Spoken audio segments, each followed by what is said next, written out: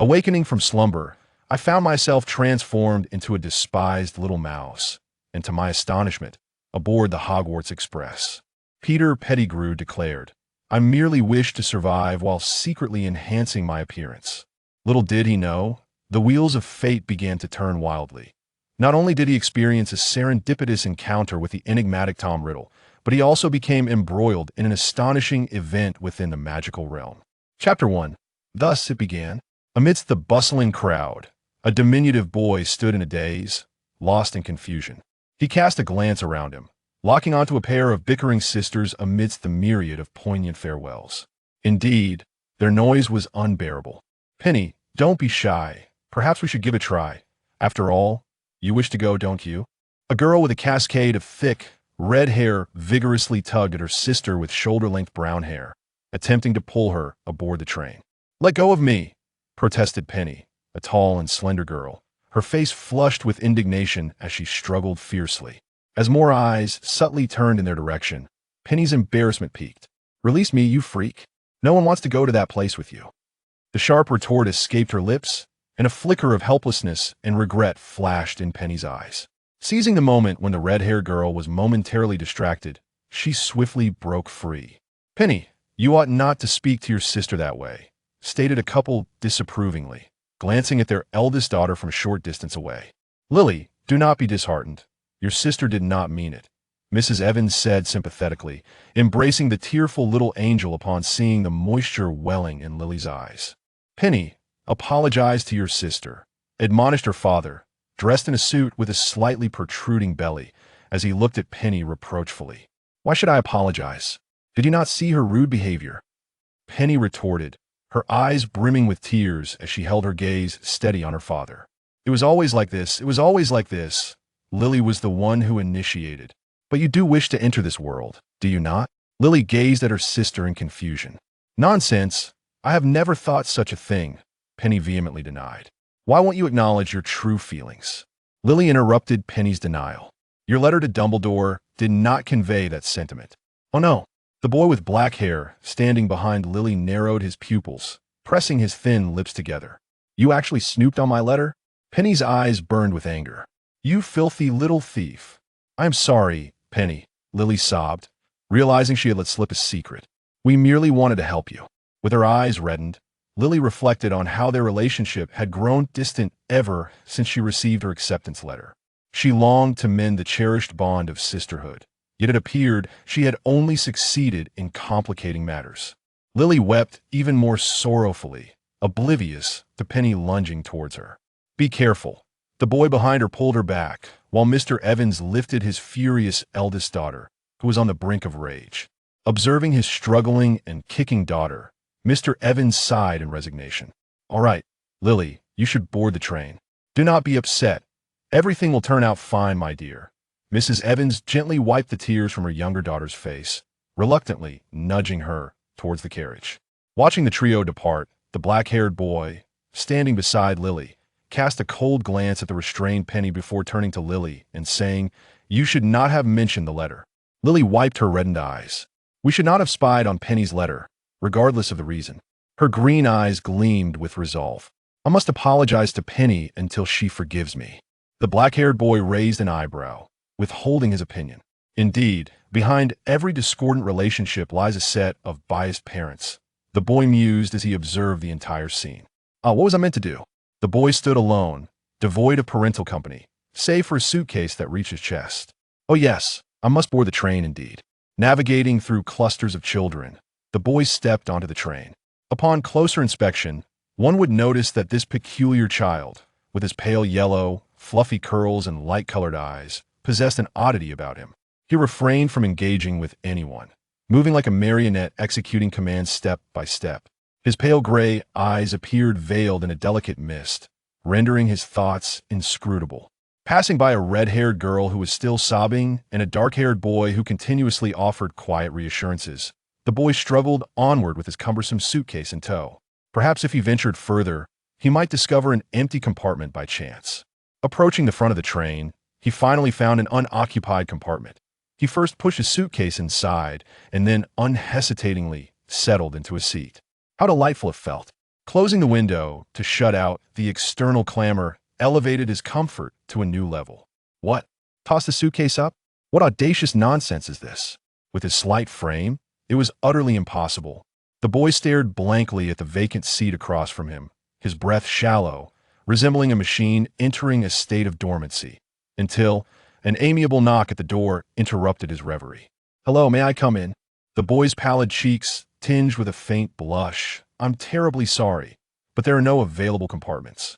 "I think," he seemed to deliberate, "it should be fine." The boy, sprawled casually on the cushioned bench, blinked in response. "Thank you." He exhaled in relief, dragging his suitcase inside and laboriously hoisting it to the top. "I am Remus Lupin, pleased to meet you." Lupin appeared somewhat anxious, discreetly rubbing his hands behind his back before extending one. "Remus Lupin?" The diminutive boy with fluffy yellow hair repeated his name as if in a dream. Strangely enough, it sounded somewhat familiar. "Hello." He mirrored the gesture by extending his hand for a brief shake. "I'm also delighted to meet you. My name is—" The boy's eyes brimmed with bewilderment. "What was my name again?" His eyes blinked in confusion, and the fog of uncertainty dissipated imperceptibly until all memories came flooding back. "I am Peter Pettigrew," Peter exclaimed, astonishment flooding his features, as his pale gray eyes sparkled with newfound vitality. Lupin was somewhat perplexed, unable to comprehend why someone would introduce their name as a question. "Was I supposed to know what you were called?" He ran his fingers through his short brown hair, feeling somewhat at a loss.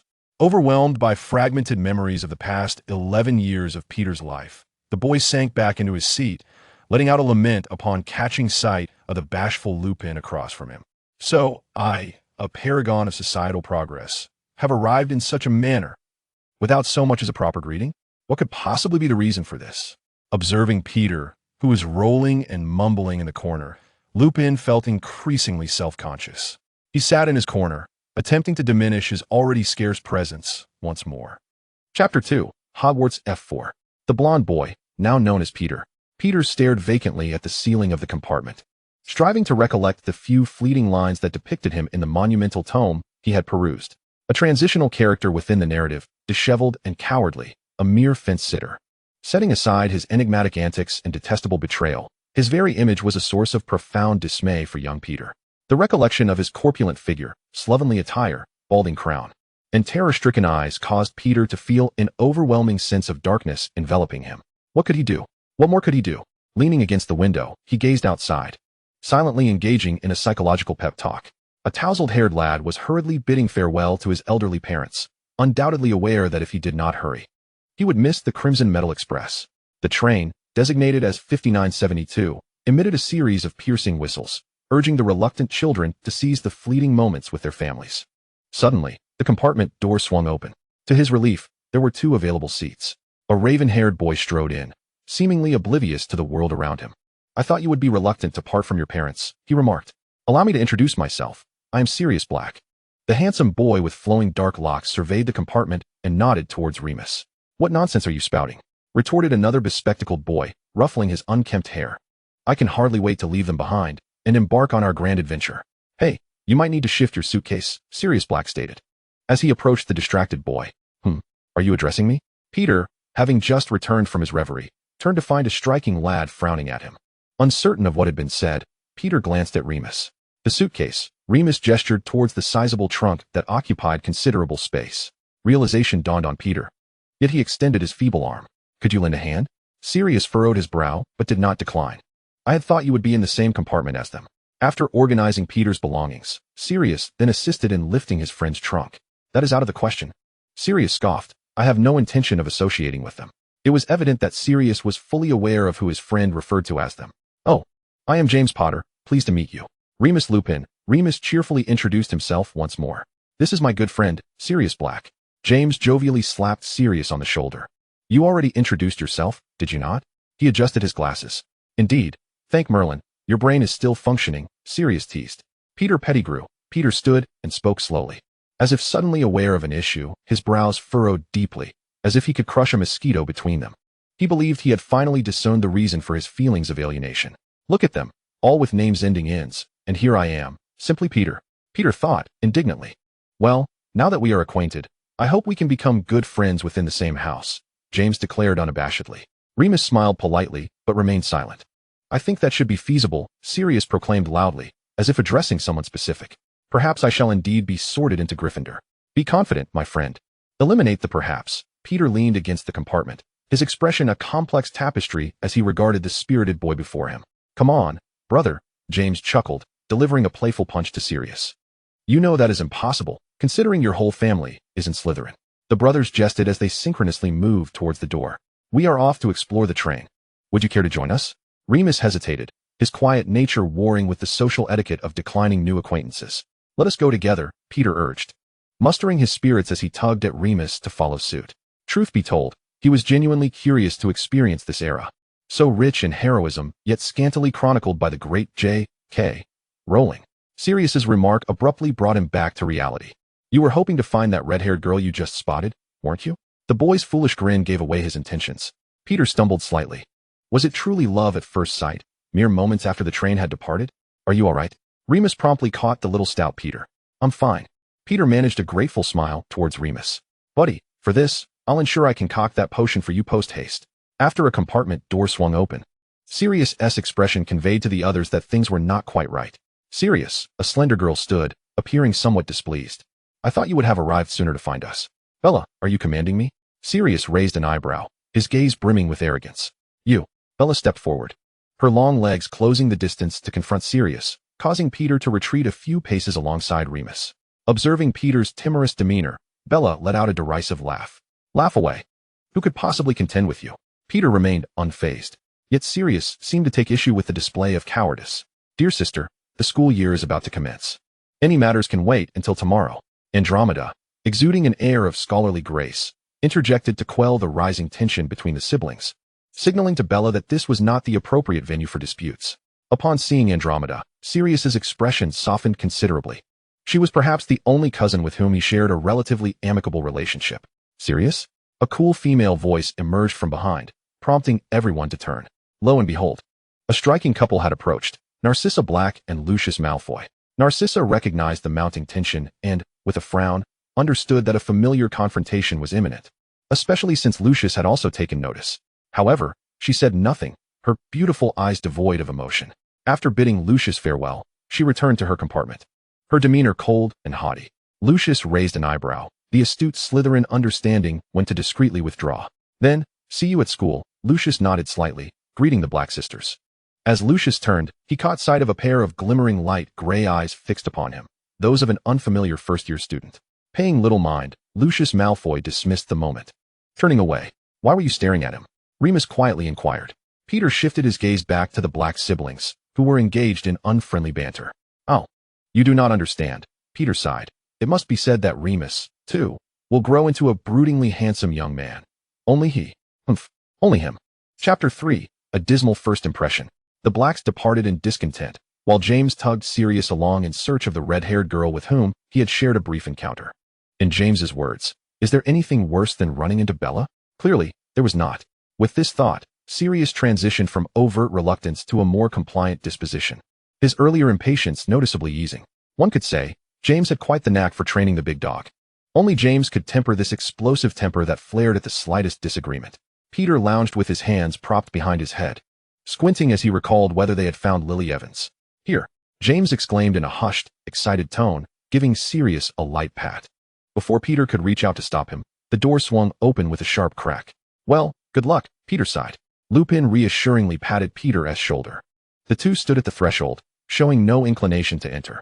Lily's eyes were still red, and it appeared that the comfort offered by the dark-haired boy had little effect. She cast a cold glance at the uninvited quartet, making no effort to greet them. Who are you? The dark-haired boy, looking frail and nearly matching Peter's lankiness, stood protectively in front of Lily, eyeing James Potter, who clearly harbored feelings for her. Whoever you are not welcome here. Before anyone could respond, the boy continued. I am James Potter. Completely disregarding the dark-haired boy, James strode directly to sit across from Lily. Pleased to meet you. I'm eager to know your name. He adjusted his glasses, wearing an almost ingratiating smile. Lily Evans, she replied somewhat reluctantly, her upbringing preventing her from ignoring his polite inquiry. Lily, what a beautiful name. James sincerely complimented. Oh, thank you. Lily's cheeks flushed, her expression softening slightly. After all, Who could ignore a genuine compliment delivered face to face? Peter clicked his tongue, remarking, "No wonder he might win her heart. Which house do you intend to join?" "Oh, I hope we can share a house together." James leaned forward, subtly inclining his face toward Lily. "How brazen," Sirius interjected, positioning himself to block the dark-haired boy, casting a smug glance at James. Unfortunately, James was too preoccupied to notice. Lily was unfamiliar with the houses, her understanding of the magical world largely shaped by Severus Snape. She glanced toward Severus, who declared, "Of course, Slytherin. It is the finest house at Hogwarts." "Ha," Sirius scoffed. "What nonsense are you spouting? No one would want to go to a place like that." Severus retorted, "If your head is filled with muscles, Slytherin would indeed not welcome you." "Survivalist?" James stood up and appraised Severus Snape, deliberately using the derogatory nickname. "Mind your language." Severus's pale face flushed with anger at James's malicious scrutiny. He was painfully aware that his ill-fitting clothes looked ridiculous, and that his frail physique offered no protection for Lily when standing beside Sirius and the others. Slytherin is synonymous with evil. Its members will inevitably end up in Azkaban. James looked down at Severus with disdain, seeing Snape's humiliated expression. Peter felt a pang of sympathy and was about to intervene when his arm was yanked back. Lupin was holding Peter's arm, his gaze fixed on the red-haired girl. As expected. "Enough." Lily stood up, glaring at the four bullies. "Please leave this compartment, immediately," Peter exclaimed, "for of them." The fleeting warmth from earlier compliments evaporated amidst their arrogance and bullying. Lily straightened her posture and walked to the door, tilting her chin toward the exit. "Goodbye, Snivelis."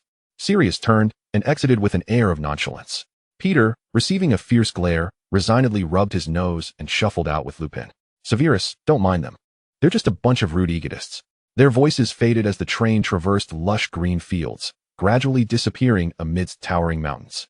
As evening approached, the upperclassmen instructed them to change into their uniforms in preparation for disembarking. By the time the train came to a stop, the outside world was illuminated by countless stars. "Ah, the air is delightful," Lupin remarked, his complexion looking increasingly pale, while Peter appeared somewhat grave. "You're not feeling carsick, are you?" Peter asked discreetly. Lupin replied, "No. It's just a bit of stomach discomfort." Thankfully, Lupin showed no disdain for Peter's awkwardness, maintaining an even temperament. "How are you feeling now?" Lupin, savoring a hint of sweetness in his mouth, expressed a flicker of joy. "Much better," he responded, mimicking Peter's tone with a touch of jest. Realizing he was being teased, Peter feigned a cough and exclaimed, "Look, a giant." More accurately, it was the half-giant Rubius Hagrid. Despite his youth, Hagrid, sporting a bushy beard, was exceedingly enthusiastic. "First years, come over here. Keep up." In the darkness, the young wizards stumbled along a steep path behind Hagrid. After an indeterminate time, they arrived at a lake. "Surely, they won't make us swim across," James muttered irritably, raking a hand through his hair. "Damn it." Bella and the others refused to say anything. Even the typically carefree Sirius wore a grim expression, wondering what lay beneath the seemingly endless lake. Peter stood on tiptoe, eager to try. Having won a swimming event during the school sports day, he thought, a small lake should be no trouble. "Don't worry, if we need to swim, I'll take you with me," Peter assured Lupin earnestly, oblivious to the incredulous expressions Sirius and James cast his way. "4 of us in a small boat. Everyone get on board. Watch out for the giant squid in the lake." The small boat, hidden in the moonlight, materialized at the lakeside. Sirius exhaled discreetly in relief. "Let us go, we fit perfectly." James eagerly led the way, showing no trace of the earlier apprehension about crossing the dark lake. Pairs of boats glided over the tranquil surface, creating rippling waves, and as they rounded a bend, a magnificent castle loomed overhead, soaring into the clouds. An odd silence enveloped them as they absorbed the breathtaking sight of Hogwarts. After disembarking and traversing a cobbled pathway, they finally reached the castle. Gathering before a grand oak door, quietly awaiting the opening of the magical world's entrance. Chapter 4, The Sorting Hat Incident, Part 1. To be honest, Peter's physique was far from robust. While Sirius and James were invigorated, he and Lupin had already begun to lean on each other for support. Family who understands. After sitting on a long train ride and then hiking up a hill, it's late at night, and we haven't eaten or even found a bench. A lady clad in emerald green robes took over from Hagrid, beginning to brief the newcomers about the grandeur of Hogwarts. Upon hearing Professor McGonagall mention the sorting, the first years couldn't help but murmur among themselves, growing anxious about potentially rigorous sorting tests. Perhaps, they feared, failing the sorting would result in being sent home. Children from Muggle families wore forlorn expressions, unable to fathom the prospect. Now, standing in a single file, Professor McGonagall, her demeanor serious, addressed the first years, "Stay sharp. Follow me inside." Wow. In an instant, Peter comprehended the essence of what it meant to be Lu Lao Lao entering the Grandview Garden. How to articulate it? His eyes were utterly bewildered, unsure of where to focus first. The grand hall, which could accommodate thousands, was neatly adorned with 4 elongated tables, with other students of the academy seated on either side. Upon the entrance of the first-year newcomers, their discussions came to an abrupt halt, and they observed the anxious or astonished faces with keen interest. Above the tables, countless candles hovered in midair, casting a gentle orange glow. Gazing upwards, he was astonished to find that there was no ceiling, only a roiling mass of dark clouds, intermittently illuminated by flashes of blinding lightning. There stood Professor Dumbledore. The whispers in his ears roused Peter from his reverie, and he turned to where Remus was looking. At the end of the table, another long table was set aside for the professors. Professor McGonagall placed a 4-legged stool before the newcomers, prompting James to speculate, "Hey, could she possibly make us duel on that stool? What nonsense are you talking about?" Sirius scoffed. 2 people could hardly fit on that thing. That hat. Peter's expression was one of incredulity. It was indeed quite tattered. As the hat, patched in several places and seemingly covered in dust, was placed upon the stool, all eyes converged on it, and the hall fell into an eerie silence. Then, the folds of the hat began to move. Moreover, it emitted a dreadful voice that no fabric ought to produce. "Hey, perhaps closing your mouth would make you appear less foolish," Sirius remarked, unable to contain his jibe at Peter's astonished expression. "You might think I am not particularly handsome. However, do not judge by appearances." At this, Peter's pale gray eyes blinked in surprise, instinctively retreating a bit. "Hey, has this sorting hat ever aired?" Peter mused. "Rarely," Remus succinctly responded. "Gryffindor has its share of timid and reserved students, and Slytherin might also harbor noble souls." Noble Slytherin, Peter reflected, as if there truly was such a figure. It seemed that donning that hat was the key to being sorted. So who would be first? James appeared eager to volunteer. "It doesn't matter. The outcome will be the same," Sirius replied with a hint of indifference, though Peter could still detect a flicker of anger in his eyes. Then, he received a sharp glare from the dog-like figure. After a newcomer was sorted into Hufflepuff, the remaining children breathed a sigh of relief, realizing it was not as daunting as they had imagined. Soon, James was sorted into Gryffindor, charging to the Gryffindor table like a victorious general, greeted by a round of applause. Remus Lupin, "Don't be nervous, mate. It's just a simple ceremony," Peter comforted, shaking Remus's somewhat cold hand. This silly hat surely did not call names in the alphabetical order he was accustomed to. As he pondered this, Peter heard his name called. Although he regarded the event as trivial, he felt a surge of anxiety, nearly tripping over his own feet. After almost having his vision obscured by the large brim of the hat, the world around him seemed to quiet considerably. "Hey, mate, don't make a mountain out of a molehill. After all, it's Gryffindor you're being sorted into, right?" "Gryffindor?" The hat's perplexed voice echoed in Peter's mind. No, that may not be so certain." Peter's mind was flooded with question marks. Yet, if he were not destined for Gryffindor, could it signify that he still had a glimmer of hope for survival? No, that would be an entirely different path altogether. Peter's eyes sparkled with newfound brightness. Perhaps Slytherin wasn't so bad after all. He was rather clever, he thought, attempting to conjure a mischievous smile. "Slytherin is not suited for you. Those are children with clear intentions and cunning methods, and clearly, you are not one of them." The smile on Peter's lips faltered, rendering him somewhat comical. "What about Ravenclaw?" Peter protested. "I excel at memorization. Have you not seen how thoroughly I grasped such a thick tome as clinical medicine? Indeed, your memory is commendable. But Ravenclaw welcomes those who are studious and wise, and you may not quite fit in." "Huh." Peter could hardly contain his laughter. "What about Hufflepuff?" He rolled his eyes, attempting to glare daggers at the wretched hat. "To be honest, I am not only honest and reliable, but also diligent." He mused that Hufflepuff might not be so bad, and he could probably make some good friends there. It was simply unfortunate for Remus, who had hoped for a shared house. Peter tilted his head. Yet he could not see Remus, as he was blocked by a tall Gryffindor. He did not notice that the hat had fallen silent in his presence. Frankly, in all its years of sorting, it had never encountered a Hufflepuff so boastful. "Go to Gryffindor, at least that house is considered kind." The hat's voice inexplicably brightened, and before Peter could react, it declared the name of the house. At least kind? Was that a particularly grand compliment? Peter hopped off the stool, somewhat incredulous. "Harry, you didn't say such things during your sorting," he exclaimed. "You certainly know how to flatter." After all, it appeared he was sorted into Gryffindor by the process of elimination. Peter's nose crinkled in frustration. "Merlin, I thought you had changed your mind." Remus beamed widely, extending his arms to embrace the diminutive figure in welcome, gesturing for him to sit beside him. "Oh, how could that be?" Peter touched his nose, hesitant to meet Remus's gaze. "I am a man of my word," Peter declared emphatically, while those around him, oblivious to the situation, erupted in cheers for their newfound friendship. Chapter 5. The Sorting Incident, Part 2. The sorting continued, and Peter, gazing at the pristine golden plates and tall wine goblets upon the table, could not help but break into song. Don't misunderstand, it's my stomach. Just a day in, he found himself yearning for his 3 daily meals. Peter propped his arms on the table, his eyes fixated on the candlelight above, envisioning a feast of steamed lamb, braised bear paws, roasted venison tails, and roasted ducklings. A piercing scream jolted Peter from his reverie. What happened? A girl from the Slytherin table stood up, and squinting, Peter recognized her as Sirius Black's cousin. Her face ashen. Thus, he turned to see a pale-faced Sirius approaching. Something was amiss. James wore a serious expression, devoid of any mirth beneath his thick glasses. Although he and Sirius enjoyed jesting, they both knew that the notion of him being sorted into Gryffindor was utterly impossible. Now, this unbelievable scene had indeed transpired. James could scarcely fathom the upheaval this would cause within the Black family. Its heir sorted into Gryffindor? For the entire family, this was an extraordinary disgrace. This way. James pulled Sirius, who nearly collided with him. Are you all right? Of course, I'm fine, Sirius replied with a smile, sensing his friend's concern. This has always been my ambition, hasn't it? Now that it's fulfilled, we should celebrate. Little did Sirius Black realize. His smile at that moment was far more grotesque than tears. As Sirius took his seat, he needed no glance back to know that Andromeda was likely in tears, while Bellatrix would be seething with rage. Narcissa's complexion was as pale as death, appearing little better off than Sirius, while Lucius, beside her, murmured soft reassurances to his girlfriend. Alas fate.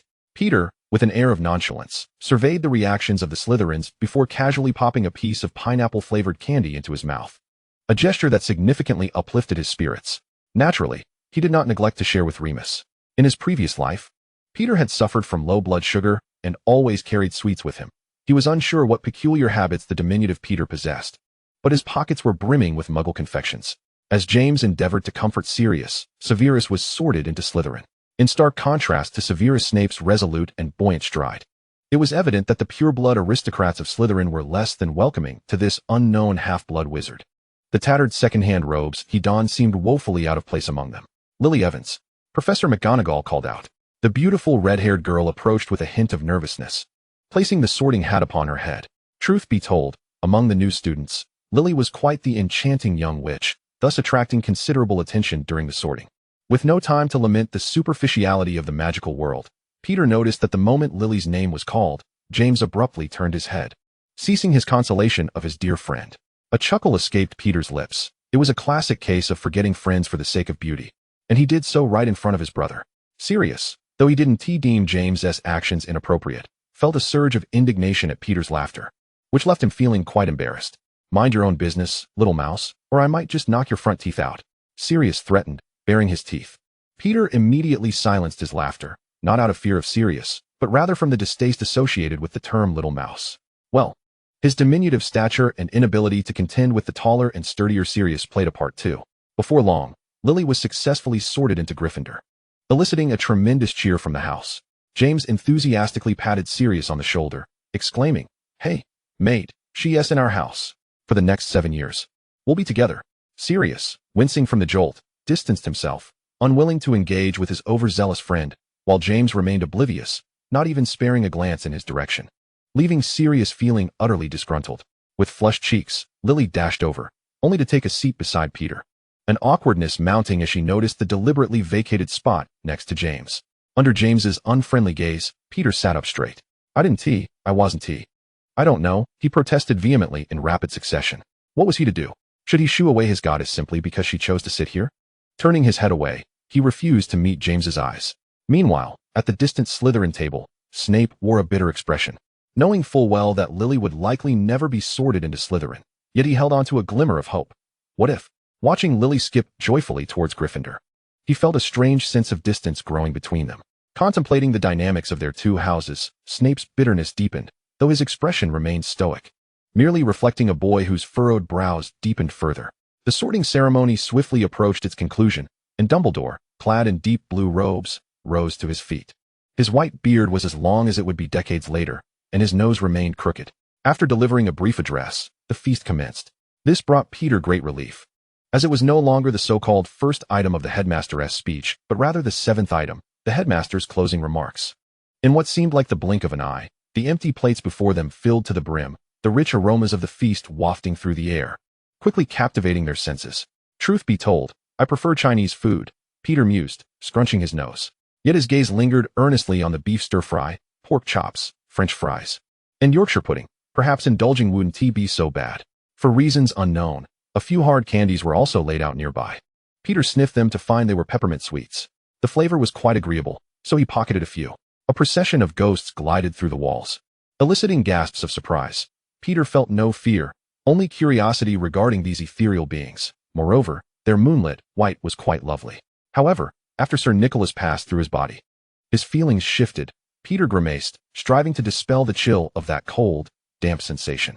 As one feasts, blood naturally concentrates in the stomach to aid digestion, a principle that holds true even in the magical realm.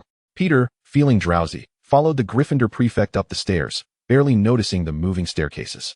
Dragging his weary form through the doorway into the assigned dormitory, Peter flopped onto the neatly made bed. So comfortable, he sighed, closing his eyes and rubbing against the sheets. Grateful to the house elves for their assistance in making the beds and carrying his luggage. By the way, Peter thought, struggling to turn over, what was the password again? Oh, well, that could wait until he woke up. Good night, my past life. Good night, Hogwarts. Chapter 6. The prankster morning dawned as a ray of sunlight streamed through the window, casting warmth upon Peter's face, prompting him to rub his sleepy eyes, striving to awaken fully. Awake? From the adjacent bed adorned with 4 poster curtains, Remus was tidying up his bedding. Upon seeing Peter sit up, he greeted him with a smile. Peter responded with a murmur and began to survey the dormitory. It contained 4 beds, each draped with deep crimson velvet curtains. The other 2 beds belonged to none other than James and Sirius. Remus lowered his voice, seemingly wary of waking them. Taking a deep breath, Peter vigorously rubbed his face, then leapt from his bed and dashed to the window, gazing down through the expansive pane, taking in the entirety of the castle's layout. The Black Lake shimmered in the morning mist nearby. Perhaps the giant squid was hungry? Here's the timetable, Remus said, handing Peter a piece of parchment as he clung to the window ledge. You turned in early last night, so you probably don't recall. Peter frowned as he perused the timetable filled to the brim. 2 transfiguration classes in the morning? He noted, glancing at the time. It was not yet too late. Yes.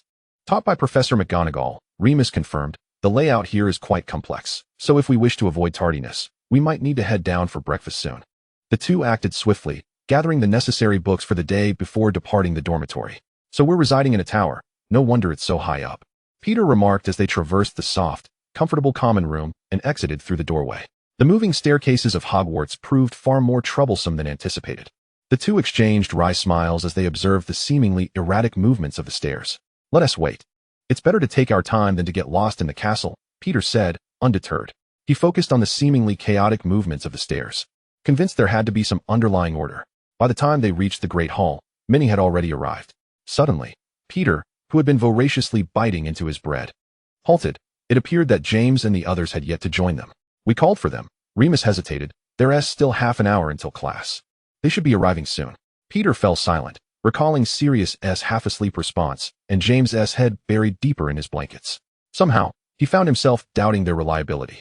Fortunately, the classroom isn't far. It's just around the corner from the hall, Remus reassured him.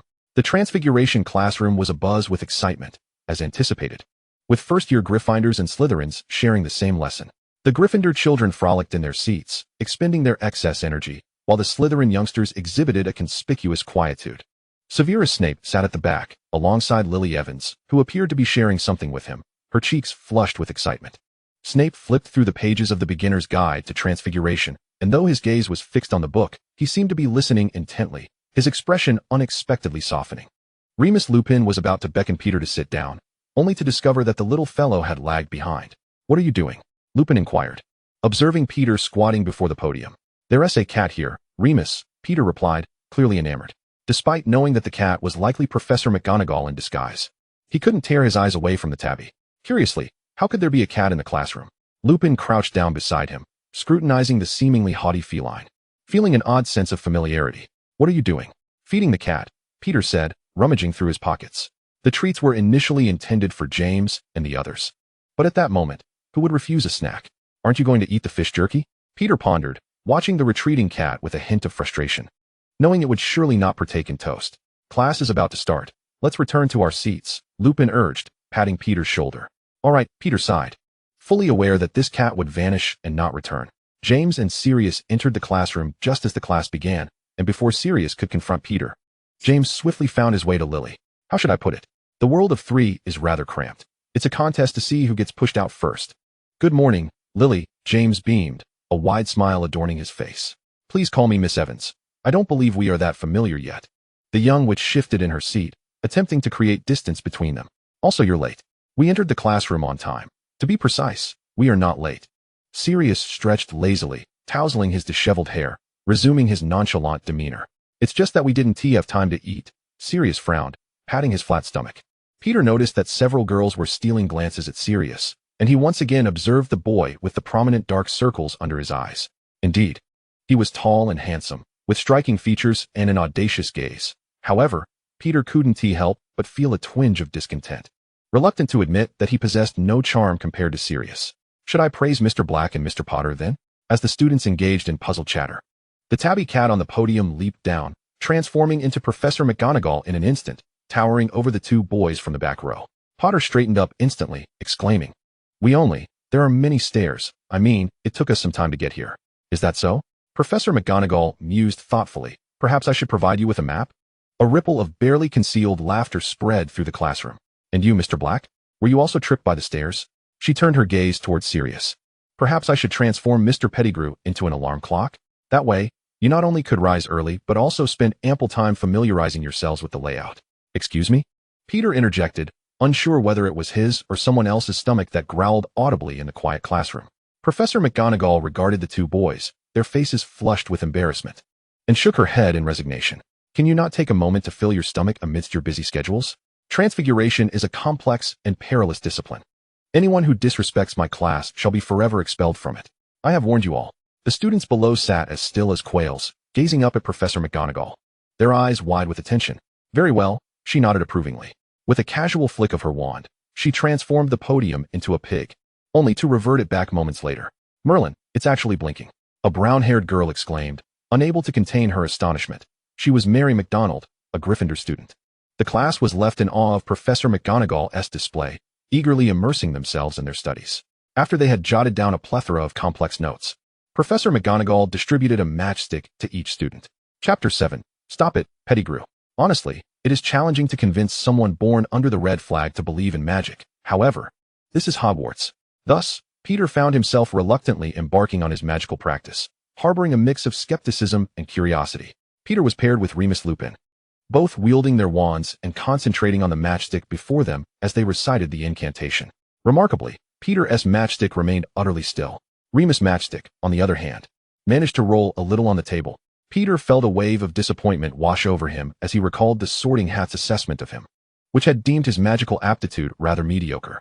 Professor McGonagall paced around the classroom, reiterating the key points of transfiguration.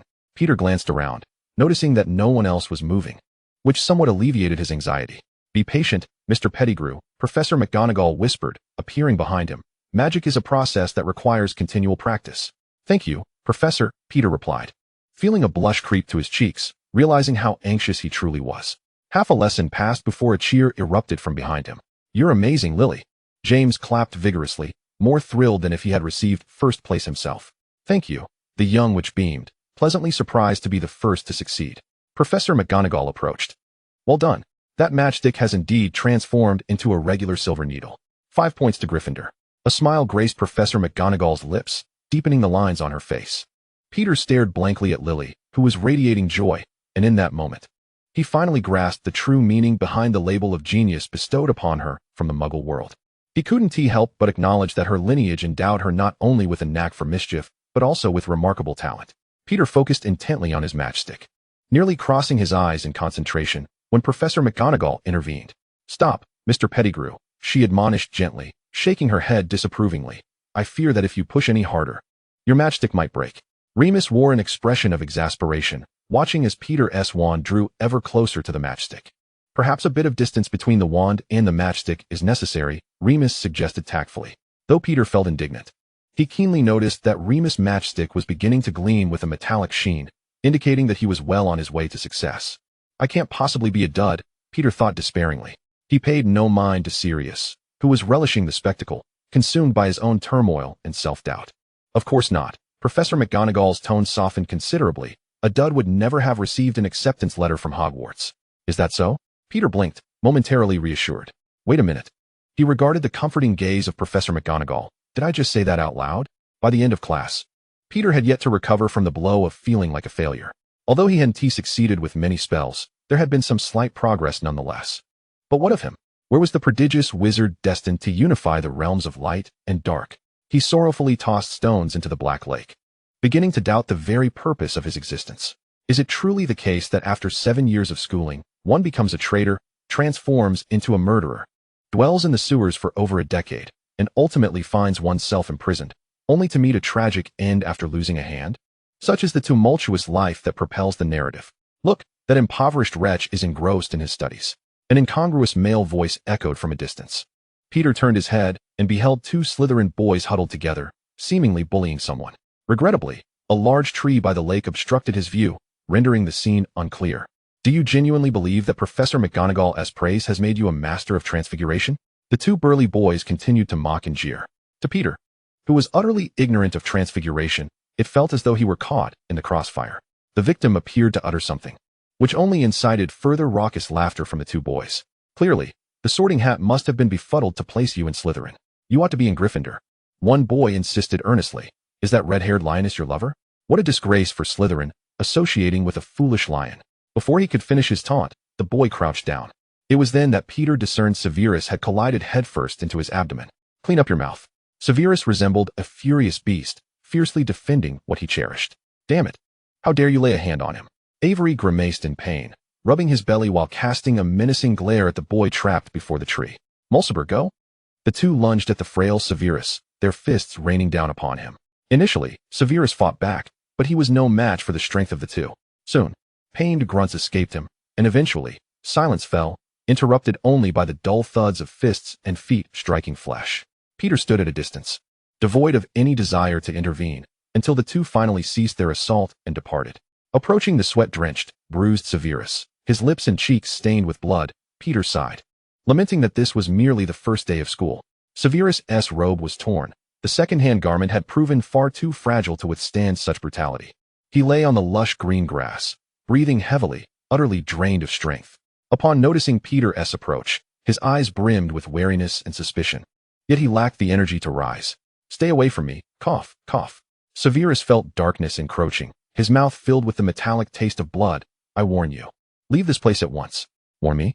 Peter chuckled in disbelief, extending a finger to gently poke Severus' wound, eliciting a pained groan. Let me think. Peter stood up and gazed into the distance.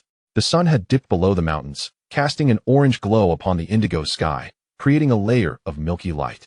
It must be time for dinner. Peter feigned contemplation, patting his stomach before turning to the now-comer Severus. How about I toss you into the Black Lake? Peter's gray eyes appeared eerily illuminated in the waning light. I'm certain no one would ever know. Severus' expression shifted to one of sheer terror, fully aware he lacked the strength to resist. As darkness enveloped the sky, the distant flickering lights offered him no solace. You wouldn't dare. Severus attempted to maintain his composure. There's no reason, is there? Peter tilted his head. Indeed, there must be a reason, mustn't there? He regarded the slick-haired boy with seriousness. What about the rivalry between our houses? You know, Gryffindor has always held disdain for Slytherin. Severus nearly choked on his words. So one must resort to murder simply out of dislike? Who allowed such a twisted individual in? And I wouldn't hesitate to take advantage of the situation. Peter grinned, and Severus felt a chill emanating from that smile. Wait, cough, cough. Severus struggled to prop himself up, only to despair as he realized the tree behind him barred his escape. There was nowhere to retreat. Please, don't. The ever-stubborn Severus lowered his proud head in a plea. I am willing to do anything as a trade. Peter was momentarily taken aback. Chapter 8. The Conflict of Dog and Rat. Severus fainted. He seemed to drift into a dream, riding in a jostling carriage. The motion so tumultuous that he feared being thrown out. He thought he saw his mother, that weary woman who seemed never to smile, yet now she was embracing him. The warmth enveloping him was so comforting that he wished to remain in this state, doubting the very nature of this so-called dream. The intoxicating fragrance filled his nostrils, leading Severus to surrender his body to the depths of slumber, sinking deeper still. Peter regretted his actions. From the moment he stepped onto the staircase leading to the castle, he realized Severus was frail, yet not so robust himself. For the first time, Peter found himself detesting the castle's towering presence. It appeared insurmountable. The unconscious Severus felt significantly heavier than usual, and Peter had to be ever vigilant to prevent him from falling. Such is the consequence of one's own flippancy. Peter thought, smiling ruefully. Next time, it would be he who would be gasping for breath. He had not anticipated that Severus, moments before nearly fleeing, would succumb to unconsciousness. As they entered the castle, the great hall was nearly deserted. Peter's vision blurred. Beads of sweat from his lashes fell into his eyes, causing a sharp sting. He felt as though his lungs were about to burst. His legs felt leaden. Little Severus, having come this far, I believe you ought to not only forgive me, but also be grateful. He mechanically adjusted Severus's weight, but nearly lost his balance due to inertia. Peter. Lupin rushed over to support him, his brown eyes filled with concern. Professor, they are here. Merlin, salvation has arrived. Peter smiled, watching as Professors McGonagall and Slughorn hurried toward them, feeling an immense weight lift from his shoulders before plunging into darkness. Both were swiftly escorted to the hospital wing, where Madame Pomfrey, a Hufflepuff by nature, was initially astonished by Severus's injuries and subsequently by Peter's state of slumber. Is he truly unharmed? Madame Pomfrey, Lupin inquired, following closely behind the rather stern woman. Yes, he suffers no ailments. Madame Pomfrey exhibited remarkable patience toward this peculiar child, simply fatigued. Let him rest. Upon concluding her remarks, she ushered them out. I will tend to these children. Now, please provide them with sufficient tranquility to recover. The morning air was particularly refreshing, and after expressing gratitude to Lupin 108 times, the two happily commenced their breakfast. I heard you play the hero yesterday? With a sudden screech of chair legs, James Potter slid onto the bench beside Peter. Hey, buddy, that term isn't used as such. Sirius corrected him with a look of exasperation, plopping down beside James. However, his malice was no less than James's. I heard you saved a Slytherin? His voice deliberately amplified, drawing the attention of fellow students at breakfast, including disgruntled Gryffindors and indifferent Slytherins with scrutinizing gazes. Huh. Peter tore into his toast. Dipping it into his milk, he had just awakened, and it hardly affected his attendance. Oh, how tragic. Yet that did not imply he had fully recovered.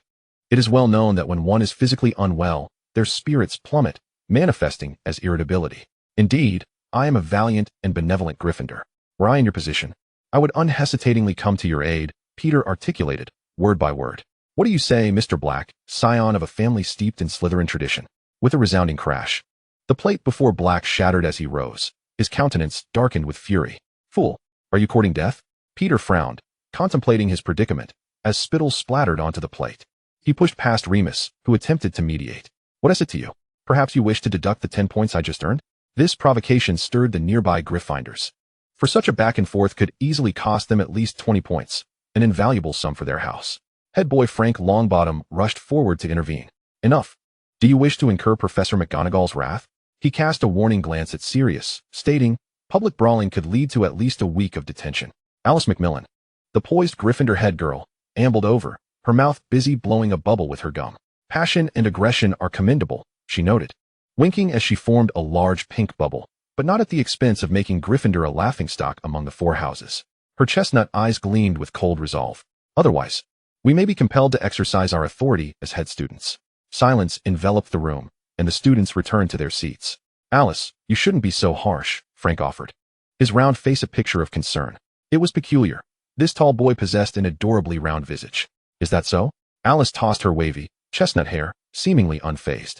She then threw a flirtatious glance at Frank. Well then, I shall heed your advice. Frank, flustered and red-faced, retreated without a word. Alice watched him until he vanished at the hall's entrance.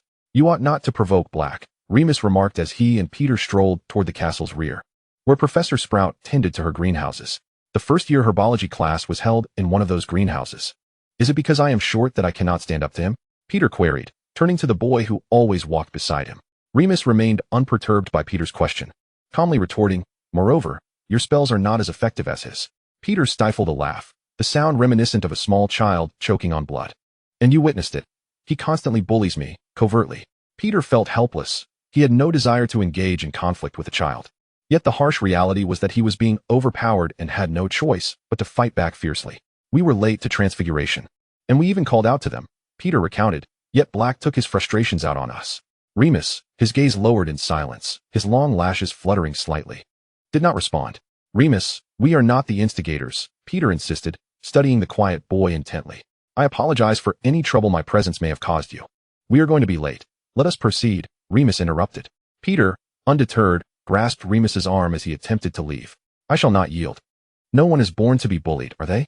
Remus gazed into Peter's luminous gray eyes, momentarily lost in thought. It should always be this way. If you wish to depart, I shall not hold it against you. Peter patted Remus's shoulder in a show of understanding. The fluffy, moon-shaped face yearned for a tranquil school life, a peace that no one had the right to disrupt, not a soul. Chapter 9. The Silence of the Black Family. 12. Grimmauld Place. In the first-floor hall, the members of the Black family gathered, their expressions dark under the flickering light of serpent-shaped lamps overhead. The two elder gentlemen bore traces of fear in their eyes. A Gryffindor, that wayward child. Mrs. Black seethed with rage. Upon receiving Bella's owl, she could scarcely believe it. How could this heir of the Black family, whom she held in such high regard, dare to act so? The Slytherin children are expected to relay information home. One wonders how those pure-blood aristocrats perceive us now. Ella stood beside Cygnus Black, her countenance troubled. Yet her eyes held a calmness, even a hint of barely concealed mockery. She had never been fond of the domineering Walburga Black. What did it matter that Sirius entered Gryffindor? Her eldest daughter, Bella, was not only wed to Rodolphus Lestrange of the Lestrange family, but also held in high esteem by the Dark Lord. Just before the school term began, Bella had received her mark, joining the Death Eaters. The youngest daughter, Narcissa, was engaged to the only son of the Malfoy family. These alliances were originally intended to fortify Sirius's claim to the Black legacy, yet they had now become a lifeline. This is of little consequence, Cygnus. We must visit the adults tomorrow to quell his rage swiftly. Orlane's expression mirrored the gravity of the situation, yet mere anger would prove futile. Cygnus, we shall go together. Orlane glanced at the small figure of Regulus in the corner of the sitting room. A momentary contemplative look crossed her face before she sighed. Bring him along. Orlane, Walburga exclaimed, staring at the head of the Black family in shock. She understood his thoughts, but had it truly come to this? Her Sirius and Malfoy, Abraxas was a cunning old fox. With him present, the Dark Lord would likely be more amenable. At Hogwarts, Sunday still heralded a potions class. Unlike the era of Snape, this affable old man was explaining the preparation of Scabious potion. Peter's quill scratched vigorously against the parchment. He could only hope to remember this diligently, for who knows if he would ever need it in the future. He currently bore only a few faint freckles on either side of his nose, a testament to his fair complexion. He chuckled inwardly, stifling a grin. He had never been this pale before. However, Peter paused, a somber expression crossing his face as he contemplated the future. He dared not envision that face haunting his midnight dreams. Paired with Severus for the day, Peter noticed Remus was absent, leaving him unaware of the circumstances that had led to his absence, despite their exchange of goodnights the previous evening. Severus, alone in Slytherin, thus found himself partnered with Peter, who bore no particular aversion to working with a Slytherin. Severus's demeanor was rigid, not out of disdain for Peter, but rather due to uncertainty about how to interact with this short, blonde boy. Awakening in the hospital wing had imbued him with a sense of rebirth. Though only superficial injuries, he had been there long enough to warrant a few days of recuperation. He knew Peter was the one who had carried him back. Severus's gaze flicked uncomfortably towards Peter's frail shoulders before darting away. Of course, he was aware that the threats of that night had all stemmed from the boy's peculiar sense of humor. With a sharp clap, Peter raised his head, watching as Severus ground a venomous fong into powder, feeling somewhat exasperated. Such a rough treatment would surely diminish the potion's efficacy. Am I to use your notes to teach me? Severus remarked, glancing at Peter as he meticulously prepared the ingredients step by step. Nettle requires 35 grams, you know. Is that so? Peter's gray eyes brimmed with skepticism. But Professor Slughorn did not mention that. Squinting, Peter struggled to decipher his own handwriting. Yet, as he caught the sight of Severus's frowning visage fixed upon him, he suddenly blurted out, "Is the clothing still comfortable?" Cough, cough. Severus appeared to choke, his face flushing crimson. "Your robe is in tatters, and to express my sincere apologies for having left you in such a state of distress, I offer you this token of contrition. I am truly sorry." Peter was filled with regret. In a moment of frustration, he had let slip a careless remark that nearly caused his classmate, little s, to choke. "Thank you." A voice, as delicate as a whisper, was captured by Peter's ears. 3.5 grams, Snape reiterated. "Well, fine, considering you will be a master of potions in the future." Oh. As Peter stirred the cauldron, he was jostled, nearly losing his balance, but Snape caught him just in time. "Apologies, you were standing too far out." James Potter sauntered by, holding several wriggling slugs. Peter looked at his own position in front of the cauldron and thought, perhaps I should step outside? He turned to see Potter and the others, oblivious to the figure trailing behind them, black, until, Wait a moment, the color is wrong. Snape's gaze was fixed on the potion that should have been a clear green, now bubbling with an ominous blue hue. Something was amiss. Peter studied the thick concoction with confusion. He had followed the notes precisely. And even if the quality of the ingredients was subpar, it shouldn't have resulted in this. Be careful. The cauldron, overwhelmed by the failed potion, toppled over, splattering corrosive liquid across the floor and onto both boys. Merlin, filthy rat, look at the mess you've created. Potter and Black leapt onto a table, shouting theatrically. What are you barking about, you foolish dog? It wasn't intentional. Peter winced as his clothing was riddled with holes, his arms marred with several burns, exuding a foul stench. Severus, are you all right? Lily cautiously approached to inspect Snape's wounds. And those Slytherin slugs. Do you wish to burn down the entire classroom? Potter, noticing Lily's concern, felt a surge of irritation. It's your fault. Snape shot a cold glare at the two foolish Gryffindors, his mind resolutely affirming their maliciousness. You are utterly despicable. Lily's eyes brimmed with disgust. I can hardly believe you would stoop to such depths. The kind-hearted Lily found it unimaginable that there were those who reveled in the suffering of others. Could they not see the pain they inflicted? Who are you calling a dead rat? Sirius jumped down and seized Peter by the collar, glaring fiercely. Enough. The potions professor appeared just in time, as tensions escalated. With a flick of his wand, all failed potions vanished. Injured students, follow me to the hospital wing. The rest of you, class dismissed. Professor Slughorn, his round belly bouncing, approached, sighing at the raucous children before him. As for Mr. Potter and Mr. Black, you will be serving detention with Filch after lunch. Is that clear? Professor. It was merely a harmless prank, Potter confessed, yet felt the punishment was rather excessive. Yes, Professor, we assure you there will be no next time. Black's dark eyes appeared exceedingly innocent, but not a soul present believed him. Mr. Black, you must understand, some jokes simply cannot be tolerated. Professor Slughorn shook his head, dismissing their protests. Yet, judging by their expressions, it was likely that this punishment would be unjustly assigned to the unfortunate little rat. Chapter 10, The Howler. Faster than Black's revenge came the Howler from the Black family. Peter was fortunate enough to witness a letter defying the laws of physics, suspended in midair, bellowing profanities loud enough for the entire hall to hear. You ungrateful, disobedient wretch. Associating with mudbloods, blood traitors. You Gryffindor fool, blood traitor Potter. I beg your pardon? If Mrs. Black were present, Peter fancied he could see her spittle flying, yet he only observed Sirius Black sitting ramrod straight. Peter glanced around, biting into a chicken leg in frustration. Remus was absent, leaving him with no one to talk to. Potter watched Black with concern. At that moment, Black's face was ashen, his expression vacant, his gaze hollow. This is a disgrace to the family. From this moment on, you shall no longer be the heir of the Black family. You are never to set foot in our home again. Don't worry, brother, Potter patted Sirius on the shoulder. The Potter estate will always be open to you. He seemed oblivious to Black's despair, continuing to chatter. Haven't you longed to escape that stifling, sorrowful home? Perfect timing. Black wanted to smile, but even the slightest twitch of his lips felt excruciatingly difficult. He opened his mouth, and after a long pause, managed to utter, I'm fine, I've finished eating. I'll be leaving now. Peter winced at the sour taste of the lemon juice Black had downed in one gulp, thinking, doesn't he find it too acidic? In the evening, the dormitory was occupied solely by Potter and Peter. Remus had yet to return, and Black's whereabouts were unknown. The moon broke through the clouds, casting silvery light upon Peter's crimson curtains, making sleep even more elusive. Suddenly, Peter sat up. This was unreasonable. They were practically inseparable, and Black had yet to return at such a late hour. Was he truly that unconcerned? Observing the unmoving silhouette in the bed across from him, Peter, unable to shake off his insomnia, silently donned his shoes and traversed the desolate common room to the portrait door. Good evening, madam, Peter whispered. I would like to inquire if Lupin and Black have returned tonight. The fat lady tugged at her pink dress, clearly displeased. You must know it is quite late. Indeed. I apologize, Peter murmured softly, as if fearing to awaken anyone.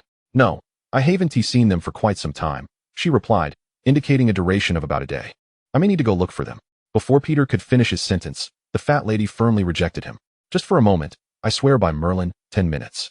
If I don't find them, I'll return. A few words would not suffice, and Peter insisted on 10 minutes, but she remained resolute, deeming it utterly irresponsible to open the door. Alas, after Sirius Black had braved the winds atop the tower for the better part of the night, he finally returned. Dragging his weary feet, the door creaked open, and the sound of his footsteps gradually approached. Sirius lingered in the common room, reluctant to return to the dormitory. Glancing around the empty, dark space, he thought perhaps resting here would be pleasant. You're back. The sudden voice startled Sirius, causing him to jump. If you're fine, I'll head back to sleep. The voice was deep and groggy, likely still waking up. Yet, Sirius recognized it was Peter Pettigrew. Are you unwell? Sirius glared at the sluggish figure making its way toward the dormitory. Even now, his heart raced. It had been far too close, a sensation akin to being haunted. Peter had no desire to engage with him. He had finally found a moment of sleep and aimed to head straight to his bed, drowsiness weighing heavily upon him. Are you deliberately sticking around to witness my embarrassment? Sirius's bloodshot eyes, illuminated by the moonlight, made his pale complexion appear even more ghostly. Peter blinked, attempting to clear his foggy brain. I'm in the middle of the night here to watch your misfortune? It's not even amusing, Peter mumbled. He yearned to yawn, yet was abruptly restrained by a hand pressing against his neck, leaving him with tear-filled eyes. Sirius Black did not hear Peter's mumblings, but he noticed the boy's profound tears. Did he truly cry? What had he done to provoke such a reaction? Black froze, instantly releasing his grip on Peter's collar. With a sigh, Peter realized he could no longer sleep. He glanced at Black, who resembled an abandoned stray dog. Well, perhaps he felt a twinge of pity. You ought to apologize, Peter. A man of principles, thought to himself, my arm still hasn't healed. The wide, comfortable sleeves of his robe were pulled back, revealing several raw patches on his pale arms smeared with a green ointment, which still looked quite alarming. I'm sorry, Sirius's muffled voice broke the silence. Oh, should I forgive him? Peter considered. I forgive you, he declared ceremoniously, patting the drooping head of the boy before him. Now do you wish to sleep? Sirius, on the verge of anger, appeared somewhat bewildered. Let's go out for a bite to eat. It's the middle of the night, and you're still hungry. Peter slapped his forehead in frustration. I forgot. The fat lady won't let us out. The dormitory held nothing but a few pieces of candy. Perhaps he needed to replenish some snacks. Peter began to ponder what might suffice. Potter had an invisibility cloak. Sirius hesitated, yet inexplicably sold out his friend. Hearing Sirius's slightly hoarse voice, Peter's eyes brightened. No wonder they seemed to yearn for nightly escapades in the original story. They possessed quite the advantage for night adventures. TSK. The Potters are quite indulgent with that boy, allowing one of the Deathly Hallows to be taken to school for a bit of fun. So how does it taste? Peter paused after a few bites of pumpkin porridge. Not bad, Sirius mumbled, chewing on a large meat pie, his eyes momentarily flickering. How do you know the kitchen is here? Peter replied, I know a great deal more than that. He chuckled. Oh, I've got plenty of knowledge to share. The fireplace in the kitchen had long extinguished, and the flickering orange light danced upon the charred wood. Peter sat across the table, swinging his legs and surveying the surroundings. Sirius observed the boy opposite him, gradually calming from the initial anxiety and excitement of being sorted into Gryffindor. Even the embarrassment from being scolded by his mother in front of the entire school seemed to dissipate. Feeling the warmth and energy from the food, Sirius sensed a marked improvement in his condition. At the very least, he could think clearly now. I won't tease you again. The awkward, proud boy was not adept at expressing gratitude. Coming back to reality, Peter exclaimed, well, then, I thank you. He jumped off his chair. Yes, that is how short I am.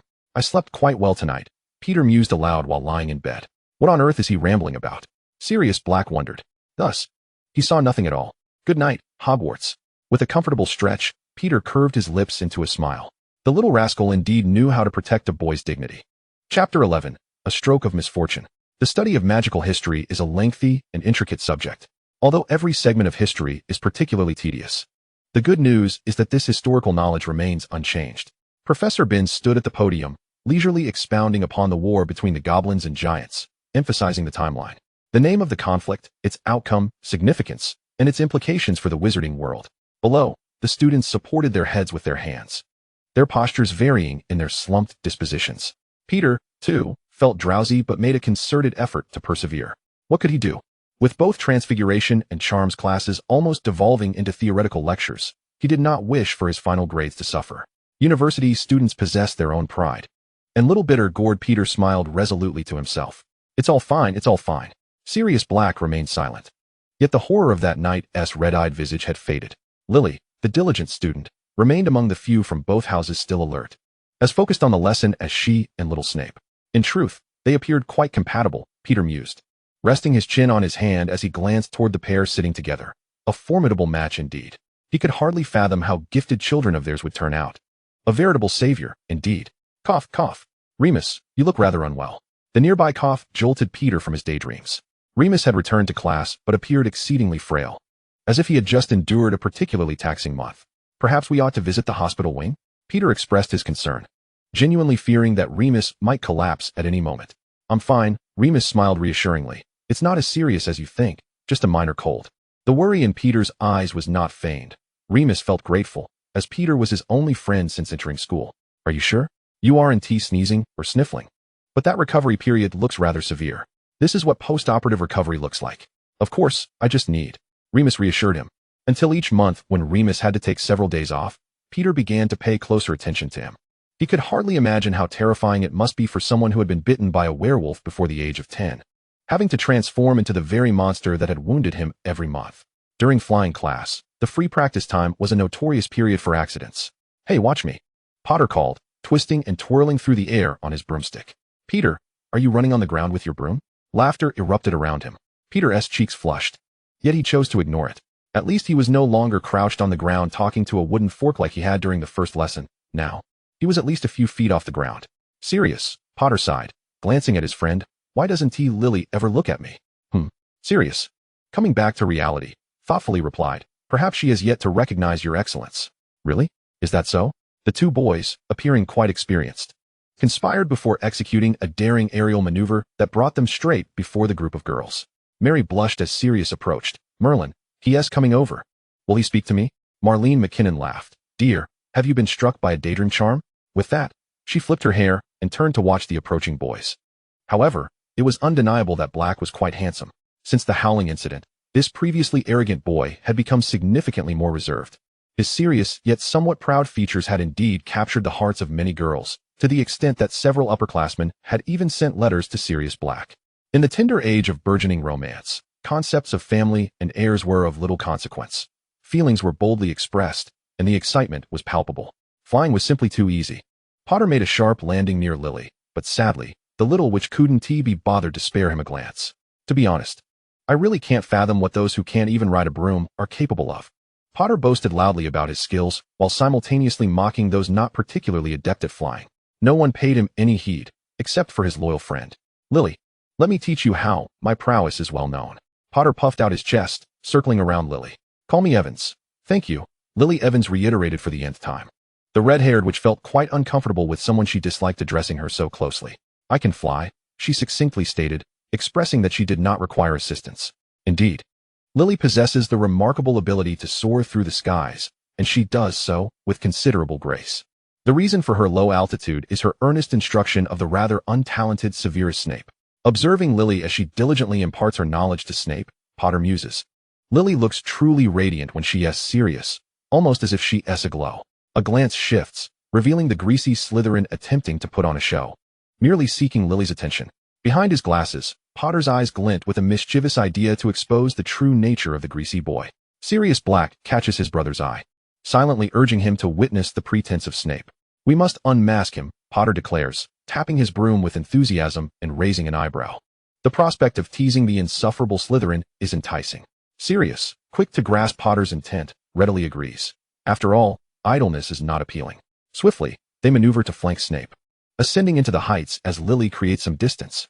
Snape's complexion visibly pales, his body stiffening with trepidation. Stop, you two ruffians, Lily shouts, unable to contain her ire as the trio ascends rapidly into the sky. Do they not fear Severus falling? Potter's expression darkens at the rebuke. After all, the loathsome Survivalist deserves to remain in the gutter. Lily is not someone he is entitled to approach. Snape's obsidian eyes narrow, as if struck by the truth of Potter's words. He knows that arguing with Potter at this moment would be unwise, yet his mouth betrays him, retorting, Is that so? I thought Lily despised you, arrogant fool, and address her as Evans. What an insufferable brat he is.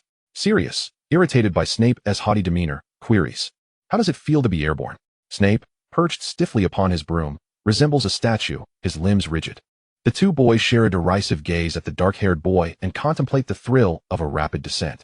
With Snape in tow, they ascend to a considerable height before hurtling downward. What a rush! Potter exclaims, exhilarated by the wind whipping against his face. The next step, a safe landing.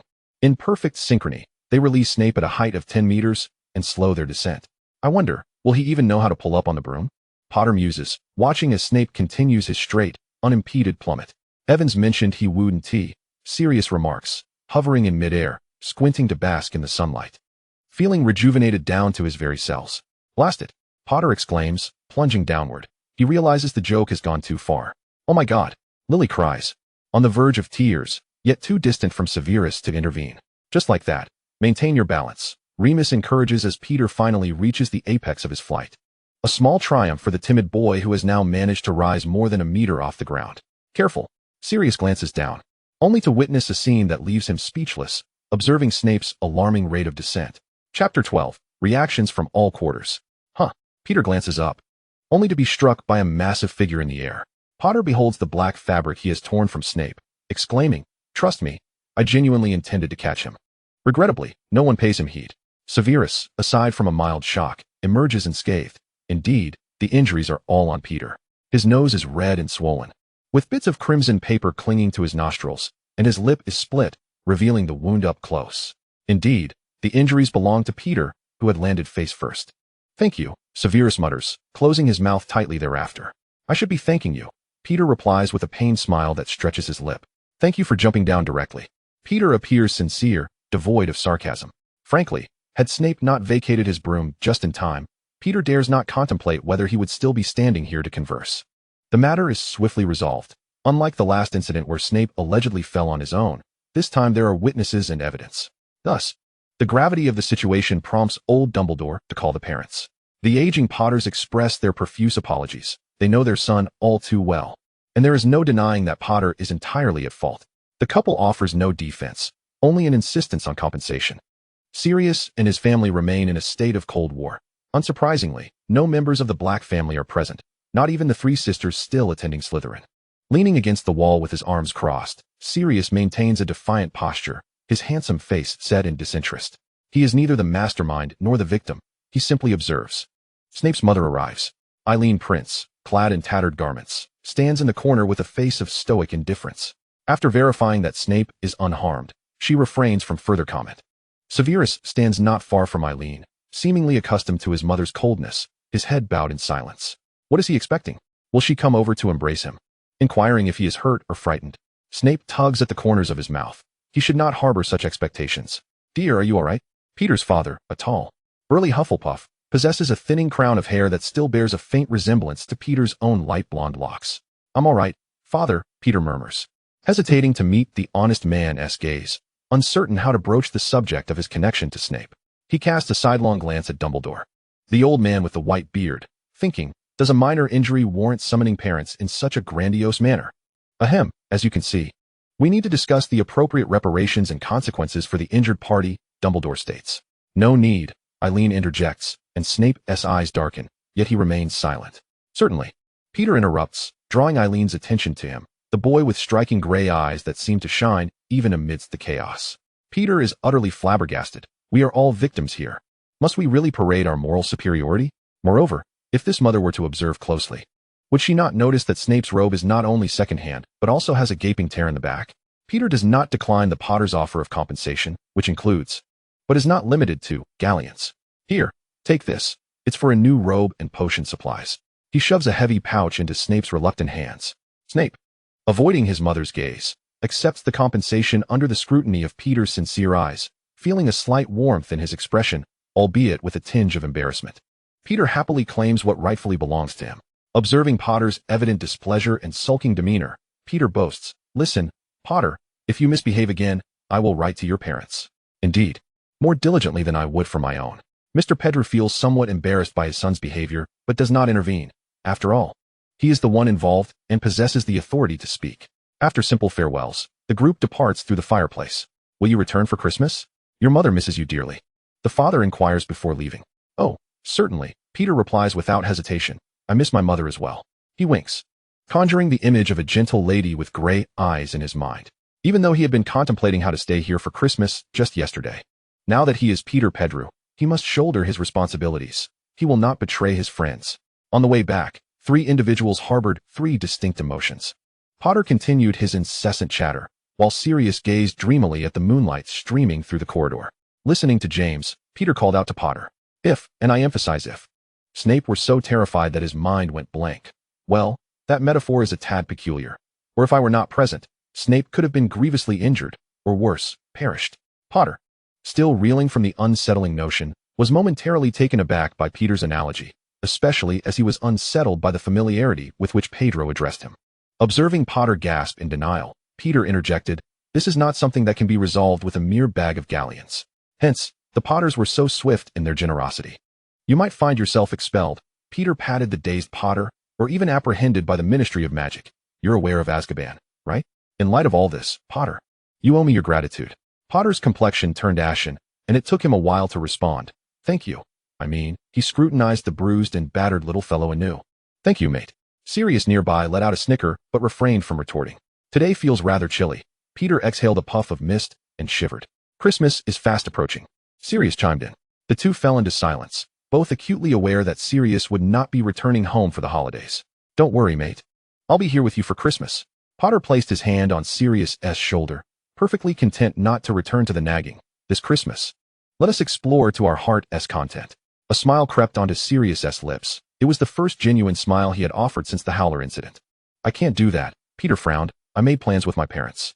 Why not experience a Western Christmas? Damn it, you're not a brother at all. Potter delivered a playful punch to Peter. Don't. Sirius attempted to intervene, but it was in vain, and soon enough, Peter's expression soured. He's only wearing clothes. That doesn't mean he isn't injured. I'm sorry, mate. Potter began circling around Peter. I didn't mean it. You know that. Huh. When have you ever been deliberate?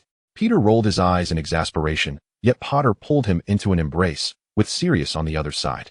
All right, from now on, we shall be the best of brothers. Potter, beaming, strode forward, flanked by Sirius and Peter, who both shook their heads in resignation. Chapter 13, Christmas. In the morning, Peter awoke from his slumber and, upon leaving the warmth of his bed, found himself in the even cozier common room. Oh, isn't it infuriating? The plan to return home was thwarted by his mother's need for treatment in northern England. Peter's mother, the gentle and amiable lady, had developed some issues with her eyesight, compelling Mr. Pedro to cancel their plans and take her to the doctor instead. Watching the roaring fireplace, with flickering flames dancing upon his face, Peter comfortably sank into the sofa. Sunday, indeed, is a propitious day. The common room was sparsely populated, aside from Peter, who was reluctant to venture into the library to complete his homework. A few upperclassmen were gathered, engrossed in a game of gobstones, with cheers occasionally erupting from the corner. Truly, spirited youths, Peter mused, holding a cup of hot cocoa and sighing contentedly. Hello, Pedro, a sweet voice broke the tranquility, jolting Peter back from the brink of slumber. Good morning, Evans. He observed the girl with the flushed cheeks and her hesitant gaze, alarm bells ringing in his mind. Don't be nervous, Evans chuckled, watching Peter's wide-eyed expression. I'm not nervous, he retorted, though he knew James would surely consider him the next Snape, crying like a baby. I'll be going home for Christmas, so Evans bit her lip, determined to speak. I hope you can deliver this for Severus. A delicate little box was handed over, and Peter blinked, relaxing somewhat. A messenger, you say? No problem. He nodded, accepting the small parcel. I truly appreciate it, Lily beamed. I didn't buy an owl at the start of the term, which made gift-giving rather troublesome. She lamented the situation, wishing she could avoid inconveniencing others. It's no bother, Peter replied kindly. But why me? He asked, curiosity piqued. Because you are the only one in Gryffindor who has shown any kindness towards Severus. Lily explained earnestly. Really? Peter pondered. Am I that benevolent? He couldn't fathom Potter helping Lily deliver a Christmas gift to Snape. TSK. Rest assured, I shall complete this task. Peter feigned a congenial demeanor, nodding amiably at Evans. Yet, he was met with a peal of laughter from the red-haired witch. Thank you so much. Lily gently embraced Peter, and Merry Christmas in advance. Peter thought, what a perplexing embrace, filled with inexplicable laughter. He was blissfully unaware of how comical he appeared, with his tousled hair and feigned maturity. On Christmas morning, Peter, battling sneezes induced by the cold air, hastily descended the stairs, his mind preoccupied with the task bestowed by the little witch, neglecting to inspect his own gift. In the hall, a few scattered individuals were partaking of their meals, while a colossal pine tree, dragged in by Hagrid, had been adorned, adding a touch of festive cheer. Merry Christmas, lad, Peter muttered as he ambled down the stairs. Slytherin was located in the castle's basement, and upon not spotting Snape in the hall, Peter decided to lie in wait. Crouching cautiously near the Slytherin entrance, he could scarcely imagine the fate that would befall a lion intruding upon serpent territory. Regret began to seep in as he contemplated accepting this errand. Unbeknownst to him, Peter had already been spotted. Who are you? Lucius inquired, gazing at the boy nestled behind the armor. Peter Pedro, he naturally recognized the illustrious golden-haired figure before him, though even more renowned was his father, Abraxas Malfoy. Lucius frowned as he scrutinized the audacious Gryffindor. Are you looking for Professor Slughorn? The potions master's office was also located in the basement, but not in that direction. Happy Christmas, Malfoy, Peter called out cheerfully. Being polite could never be a misstep. I'm not here to see the professor, Peter hastily clarified. Oh, Malfoy raised an eyebrow. Intrigued, then what brings you here? I'm here to deliver a Christmas gift to Snape. Peter, obediently, dared not conceal any details. Relieved to have encountered a Slytherin who typically refrained from violence, he vowed never to return again. Well, you should at least acquire an owl, Lucius remarked. Observing the two gifts Peter had pulled from his robe, deciding to temporarily accept his explanation. Naturally, one of the presents was his own. Are you leaving already? Peter watched as Malfoy turned to head toward the Slytherin common room, bewildered. As long as I'm not inexplicably beaten up, he thought, with his expectations set low. Peter hesitated, contemplating whether to depart. What are you doing here? Snape appeared just in time. Gift. Peter roughly shoved the parcel into Snape's arms. Merry Christmas, Severus. He turned abruptly, departing with brisk decisiveness. Task accomplished. Indeed, the message had been conveyed flawlessly. He was quite the capable messenger. Lucius watched as his younger housemate returned with the gifts. Your friend? Snape's smile dimmed slightly. You're getting too close to Gryffindor. Lucius Malfoy was precise and to the point. The recent circumstances had grown increasingly elusive. The Dark Lord's temper was far more merciless than ever before, and the number of his supporters within the school was on the rise. To the radicals, Snape's actions appeared nothing short of treachery. Snape remained silent, his eyes filled with inner turmoil. You possess exceptional talent. Do not allow emotions to cloud your judgment, Lucius warned, unable to restrain himself as he observed the promising young potions student before him. As he watched Malfoy depart with grace, the exhilaration of receiving a gift dissipated from Snape's countenance, leaving his gaze vacant as he stood alone in the desolate common room for what felt like an eternity. Peter, bouncing back, was abruptly struck on the back of his head by a snowball as he passed the entrance to the Great Hall, fragments of snow cascading down into his collar. Ha, Peter, come here, James called enthusiastically, his broad smile interrupted by Sirius's sudden ambush. Clumsily shaking off the icy remnants from his clothing, Peter could not help but laugh upon seeing Potter's snow-covered visage. Well done, Sirius. If you seek another option, you might consider joining us here, Remus suggested from a corner of the courtyard, bundled in thick attire as he observed the brothers' playful skirmish with snowballs. After a moment's hesitation, Peter chimed in, how about a cup of hot cocoa? I believe you will find it quite necessary. With that, he turned and made his way into the welcoming warmth of the Great Hall. That evening, as anticipated, Remus succumbed to a cold, despite having not participated in the snowball fight. Even more perplexing was that Peter also caught a cold. Am I truly this fragile? He pondered, his forehead burning with feverish heat. Chapter 14, Night Adventures, How Thin. After consuming Madame Pomfrey's potion, the two found their ears emitting heat, and despite their continued discomfort, they were amused by each other's reactions. They are in remarkably good health, Remus remarked, cocooned in a thick blanket, resembling a gigantic silkworm. Aware of Remus's envy, Peter nodded in agreement. Indeed, they have gone on another night adventure. Such boundless energy. The two laughed heartily at the expense of their friends who had taken the cold medicine, particularly mocking their frail and delicate condition. Though Peter feigned indifference, he was deeply affected and resolved to incorporate exercise into his routine. He could not allow himself to be inadequate in both magical and physical prowess. We are the ones embarking on the night adventure, the brothers declared, donning their invisibility cloak with practiced ease. They evaded the scrutiny of the fat lady and exited Gryffindor Tower. Merlin, do these ghosts never rest at night? Sirius exclaimed, having encountered nearly headless Nick drifting by, glowing with an eerie blue light. Who knows? Potter replied absently, cautiously advancing along the corridor. Be careful, in addition to the patrolling professors. Filch and his cat are also on the prowl. Potter appeared to possess considerable experience, prompting Sirius to lower his voice. So where do we go now? Wait a moment. Potter tugged Sirius into a corner, retrieving a crumpled piece of parchment from his pocket. Illuminated by the flickering candlelight on the wall, he attempted to decipher the faint writing. Potter's eyes scanned the marked locations, the haunted lavatory, the shrieking shack, the rumored water dungeon in the basement, and a possible secret passage leading outside the castle. This one, the library, he pointed to a location in the center of the paper. The library? Sirius exclaimed incredulously. You don't even take me there during the day. Why would we go at night, cloaked in invisibility? That's absurd. Why do you look at me like that? Potter questioned, oblivious to Sirius's thoughts. There is an area in the library that cannot be accessed without a teacher's permission. The restricted section? Sirius grasped the implication. Of course. What of it? Potter's eyes sparkled with eagerness, for there must be countless hidden treasures within. A gulp echoed in the darkness, though it was unclear who had made the sound. All right. Just there. Their expedition was fraught with obstacles. Traversing from Gryffindor Tower to the Astronomy Tower's 5th floor, they were vexed by the shifting staircase on the 1st floor. If only we could calculate the staircase's trajectory, Potter lamented as he extricated his foot from a collapsed step. Hush! A faint cat meow drifted from nearby. It was Filch. Run! Sirius pulled Potter in the opposite direction. What now? Potter panted, glancing around warily. Did we lose him? As he lifted the invisibility cloak, he scrutinized both sides. Seeing no sign of light. It seems so, Black said, leaning against the wall to catch his breath. Hey, keep it down, you rude rascals. The portrait on the wall grumbled in protest. However, their situation was far from smooth. They had barely ventured a short distance when a door swung open, followed by Professor McGonagall's voice. Merlin, this lock is terribly rusted. Merlin, Professor McGonagall, is on patrol tonight. Indeed, Potter confirmed with resolute nods. The professor's vigilance was high, and the two moved stealthily, daring not to breathe until they reached the library, where they finally wiped the cold sweat from their brows. What a thrill. I've decided I must embark on night adventures more frequently. Following the directions, they arrived at a small door. Exchanging glances, they whispered, Alohomora, open.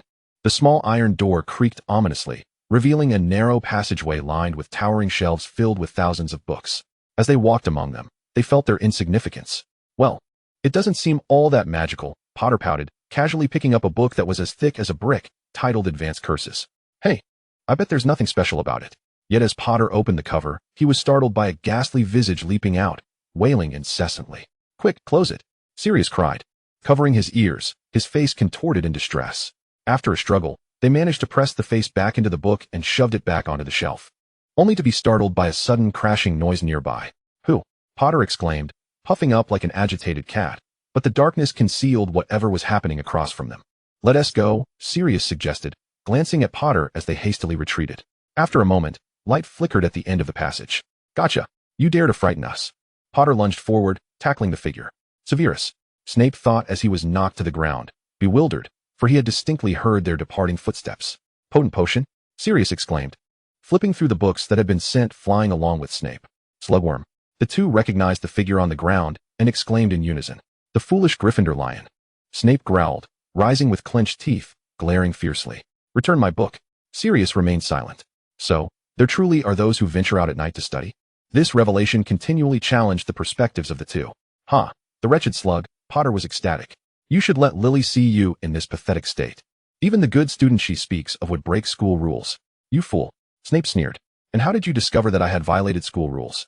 Potter faltered, his embarrassment igniting anger. Unfortunately for him, Snape no longer held back. Seizing the moment while Black was distracted, he landed several punches on Potter. The kind that hurt immensely yet left no visible mark. Fortunately, the confined space was unsuitable for spell casting. Otherwise, Snape would surely have been overwhelmed by the two. Enough. Cease this at once. Sirius Black was overwhelmed with frustration. Did they not fear attracting the professor's attention? Their nocturnal escapades, coupled with a week's worth of labor punishment for trespassing into the forbidden section during flying lessons, had only just concluded. He attempted to pull Potter away but was met with a sharp elbow from Snape. Sirius couldn't suppress a pained grunt. Damn that bastard. Watching as Potter was kicked and crashed into a bookshelf, Black hurriedly intervened, engaging in a scuffle with Snape. Good job, brother, give him a beating. Potter cheered, gingerly touching his swollen face. So thin. As he pinned Snape down, Black realized that the muscles he had anticipated were absent. All he felt was the emptiness of the robe and the fragility of slender bones. Sensing the frailty of Snape's body, weaker than that of his peers, Black hesitated to bring his fist down. Only a fool resorts to violence. Snape, with his arm pinned, glared fiercely at Sirius, the metallic tang of blood filling his mouth. The moonlight streamed in at just the right moment, illuminating the three of them, each bearing their own wounds, meeting Snape's defiant and piercing black gaze. Sirius found himself momentarily breathless. Chapter 15, The Inescapable Labor Punishment. Of course, Potter wouldn't be foolish enough to report them, even if the other party was his most loathed toad. However, Peter's round gray eyes crinkled as he mercilessly mocked a few individuals polishing their armor in the corridor. Damn it. I'm never going on a night adventure with you again. Sirius growled as he scrubbed the red rust off his shoulder armor. Sorry, mate. Potter rubbed his nose, looking somewhat guilty. Yes, if he hadn't been shouting, they would never have attracted the keen-eared cat and its loathed owner, Filch. Toad, where do you think you're going? Potter suddenly became brash upon seeing the silent Snape turn to leave. Are you trying to evade Professor McGonagall's punishment? Not receiving a response from Snape, Potter, in a fit of rage, shouted, I will definitely tell Professor McGonagall, just wait. Sirius glanced at the shiny suits of armor nearby, and then at his bouncing brother. Pondering, Does he truly have a problem with his brain? Snape, having taken a few steps away, calmly turned back, his gaze filled with contempt. If your eyes weren't completely obscured by that foolish brain of yours, perhaps you would see that I have already finished. Potter resembled a rooster caught by the neck, instantly falling silent. Sirius silently regarded him, understanding that there were thoughts Potter was unwilling to confront and would never acknowledge. Believe me, I truly saw nothing, Potter shrugged innocently. Indeed. Peter stretched out his hand to wipe Snape's polished armor, clicking his tongue, a product exempt from inspection. While you were bickering with Black, Peter remarked sympathetically, with that IQ, how did you manage to win over Harry's mom? Across the corridor, Remus approached slowly. Merlin, did you go fight a troll? Peter rushed forward to catch Remus, who almost stumbled. Come, sit down and rest. Potter and Black hurried over to assist Remus to a seat by the window. Are you unwell? Potter pushed up his glasses, his curiosity piqued. Your face. Sirius's tone was hesitantly probing as he observed the small cuts on Remus's face, which looked as if they had been made by some animal. Just an accident. Remus's complexion paled even more, though he smiled while explaining, his eyes betraying a desperate strength as they avoided any flinching. But you've had 2 days of rest. Black pondered aloud, stroking his chin. How nice, a break every month. Potter remarked enviously as he sprawled in his seat. Remus felt his facade of laughter beginning to crack. Honestly, Peter said with a serious expression, didn't you notice anything? He glanced at each of the three. Sweat trickled down Remus's forehead. Potter, Black, are you two trying to use this as an opportunity to evade your labor punishment? Before the three could respond, Peter continued. Listen, you've already had a long break. If this continues, you might miss dinner. Sirius sneered. What a remarkable discovery. James thought. Oh no, how does he know what I'm thinking? He chuckled silently, neither admitting nor denying. Wait, tonight. Potter's expression suddenly turned grave as he rummaged through his pocket, pulling out a crumpled piece of paper. He glanced at the contents, then turned to Sirius with a forlorn face. We still have to go see Professor Slughorn tonight for our labor punishment. Sirius's handsome face instantly soured. Let us go? Peter winked at Remus and helped him up. Thank you. Remus looked gratefully at Peter, unsure whether he was thanking him for his support or something else entirely. Professor Slughorn was quite busy. He gestured toward a large barrel on the floor before hastily departing. Reportedly summoned by old Dumbledore. The three exchanged bewildered glances. Bubotuber. Snape interjected. Of course, I know what that is. Potter exclaimed, his voice tinged with irritation. You recognize it? Sirius questioned, certain that Slughorn had never mentioned this in class. Snape remained silent, honestly not wanting to engage with the two who had caused him this punishment. Sirius, undeterred, stood beside Snape and asked, You know how to handle these, right? As he spoke, he reached out to pull away a daring Potter, who was about to make a move. Hey, if we don't hurry, we might not even get to sleep. Potter exclaimed, flailing his arms in a frenzy. The two were of similar height, but Snape lacked Sirius's strength. How infuriating. Brother, you'd best wear gloves, Sirius kindly advised. You know how to handle this. Potter's eyes lit up. Impressive, brother. I didn't expect you to know so much. Sirius, maintaining his composure, gestured towards Snape, who had already begun. The dark-haired boy was now seated at the workstation, deftly using silver tools to process the bubotuber, collecting the extracted slime into a clean glass container. Potter glanced around, searching for Snape's protective gloves and goggles, clumsily putting them on. Forgive him. This was the first time he had dealt with such potion materials, which were only introduced in their 4th year. Snape observed the already collected vial of slime beside him, then regarded the two who were still unprepared. Perhaps a bit of communication was indeed necessary at this juncture. He had no intention of handling an entire barrel of bubotuber alone. Listen, I will say this only once, Snape said darkly, picking up a piece of bubotuber to demonstrate. The slime, when diluted, has excellent medicinal properties, but the raw form is highly irritating. Snape began instructing them on wearing gloves and goggles, particularly because Potter had put his on incorrectly. Use silver tools. Why can't we use gold or iron? Potter couldn't help but counter, not wanting to admit that the toad had a certain charm when he was serious, because it would damage the potion's efficacy. Potter, be quiet, Snape snapped, perplexed as to why he had to answer such a foolish question. The pressure must be gentle, following the grain. Snape indicated for them to pay close attention. Also, it's best to use clean glass containers. After concluding his explanation, Snape took a breath, unable to resist adding one final note. You'd best follow my instructions, unless you wish for your empty heads to resemble that of a toad. Oh, my temper. Potter glared, ready to roll up his sleeves, but was restrained by Sirius. Listen, we won't thank you at all, Potter shouted across the room, declaring that he was only worthy of associating with filthy potion ingredients. Shocked, he stared at Black, who was covering his mouth, exclaiming, Brother, you have changed. Potter had become subdued only after receiving a good whack. Occasionally, Sirius glanced at how Snape was operating, only to realize that something seemed amiss. Chapter 16, A Stirring. Snape's physique was notably slender, a fact that Black had personally confirmed. Sitting upright at the workstation, his delicate fingers, encased in gloves, moved with remarkable dexterity, wielding silver instruments as if he were intimately familiar with the texture of every bubotuber. He expertly and swiftly sliced through each oozing cyst, ensuring that not a drop was spilled as it flowed into the glass container. His fluid motions carried an inexplicable rhythm and grace, a sight that was truly pleasing to behold. Gentle, yet imbued with strength, Sirius mused. His cascading black hair obscured his lowered brow, revealing only his prominent nose and tightly pressed lips. Indeed, he was rather handsome. To be honest, if it weren't necessary, I would prefer never to handle such things in my lifetime. Potter disdainfully lifted a long, dark, and slimy object from the barrel, awkwardly attempting to manage it. Huh, a slug. Don't you think they resemble each other? Potter waggled the still wriggling bubotuber towards Snape. Sirius frowned, pulled from his thoughts by Potter's voice, and an unmistakable flicker of displeasure coursed through him upon hearing Potter's words. Startled by his own emotions, Sirius glanced anxiously at Snape, who thankfully did not cast a glance their way, remaining engrossed in his task. Sirius sighed in relief, yet felt an inexplicable sense of loss. After more than an hour of silence, the large barrel was nearly empty. Focus on your cysts, Potter, Snape suddenly remarked, his voice chilling enough to freeze the air. Yet Sirius could discern a hint of schadenfreude. In the next moment, the large cyst firmly gripped in Potter's hand burst, splattering onto his chin and cheek. In agony, Potter let out a yelp and flung the repulsive object away. Be careful. In a moment of panic, Sirius caught the airborne bubotuber, which would have otherwise landed squarely on Snape's face, a fate that even protective goggles wouldn't spare him from. Can't you see Potter is still yelling? Snape's complexion paled as he stared at the bubotuber held tightly by Black, his black eyes wide with alarm. Foolish Potter, Snape ground out through clenched teeth. In disbelief, Potter watched as Snape turned and strode away, the hem of his black robes billowing behind him. He just left? There's still work to be done. Potter, stifling pain, longed to call Snape back. If you glance at the glass bottle, you'll realize he has processed more than all of us combined. Sirius carefully examined James' injury.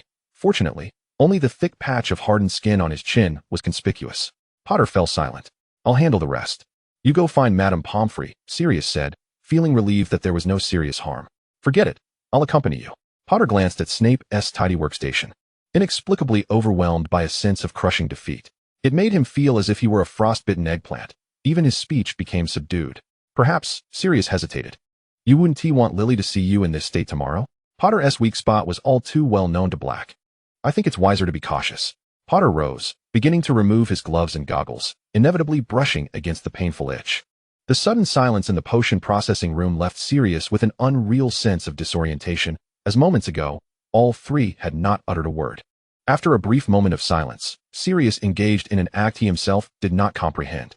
He turned, slowly approached the spot where Snape had been seated, and took his place, straightening his back and earnestly beginning to prepare potions, as if there were two people in the room.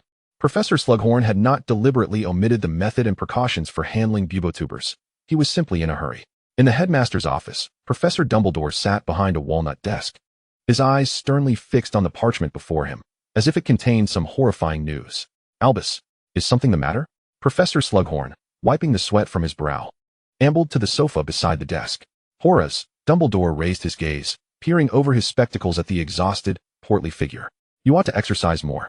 Slughorn shook his head in resignation, opting not to respond. His gaze shifted to a gilded birdcage in the corner, where a pile of unmistakable ashes lay atop. Following Slughorn's line of sight, Dumbledore noted that Fawkes had once again burst into flames. It was a recurring occurrence. It's just the way it is, the old man remarked. I know you will not heed my advice, Slughorn huffed at this. Of course, Dumbledore was well aware of which advice Slughorn referred to. Fawkes was my most loyal companion. We cannot treat him this way. Since the phoenix was prone to combustion, Slughorn had suggested that perhaps before Fawkes underwent his cycle, he could pluck a feather, for they would regrow, after all, and they were excellent potion ingredients. However, we could also mention the wand made from a phoenix feather and its owner. Dumbledore's expression appeared exceedingly grave in the glow of the hearth. Slughorn's face stiffened, quickly returning to composure, though he found it difficult to meet Dumbledore's bearded gaze, forcing himself to maintain eye contact. What has happened? Professor Slughorn, of course, understood whom Dumbledore was referring to. There was only one person. Dumbledore stood tall, extending the parchment from his desk to Slughorn. Slughorn's hands trembled as he read the content. His shock palpable. Just a test? Slughorn was unaware of the implications of this action, but he hoped it was merely a trial. Horace, Dumbledore shook his head, shattering the portly Professor's illusions. That is not possible. He never engages in futile endeavors. Thus, Slughorn turned his gaze towards the exquisite instruments on the desk, which were tirelessly in operation. Consequently, his intentions were clear. Dumbledore tapped the table, stating, Hogwarts. What does he wish to obtain? Slughorn could not restrain his curiosity. This student, whom he had nurtured and assisted considerably, had now grown to a level he could not bear to confront. How ironic. Dumbledore shook his head. The office fell into a heavy silence, the only sound being the occasional chime of the golden clock behind the chair. The portraits of former headmasters whispered among themselves, seemingly discussing some clandestine matter. In a week, he will visit here. Dumbledore turned to the dazed old man, his voice softening. Horace, I need you to assist me in welcoming him. Can I refuse? The portly figure replied, clearly unable to do so.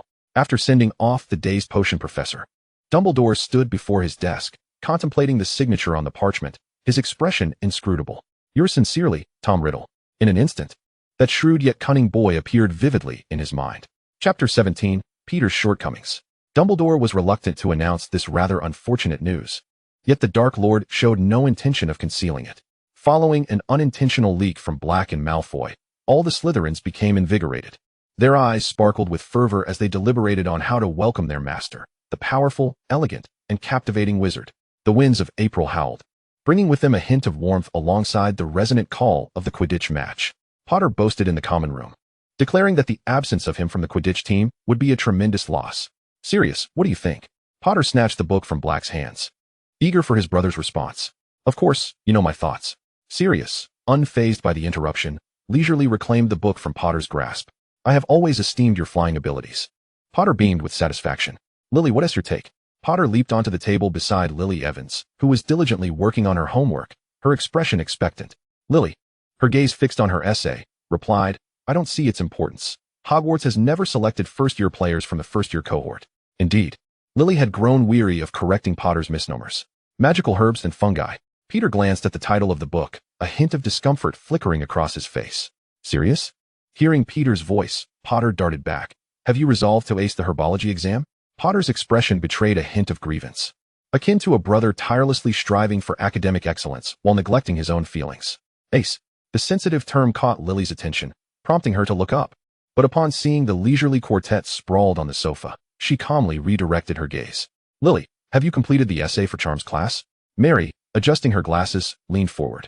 I truly do not comprehend what is there to write about the levitation charm. Professor Flitwick assigned a 19-inch paper. It was evident the young girl was quite displeased yet felt powerless. Sirius glanced over and concurred, as long as you can perform the charm. The theory isn't all that crucial, is it? Remus chuckled good-naturedly. The assignments given by professors always serve a purpose. Sirius and Potter exchanged skeptical looks. Not sincere. Peter, what have you been up to all morning? The other three closed in, only to find Peter sprawled over the table, obstructing their view. How could a good brother conceal anything? Ignoring the little one's protests, the trio worked together to pry him open. Upon discovering what Peter desperately tried to hide, they erupted into uncontrollable laughter. Even Remus couldn't suppress his mirth. The commotion attracted others in the common room, who, upon seeing the object on the table, burst into lighthearted chuckles. Laugh away. Peter fixed his hair. To be honest, my hair isn't too shabby right now. He adjusted his somewhat crumpled yellow sweater. I say, if it comes to that, just let it be. Sirius remarked, wiping tears of laughter from his eyes. Indeed, considering your solid theoretical knowledge, Professor McGonagall will grant you an A. Potter laughed uncontrollably. This A isn't about exceptional grades. It merely signifies passing. You will succeed, Remus reassured, patting Peter's shoulder. It's merely a transformation into a needle. It's not difficult, is it? Huh. If you weren't laughing, you might possess some credibility. Peter shot a glare at his chuckling companions. Well, those girls next door aren't laughing in vain. Girls will always find something amusing. He grasped the matchstick that had become the source of his ridicule, sighing with a hint of resignation. The library had been thoroughly searched, and his theoretical knowledge could only be so solid. With average magical talent and limited power, at least it didn't hinder his spellcasting, just transforming. Peter's face crinkled. You say, with the end-of-term exams approaching, how come this log 1T turn into a needle? Perhaps you should check over there. Aware of Peter's efforts, Sirius wished to assist him out of this predicament and recalled their nocturnal escapade. The image of those stubborn black eyes flashed through his mind. Sirius shook his head. He must be losing his sanity. You mean that place? Potter exclaimed, resonating with Black's thoughts, instantly recalling the location he mentioned. It's settled tonight. Remus, though unaware of the location, agreed that any place that could aid Peter was worthwhile, and thus the three of them turned their attention to their fellow classmate, Peter Pettigrew. Did I agree to this? The evening of April held a hint of chill. Hidden in the corridor, Peter sat cross-legged on the floor, continuing to prod the log with his wand when hurried footsteps approached. Peter paid no mind. It was a public space, and everyone could use it. Sirius, how have you been lately? A gentle female voice floated over from the other side of the railing. Sirius? No, in public, you can use it. But ignoring me is a bit excessive. Not too bad, Sirius replied, his tone revealing that he had garnered many friends. It was evident that Sirius Black's demeanor had relaxed significantly compared to the anxiety he felt when first sorted into Gryffindor. After a brief silence, Andromeda marveled enviously.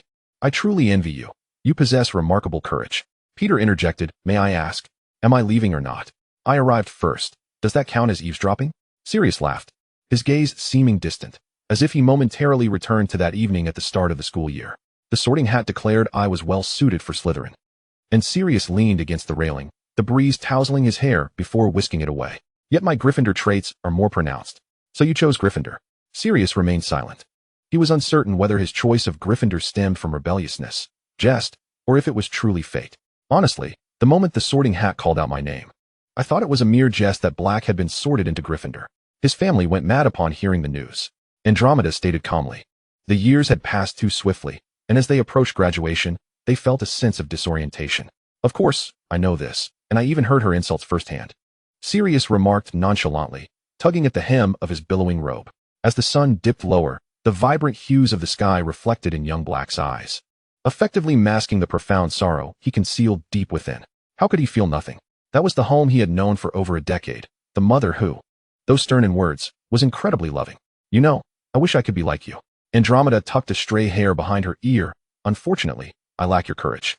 A hint of regret flickered in her warm, chestnut eyes. Chapter 18. To be brave? Andromeda. Sirius turned to regard his ever-gentle cousin earnestly. If you have never been brave, it is because you have yet to find the person or cause that fills you with courage. This rebellious, unruly cousin of hers seemed to have matured considerably without her notice. I detest their pure-blood supremacy. I abhor their contempt for Muggle lives. Sirius vented, his brow furrowed. I loathe their frenzied pursuit of power and their utter lack of dignity as they grovel at that person's feet. He despised everything about that family, yearning to escape the suffocating, invisible bonds. Yet in that moment of liberation, he felt a terrifying sense of emptiness. Sirius, Andromeda urged him to lower his voice. At this moment, Slytherin was remarkably fervent. They were unwilling to entertain any unfavorable remarks regarding the Dark Lord. I apologize, Sirius said, irritably ruffling his hair. What I meant to convey is that, apart from being a member of the Black family, you are distinctly you. Observing Sirius's rare display of gentleness, Andromeda felt a twinge in her nose. Thank you, she said, her eyes glistening. I appreciate your support. Peter, TSK, those two rebellious ones. Just as Andromeda began to speak about the summer, Sirius interrupted her. I want to be going back during the summer. I've been disowned, haven't I? He scoffed, then shifted his tone. I have quite a few friends. I can stay with one for 10 days or so, and then the summer will have passed. Andromeda opened her mouth, but refrained from further persuasion. He had grown up, formed his own ideas, and would act upon them. If you face any bullying at Slytherin, you must tell me, Sirius declared, raising his fist. I will protect you. Andromeda smiled through her tears. Of course, I won't hold back. Then, until we meet again, Sirius said, indicating he had important matters to attend to, as a friend in need awaited his aid. Peter, you better not be talking about me, huh? As Sirius watched the boy's retreating figure, Andromeda couldn't help but remark, Aunt, he has always longed for you, that proud woman, waiting for her eldest son to return and admit his faults. Yet, Andromeda knew it was impossible. Damida. Oh, be careful, Peter. Is it ever going to end? Ted Tonks approached from behind, enveloping the slender girl in his embrace. Ted. Andromeda felt a rush of shyness from Ted Tonks' sudden intimacy, but couldn't help stealing glances at him. Damida, Ted said, resting his forehead against the girl's. Their eyes locking, filled with boundless longing and love. I miss you. I miss you too, she replied, wrapping her arms around his neck, savoring his presence. Her joy evident in her smile. Is that your cousin? Ted asked, glancing in the direction where the figure had vanished. Yes, I heard he was sorted into Gryffindor. Even Ted Tonks, hailing from Hufflepuff, was aware of the shocking implications of a Slytherin heir being placed in Gryffindor, especially one from the eternally pure black family. The family is furious. They've lost face among the other noble families. Andromeda recounted her relatives' opinions on the matter, recalling the panic in the eyes of some elders, causing her to tremble slightly. Darling, do not be afraid, Ted Tonks soothed, gently kissing her forehead. We will face any difficulties together. Ted's gaze was tender yet resolute. Andromeda cried softly, hardly able to imagine the storm that would ensue once her family discovered Ted's existence. Peter sighed, likely understanding how the dark mark next to Andromeda Black's name had come to be on the Black family tree. However, he shifted his somewhat stiff legs and slowly backed away. I'm not listening anymore. Honestly, why is practicing the transfiguration spell so difficult? Resolutely making no sounds, Peter discreetly exited the corridor, the floor beneath him transforming into grass. Phew, danger averted. Is it? Bang. Ouch, my head, Peter exclaimed, clutching his skull in pain. My face. My waist. Oh dear, nothing has hurt. He whirled around, eager to see what had struck him, only to be dazzled by an astonishingly handsome figure beneath a tree. The man stood tall, the swaying leaves casting fleeting shadows upon his fair face, his onyx hair cascading just past his shoulders, a prominent nose, slightly upturned lips, and deep crimson eyes fixed intently on the handsome boy before him. After a moment of silence, which was, in reality, just a few seconds, cough cough, dozens of seconds, Tom Riddle wore a smile that was neither here nor there. My apologies. You are truly beautiful, Peter exclaimed sincerely. Indeed, good genes render skincare unnecessary. Tom Riddle, momentarily interrupted, was not offended but merely curious about this diminutive boy. Did he truly not know who he was? That seemed unlikely. Was his notoriety so low? You are the most striking person I have ever seen. Peter desperately ransacked his mind for adjectives, surely crafted by the goddess Nuwa herself. He nodded in affirmation after speaking. Nuwa? This was inconsequential. How could he explain who Nuwa was to a foreigner? Never mind, best to skip that. However, your voice is delightful. The deep, textured tones brushed past his ears, and Peter felt intoxicated without any flirtation involved. After a brief moment of admiration, Peter began to feel a pang of jealousy. If he looked that exquisite, what did his own appearance matter? All those months of diligent skincare seemed trivial. No, Peter took a step back, raising his head to observe seriously. This was the moment to note the details. Inhaling deeply, Peter's gray, round eyes widened. Could it be? The legendary Dark Lord. My Dark Lord. Greetings, my lord. Farewell, my lord. Without awaiting any reaction from the Dark Lord, Peter bolted away. Run, legs, run. Who said Hogwarts was safe? Where's old Dumbledore? Come quickly. Your home has been raided. Ah, truly, such adorable children, the Dark Lord mused, feeling quite pleased. How he relished the sight of others gazing at him in terror, having grown weary of the duplicitous faces of noble families. Spending some time here wasn't so bad after all. Tom Riddle walked gracefully across the grass. Even the persistent headache that had troubled him lightened considerably. Dumbledore? May I inquire? Have I given my consent for your presence? Chapter 19, The Game of Strategy. Tom Riddle sat elegantly at the desk in the headmaster's office, his blood red, enigmatic eyes surveying the place he had not visited in quite some time. The sorting hat, placed in a corner of the room, remained as dirty as ever. The precise instruments on the desk appeared to have multiplied, and the bookshelves on either side were still brimming with volumes. Everything seemed largely unchanged. Cradling a teacup in one hand, he observed the ripples forming on the surface of the tea, contemplating that the flavor of the leaves seemed rather pleasant. Upon noticing the additional lines etched into Dumbledore's already wrinkled face, he couldn't help but allow a smirk to grace his lips. Dumbledore paced the floor, and when he lifted his gaze to meet the sight of this elegantly poised man, he couldn't suppress a sigh, feeling as if he had aged a few years in that very moment. Tom, you know this is impossible, Dumbledore asserted. Oh, the Dark Lord maintained his posture, his tone slightly lifting, yet it inadvertently lowered the surrounding atmosphere. This was no mere description. Watching Tom, whose every gesture seemed to alter the magical aura around him, Dumbledore's azure eyes were filled with gravity. When had he matured into such a figure? May I know the reason? Tom Riddle displayed no surprise at Dumbledore's refusal, his demeanor remaining exceedingly humble. However, Dumbledore did not trust him. He was one of the few who understood the ambition that lurked behind this impeccably dressed facade. There is a defense against the dark arts professor, and Scott is doing quite well. We cannot dismiss him without cause, Dumbledore explained solemnly. Tom Riddle lowered his gaze, pondering the notion of without cause. A mere word caused Dumbledore's heart to leap, as he suddenly realized that using Scorpius as an excuse might not be the wisest decision. Perhaps we should consult Professor Scorpius himself? Voldemort tilted his head slightly, strands of dark hair slipping past his ears. He might be seeking another position, after all. Huh. Dumbledore nearly laughed in frustration. Was this even rational? You wish to take up a role, yet he surely longs to resign. Indeed, who would dare contend with you? The Dark Lord, for a position? However, Dumbledore dared not chuckle. His expression was laden with gravitas. Tom, I understand you do not covet such positions, power, status, or wealth. This role cannot grant you what you seek, and I fail to comprehend it. Of course, he suspected what Tom might be scheming, which only fueled his desire to refuse him.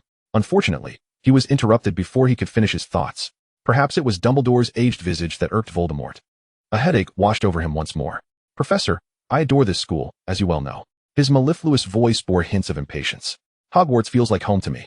I cherish this place and yearn to return here after my studies to impart knowledge to those children, shielding them from the perils of dark magic. You must understand, correct? The handsome man spoke earnestly, his ardent expression rendering it difficult to refuse him. Dumbledore fell silent. You alone could rival an entire compendium of dark magic. Do you truly believe the harm befalling your students originates from elsewhere? Well, I suppose we ought to consult Scorpius before proceeding, Dumbledore mused, deciding to relent. Do not inquire about who Scorpius is.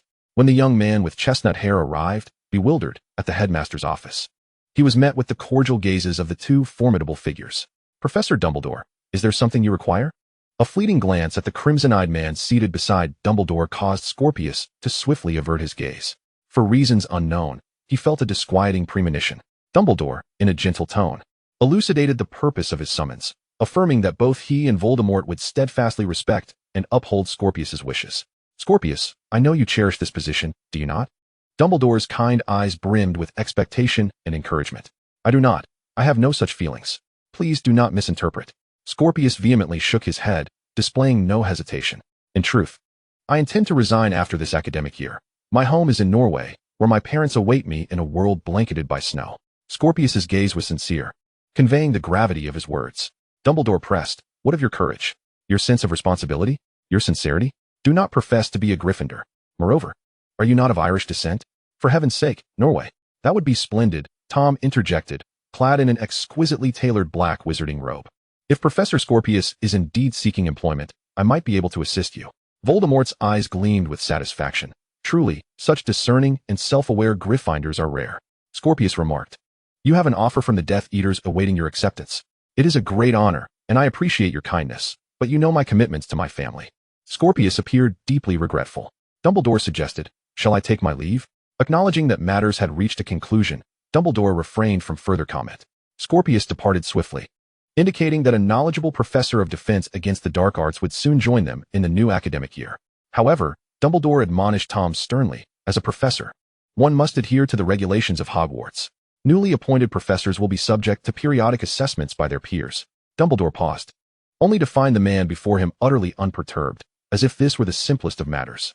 Alas, this young man harbors grand ambitions. Can you accept these conditions for employment? Indeed, there were no objections.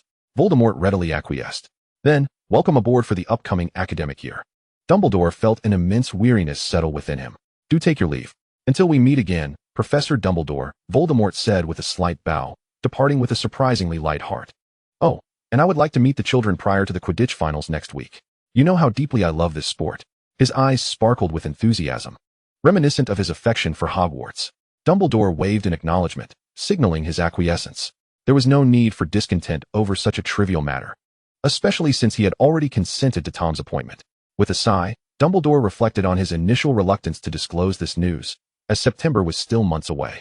He could have easily delayed informing Tom, but now he was compelled to do so prematurely. Sitting behind his desk, fingers interlaced, Dumbledore's gaze darkened with contemplation. It appeared that Tom's determination to join Hogwarts was no ordinary whim. What, indeed, could be driving such fervent ambition? Pondering this, Dumbledore found himself reconsidering his agreement. Perhaps it was not entirely unwise. At the very least, he could keep a close watch on Riddle's movements, gaining insight into his intentions and preparing appropriate countermeasures. Dumbledore gazed intently at the grand oak door before him, unable to suppress a myriad of thoughts. Hogwarts is on the cusp of transformation. Chapter 20. The Peculiar Transformation. Within the Gryffindor dormitory, although the number of occupants was few, each contributed to a lively atmosphere. With the assistance of his friends, Peter had stealthily entered the restricted section for several consecutive nights. Yet despite perusing countless tomes, He had yet to uncover the knowledge he sought. However, he had experienced several startling moments.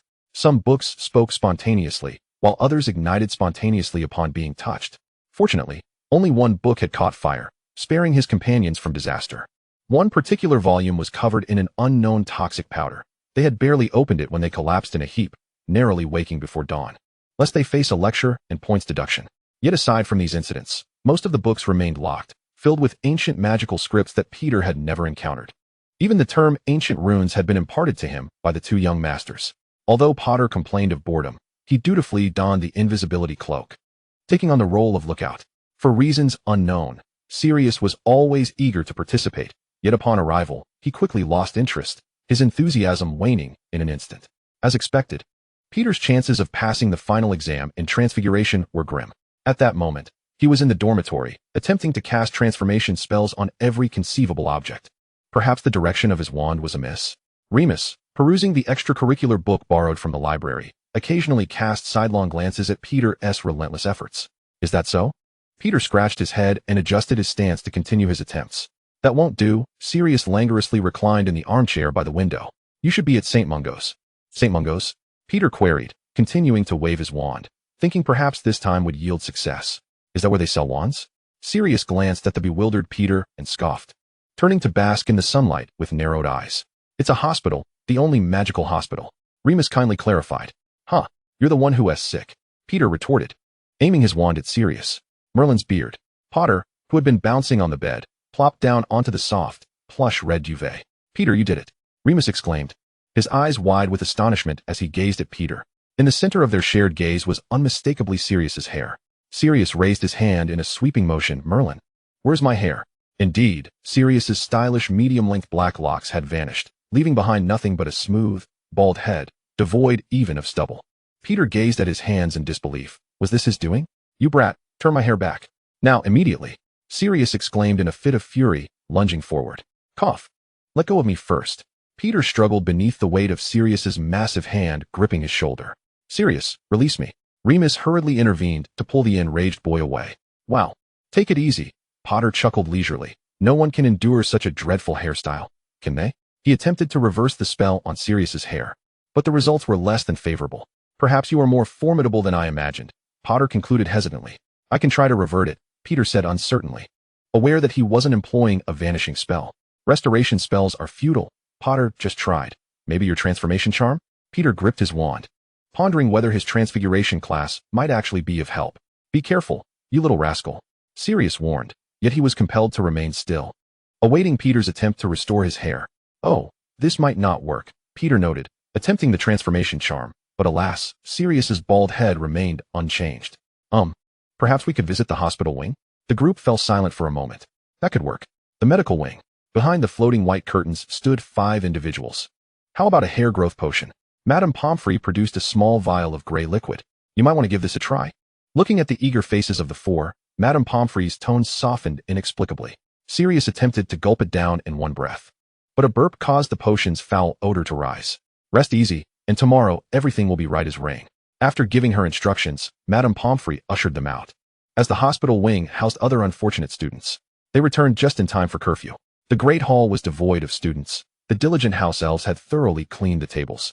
They swiftly traversed the hall and ascended the stairs leading to Gryffindor Tower on the 8th floor. Cheer up, my friend.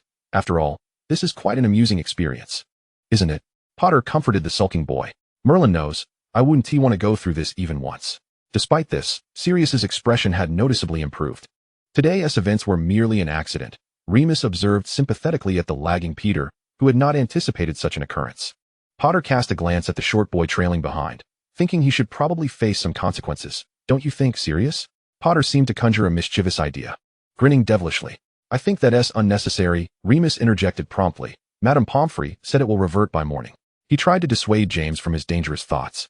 What about me? Peter slowly formulated his words. Isn't my transfiguration charm only effective when applied to humans? After contemplating all the way, this was the only logical explanation he could muster. As for his single success, he attributed it to his lack of proficiency. Perhaps he needed to experiment more to uncover the true answer. Observing Peter's bright-eyed expression, the 3 exchanged glances. Sigh, Potter descended 2 steps and patted Peter on the shoulder. Honestly, mate, You're not deserving of sympathy at all. Remus wore an expression of disbelief, merely giving Peter a gentle pat on the shoulder before ascending.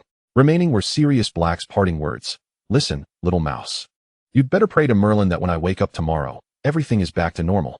Peter, taken aback by Sirius's terrifying demeanor, instinctively leaned back. Otherwise, Sirius huffed ominously, striding away with heavy footsteps. Peter opened his mouth, but realized that none of the three ahead turned back. Resigned, he shrugged and hurried to catch up. Hey, wait for me. Peter quickened his pace, leaping over the precarious step, sighing that he hadn't even mentioned wanting to practice with them. Chapter 21, Pre-match warm-up. In the past week, both Gryffindor and Slytherin students were unusually excited, overflowing with energy and seeking an outlet. The friction between the two houses had become increasingly evident. In the corridors, it was unclear who initiated the verbal altercation, but soon enough, insults were flying. Then, before long, someone threw a punch, unleashing a flurry of red attack spells. Hey, come on, it's just Quidditch. Peter and Remus clutched onto the fervent James, who was ready to join the fray. James struggled even harder. This is the most thrilling and skill-testing competition. Everyone knows how much I adore Quidditch and detest those Slytherin ghouls, right? Without further ado, sleeves rolled up, it's time to fight. You can't go up there. Remus exclaimed, taking an elbow to the face from James. Professor McGonagall will deduct points. Do you want to spend time cleaning the girls' bathroom? Peter, clinging desperately to James's leg, gazed up at the disheveled Potter, knowing full well that Lily despised those who resorted to brute force. It was uncertain whether Remus's bruised face stirred guilt in James, or if their threats had an effect, but James seemed to regain some semblance of reason. His struggles less intense than before. Sirius, come help. Peter called out to the boy standing a few steps away, leaning against the wall. Sirius Black appeared utterly despondent. Leaning against the castle wall, a large wizard hat perched atop his head, shrouded in shadows, silent with his gaze cast downward. This morning, Sirius's hair had emerged slightly, a result of nearly a week of consuming the hair growth potion. Thus, the boy with the buzz cut was still reluctant to remove the black wizard hat.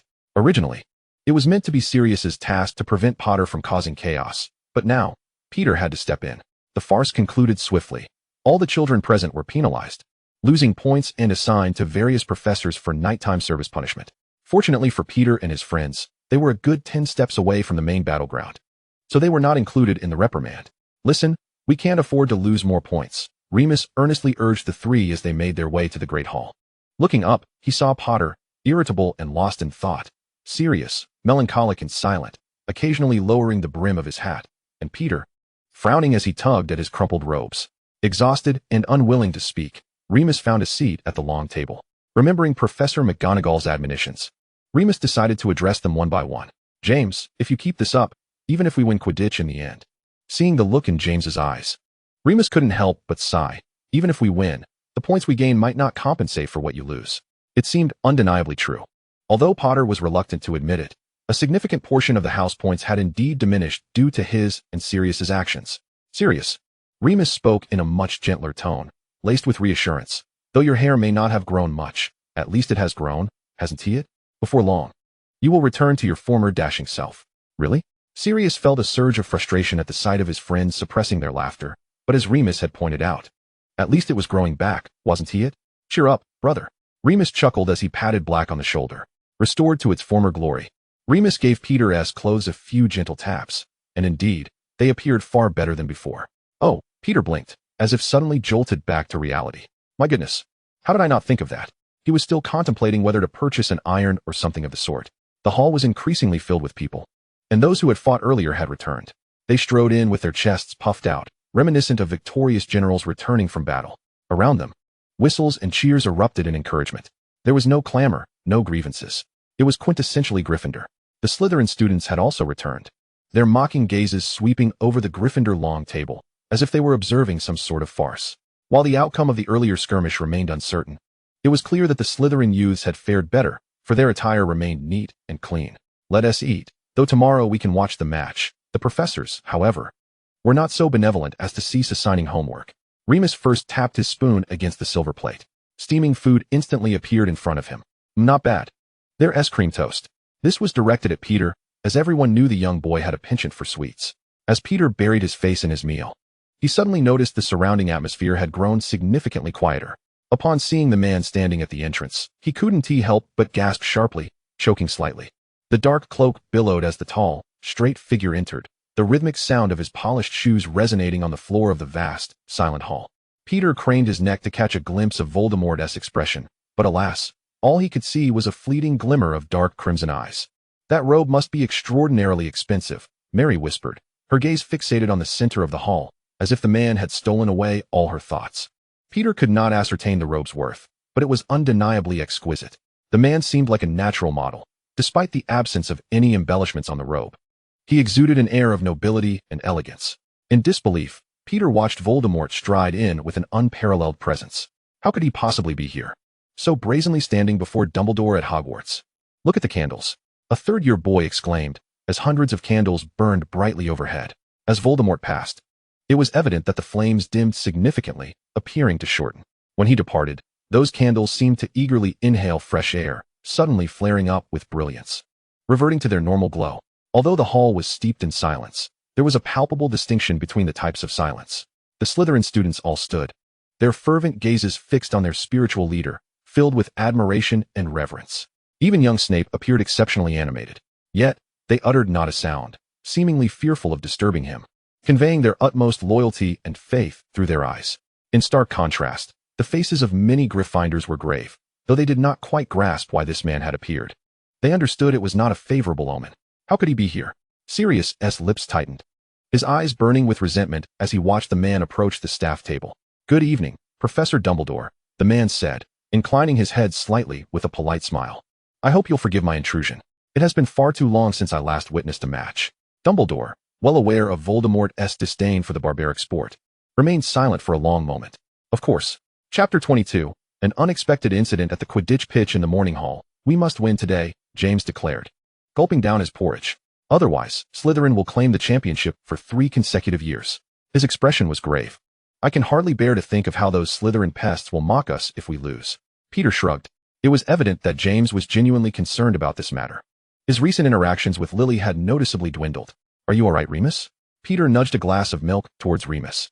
You look rather pale. Perhaps you need to rest. For reasons unknown, Remus's complexion was alarmingly white, and his breathing seemed unsteady, which genuinely worried Peter. Thank you. Remus accepted the perfectly warmed milk, his slightly furrowed brow easing a bit. Yet, his gaze was hesitant, as they had long agreed to welcome Gryffindor's victory together. Unfortunately, there's no place for you among the Quidditch players. Sirius, his hair a bit longer, had returned to his usual carefree demeanor, elegantly slicing into his lamb chop with a hint of mockery. It was unclear whether he was deriding James's needless fretting or lamenting Gryffindor's loss of such a formidable player. The sky was somewhat overcast, but the May weather was oppressively humid. Peter regretted attending the match, feeling the clammy dampness clinging to him. He merely wished to return to the common room for some respite. The stands teemed with people, red and green banners everywhere, as excited conversations filled the air, seemingly oblivious to the stifling heat. Gryffindor will prevail, James shouted, shaking his homemade banner vigorously. Brother, it's barely past 8, Sirius said, glancing at the empty pitch. The match was set to commence at 9. So, James had no intention of questioning him, merely an expression of innocent curiosity. What does that matter? All right, Sirius said, shaking his head in resignation. Please, continue. Due to visibility, they had tactfully allowed the shortest among them to occupy the front row, with a few fortunate souls seated in the very first row. However, Peter noticed that Remus's complexion seemed even graver now, likely due to the raucous crowd or the stifling heat. Listening to you, Remus, Peter said seriously, you must go rest now, or perhaps visit the infirmary? The normally coddled little fellow appeared remarkably dependable at this moment. I feel fine, Remus insisted. Merlin, they're coming out. The previously calm stands erupted into fervent cheers. It's Kingsley Shacklebolt. Several older girls cried out. He needs to prepare for his OWLs this year. Everyone thought he wouldn't participate in the match. Peter leaned forward, peering down. A tall, bald black wizard strode to the forefront, politely waving at the jubilant crowd, leading the Gryffindor team to Madam Hooch. Madam Hooch, who taught flying lessons and officiated Quidditch matches, was a young woman with a sharp bob, exuding an air of confidence and charm. Is he impressive, Kingsley Shacklebolt? That name sounded vaguely familiar. Peter stood on tiptoe, trying to see better. Of course, the Gryffindor prefect, Longbottom, explained with a smile. Not only is he exceptional, but he also excels in every subject, nearly achieving perfect scores. Oh, Merlin's light. How astonishing. The younger students gasped, knowing that such brilliance required a considerable investment of time. He became the Quidditch captain this year, and is my formidable rival. Longbottom gestured to the Gryffindor team's dismal performances in the previous years, asserting that this steady giant had nothing to do with their failures. If I were him, I'd also choose to be the Quidditch captain. James wholeheartedly agreed with Claire's choice. Is there even a female player in Quidditch? Gazing out, Peter could not help but tug at his neatly pressed collar, for the heat was unbearable. Oh, indeed, Longbottom drawled slowly. I mean, they are quite formidable. That was not my intention, Peter clarified. I merely find this competition excessively exhilarating. Well, Peter thought to himself, the arena was practically rife with savage and rude collisions, particularly unkind to the petite female competitors. The female Quidditch player was none other than Gryffindor's head girl, Alice, whose cascading waves of hair were now dramatically elevated, the vibrant red headband lending her an impeccably tidy appearance. Wait a moment, how is it that she can play Quidditch and serve as head girl? I mean, isn't that quite demanding? James inquired. Oh, Longbottom remarked, observing the striking young lady below, that is because she possesses extraordinary talent. Longbottom could scarcely guarantee his victory in a duel against her. Is Beauxbatons still as formidable? A bright female voice chimed in from the side. Lily? Potter's eyes lit up as he rudely pushed his way over. Oh, hello, Potter. Perhaps due to the fervent atmosphere of the day, Lily unusually smiled at Potter. Merlin's beard. This is nothing, Lily. I assure you. I will surpass her. They are all no match for me. Potter puffed up momentarily, which was quite typical. Observing Potter with his chin held high, Lily's good mood dissipated instantly. She truly abhorred boastful boys. Longbottom remarked. Are children nowadays so accustomed to stepping over others? Potter, seemingly oblivious to Evan's annoyance, continued to chatter incessantly around the girls until Madame Hooch's whistle pierced the air. It was evident that both teams were evenly matched. At the sound of the whistle, both sides leapt into the air, soaring like meteors across the pitch with the aid of their broomsticks. Oh! Peter and his companions quickly crouched down as a bludger, struck by Slytherin's Evan Rosier, hurtled towards the stands. Watching the Gryffindors scurry to evade it, that annoying fellow broke into a smug grin. How infuriating! Seeing the Slytherin player score with the bludger, James angrily pounded on the railing before him, wishing he could block it himself. Gryffindor, 90 points, Slytherin, 40 points, Peter announced, glancing at the scoreboard. We are in the lead. Although he was not particularly skilled at flying, he greatly admired those who could maneuver effortlessly in the air, executing various complex maneuvers with grace. The sheer speed and agility made his blood boil with excitement. This had little impact on the outcome. Sirius glanced up at the seekers from both teams, knowing that catching the Golden Snitch would yield a substantial 150 points. It appears that the Golden Snitch holds the key to victory, Peter realized. No wonder Harry Potter was so esteemed. Lost in thought, Peter suddenly felt a weight on his shoulder, turning to see Remus had inexplicably fainted. Remus. Chapter 23, Doubt. He actually is. Peter stared in astonishment at the man squatting beside Remus Lupin. Wasn't he just at the professor's table? How did he get here? What had transpired? Professor Dumbledore approached, and upon seeing the Dark Lord standing, his heart sank. Professor, Remus has fainted. Peter hastily squeezed in front of Dumbledore, disregarding the Dark Lord's earlier presence. Dumbledore waved his wand gently, a milky white glow enveloping Remus, who remained unconscious, though his lips regained some color. Just a minor issue. Madame Pomfrey will handle it well, Dumbledore reassured the anxious crowd with a calm demeanor. Do you need assistance in taking him over? The Dark Lord inquired, earning wary glances from the surrounding Gryffindors. That won't be necessary, Dumbledore replied, maintaining his unhurried composure, which greatly alleviated the tension among the little lions. The match continues. Does it not? Oh yes, the match is far from over, James Potter muttered softly, his eyes occasionally darting towards the Gryffindor seeker. Indeed, Peter cautiously supported Remus. You certainly have the option to remain and continue watching, do you not? Peter glanced at the boy whose hair was perpetually tousled. That is your prerogative, Mr. Potter. Potter shrank back slightly. Although Peter smiled at him, he felt as if that gaze could freeze one in their tracks. Come help. Sirius called Potter over. Though somewhat uncomfortable with Peter's cold demeanor and temper, Potter nonetheless stepped forward to support Remus, who was slumped against Peter's back. Professor McGonagall, I fear I must trouble you, Dumbledore instructed as she approached. Of course, Professor, it is my duty, McGonagall responded, equally concerned about Remus' condition. Mr. Riddle, this way. The Dark Lord, momentarily distracted by the clumsy, chubby-cheeked blonde boy, was called back to attention by Dumbledore. As he departed, the Dark Lord could still hear the voices behind him. Children, I believe we need not make such a fuss. How about a levitation charm? McGonagall expertly waved her wand, and Remus floated gracefully into the air, obediently following along. I have considered it. Peter wiped the sweat from his brow, but my magical control is not yet refined. It's akin to using one's own arms. Of course, This requires profound magical ability and precise control. McGonagall comforted the young lion, whose transfiguration results were dismal. There will come a day, Mr. Pettigrew. Indeed, Peter acknowledged. It pertained to the distance and whether the height remained consistent, which was not as simple as one might imagine. Wow, that looks really cool. James adjusted his glasses. Indeed. I believe it is essential for me to practice diligently, Sirius stated earnestly. When the three returned, feeling somewhat bored, they discovered that the Quidditch match had concluded. We won, didn't we? Potter asked, brimming with anticipation. Not quite, Alice retorted coldly, having pulled Potter's face close. Clearly, Slytherin has triumphed for the third consecutive time. Upon spotting the dazed seeker, she charged forward. Get out of my way. Alice. The boy shouted in embarrassment. You harpy. Harpy. Alice's angry countenance drew nearer to the boy. Better than being blind with open eyes, wouldn't you agree? Gazing at the boy, who dared not retort, she slightly parted her lips. Fool. Indeed, in the Great Hall, the typically restrained Slytherins had cast off their decorum, jubilantly celebrating their victory. Not only for the third consecutive time, but also for having bested Gryffindor in front of the Dark Lord. It was utterly intolerable.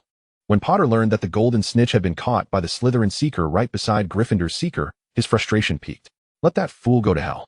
Although Peter felt a twinge of regret, he did not invest too much emotion, calmly munching on a pumpkin pasty. He couldn't help but recall a time when Harry had similarly won the golden snitch right next to young Malfoy. Contemplating this, Peter looked up to see Mr. Malfoy, only to find the Dark Lord beside him, that platinum head unmistakable. The Dark Lord had naturally remained at the Slytherin table to celebrate their victory, seemingly engaged in conversation. In the next moment, the Dark Lord unexpectedly turned his gaze towards the Gryffindor table, locking eyes with Peter directly. Ahem. Peter, momentarily stunned, swiftly averted his gaze and began executing 8 feigned motions within 10 seconds. Unfortunately, he choked on his porridge. Stealing a glance, he confirmed that Voldemort had shifted his attention. It was merely an accident. Peter let out a sigh of relief, hoping he wouldn't assume he had been staring at him all along. Yet, well, never mind. It was over. Bang. Potter slammed his hands on the table, startling the daydreaming Peter, who coughed and exclaimed, What on earth are you doing? A flush crept across his pale face. He vowed never to eat porridge again. You, Sirius set down his potato pie and leaned closer to Peter. Are you feeling guilty? Nonsense. Under Sirius's scrutinizing gaze, Peter felt an urge to leap to his feet. It was just a fleeting glance. Surely that wasn't enough to warrant guilt. Is it? Sirius picked up the pie once more. By the way, why did you bang the table? Seizing the moment while no one was paying attention, he discreetly extracted the chicken from his pie with his fork. A potato pie infused with the flavor of chicken but devoid of any actual chicken. He relished it. I aspire to be Gryffindor's seeker. Let that fool meet Merlin, Potter declared, placing his foot on the bench with bravado.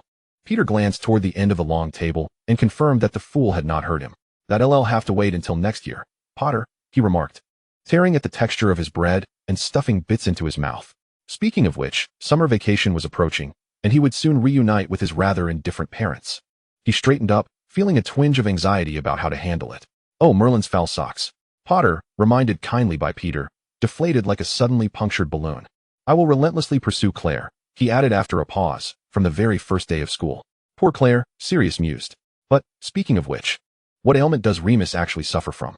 Sirius set down his juice, casting a puzzled glance at the other two. I mean, he has taken quite a few sick days this term. At that moment, Peter's heart raced. He has always had poor health, you know. Though he was full, Peter continued to slice a piece of smoked fish, keeping himself busy. Oh, Potter expressed, unable to comprehend how someone could be so weak, yet he offered his respect. What kind of illness would necessitate a monthly absence? Sirius squinted in recollection. Sometimes it's his mother who is unwell, Peter explained, not raising his eyes. Indeed. That is how Professor McGonagall explained it. Oh, their entire family must be quite fragile, Sirius shrugged, seemingly letting the matter rest. Perhaps, Peter sighed with relief, speculating it could be a hereditary condition. Such ailments are notoriously difficult to treat among muggles. I'm sorry, Mrs. Lupin. I'm sorry, Mr. Lupin. I'm sorry, Remus. Peter silently apologized. Alas, Quidditch had concluded, leaving a hollow feeling within him. Potter patted his stomach, somewhat wistful. How did the finals go? Peter maliciously reminded him. I believe this should capture your attention. The expressions of both boys froze instantly. With summer approaching, how far could the final exams be? I think I need your history of magic notes, Potter, who had never missed a single class, stated. Of course, Peter replied, deeming it a trivial matter. What about potions? Neither of them excelled in potions, as they primarily invested their focus in whimsical ideas during class.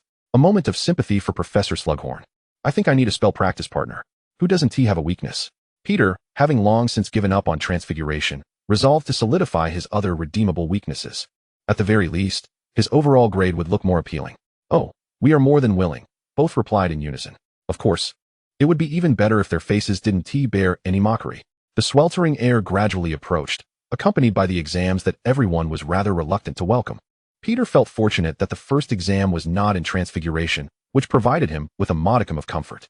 For history of magic, Peter boldly pressed down on the questions, surmising that Professor Binns would likely test on the two major topics of the Giant War and the Goblin Rebellion. Indeed, the exam focused on the content from the first lesson about the Giant War.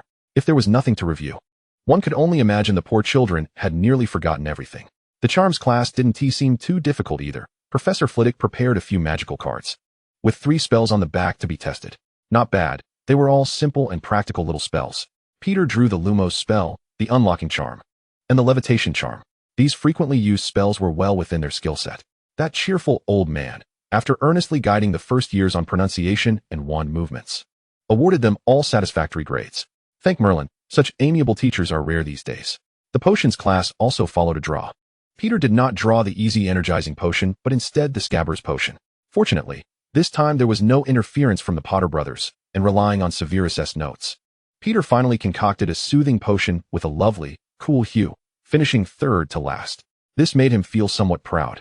Perhaps he did possess a talent for potions after all. The setback came swiftly. The next day, after a hasty breakfast, they arrived at the transfiguration exam. I bet Professor McGonagall won test us on turning firewood into needles, Sirius whispered, turning his face. Huh, Peter scoffed expressionlessly. As if turning matches into needles is something you could do. Yes, I am that confident. My transfiguration class is not merely a limp leg among subjects. It's a broken one. If everyone is prepared, we shall begin, Professor McGonagall announced, adorned in a lavish emerald green robe, her hair impeccably arranged. Her gaze swept across the room, where the 4 houses' young scholars sat. When her eyes landed on Peter, encircled by Potter and company, her gaze paused imperceptibly. Listen. This term's assessment is to transform a rat into a snuff box. With a wave of her wand, a multitude of small brown rats appeared on the empty desks. Exam duration, 40 minutes. The elegance of your snuff box will determine your grades. Very well, no students seemed to have any differing opinions. Now let us begin. Everyone, in unison, pulled out their unique wands and began to poke at their rats. Professor McGonagall strolled through every corner of the classroom, causing those with already mediocre grades to become increasingly flustered. See, mental fortitude is also crucial. Peter surveyed the classroom before leisurely casting the transformation spell on his rat. Predictably, the little rodent merely blinked its eyes without a hint of change. Speaking of rats, Peter sighed. He wondered if his transformation was as adorable as the others. What? Why not aim for something grand and majestic? Don't you see, the grand and majestic rat doesn't even qualify as a pet. Plus, it's too large a target, making it the easiest to fail. 40 minutes passed swiftly.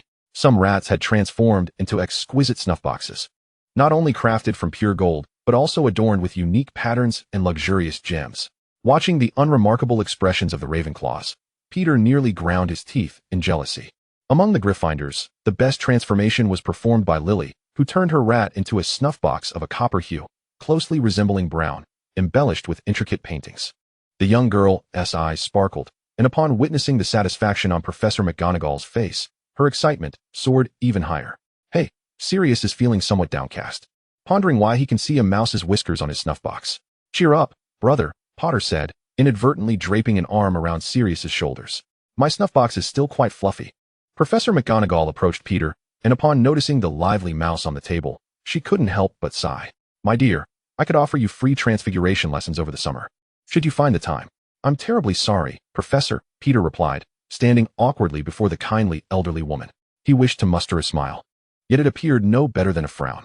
I think it's best not to trouble you. I will manage on my own. It will get better, child. Professor McGonagall reassured him, patting the boy's shoulder. However, she felt powerless. Peter diligently took notes in every class, and the spell he practiced most was undoubtedly transfiguration. Don't ask how she knew. She just had. Yet, during this examination, Peter's attempts at transfiguration were hardly fewer than those of the highest-scoring students. Alas, the outcomes left much to be desired. In such circumstances, she couldn't even grant him a passing grade. To do so would be a disservice to the mouse's bright, expressive eyes.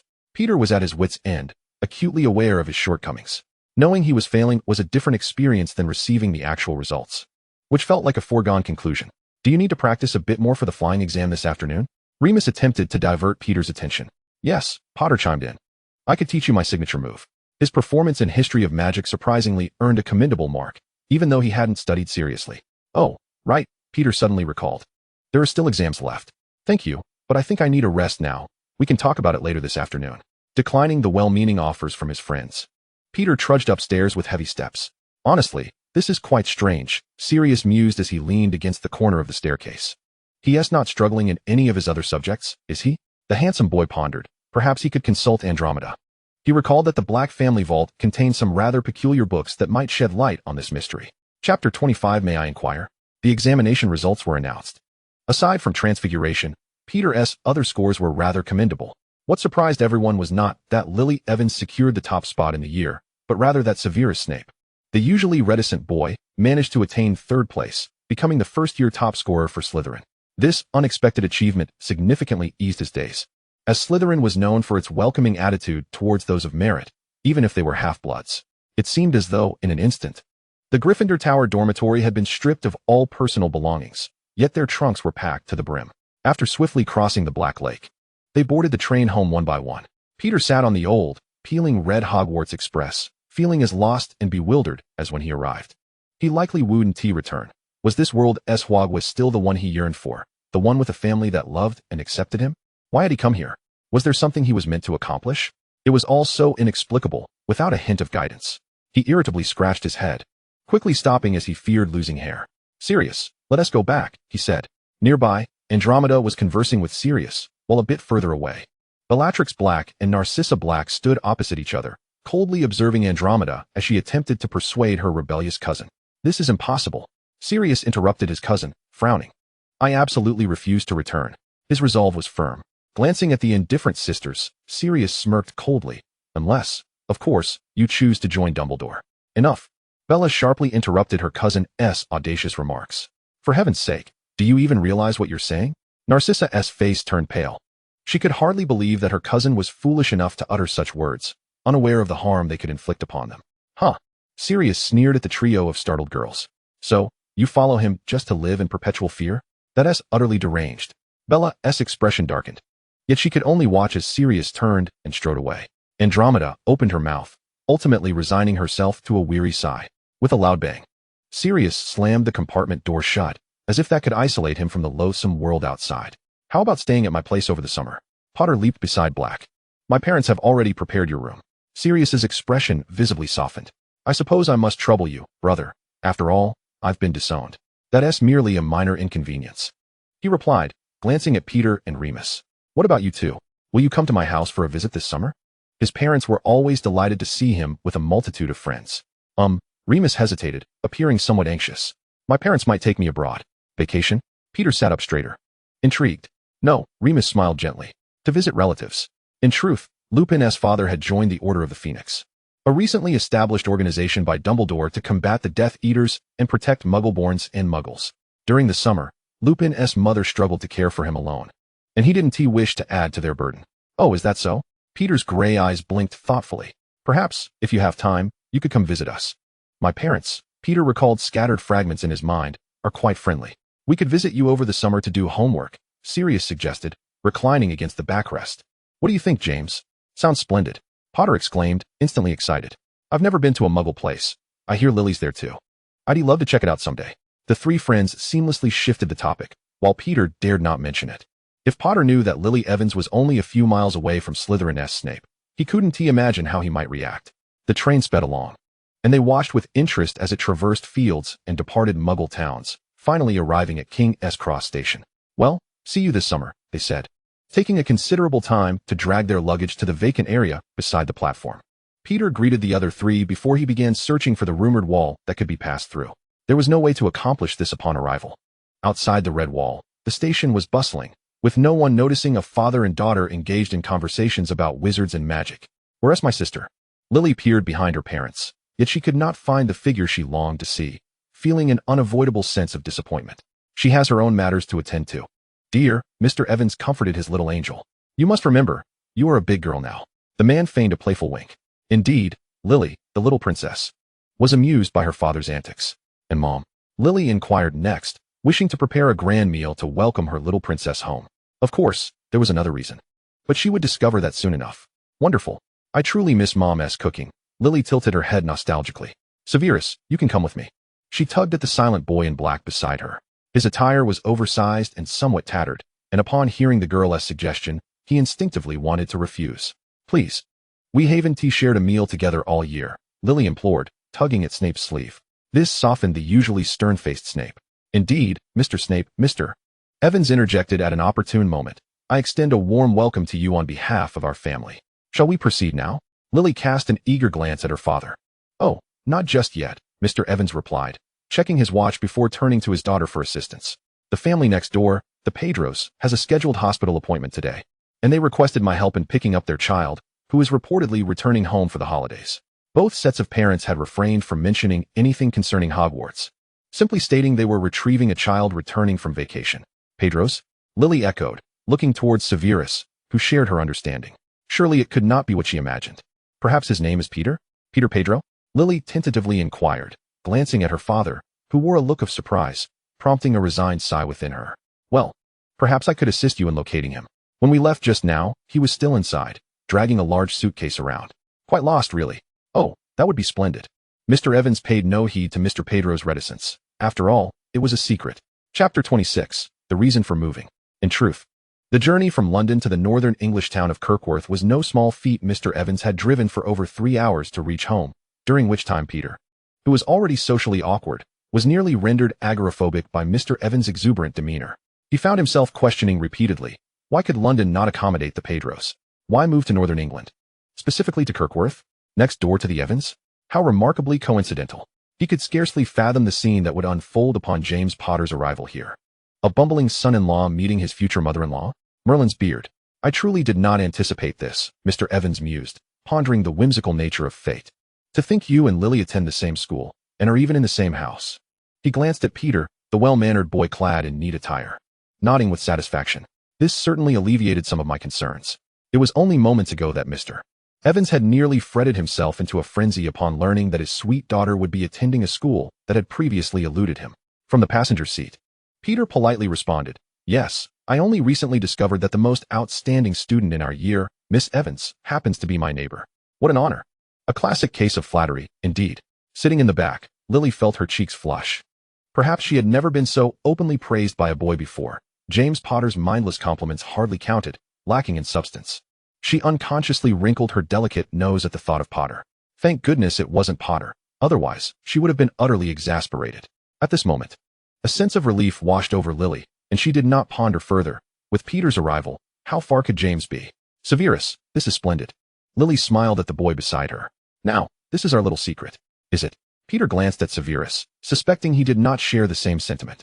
Severus managed a weak smile before reverting to his usual impassive demeanor, sitting upright, the longer strands of hair partially shielding his eyes, thus preserving his trampled dignity. He observed that Lily's father had never before exhibited such warmth towards him. From the initial scrutiny to a reluctant acceptance influenced by Lily, it was a shift from indifference to mere tolerance, never acceptance. While he had previously acknowledged this reality, Severus had forced himself to disregard it. They were muggles, after all. And even Lily's parents ultimately belonged to a world apart from his own. However, Peter's arrival had sharply torn away the veil concealing Severus's insecurities. That morning, he had made a special effort to wash his hair and donned his only garment free of holes or patches, striving to overlook its ill fit. As it was his most presentable attire aside from his school uniform, he understood he might be riding in Lily's family's vehicle. He turned his face towards the window, attempting to evade Peter's curious glances. The bustling traffic outside reflected through the glass, casting an enigmatic expression upon his face. Inside the car, Mr. and Miss Evans continued their inquisitive conversation regarding Peter, while in the corner, the desolate Severus remained ensconced in his own world. As dusk descended, streetlights flickered to life, guiding them into the neighborhood. Not far from their destination, the Evans family greeted the Pedros, who stood at the entrance. "Mummy," Lily exclaimed, darting towards her mother's embrace like a jubilant little bird. Beside them, Penny, having not seen her sister for a year, gazed at her with a look of yearning. "Oh, Penny." Lily clung to her sister's neck, playfully pouting. "I've missed you so terribly." The girl's eyes brimmed with tears, fearing that her sister might still disregard her. "Oh dear, please wake up." The shy Penny was rendered crimson by Lily's bold display, yet despite her fluster, She did not push away the little girl in her arms. "Brother, you've been quite secretive," Mr. Evans teased as he handed the luggage to Mrs. Evans, turning to jest with Mr. Pedro. "I attend the same school as Miss Evans," Peter explained, gazing up at his father, "and we are even in the same house." "Merlin, indeed." Mr. Pedro's eyes widened in realization, followed by an apologetic expression. "I am terribly sorry, Ryan." Peter abruptly turned his head, exclaiming, "So, does this mean you are familiar enough to use first names?" In his sudden pivot, Peter not only observed the two fathers in a friendly exchange, but also spotted Severus standing quietly to the side. "Oh, father." Peter released himself from his mother's embrace. "This is my classmate." He pulled the startled Severus into the conversation, introducing him to his parents amidst the incredulous gaze of Severus's dark eyes. "You are both Gryffindors, correct?" Mr. Pedro inquired with a cheerful tone. "Not quite." Peter firmly grasped Severus's hand, who hailed from the more esteemed Slytherin house. It was evident that Peter's father paused momentarily. Severus remained silent. Unlike the Evans family, Mr. Pedro was also a wizard, belonging to the honest and gentle Hufflepuff house. "Trust me, Dad. He is the finest Slytherin I have ever encountered," Peter asserted. As they stepped into the Evans home, a sumptuous dinner spread greeted their eyes. Severus decided to take his leave, for his mother would worry about him. Furthermore, he felt a certain discomfort in this setting, one that might even render others uneasy. It was an ordinary neighborhood. Although modest in size, it was clear that Mrs. Evans had taken great care in arranging their home, with details that showcased a warm and loving atmosphere. After the Pedro family had dined, they offered to assist in tidying up, but were gently yet firmly declined by Mrs. Evans. Back at his own home, Peter frowned at the somewhat disheveled state of his surroundings. "Perhaps I might understand why we moved?" Mr. Pedro glanced at their home, a slight flush creeping onto his face, while Mrs. Pedro, seated on the sofa, instinctively shrank back, avoiding their gaze. "I'm sorry, son," the tall man, towering over 180 centimeters, appeared quite awkward, fidgeting with his hands. "Trust me, this is merely temporary." He referred to the untidiness of their home. "As for the reason, your mother has been unwell." The man's expression turned somber, tinged with helplessness. Peter sprang to his feet, exclaiming, "What is it? What is wrong?" "Her eyes," came the reply. Mr. Pedro found a measure of solace in Peter's evident anxiety, quickly gesturing that there was no need for concern. Since the previous year, her eyesight had been deteriorating. Indeed, as Peter crouched before the woman, he perceived that her gray eyes seemed to be shrouded in a veil of mist. Chapter 27. The Quarrel. This did not alter the woman's demeanor. She remained gentle, soothingly patting Peter's hand. "I can see you, my dear child. It's just not as clear as it once was. Could it be merely nearsightedness, or perhaps farsightedness, or astigmatism?" Peter was bewildered. Perhaps it was simply a minor issue. "None of those, Mr. Pedro interjected as he moved to embrace his wife. "Her vision has declined far too rapidly in a short span of time. The doctor has warned that if we do not intervene, she may soon become completely blind." Peter fell silent. "What about the potion? I mean, it must be miraculous. Surely there must be a solution." "It's futile, child," Mr. Pedro shook his head. "I have a friend in St. Gorman who has examined your mother." "Oh dear." Peter felt at a loss. The doctor mentioned that this area is an industrial zone, and due to pollution, such ailments are rather common. "So perhaps there may still be treatment options," Peter's mother explained softly. "I'm sorry, mother." Peter grasped the woman's delicate hand. "I didn't mean to fret about the move. I was merely concerned for your health." She was only in her 30s, still so young, yet she might never see again, living in darkness until the end of her days. Contemplating this, Peter couldn't help but feel sorrow for the gentle and amiable young mother before him. "Cheer up, child." Old Pedro comforted the glum boy with golden hair. "We have an appointment with the doctor here today. The situation is not as dire as you imagine." As old Pedro spoke, the short hairs on his upper lip quivered in a somewhat comical manner. "When shall we next visit the doctor?" Peter rose and deftly poured a glass of water to offer to Mrs. Pedro. "Perhaps in about 2 weeks," Mr. Pedro replied truthfully, recognizing that his little one had grown and deserved to know these matters. "However, before that, we must prepare a few things." After observing the boy's puzzled expression, Mr. Pedro mischievously winked. "We should express our gratitude to the Evans family for their assistance, perhaps by treating them to a meal. It might be a good idea to invite the Evans sisters as well." Mr. Pedro thought his child might be somewhat shy. Having more friends would always be beneficial. "Oh, that's no problem." The somewhat older Peter, who regarded Mr. Pedro as a dear older brother, found this all rather trivial. For reasons unknown, Mr. Pedro suddenly fell silent, gazing at the young boy. "Father?" Peter queried, feeling a twinge of unease. If that boy is your friend," Mr. Pedro seemed to have made a decision. "You could invite him as well." Peter understood. His father was referring to Snape. In truth, their relationship was rather mediocre, merely the sort that led to squabbles upon meeting. I shall invite him. Should he accept? Peter conceded.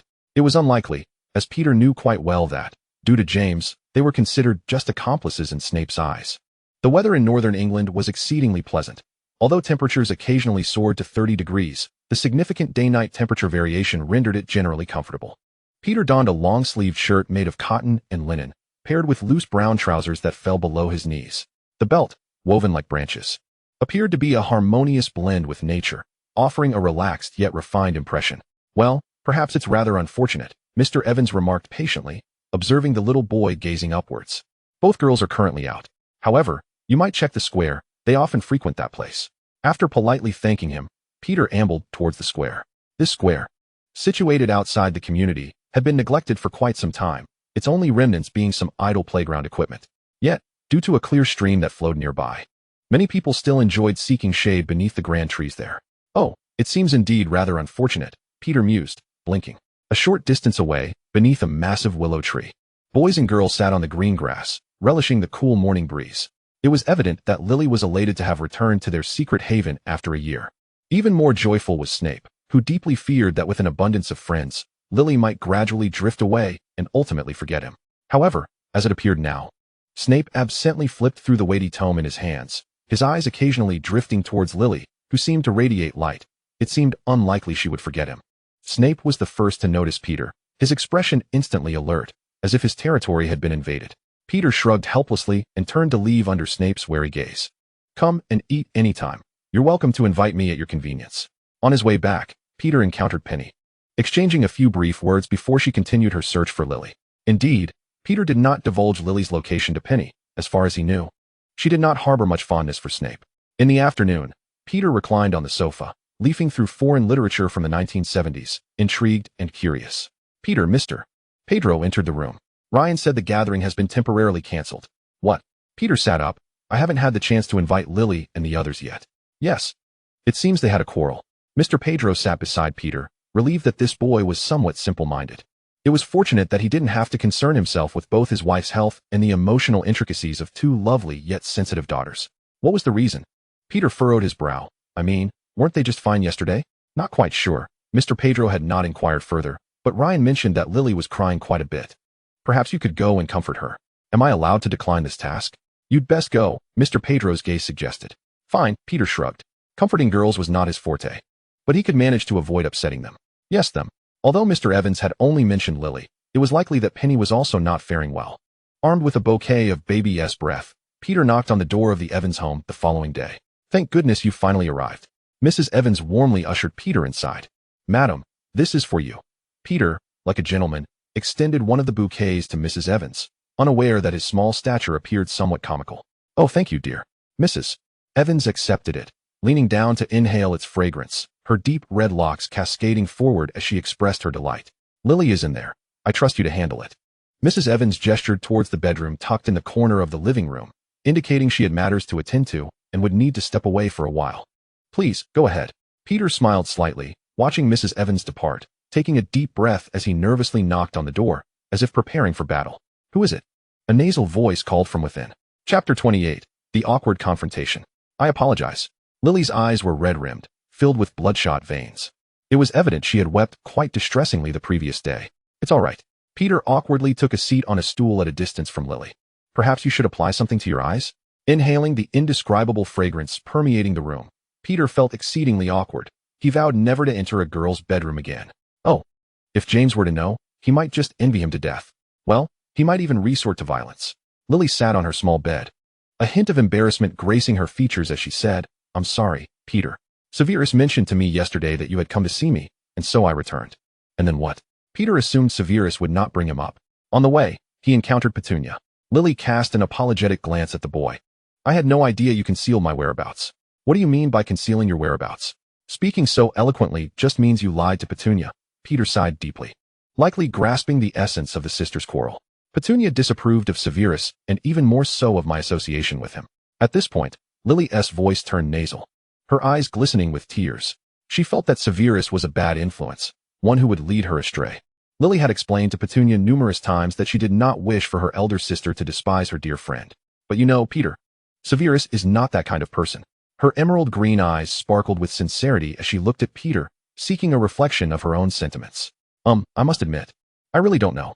Severus would never harm me. Finding a confidant, Lily poured forth her thoughts. He is kind and diligent.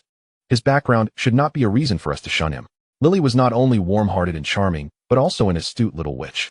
She likely understood her parents' and sisters' perspectives. Yet, she cherished her friendship with Severus.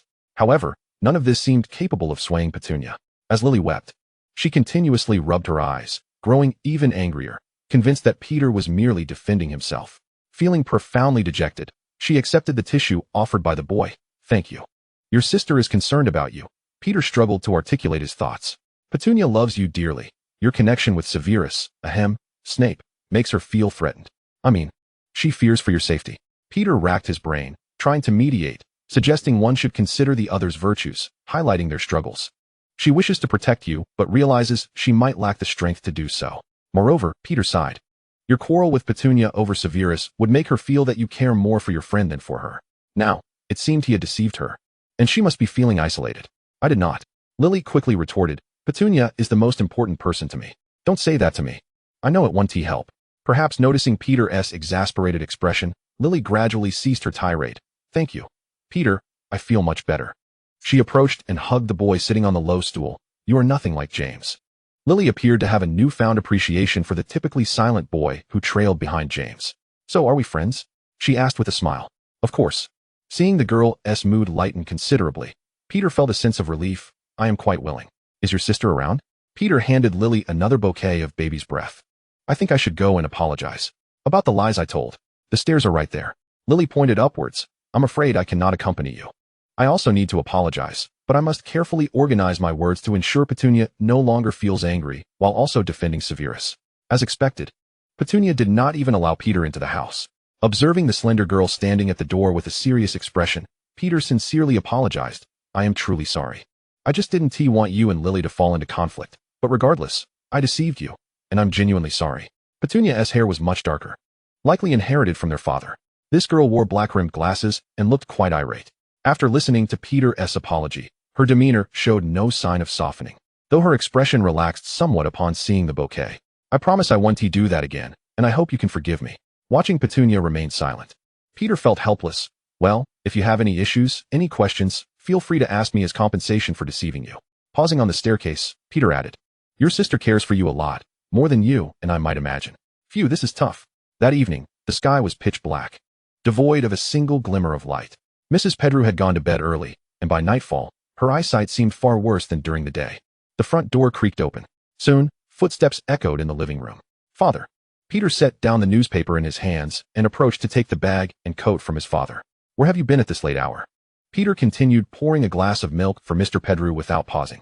Mr. Pettigrew looked extremely fatigued, propped up on the sofa as though all his strength had been drained, staring blankly at Peter as he moved about the living room until he heard Peter's inquiry. Mr. Pettigrew gulped down the milk in one go, his breath gradually returning to normal. He began to ponder whether or not to share the matter with his son. Humphrey has died. Peter paused momentarily. Was he ill? Wizards and muggles alike can fall prey to various ailments. He was my classmate, and he graduated from Hufflepuff. Mr. Pettigrew spoke in a subdued tone, as if all emotion had been expended. But he was so young. Under normal circumstances, wizards could live well over 100 years. Indeed, Mr. Pettigrew nodded in agreement. His son is merely 5 years old. How tragic, Peter sighed. And he has also passed. The living room fell into an immediate silence. What happened? After a prolonged silence, Peter's voice emerged, somewhat hoarse. It was the Death Eaters. Mr. Pettigrew removed his glasses and wiped the corners of his eyes. Humphrey was a half-blood, and the child's mother was a muggle. Humphrey had joined the Order of the Phoenix, seemingly worried that Peter might not know what the Order of the Phoenix was. He explained, it is the organization established by Professor Dumbledore last year. He sought to protect his family. Yet, he met his demise at the onset of the encroaching darkness. Peter sat there, silent, his expression blank, lost in thought. Peter, if matters escalate to a certain point, we may need to move again. Peter knew that compared to Humphrey, his family was likely also on the Death Eaters list, the only difference being that Mr. Pettigrew was not a member of the Order. Has it truly come to this? Remembering the jovial demeanor of that man in the Hogwarts Great Hall, Peter couldn't help but sigh internally. Chapter 29, A Chance Encounter. Charing Cross Road in London is a renowned street. To alleviate the awkward atmosphere between the two sisters, Mr. Evans decided to take the children on a little outing here. Mr. and Mrs. Pettigrew needed to go for a hospital checkup. Thus Peter had the fortune of accompanying them on a tour of Charing Cross Road. He hadn't paid much attention when he visited last year. Lily savored a sweet ice cream, her curious eyes surveying the towering buildings around her. Careful. Peter pulled the girl back as a red double-decker bus whizzed by. Oh, thank you, Lily said, sticking out her tongue in embarrassment. My goodness. There are so many bookstores here. Petunia was equally excited, feeling that living in such a place was nothing short of wonderful. These little bookshops look somewhat shabby, Lily hesitated. But don't underestimate them, Mr. Evans said, sharing his experience with his daughter. In small shops, you often find unexpected treasures that will broaden your horizons. Oh. As Peter gazed at the handsome young man and beautiful young woman behind the third bookshelf in the library, he was taken aback. Who would have thought England could be so small? To his astonishment, he found himself in the presence of Sirius's sister and her husband. Peter lowered his gaze, striving to diminish his presence. Ah, the allure of culinary interests, how captivating. Look, Peter, over here. Lily beckoned from a small round table nestled beside the bookshelves, adorned with exquisite tea sets. Alas, I seem to be a mere vessel of misfortune, Peter thought resignedly as he approached Lily, acutely aware of two pairs of eyes fixated on the back of his head. When he heard the name Peter, Andromeda instinctively cast a glance in that direction. For her cousin had a friend bearing the same name. Little did she expect it to be him. Upon spotting Peter's head of golden curls, a sense of panic inevitably washed over Andromeda. Darling, it's quite all right, Ted soothed, embracing his daughter gently. Perhaps he hasn't noticed us. Is that so? I believe not, Andromeda mused, realizing that Peter had indeed not spared them a glance, confirming her fears. This was decidedly unwelcome news. Who would have thought in a city as vast as London, with its myriad bookstores, they would encounter one another?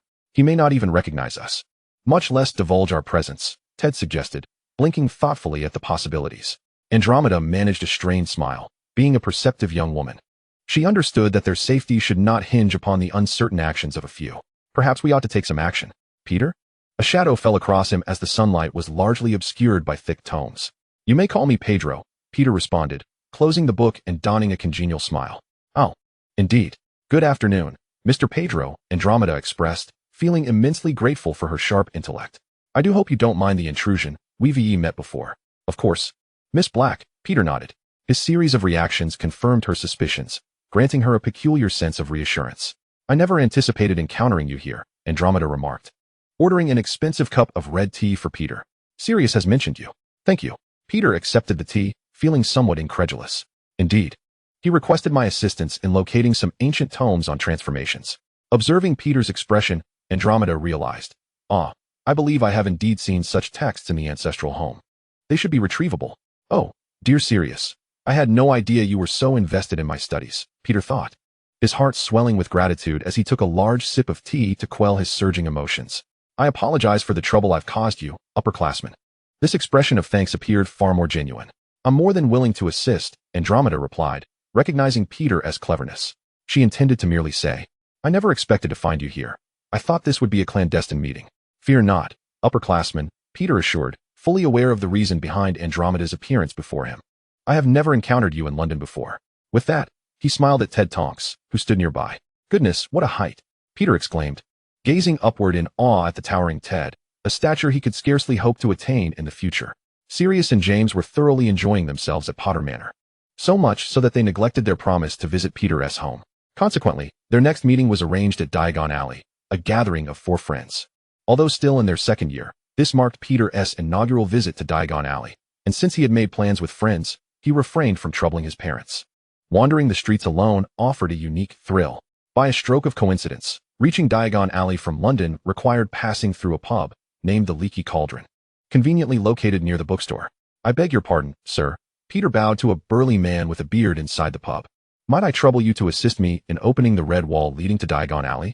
He gestured toward the red wall tucked in the alley behind the pub, a nondescript wall, even flanked by a few bags of refuse. It was rather embarrassing that he had forgotten this detail. Oh, is this your first time here?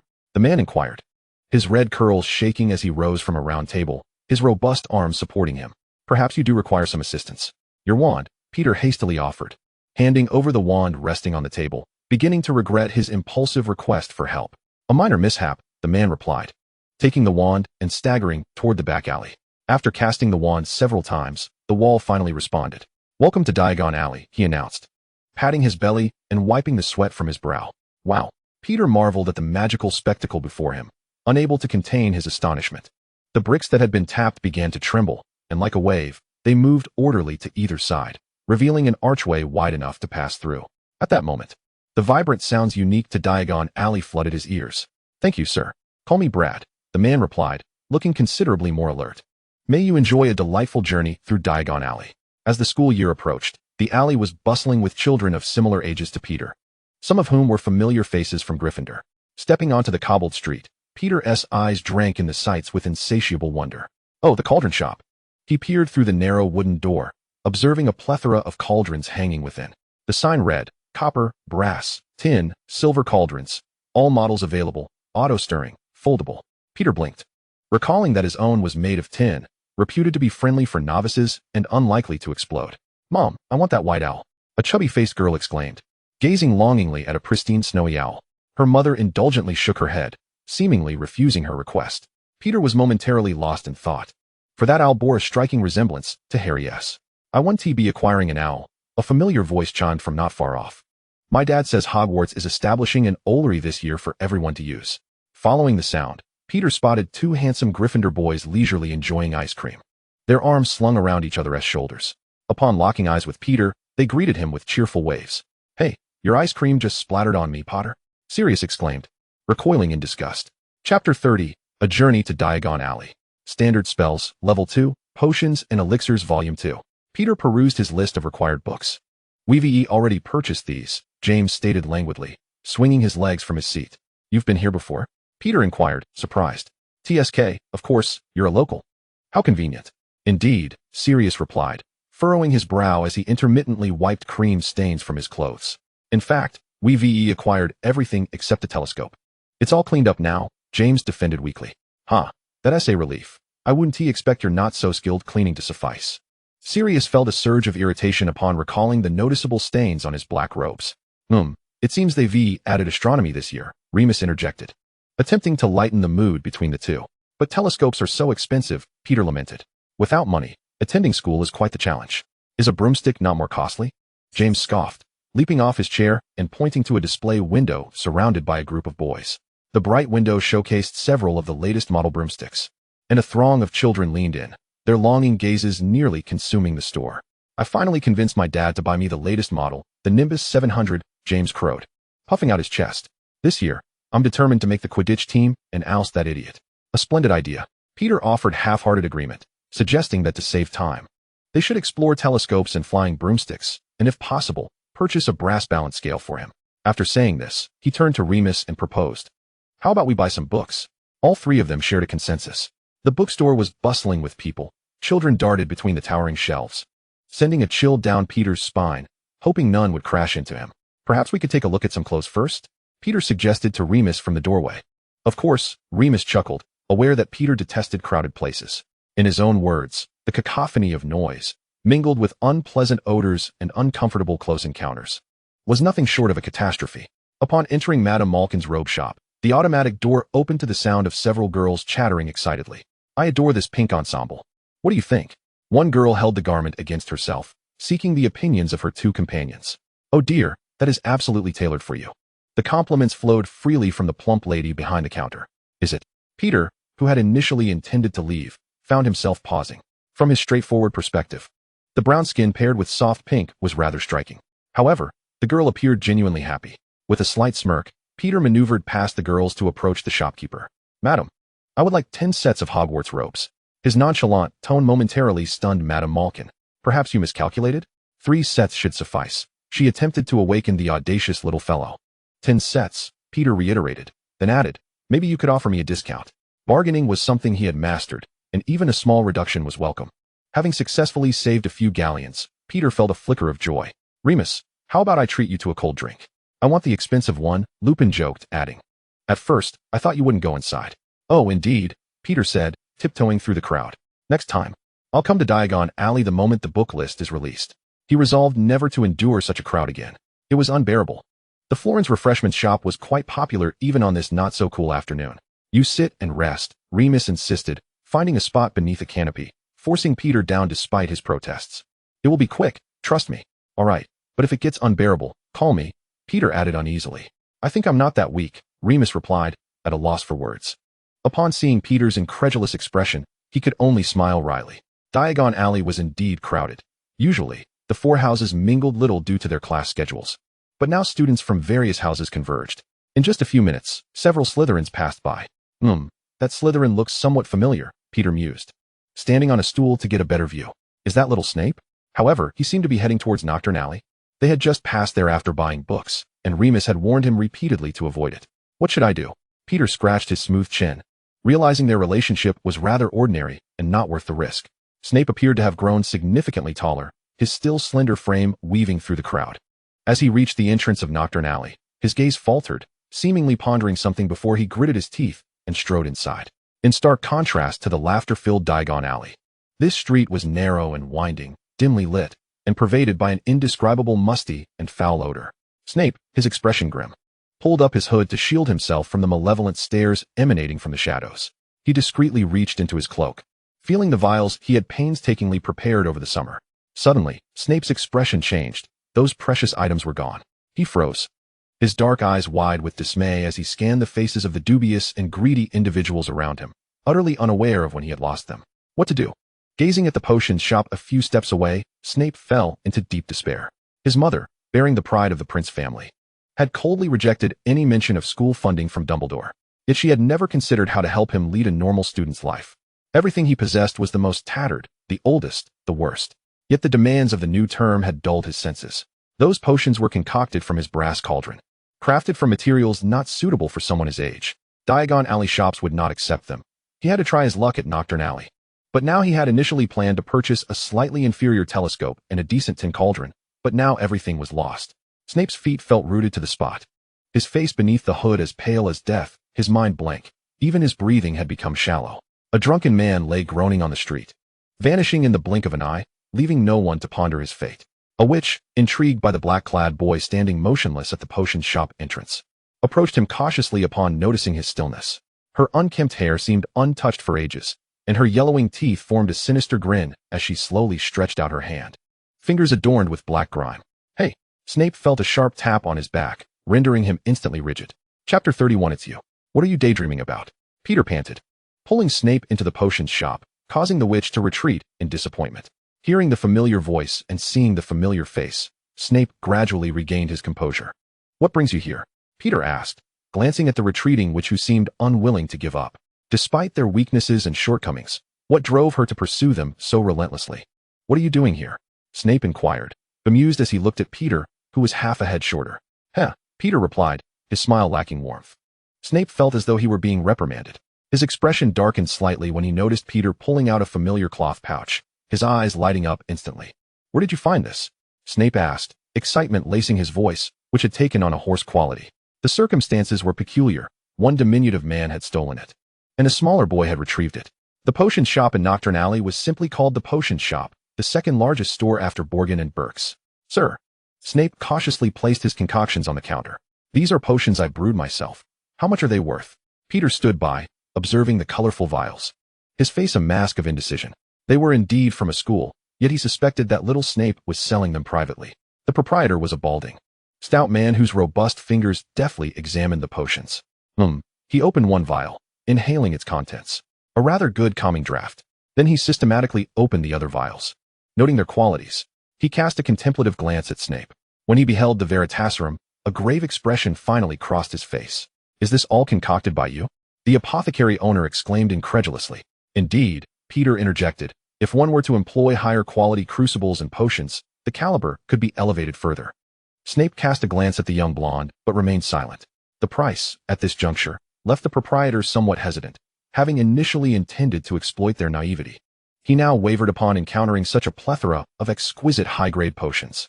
Should you require a long-term supply, I hope you can offer a fair price. Peter smiled. If the terms are unsatisfactory, I believe we will seek alternative buyers. Upon hearing that they would not sell, Snape looked at Peter in astonishment, only to be restrained by Peter's hand on his arm, signaling him to remain still. Not selling is out of the question, he insisted, having already envisioned potential buyers. In a mutually agreeable manner, Snape secured the funds for this semester's supplies. Frankly, it exceeded his expectations significantly, rendering the typically stoic man somewhat exhilarated. Snape clenched the jingling galleons tightly in his hand, concealing them within his ample sleeve. This time, they must not be lost. I had no idea you could brew the elixir of glory, Peter murmured. In truth, I require it as well, and I am willing to offer more than that, proprietor. His gray, round eyes blinked at Snape, hoping he would grasp the underlying meaning. I shall assist you in the brewing, he added, a faint blush creeping under his hood, before pausing to clarify, without charge, as a token of gratitude. Wow, Peter chuckled. Beauty must begin from a young age. Halt. A stooped man stepped before them. Hand over your belongings. Snape remained silent, his grip on the galleons tightening. We possess nothing of yours, came the cool voice of the youth from beneath the hood. Is that so? The man showed no signs of retreat, his greedy gaze sweeping over the pair. Let me search you, and then I shall decide if I believe you. He is the thief. Peter's expression darkened, yet he still leaned against Snape's shoulder to clarify. The items, naturally, must be returned to their rightful owner. It is him.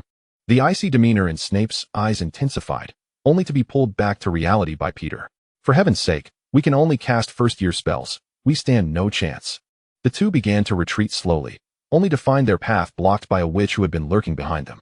Delicious little mice. Where do you think you're scurrying off to? The witch licked her lips, signaling to the stooped figure ahead. Damn it. Peter's face turned a shade of despair as the two figures advanced menacingly. The Florian Fortescue's ice cream parlor. Are you certain? James asked, glancing anxiously at Remus. Peter is quite the lazy fellow. He despises lingering here. Sirius bluntly pointed out Peter's nature. But it has already been half an hour. Remus surveyed the melted ice cream. His mood dampened. I think we can't wait any longer. We must search for him.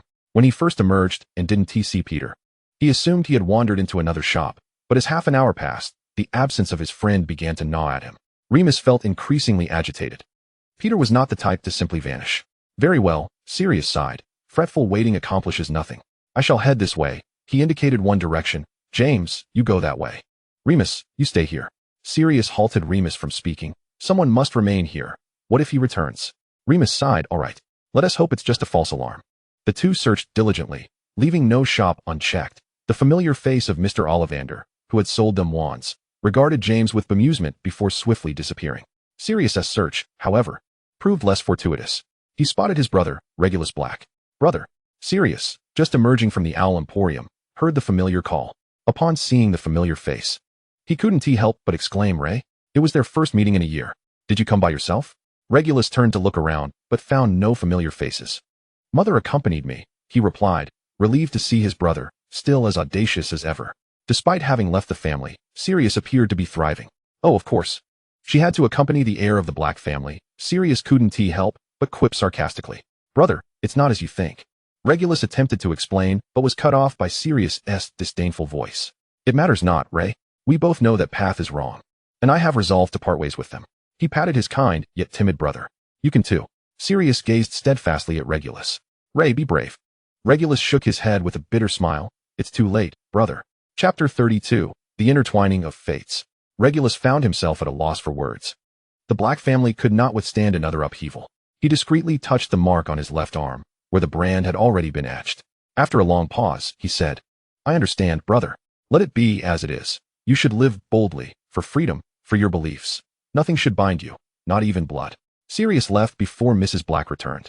He wished to avoid an encounter with her. Perhaps it was cowardice, perhaps evasion. Who could say? Ray, what are you looking at? Walburga Black followed her younger son's gaze, easily recognizing the figure that occupied her thoughts. Nothing, mother.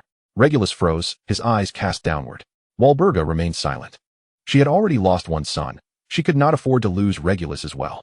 Initially furious at Regulus for lying, Walburga took a deep breath, forcing herself to suppress her anger. Let us go, she said, raising her chin imperiously. You need to purchase some other books. Nocturnally. A boy clad in a black hood strode purposefully towards Borgin and Burke's, his tall frame betraying a few strands of light golden hair peeking from beneath his hood. To his left, a masked figure exuded an air of coolness, clad in a flowing deep green robe, with a striking light gray bow tie. He silently accompanied the boy, their leisurely pace obscuring who was leading whom. To the right was even more peculiar. Lucius Malfoy, his prominent nose and disdainful thin lips barely visible beneath the hood, wore an expression of silent derision. That's enough, Mr. Pettigrew, Lucius admonished, vigorously shaking his right arm. Alas, the clingy toffee did not budge. I apologize, Malfoy.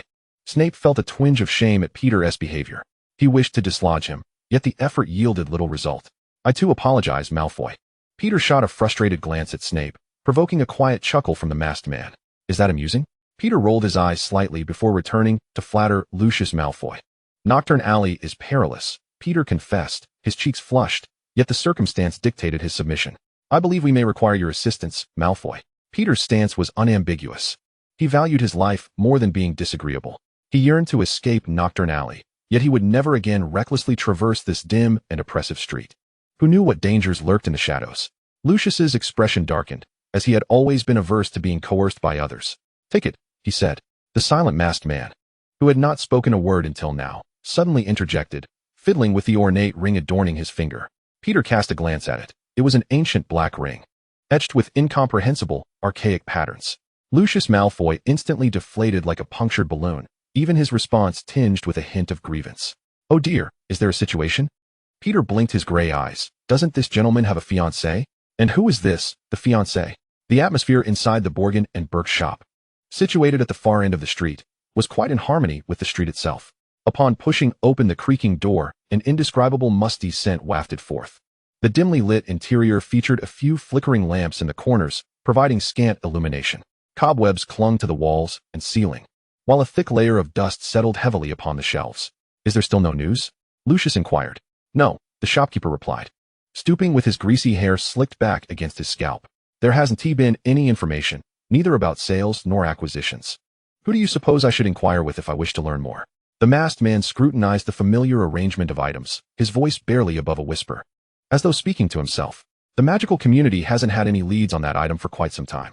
Peter sensed, perhaps mistakenly, that the shopkeeper's stoop had grown deeper. Everyone who had contact with it is deceased. The shopkeeper emphasized the word death.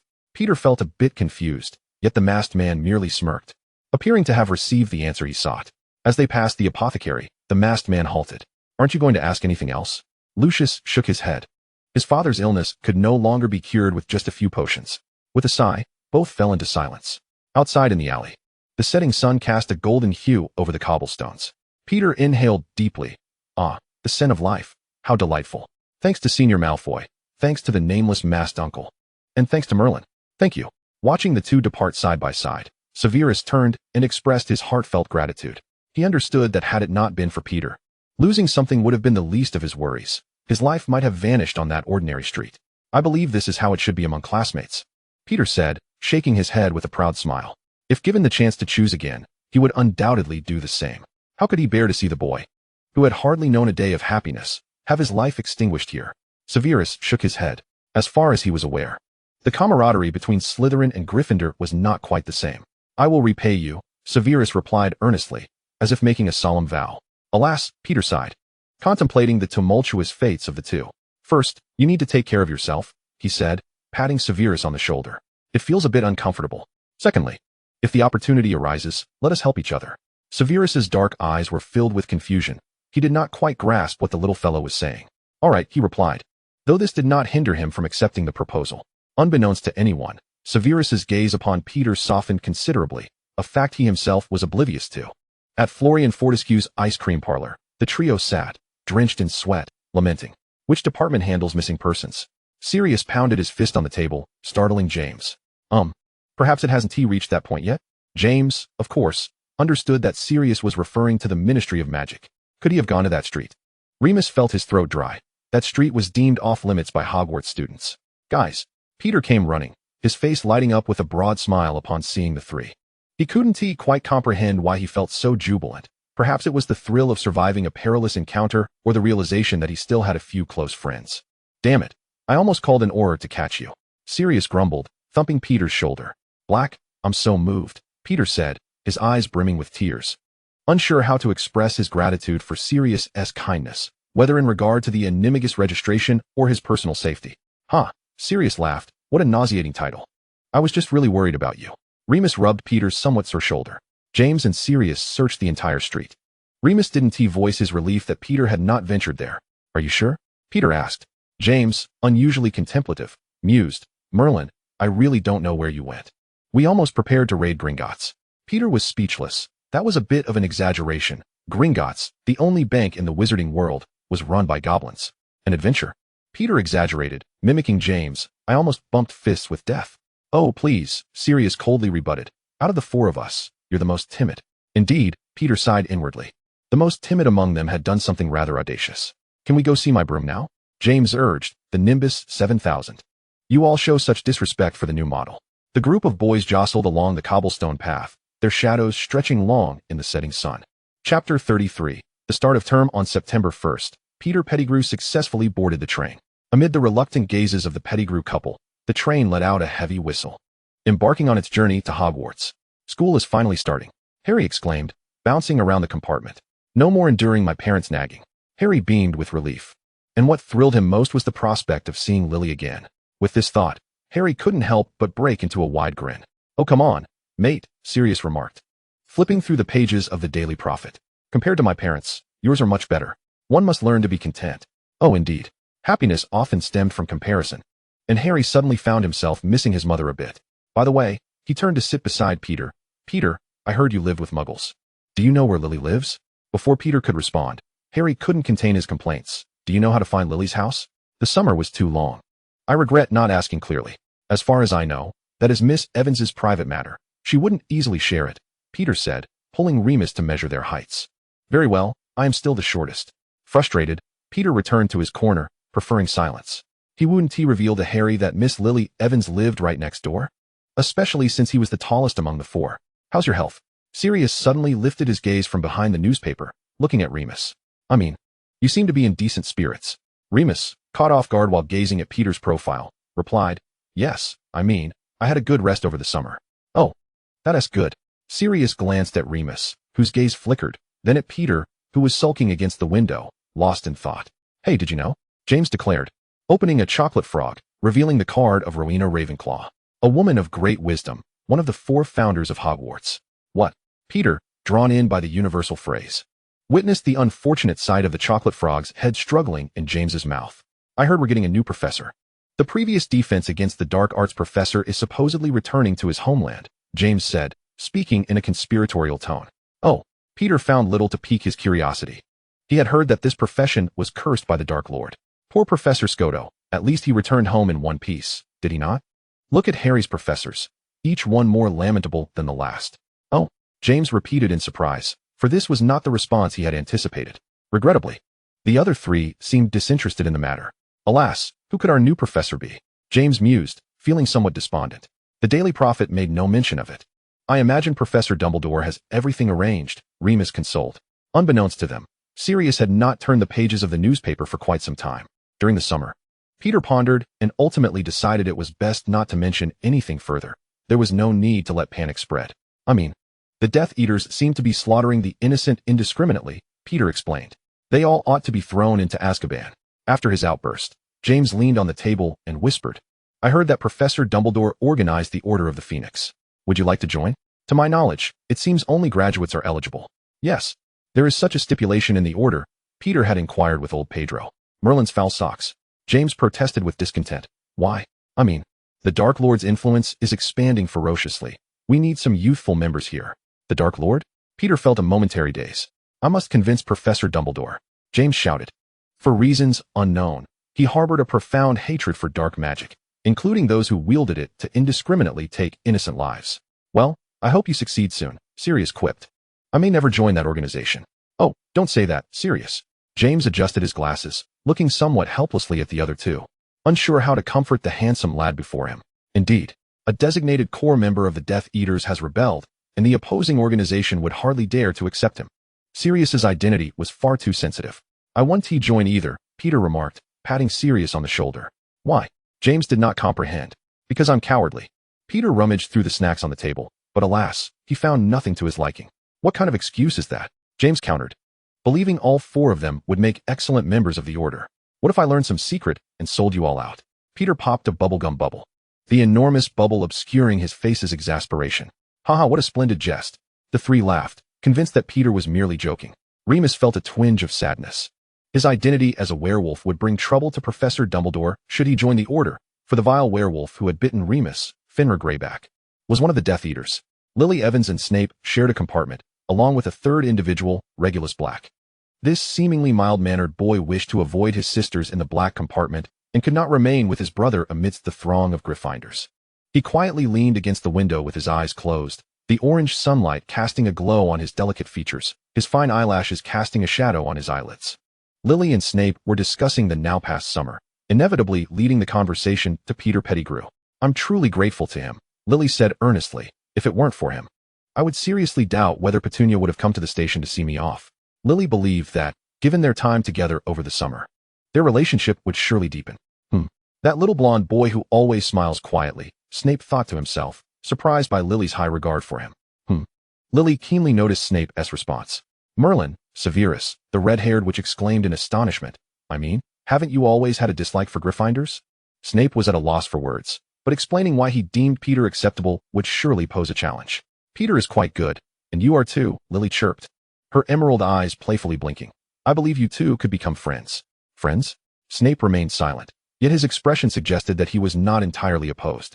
"Not all Slytherins are villains, and not all Gryffindors are simple-minded fools," Lily proclaimed. "Perhaps we should attempt to understand one another."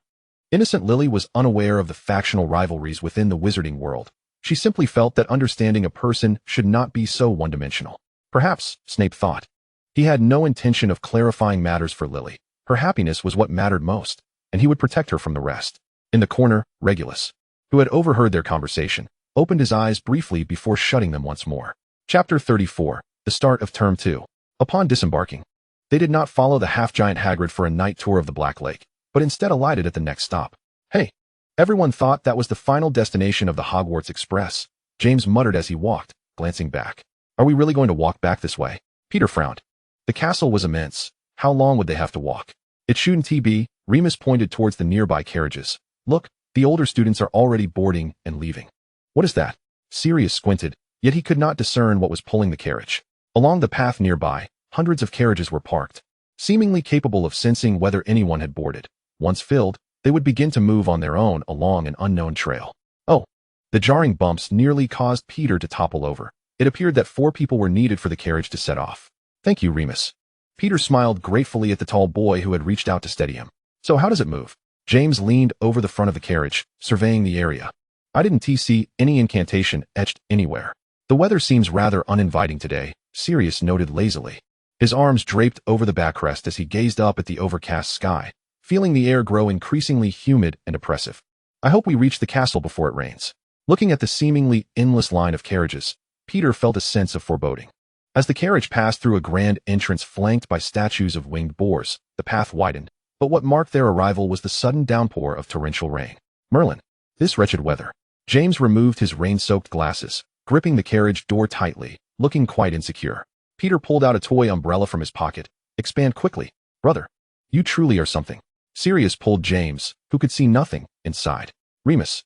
Peter yanked the boy sitting beside him closer, pressing tightly against him. "Where did you get the umbrella?" "I mean a toy?"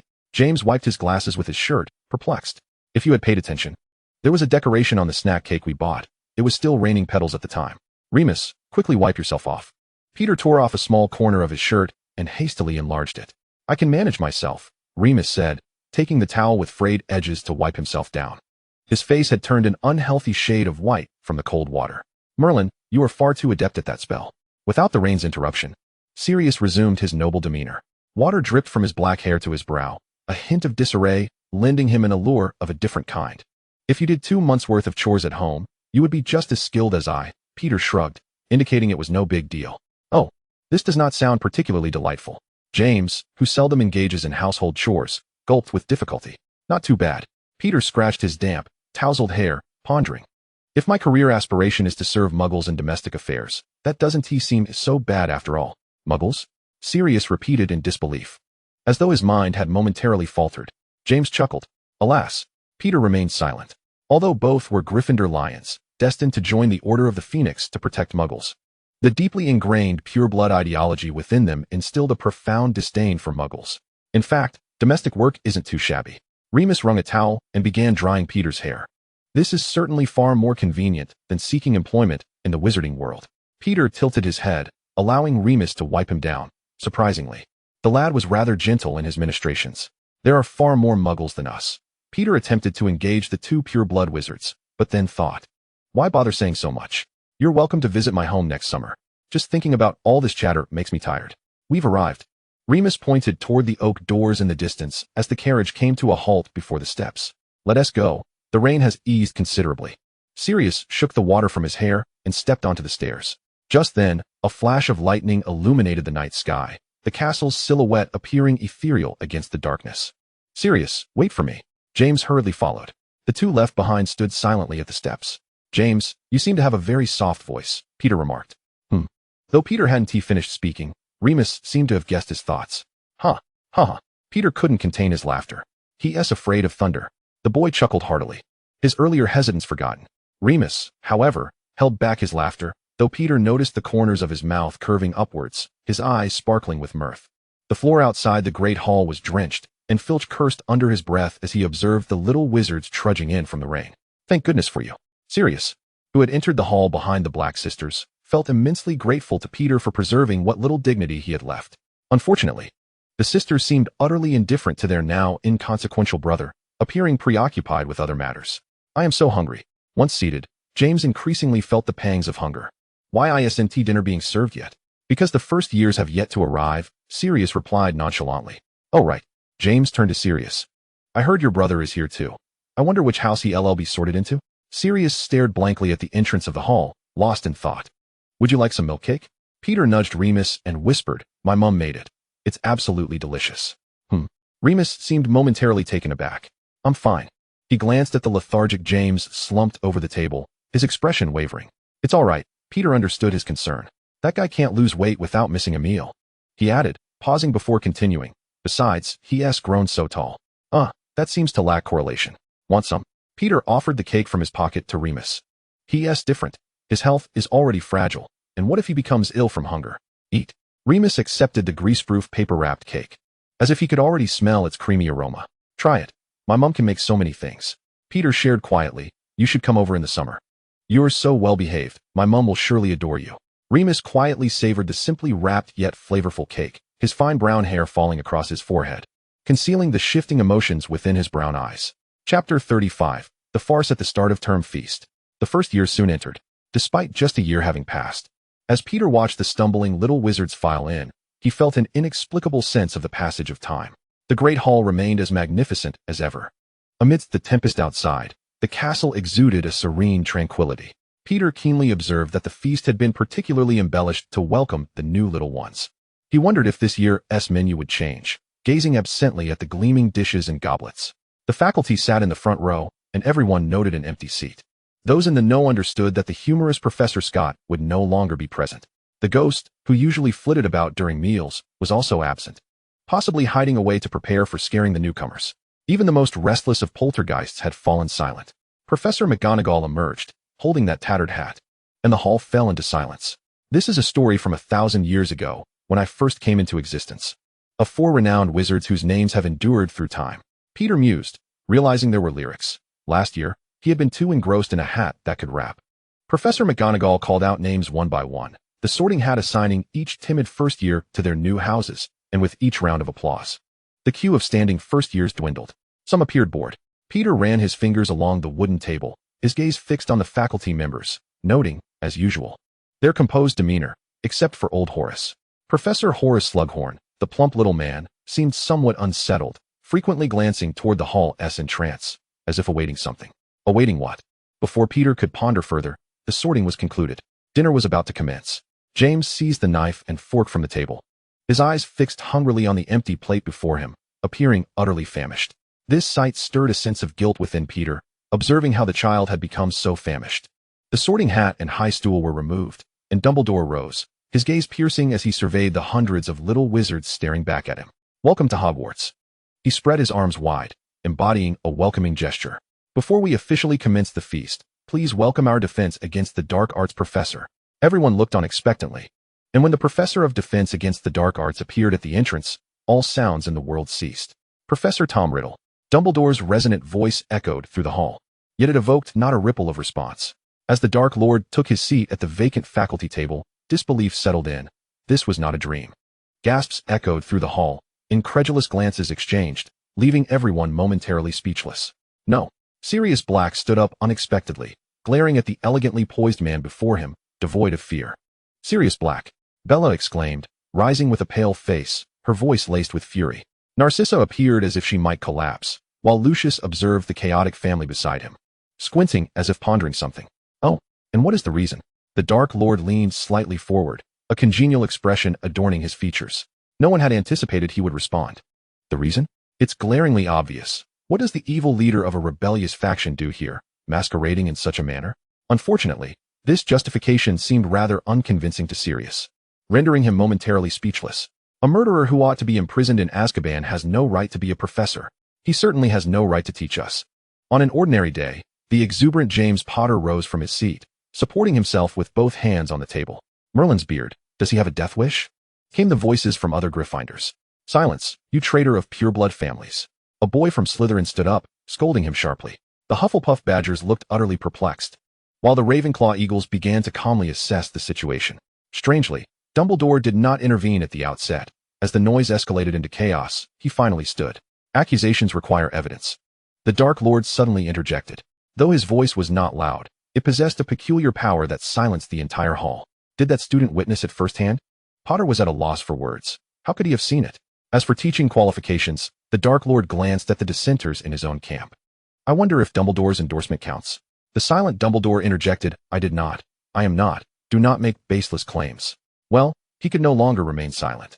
Professor Tom Riddle, with his wealth of experience, made Dumbledore wish to sigh, but he refrained, considering that his remarkable magical talent, mastery over magic, and proficiency with spells made him the ideal candidate for the defense against the dark arts position.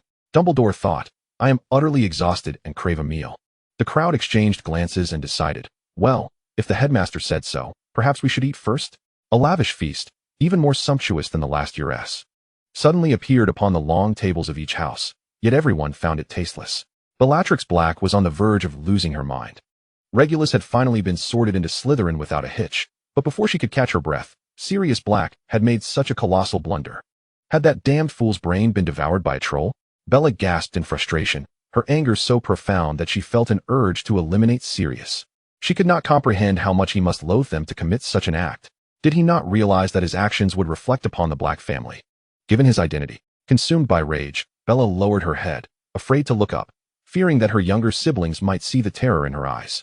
Indeed, she did not dare to glance at the Dark Lord's expression. The fear of death screamed within her heart.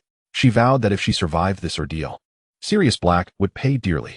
Sissy, Lucius pushed a glass of juice toward his startled fiancée. Narcissa glanced up at the handsome young man whose eyes were filled with concern, responding with a hint of grievance. It's all right, Lucius reassured, resting a hand on her frail shoulder. Everything will be fine. Narcissa murmured softly. She had noticed Lucius's cold indifference earlier, but what could she do? Narcissa pondered that as long as Lucius was willing to maintain their current relationship, the Black family had a glimmer of hope. Regulus looked on sorrowfully at his older brother's cold demeanor, remaining silent. Seeing this, Andromeda sighed and pulled Regulus close, offering silent comfort. Chapter 01, Peter Tom. This is Peter's self-narrative.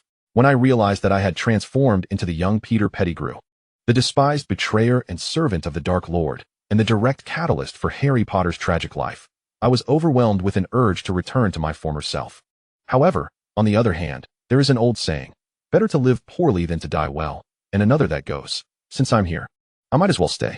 Peter, with an attitude of skepticism and exploration, challenged the materialism of the past 20 years, and unfortunately, he succeeded. Though his magical abilities were mediocre, he often found success. He began to curiously observe his surroundings, taking in everything about the castle. Gradually, he realized that all tragedies had yet to unfold, and the story had not yet begun. Then he recalled a third old adage, it's better to hit the child on a rainy day than to be idle. The quartet of first-year rascals had yet to form, and Peter had a sudden thought. What if he tried to influence these children, whose personalities were still in development? Perhaps they could still be saved. However, real life proved to be far more brutal than imagined. He could not stand up to Potter, nor could he match the sharp tongue of young Master Black. Fortunately, he still had his steadfast buddy, Remus, who was genuinely a good kid. If he had any faults in the books, they were surely the result of pressure from those two troublemakers. He also encountered the infamous Snape, who was even more awkward than he had anticipated but possessed an inherent goodness. His logical reasoning and moral judgment were far superior to those impulsive doers. It was unclear when he transformed into his later self, but he thought that since he was here, he might as well do good deeds. Thus, he found himself trapped in an unending cycle of fighting, mediating, and taking the blame. He regretted it, truly. Yet, A life free from the pressures of study and employment was not all bad. He attempted to gradually integrate into the lives of these children, and to his surprise, he blended in remarkably well. It became difficult to discern who was integrating into whom. However, that extraordinarily handsome man saw through his facade at a glance. Ugh, his true self. His real identity. Caught between the need to guard his identity and the allure of that man's charm, he tragically discovered that he had become enamored. Yet, he was the Dark Lord, setting aside the fact that he was still adjusting to his new orientation and the identity of his crush. That man was not someone one could simply pursue. He was not someone easily attainable. Fortunately, there was still a foundation of affection. Peter gazed at his well-groomed exterior in the mirror, feeling more resolute. Between becoming a protector of ordinary citizens in the Order of the Phoenix and remaining a sycophant to the Dark Lord, he resolved to take down the Dark Lord. As for how he would achieve this, that was not for you to concern yourself with. The road of unrequited love is long and arduous. The only sweetness comes from the sugar one produces oneself. Gradually, Peter realized that the Dark Lord seemed to hold a peculiar interest in him, boldly seeking confirmation while cautiously testing the waters. One step, two steps, like a mouse's claws. The Dark Lord, observing the trap he had set, raised an eyebrow. Touched by the effort, standing outside the trap, Peter found himself ensnared by others. The Dark Lord, with a dark expression, indicated that he would no longer wait. Whether stepping in or covering it up, falling into the trap was inevitable. This is a side story belonging to Tom Riddle.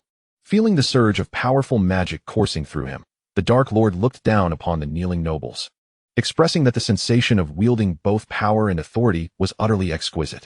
In his leisure, he began planning the creation of a fourth Horcrux. What magical object could serve as a vessel for his Horcrux? The long-lost diadem of Ravenclaw suddenly entered his mind. But how to find it? The Dark Lord stroked Nagini's head in contemplation, unhurried. He had ample time. The first time he saw Peter was beneath a grand tree outside the castle. Those gray eyes were remarkably pure.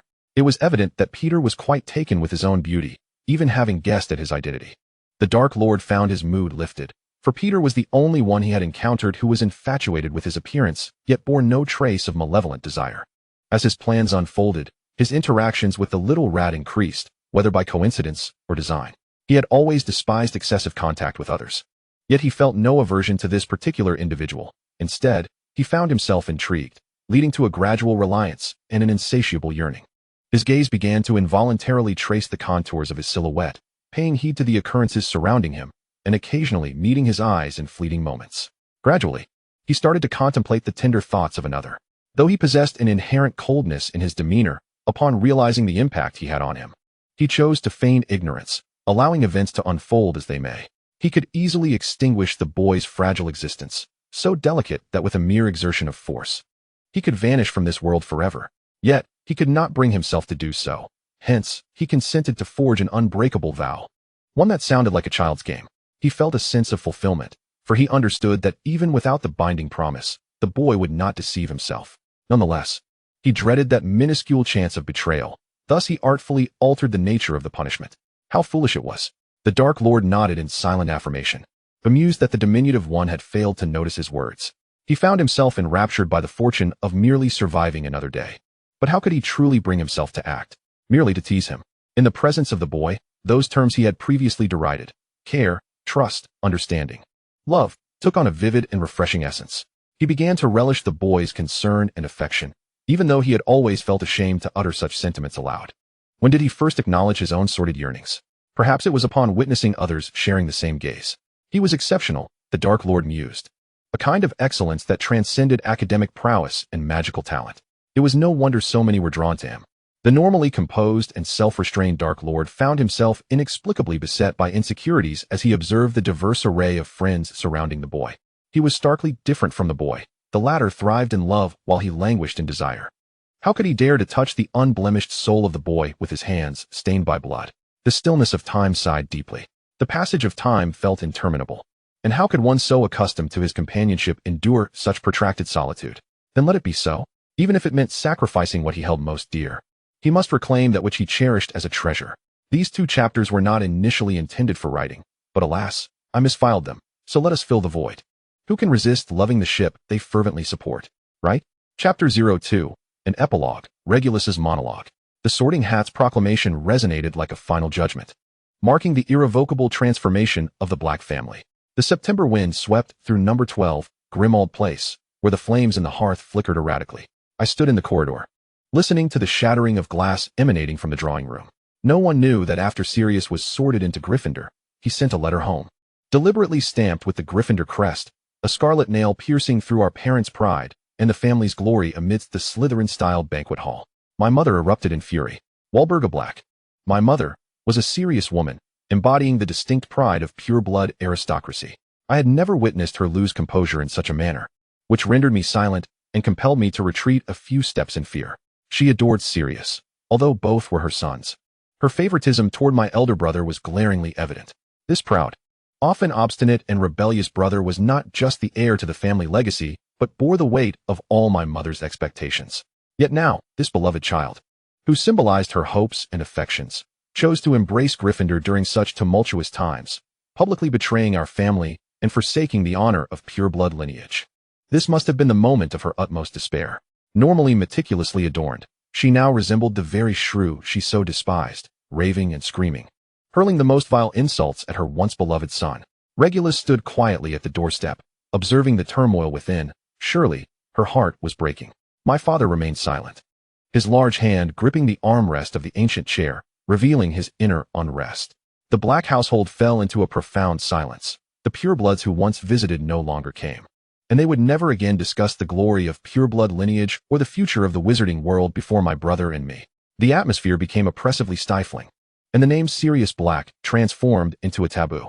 No one spoke of it anymore, as though he had never existed. My mother commanded Creature to dispose of all of Sirius's belongings, as if this could delineate her resolve to sever ties with her wayward son. She forcefully ordered everyone to discard anything associated with Sirius, including the small gifts he had once given me. Listen, Regulus. When my mother's gaze fell upon me, it was as if a layer of piercing ice enveloped me. Sirius Black is no longer your brother. He is merely the family's shame. Regulus obediently nodded, knowing that this frigid glare was not directed at him, but rather through him, aimed at his brother, who would never again set foot in their home. In the dead of night, he implored Creature to help him retrieve his brother's gifts. That was his brother, who would complain impatiently in his memories, yet never abandoned him. My father did not shout. He stood silently by the family tapestry until he illuminated the tip of his wand near that name. Regulus clenched his hands tightly, nervously watching his father's hesitation and the hurried approach of his mother, leading to a dramatic confrontation between them. Fortunately, his brother's name was not burned into oblivion. Yet the cost was his own exposure to the world. The boy, with his neatly combed black hair, exhibited no signs of grievance or reluctance. He was elated to be of use, to restore his brother's position within the family, to soothe his mother's anger and sorrow, and to alleviate his father's anxiety and fear. He was genuinely delighted. The marking was painful. It was the first time he stood so close to that formidable man. The Death Eaters, clad in black robes and masks, stood silently and reverently behind him. Regulus obediently stepped forward, as his parents, in a tone of supplication, determined the political alignment of Regulus Black, a mere 10-year-old boy. You needn't have a child so young, marked. The man's languid yet inexplicably elegant voice resonated. Regulus, nearly fainting from the pain, was supported by his mother. It was the first time she truly saw him, acknowledging him as her son rather than merely Sirius's younger brother. Yes, we appreciate your concern for us. His father bowed submissively, but we are eager to pledge our loyalty to the Black family. On the way home, his parents' steps became markedly lighter. The Dark Lord did not harbor resentment toward the entire Black family for the actions of a traitor, and his stance allowed all purebloods to lower their guard and resume their relations with the Black family. The dark mark on his left arm continued to burn with pain. Yet Regulus remained silent. He took pleasure in seeing his parents stand tall again, their eyes filled with the same softness and obedience reminiscent of Sirius. He had always been the understanding one, so much so that in Sirius's presence, his parents habitually overlooked him. Our family must never produce a second traitor, his father admonished, gripping his arm with solemnity. Regulus, remember your mission. Mission? A flicker of confusion crossed the young Regulus's mind. After all, he was merely a 10-year-old child masquerading as mature. Understood, father, he heard himself reply. Chapter 36, Little Stinker. Be careful. Remus gently pulled Peter aside, narrowly avoiding a collision with a suit of knightly armor. Are you all right? Did you not sleep well last night? He inquired with concern. Indeed, Peter had not slept well. His eyes were sunken, his steps unsteady, and his gaze drifted aimlessly. His mind a chaotic jumble of scenes flashing before him every few seconds. At least you went to bed early, Remus noted, unable to stifle a yawn. He grasped the fabric of Remus's clothing, hoping not to lose his way on the path to the Great Hall. He envied this ordinarily average fellow, who possessed such remarkable sleep quality. I merely stayed up a bit late, Peter sighed, and then James and the others kept me chatting until the early hours. Today is the first day of school, isn't it? Remus mused, perplexed. There isn't even any homework. What could possibly be so interesting to discuss? Yes, Peter nodded in agreement, glancing around before leaning closer to Remus and whispering, the topic is the absurdity of Professor Riddle teaching. Peter was utterly speechless.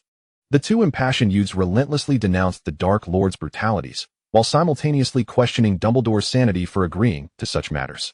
Peter was unwilling to entertain these thoughts. He despised him, yet felt utterly powerless against him. After repeatedly having his eyelids pried open, he resigned himself to fate. Why didn't they call for me? Remus wondered aloud. I mean, if you feel tired next time, you could let me take your place. Look, how can the differences between people be so vast? Peter felt a twinge of embarrassment at having made such a suggestion, regretting it as soon as it left his lips. They believed Remus to be frail, and it was unjust to bully the weak. Seated at the long table in the great hall, Peter laid his head down and closed his eyes, sighing contentedly. Ah, this is bliss. Remus, could you please grab me 2 slices of toast? I need to catch a quick nap, if you would be so kind. The morning held 2 classes of care of magical creatures, and Professor Kettleburn was already awaiting them on the adjacent lawn, with several cubic boxes positioned in front of him. Oh, this is quite uncharacteristic of Professor Kettleburn, James teased with a chuckle. Professor Kettleburn had been the professor of care of magical creatures since Dippet's tenure as headmaster, and his personality could be described as a competent Gryffindor with preferences akin to Hagrid's. Ah, the weather is splendid today, Professor Kettleburn remarked, hands clasped behind his back, surveying the second-year boys and girls before him. Let's do something different today, he said, winking mysteriously. So, who would like to be the first to take a look? Who? Peter pondered.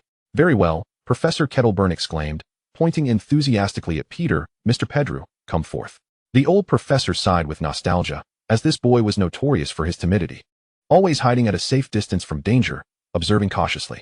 Cautious, not quite like a Gryffindor, he mused. Peter's previously dazed eyes widened in surprise. He turned to search for his friends, only to find them standing a mere 3 steps behind him.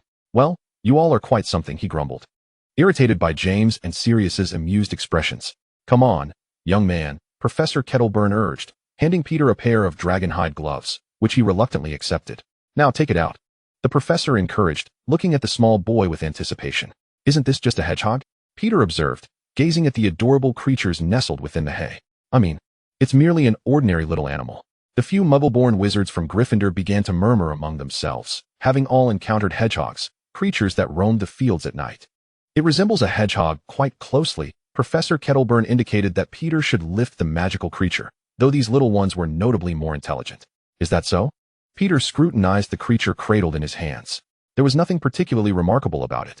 Its rotund body was adorned with a coat of brown and white spines, and it curled up quietly in Peter's grasp, its delicate pink nose sniffing gently, as if searching for something delectable. Its tiny claws clutched Peter's fingers tightly, appearing utterly harmless. This feels a bit off, Peter thought, eyeing the prickly little creature warily. This was decidedly not in line with Professor Kettleburn's usual style.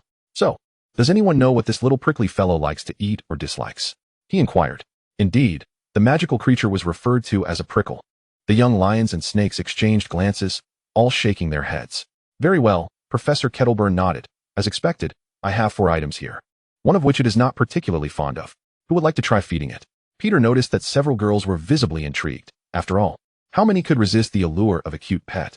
Ultimately, Lily Evans and another girl, whom Peter was not very familiar with, stepped forward. Meanwhile, the Slytherins cautiously pushed Severus Snape forward, along with Avery, who had once bullied him.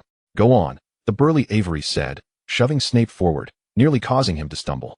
The Slytherins emitted a faint, mocking laughter, clearly maintaining their disdain for the half-blood wizard.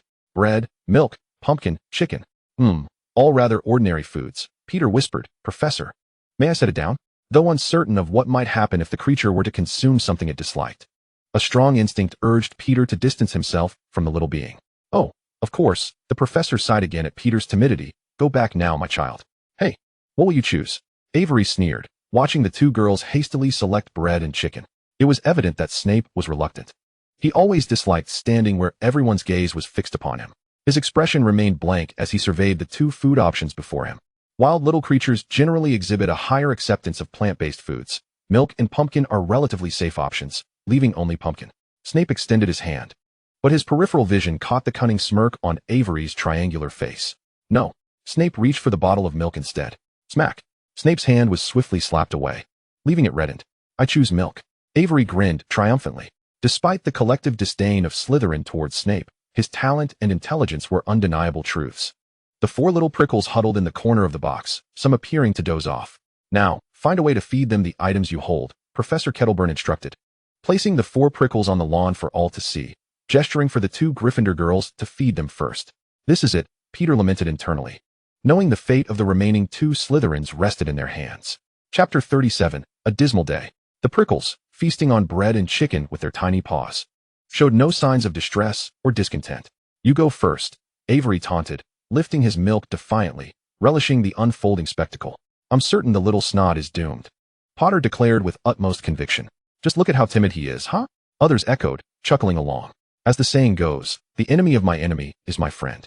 Yet, for young Slytherin here, the enemy of his enemy remained his foe. Casting a glance at the jeering Slytherins and Gryffindors, Peter felt a twinge of exasperation. Snape cautiously extended a piece of pumpkin toward the prickle. The adorable creature's pink nose twitched gently, likely catching a whiff of the enticing aroma. As its tiny paws reached forward tentatively. 1 bite, 2 bites.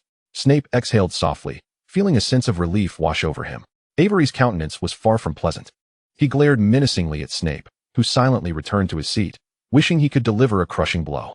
Avery, hurry up. Professor Kettleburn expressed his disapproval of Avery's apparent bullying. Yet the friction among students was beyond his control. What would happen if it consumed something it disliked? The oaf was finally beginning to worry about himself. Don't fret. At worst, it might take a bite out of you, Professor Kettleburn reassured him. At worst? A bite? Watching the pristine rodent gnawing on raw pumpkin, Avery swallowed hard. Suddenly, despite Avery's preparedness, the creature that had just consumed a mouthful of milk transformed into a fierce beast, swiftly sinking its teeth into Avery's outstretched finger, refusing to relent no matter how the boy flailed. Avery, don't move. Professor Kettleburn swung several times, but his efforts failed to connect. Look at its spines. An astute Gryffindor shouted excitedly. Merlin, this is the last thing Professor Kettleburn wanted to witness. Run. The enchanted spines began to quiver violently, launching outward with astonishing speed. Peter, who had inadvertently glanced back, gasped. It was a hedgehog combined with a downpour of prickly pear needles. Centrally located, Avery was soon transformed into a veritable porcupine, his black robe in tatters, as he lay on the ground wailing. I'm dying. Help. Fortunately, those spines seemed to only unleash one volley, and the horrified classmates gradually approached. All right, everyone, I believe I must escort Avery to the infirmary, Professor Kettleburn said, removing the spines lodged in his hair. Looking weary and aged, unable to manage the chaos any longer, he cast a glance at the students below, where Evans and Snape approached. Why? The instant those two names were called, Potter erupted in fury. Regrettably, the elderly professor, fully aware of the impending reprimand, had no time to address him. These two would collect the essential notes from class and remember to write a 10-inch essay. That'll do, class dismissed. Perhaps the two were chosen because they had participated in the feeding experiment, Peter mused. After the thrilling morning in the care of magical creatures class, the children heading to the greenhouse found the oddly colored and shaped plants considerably more endearing. Today, we shall repot the mandrakes, Professor Sprout announced, sporting a straw hat. Peter noted the muddy stains on her apron. Each season, the mandrakes required transfer to larger pots, as indicated by Professor Sprout, who pointed to one side of the greenhouse filled with numerous small herb pots and some larger empty ones. Each terracotta pot contained a small plant adorned with alternating purple and green leaves, which were fuzzy and serrated at the edges. Admittedly, they were quite charming if left uncut. He had seen what this creature looked like underground in his books. So, who knows about this potion ingredient? Lily Evans raised her hand high. Ah yes, Evans. Professor Sprout, fond of the clever and well-behaved young witch, acknowledged her. Mandrake, also known as mandragora. It is a potent restorative that can revert transformed individuals or those under enchantments back to their original state. Excellent. 5 points to Gryffindor. Professor Sprout nodded approvingly. Any more information? The mandrake is a critical component in most antidotes. Hearing its cry could be fatal. Very good. The satisfaction in the kind woman's eyes was nearly overflowing. 10 more points. She gestured for the young witch to sit down. Now, put on the earmuffs in front of you and watch me demonstrate. Each stool had a pair of earmuffs, and Peter's were pink. Anyone want to switch? He offered, gesturing toward the Gryffindor girls. All right. The girls giggled softly, showing no intention of exchanging. Take it. The gentlemen aren't bothered by such things. The earmuffs were not particularly soundproof, And when the ugly, baby-like pale green root was pulled from the soil, the piercing screams and anguish left Peter momentarily dizzy. Once the mandrake was nestled in the large pot, Professor Sprout signaled everyone to remove their earmuffs. All right, now form groups of 4 and prepare to repot. Dragon dung compost is nearby. Add some as I just demonstrated. Dragon dung? Potter exclaimed incredulously. Yes, a highly nutritious compost, Professor Sprout replied calmly, eyeing the troublemaker. Potter, do you have anything else to add? Oh, I think that's all for now, Potter said, his eyes darting beneath his thick glasses. Lily, how about we form a group? He glanced at the girl beside Lily. Mary, Sirius, and I can help you with the dirty work. What? Peter, who had bent down to fill the large pot with soil, interjected. Aren't you afraid of losing your brotherhood over this? Thankfully, Lily resolutely declined Potter's suggestion and teamed up with the other 2 girls. Betraying friends for looks. Peter scoffed. Such behavior is strictly frowned upon among us brothers. Sirius feigned seriousness. After class, we must ensure he faces consequences. Now that that's settled, Peter remarked, glancing at the compost pile emitting an unpleasant odor. Digging dung, cough cough, spreading compost will be your task. Peter stated unequivocally. What's the delay? Revenge is best served promptly. You can't do this. Potter protested. Hey, brothers. I was just joking. He had no desire to touch the foul-smelling stuff. Come on, James, Remus consoled. You would have done the same in Evan's group, wouldn't you? Really? Potter was taken aback. Remus, you've gone bad. Fuming, Potter scooped the compost with a small shovel. When he saw Snape and another Slytherin boy approaching to transport the compost, he seized his opportunity. Huh, Potter sneered wickedly. Accept your punishment, filthy slug. Chapter 38, The Great Battle. The diligent Snape felt a chill run down his spine, followed by a familiar stench emanating from him. Damn it, it's you, isn't it? He glared at Potter, who was laughing silently nearby, and his usual calm demeanor was pushed to its limits. Burn, foul dung flames. I throw. Strangely, Snape, who had no athletic talent, found himself propelled by a surge of anger, launching his projectile with surprising accuracy. Potter's face turned pale as he felt the foreign object approaching his mouth, and the scent of dragon dung filled his nostrils, prompting him to run to a corner and gag uncontrollably. James, what's wrong? Sirius, who had just returned from collecting dung, patted Potter's back, perplexed. Ugh, tears streaming from his eyes, James felt utterly nauseated, unable to explain the situation. He angrily pointed at the compost and then at the already departing Snape, gagging once more. What? The wicked Slytherin dares to bully my brother in class. Who gave them the audacity? Dark Lord, was it me? Furious, Sirius dashed to the supply shelf, grabbing a pair of dragonhide gloves. Damn it.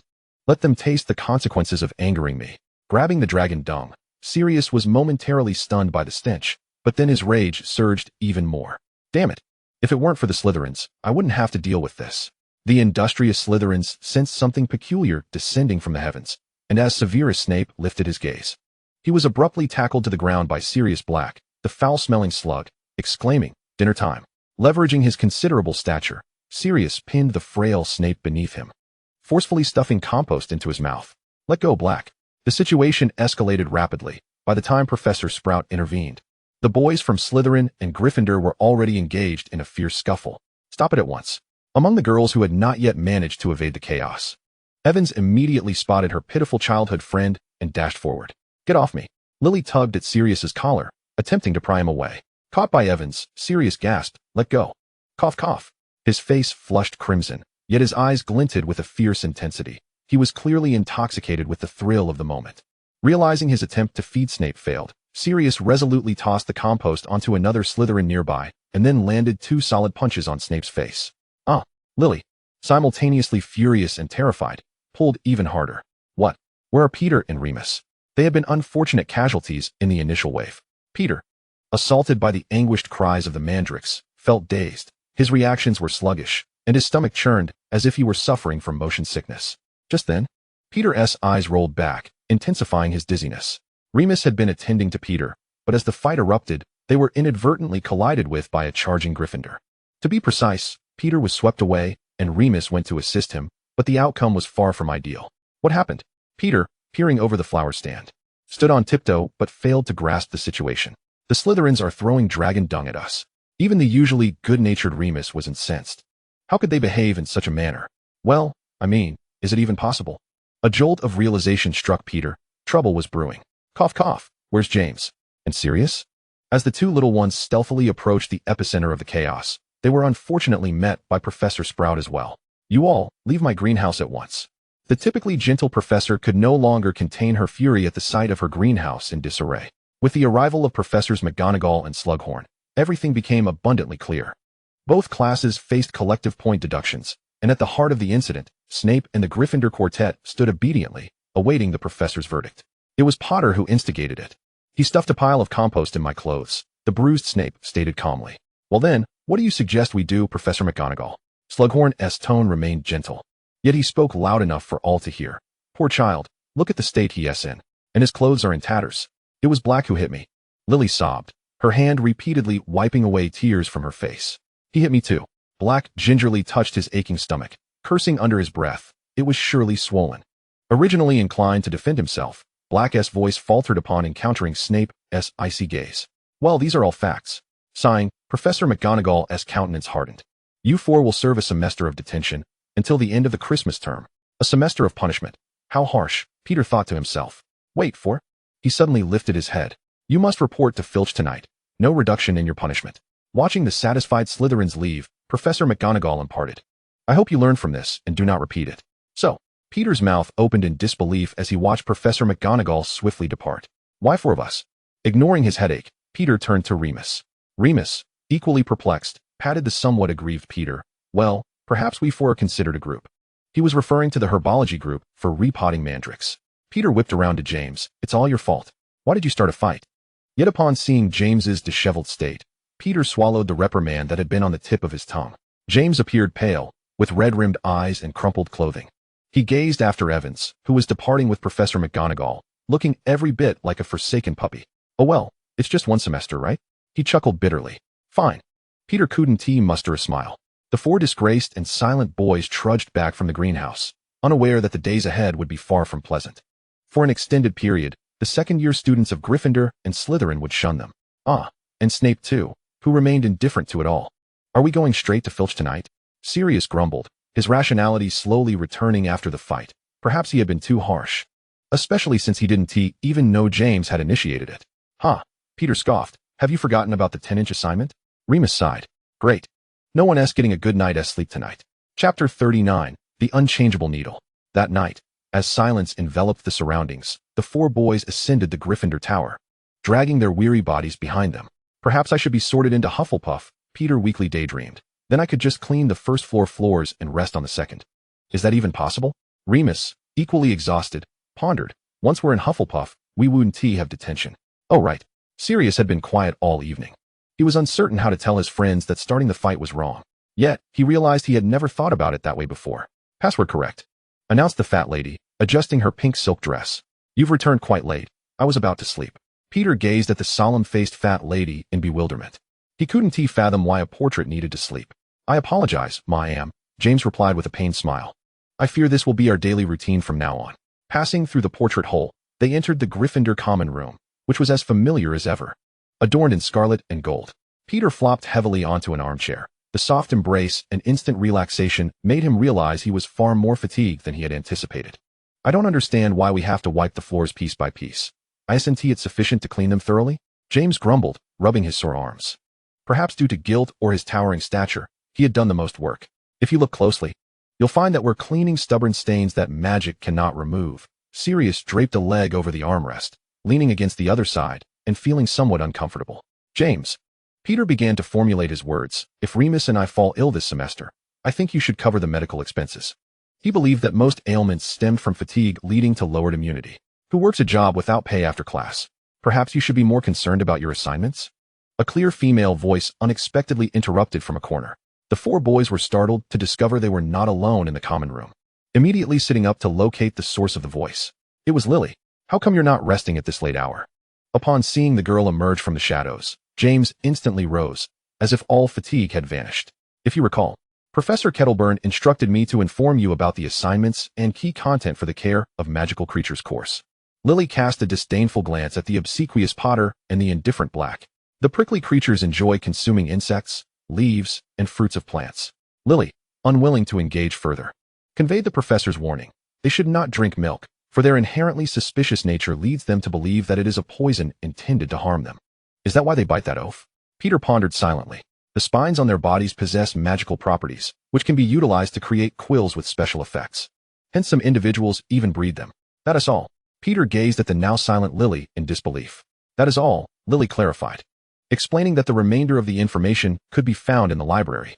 Merlin's spectacles. It seemed that the 10-inch, 230-centimeter assignment would remain uncompleted today. Addressing her neighbor, Lily's demeanor softened considerably. She recognized that Peter was certainly not the one to instigate conflict. In fact, she thought it commendable that such a quiet boy could evade harm in a scuffle. Sleep. Sirius stretched lazily, preparing to return to the dormitory for rest. Black. Lily called out to Sirius. Is there something you need? Sirius replied, looking down from the steps. You ought to apologize to Severus, Lily asserted, for him throwing dragon dung at Potter. Sirius scoffed, his disdain evident. He simply could not tolerate this girl. That was because Potter bullied him first, Lily stated firmly. Devoid of anger, merely laying out the facts. That is preposterous, Potter exclaimed, bewildered as he regarded Lily. We shall never apologize to an evil Slytherin. Not even if you instigated the conflict? Lily turned to Potter beside her. Regardless of the reason, Potter's stance was resolute, so unwavering that it instilled in Lily a fleeting sense of guilt. Oh, you are truly the most dreadful person, Lily sneered at the two obstinate individuals, snorting in frustration before departing with heavy steps. Sirius, you spoke too loudly to Lily. She is angry. Potter glared at his brother in dissatisfaction. Are you serious? Sirius, who had been watching the spectacle with arms crossed, straightened up, rolling his eyes upon witnessing the earnestness in Potter's gaze as he walked away. What a ridiculous situation. Make way. With no hope of completing his assignment, Peter chose to sleep, anticipating a similarly challenging day ahead. Get some rest, Remus advised before leaving as well.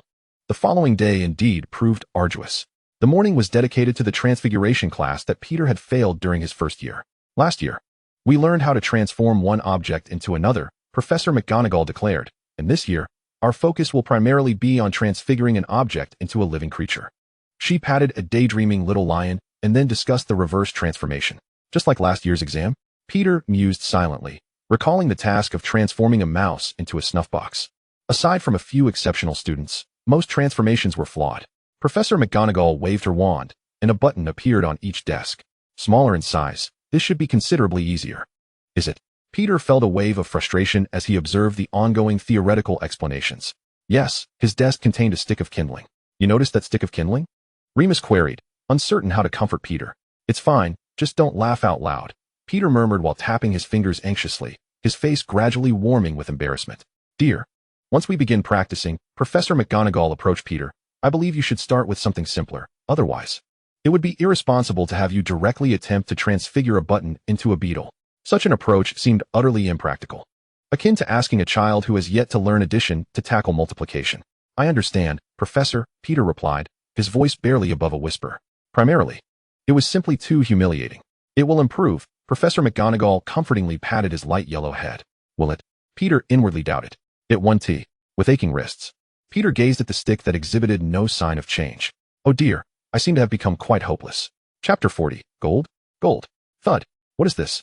A cloth bag was tossed in front of several individuals. These are your tools for repairing tables and chairs. Filch, with his somewhat protruding eyes, scrutinized the four Gryffindors, a smug smile illuminating his sallow, slack face. Perhaps he had not encountered such suitable laborers in a while, and now he had four at once. We don't have to scrub the floors anymore, James exclaimed, elated. Heaven knows he felt an overwhelming urge to educate any student who dared to dirty the floors. Oh, yes, Filch replied slowly, conceding that these youngsters could certainly work much more efficiently than his old bones. He watched Potter's excitement with a sense of schadenfreude, saying, You might actually prefer the floor scrubbing job. What is this? Sirius remarked, lifting the bag from the ground and shaking it. The sound of metal clashing echoed within. Peter rummaged through the contents, finding them eerily familiar. Screwdrivers, wrenches, hammers. Well, these were practical tools, but Peter's expression was somewhat ambiguous. Would these young gentlemen know how to use them? This is rather amusing. The young gentlemen ventured into an empty classroom, intrigued as they began to hammer and tap. Come on, let us engage in some detailed work. Detailed? Remus observed as he squatted beside Peter, who was selecting tools. Indeed, in addition to those that are loose, there are cracked surfaces that may require sanding and filling, Peter stated, producing sandpaper and wood glue, noting that some areas were severely chipped. Peter handed Remus a small bucket of wood wax and a brush. Of course, there might be more to it than this, but let us take our time. We want to finish this in one night. Remus numbly accepted the brush and bucket, his eyes fixed on Peter's mouth, which continued to move while the sound of clinking tools faded into the background. Under the glow of the campfire, the delicate lashes were distinctly visible. The pounding of his heart grew increasingly pronounced, the rhythm quickening. He thought perhaps he was unwell. Peter waved his hand in front of Remus. "Aren't you feeling well?" He attempted to assist Remus, but his legs, having been squatting for too long, faltered, nearly causing him to topple. "I'm fine." Remus helped Peter onto a chair, inexplicably feeling averse to meeting those light gray eyes. "Are you truly fine? The full moon is approaching." "All right then, let us take it slow." The slow pace was hardly attainable. James and Sirius were not known for their patience. The four soon swapped tasks, ultimately completing the repairs of one classroom just before curfew. A few chairs had rusted joints that would need replacing from Filch tomorrow. Peter removed his gloves and rubbed his back. "That should be sufficient, brother."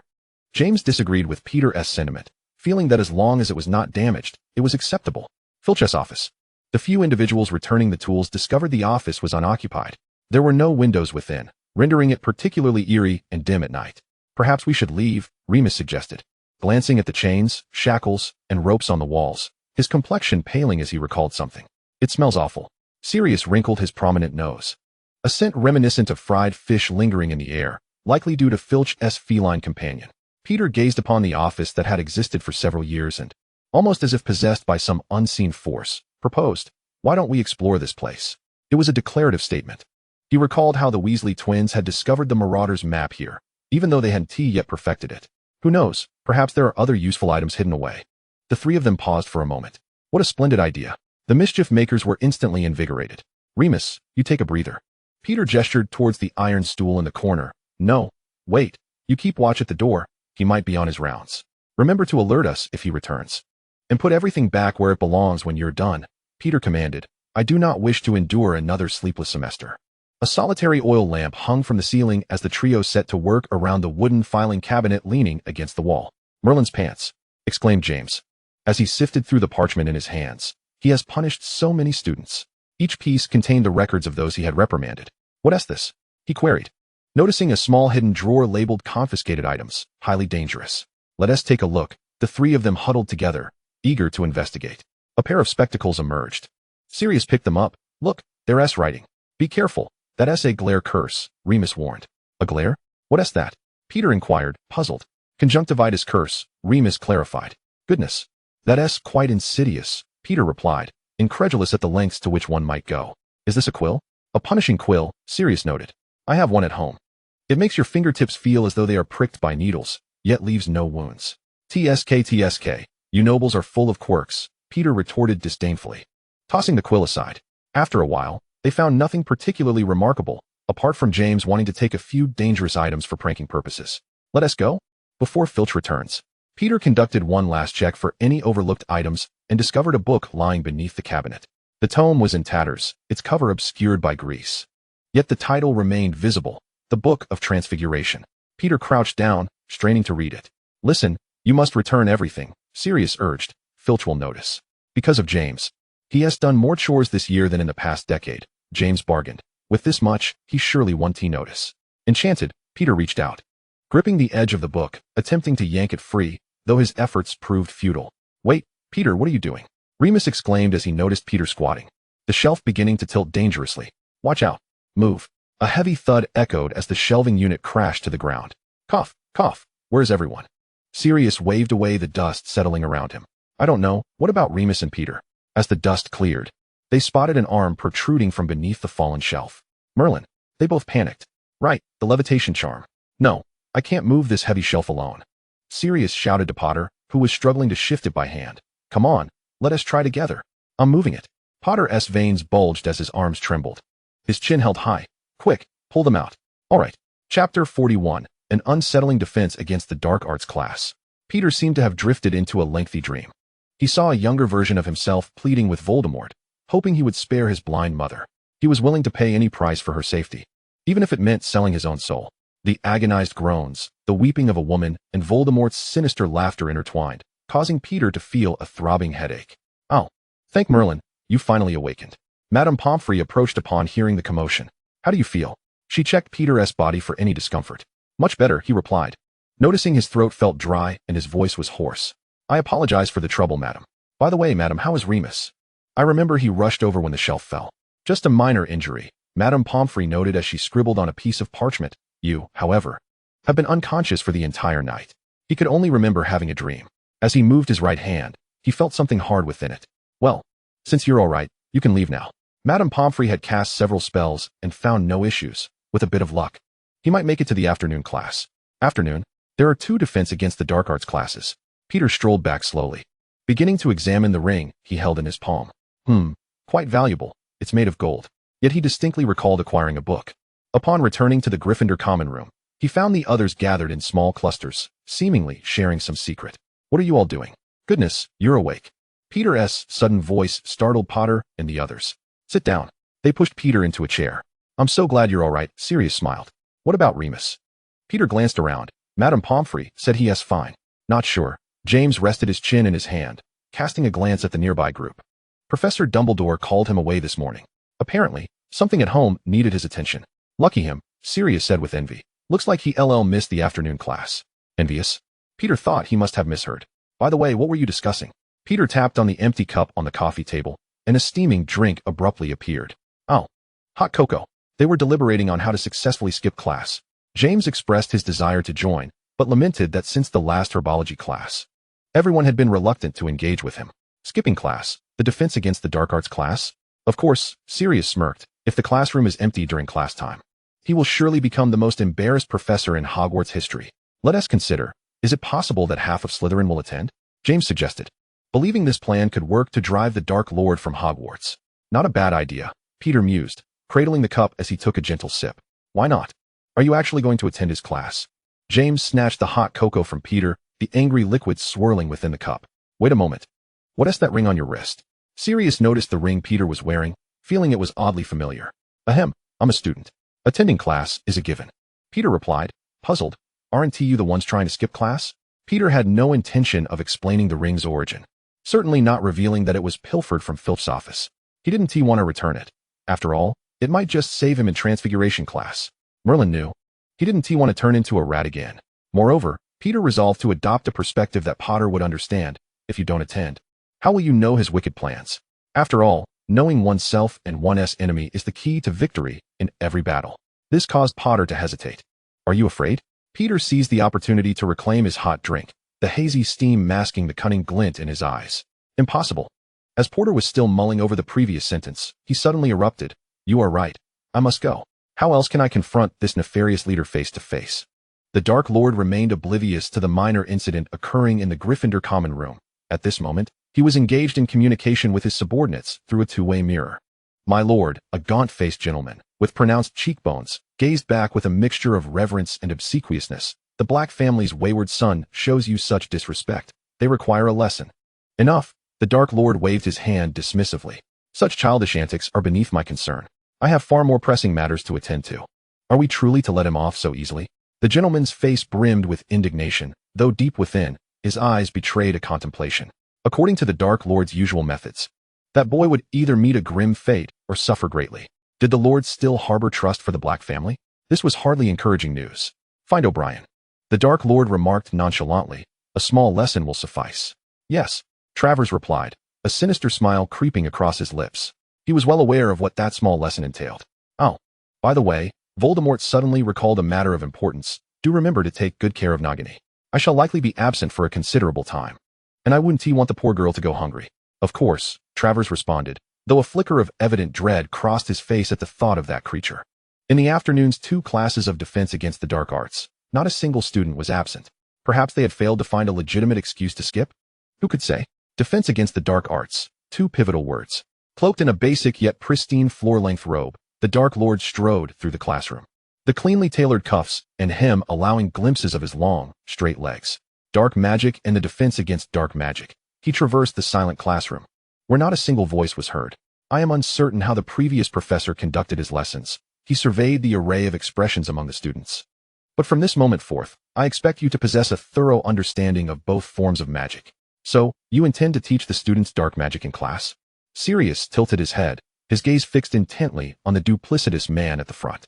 Rather, to understand it, the Dark Lord narrowed his eyes, contemplating the audacious boy before him, pondering how O'Brien was faring and whether he recognized the mercy he had shown.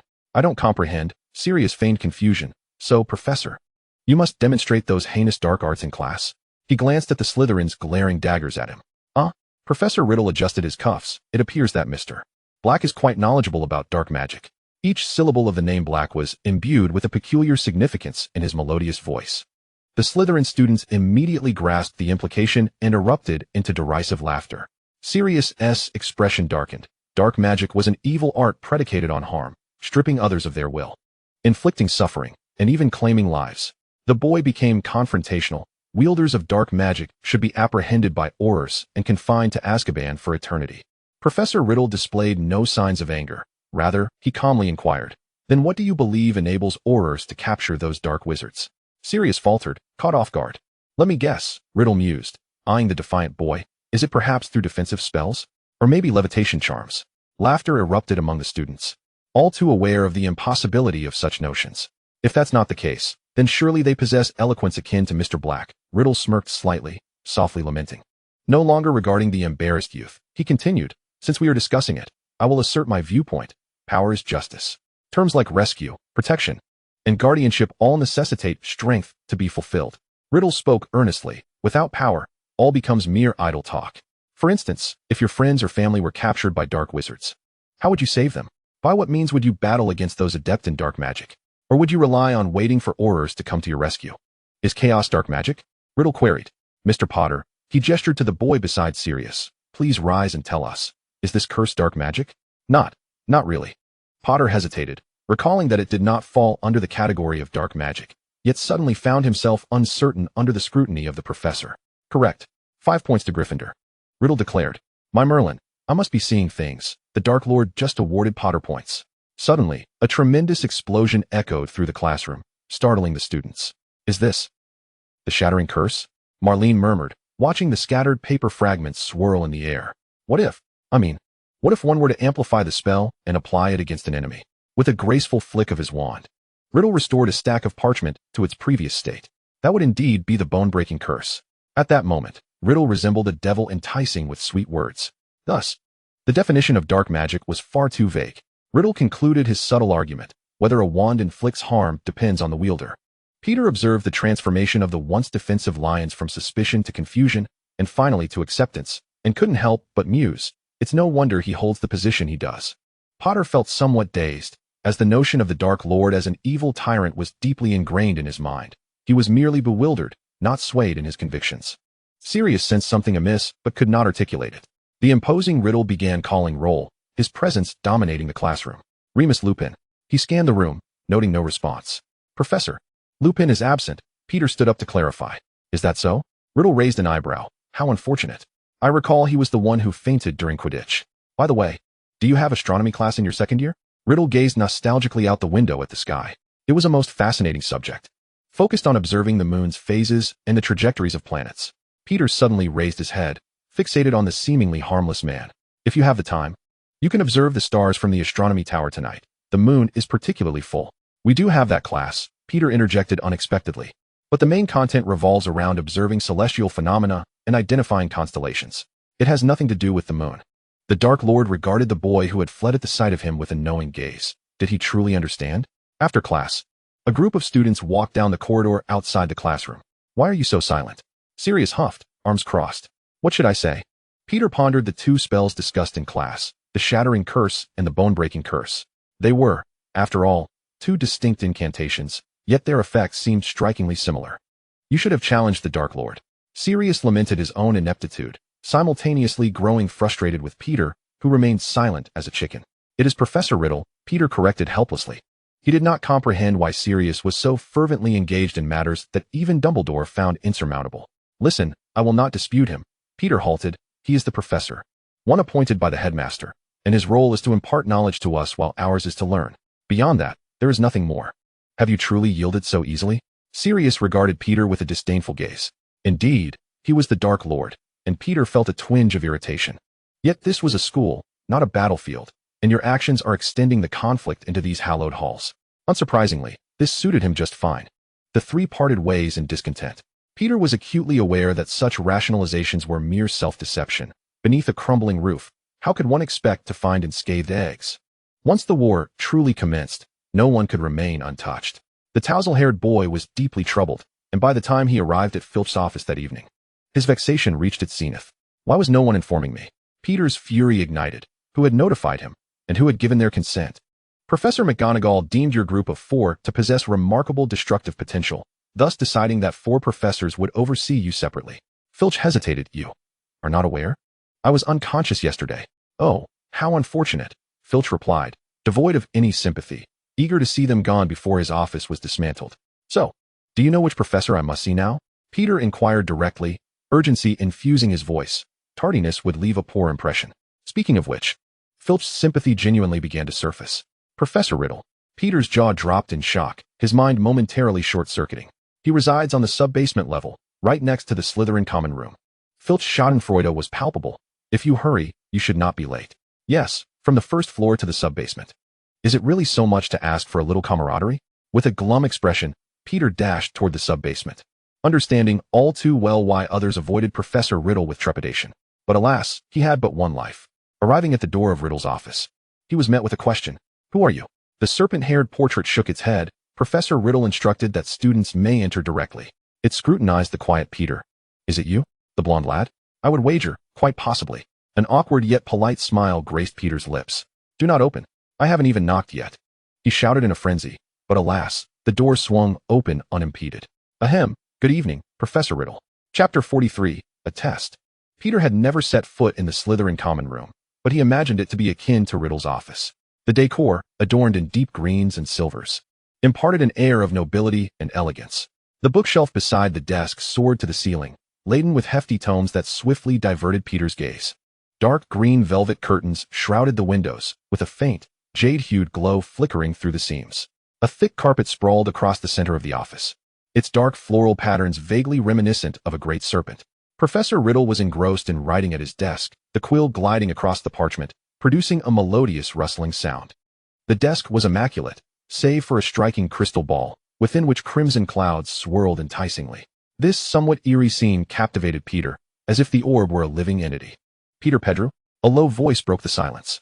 Peter snapped back to reality, realizing he had approached the desk. Professor McGonagall mentioned this matter to me. Riddle leaned back slightly in his deep brown high-back chair, scrutinizing the boy before him. However, I have nothing for you to do here. Perhaps you might select a book to peruse. Once time is up, you may depart. Just this?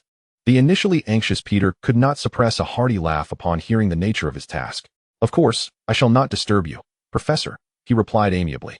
Before the bookshelf, Peter meticulously sifted through the volumes, pondering how Harry and the others fared in their own tasks.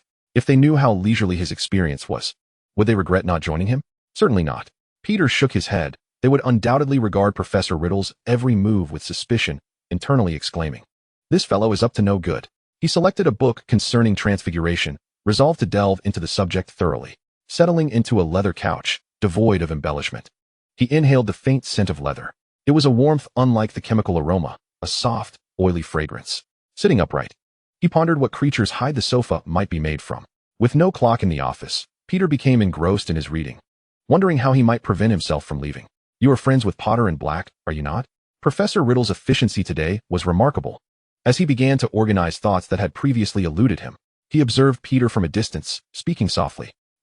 Peter, still contemplating the golden ring on his hand, was momentarily caught off guard by the question. Oh, I mean, yes, he nodded obediently, yet alarms blared in his mind. What is your opinion on their remarks in class? Riddle inquired. What do I think? How can I say? I see with 2 eyes. Peter felt his response was somewhat convoluted, but perhaps that was the point. Is that so? Riddle mused, reclining against the armrest, fingers rhythmically tapping the chair. And you? Your views appear to differ from theirs. In that moment, Riddle bore a striking resemblance to the Dark Lord. His gaze was icy, seemingly enjoying the game of toying with the small mouse before him, anticipating some intriguing responses. I cannot comment without understanding the full context. Peter finally managed to stammer, his face flushed from the effort of holding back. The silence that enveloped the small room grew oppressive, and Peter felt as if the very air had thickened. The flickering oil lamp casting shadows that danced at an accelerated pace. You may leave, Riddle finally declared, as if losing interest, gesturing for Peter to exit. The boy, drenched in sweat, silently returned the book to its place. You are aware that Lupin is no ordinary student, correct? Peter froze, his hand poised on the doorknob. I do not know what you are speaking of. He failed to notice that his voice had taken on an unusual tone. Hearing Riddle's soft chuckle sent a shiver down his spine, as if a serpent were slithering upon him, coiling around his neck. Perhaps you truly do not know, Riddle murmured, causing Peter to feel an unexpected sense of relief. Are you not afraid he might lose control and harm you? Not afraid, Peter replied, nearly biting his tongue in the process. Had he been led into a trap? He should have responded as he had before. Indeed, a brave Gryffindor. Came the mocking reply from not far behind. Peter had surrendered all resistance. He resolved to remain silent, for silence was the order of the night at Hogwarts. Sweet dreams. Mr. Pettigrew. Perhaps having seen what he wished, Riddle finally released Peter, his farewell tinged with a hint of delight. Upon returning to the dormitory, Peter found Harry and the others had yet to arrive. In a daze, he washed up and collapsed onto his crimson bed. No questions, please, he had simply fallen asleep. Perhaps due to the awkwardness of the defense against the dark arts class, the Gryffindor F4 had been ignoring one another for days. The tardy Remus appeared somewhat anxious. Yet he found himself powerless against the stubbornness of a few individuals.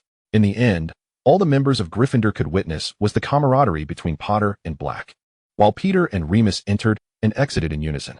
How has confinement been these past few days? Peter inquired with genuine concern for Remus, who had been assigned to Madame Pomfrey. It was said that the hospital wing had recently become overcrowded for reasons unknown. Not too bad, Remus replied with a smile. Madame Pomfrey was aware of his condition and discreetly assisted him, assigning him only light and non-strenuous tasks. And you? Remus noticed Potter and Black entering, then taking a seat not far from them. It's been dreadful, Peter lamented, his eyes glistening with unshed tears. Every night has been a harrowing ordeal. I nearly didn't make it back. In truth, he had been the only one in a state of anxiety, while Voldemort was far too preoccupied with his own affairs to pay him any mind. Of course, such thoughts were unspeakable. How embarrassing. I, on the other hand, have been quite comfortable. Peter declared loudly, Professor Riddle is quite kind, only assigning me tasks related to organizing books. It's not only effortless, but also educational. He dared not reveal that he had done nothing at all. What if the Dark Lord caught wind of it and changed his mind? Really? Potter's ears perked up. To be honest, he found it hard to believe. He suspected Peter had been engaged in dark magic experiments instead. Humph. Some people, Sirius Black chimed in, raising his voice, are easily deceived by a mere token of kindness. Merlin knows what price he will pay for such trivial benefits. You have a mouth like a raven, Peter exclaimed, slamming his hand on the table. Chapter 44, Friction. Sirius, I have a Quidditch match soon. Let us head over, Potter exclaimed, grabbing Sirius, who had also risen, while his other hand began to sweep across the dining table. Peter, let us go to the library. I still have a bit of homework for charms that I haven't finished, Remus interjected, positioning himself in front of Peter to diffuse the tension brewing between the two. Humph, humph. What was wrong with them? Who could know? Those oblivious to the situation quickly cast it aside, reverting to discussions of their own interests. Potter has a match? Peter's face remained stony, showing no signs of having calmed down. He had to pester Claire for ages to earn a spot in the match, Remus thought to himself. Knowing well that Potter was utterly passionate about Quidditch, his enthusiasm only rivaled by that of Lily Evans. Do you want to go watch? Peter turned to Remus, feeling he shouldn't be the one to bear the brunt of his emotions. A gentle breeze wafted in from the corridor, tousling his hair as the boy squinted, his gray eyes shimmering with a spark of light. Remus hesitated, then smiled and shook his head. I've never been fond of such sports, as you know. Indeed. Peter raised an eyebrow. We both barely scraped by in our flying class. Both seemed to lack any athletic prowess, preferring to spend their days nestled in the library rather than engaging in physical activities like Potter. Is there anything you don't understand in charms? Peter inquired, genuinely puzzled, as Remus usually excelled in his assignments. Of course not, Remus denied. You know, that was merely an excuse. Tut tut, even the little werewolf can tell a fib now. Peter teased. Well, since there's nothing else to do, we might as well investigate this, he said, shaking his wrist adorned with a golden ring. Isn't that merely an ornament? Remus mused. Honestly, he had rarely seen boys who enjoyed wearing accessories, but the delicate golden ring suited Peter well. We're already upstairs, Peter remarked, spinning around to survey the castle. Let's head to the Ollery. There shouldn't be anyone there at this hour. They prefer to send their mail in the morning. The Ollery was perched atop the west tower, and a direct corridor led from Gryffindor Tower, sparing them considerable effort. The ventilation here is excellent. The cylindrical stone chamber was devoid of windows, allowing for ample airflow, which was advantageous for the owls. Peter led Remus to a clean corner. See, I'm taking the ring off. It's not just a piece of jewelry. Sitting cross-legged on the ground, Peter spoke earnestly. This is a book. Remus squatted facing Peter, unbeknownst to him. Foreigners seemed less adept at sitting cross-legged, staring at the boy in confusion. Have you lost your mind because of Sirius? Sigh. Peter sighed. To be honest, I'm not entirely convinced either. Since I obtained it, I've never seen it revert. I got it from Filch's office. Peter nodded towards the ring between them. It was propped under a shelf. So you were knocked down because of it? Remus suddenly recalled. Gazing into Peter's gentle brown eyes, now ablaze with fury, he felt a shiver of trepidation toward the agitated little werewolf. This book is titled The Transformational Tome, Peter declared. Upon hearing the title, Remus fell silent. He was all too familiar with Peter's obsession with transfiguration. So how do we change it back? Remus poked at the ring. But it remained unresponsive. Have you tried the transfiguration spell? Peter asked, shaking his head. What about the reversal charm? Remus continued. Peter shook his head again, feeling as though he were a simpleton only capable of nodding. Why don't you give it a go? I can't, Remus mumbled, his cheeks flushing. You can't? Don't come to me with that list of demands. You're making me look like a fool, Peter exclaimed, his frustration bubbling over as he vigorously shook Remus's arm. Cough, cough. Remus found Peter's exasperation amusing, though he dared not laugh, and could only offer a fragmented explanation. Professor Flitwick, cough, hasn't he covered it yet? Of course. I know that, and I can't do it either. Then let us wait, Peter replied resignedly after venting his frustrations. Or he blinked. I could ask someone who knows how. The two descended leisurely from the west tower, and as they crossed the courtyard in the center of the castle, Peter's keen eyes spotted a young couple seated on a bench at the western end. The dense foliage obscured their figures somewhat. Why aren't we leaving? Remus paused in his tracks. It was Severus Snape and Lily Evans. Let us go? Peter feigned ignorance, but, upon retracting his gaze, found himself locking eyes with Lily. Peter. Lily stood and waved at him. Oh, good afternoon, Peter replied slowly, not particularly eager to join their gathering. Your letter, Lily said cheerfully. I was just about to find you, but now it's unnecessary. She produced an envelope, stamped and addressed. How did my letter end up with you? My parents were thrilled to receive my letter. Lily waved another envelope in her hand, but they wouldn't send it. I had to trouble Uncle Pedro instead. Peter, holding the letter, was somewhat bewildered. His father was not one for letter writing, as evidenced by the fact that he had not received a single letter the entire previous year. The owls delivered both letters to me, Lily pointed out, and now they're back where they belong. I owe thanks to Uncle Pedro. Not at all, Peter mused, feeling something was amiss. Thank you for bringing me the letter.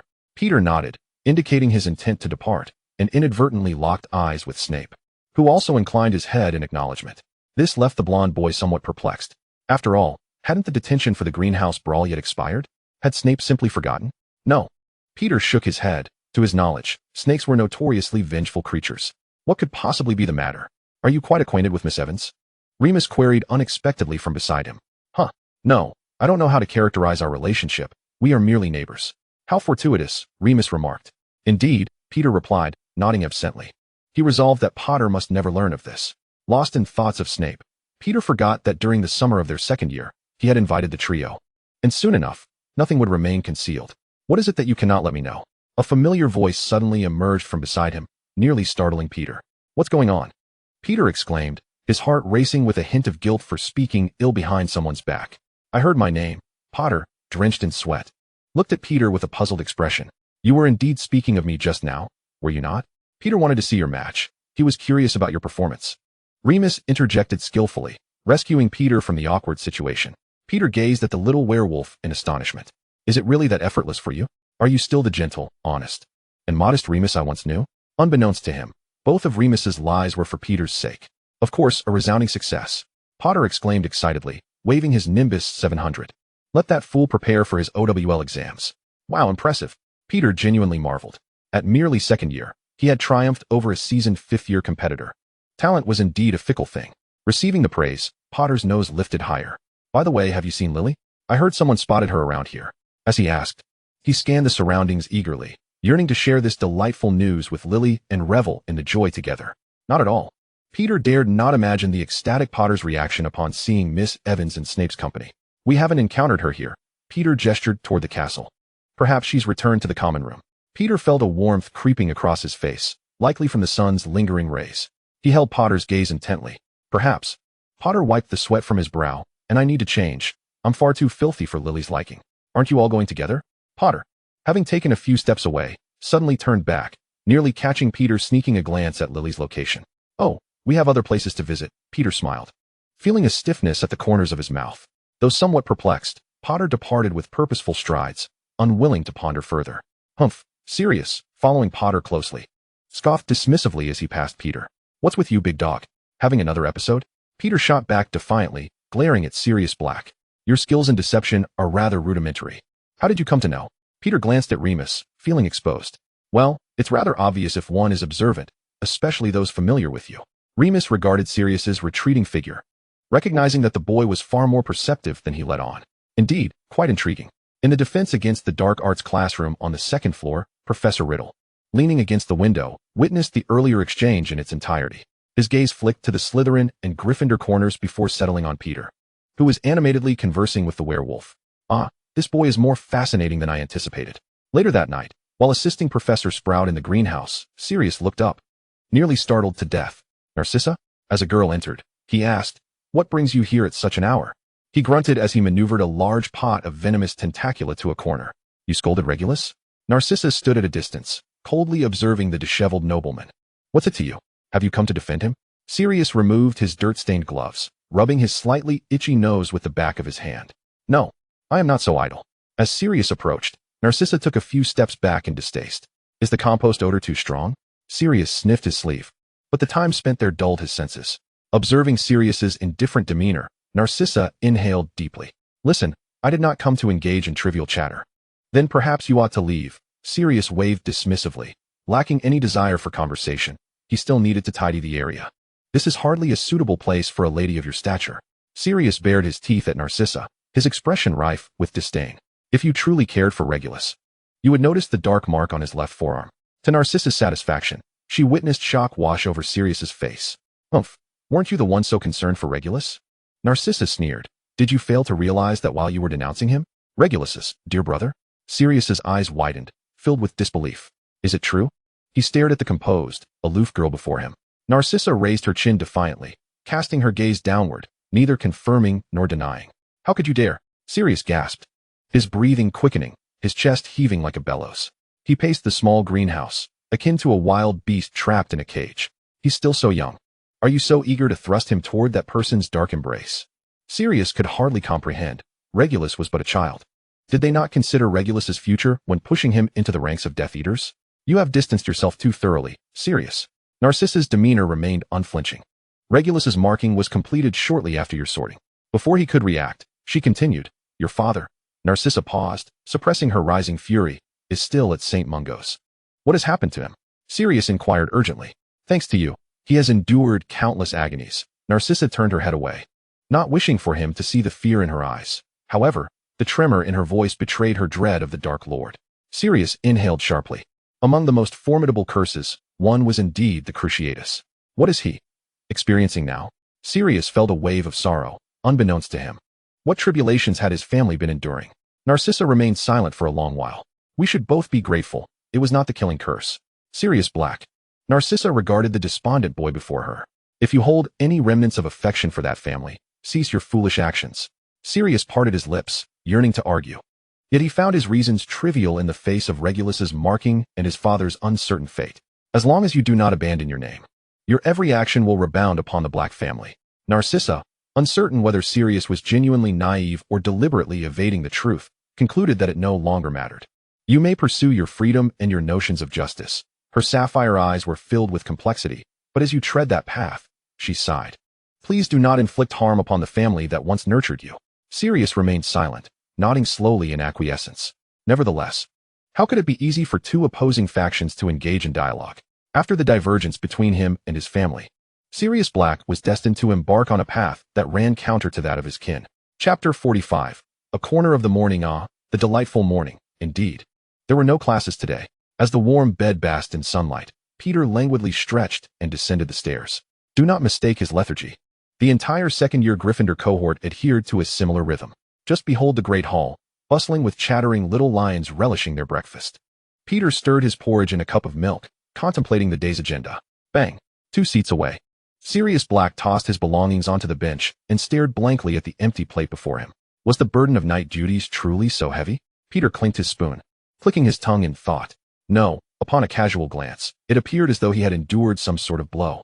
His typically bright and vibrant eyes now seemed dull and lifeless. Even his usually broad and upright shoulders appeared somewhat hunched, akin to a despondent dog drenched in rain. Peter sipped his milk slowly, showing no inclination to approach, for he had not forgotten how this fellow had recently spat insults his way. Would you care for some bread? Remus offered him a slice of freshly toasted bread. Thank you.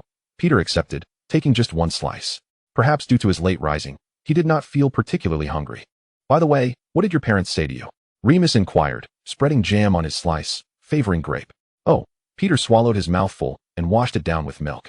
My father mentioned he would take my mother on a global tour and that I should stay at school for Christmas. He kindly informed Professor McGonagall as well.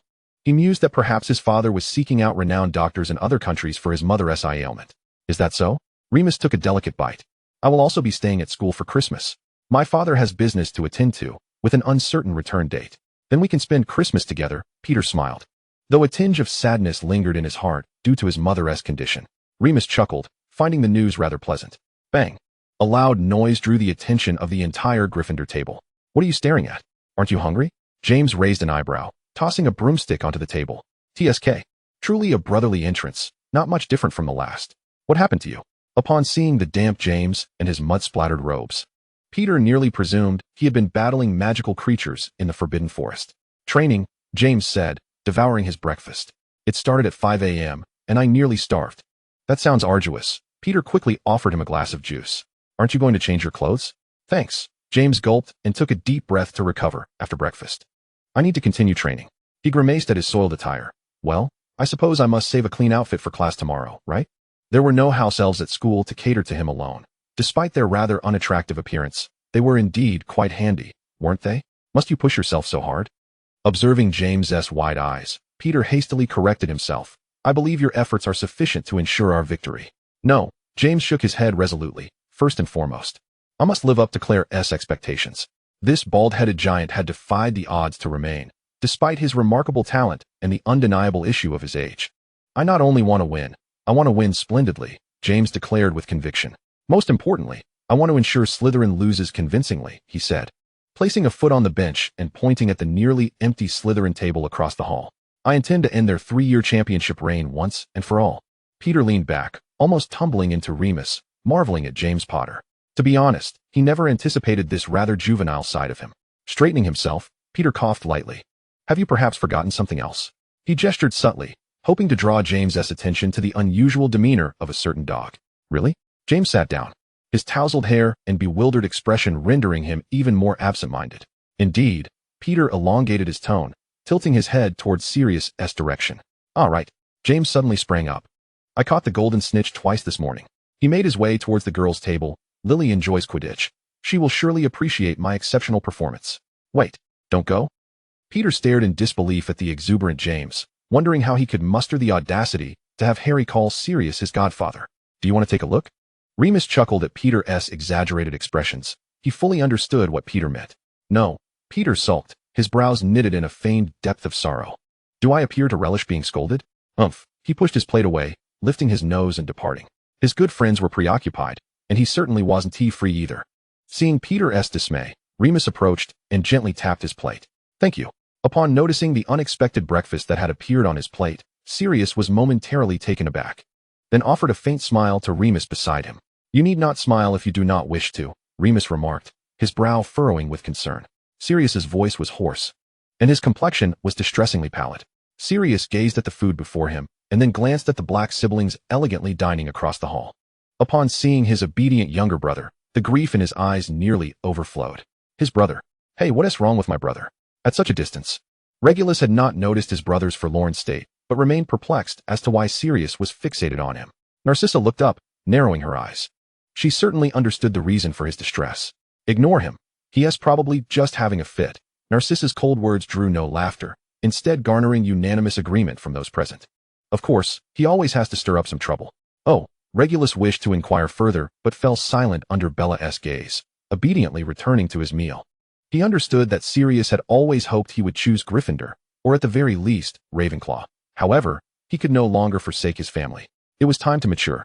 He was no longer the little Regulus who merely trailed behind Sirius, incessantly calling him brother. He needed to learn to grow and become someone capable of shielding his family from the storms of life. Regulus lowered his gaze, meticulously chewing his filled toast. The sharp pain in his left arm felt as if it were from yesterday. Chapter 46. The Night Watch. Is Potter ill? Lily lamented, leaning over the Gryffindor common room's long table as she worked on her homework, unable to suppress her complaints. Peter, nestled in a one-person-sized sofa, perused his extracurricular book, half-heartedly responding. When did I ever say or express that I enjoy Quidditch? Lily lifted her gaze, seeking confirmation from Peter. The poor girl was nearly losing her confidence due to James's antics. Perhaps during last year's Quidditch match? Peter flipped through the pages of the book borrowed from Professor Riddle, considering he visited nightly anyway, and the esteemed professor didn't seem to mind. Huh. Lily laughed in exasperation. But I meant, everyone was present, right? You cannot conclude that you enjoy fighting simply because you witnessed one. Indeed. Peter nodded, as if in earnest agreement. Hey, Peter. Lily called out in annoyance. Were you even paying attention? Of course. Peter promptly straightened himself and took a sip of water with a tactical flair. I mean, didn't you clarify things with him? He simply wasn't listening. The young girl's cheeks flushed crimson with indignation. Heaven knows how awkward it was to be forcibly invited after just having fun with a group of girls a moment ago. Well, Peter shrugged helplessly. It was indeed characteristic of him. I truly detest this, Lily lamented, leaning over the table, her deep crimson hair cascading over the parchment. I have my own opinions. I don't need anyone dictating what I like, do I? Yes, Peter replied cheerfully. I understand your sentiments. He does seem to lack respect for your thoughts. Lily nodded emphatically. That is precisely my point about Shiva. But he said he liked me? Lily questioned with a hint of skepticism. You're his friend. Are you certain he isn't trying to ostracize me, or seeking revenge? Peter burst into laughter. You're quite amusing. Upon seeing the lovely girl's face filled with righteous anger, Peter grew serious. Fine. I apologize. I shouldn't have laughed at you. Can you assist me? Lily straightened up, her emerald eyes brimming with hope. I mean, your relationship is quite good, isn't it? What should I say? That you don't like Quidditch? That you dislike him? That you're not fond of his arrogant demeanor? Peter raised an eyebrow. Lily nodded vigorously like a chick pecking at grains. It's not a huge issue, Peter mused, stroking his smooth chin. At worst, it would just lead to a beating. But are you sure he is receptive to it? Oh no, Lily wailed. Merlin, when will he ever emerge from his own world? It's challenging, Peter refrained from saying, as far as he knew. Self-absorbed individuals often struggle to value the thoughts and preferences of others. Simply put, they lack respect. Concluding the rather unpleasant topic, Peter navigated his way to the basement with the hefty tome in hand. Professor? The man standing at the door startled Peter.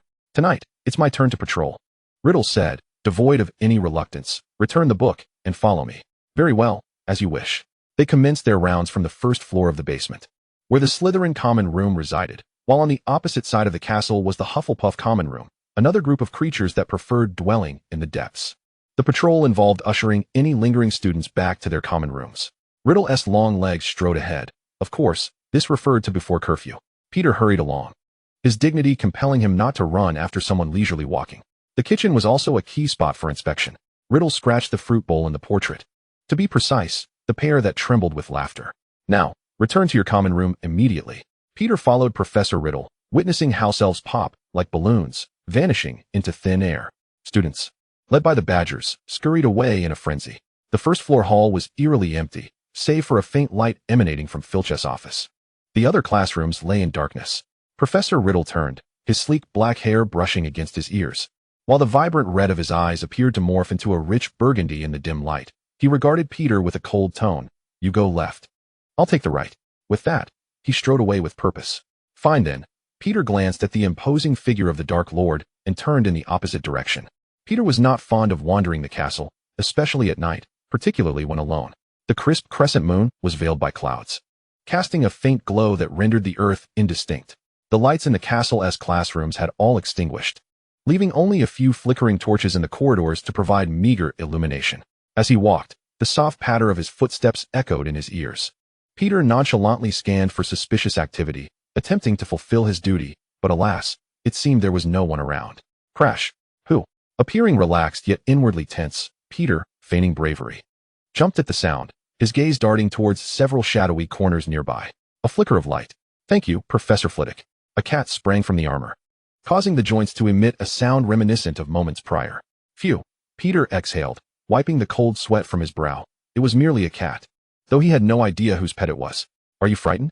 The Dark Lord, arms crossed, observed the spectacle of Peter, startling himself. Have you lost your mind? The remnants of his sanity compelled him to swallow his curse, and with his heart pounding, Peter pressed a hand against his chest, exhaling deeply. I'm not scared. It's quite commonplace, isn't it? Fear is merely something I want to admit to. If I don't say it, I can't acknowledge it. Is that so? Such a stubborn little mouse you are. The Dark Lord's playful demeanor emerged, his wine-red eyes narrowing slightly. the corners of his lips curling upward. There are 8 floors left. Let us see how long you can maintain this bravado. Are you joking? Peter blinked. Donning an appropriate smile, you make a valid point. I also believe this is a more efficient approach. 8 floors. 8 floors. For the first time, Peter felt the castle was rather expansive. Then, let us begin. Let us see how long you can keep up this facade. The second-floor bathroom seemed to be experiencing some issues, with the faucet emitting sounds akin to someone choking, followed by an audible burp. This left Peter, who had transitioned from anxious to bemused upon encountering the hiccuping faucet, somewhat speechless. The third floor was quiet, devoid of any strange noises, allowing Peter to relax. Surely, not everything could go wrong, could it? With a light step, he made his way to the 4th floor, not once considering half-hearted efforts. After all, survival was paramount. Little did he anticipate, the very Professor Tom Riddle who was supposed to be patrolling the right side of the castle was gliding silently behind him.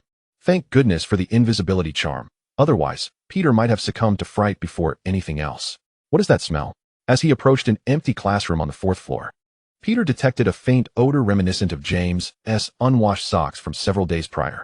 Surely, it couldn't be a troll, he mused jokingly in his mind, stealing his courage before following the scent. Chapter 47. Walking and Talking. Reaching the classroom door, Peter was quite certain there was a creature brewing potions inside. The smell was identical to that of the potions classroom on the 1st floor. Which diligent little critter could it be?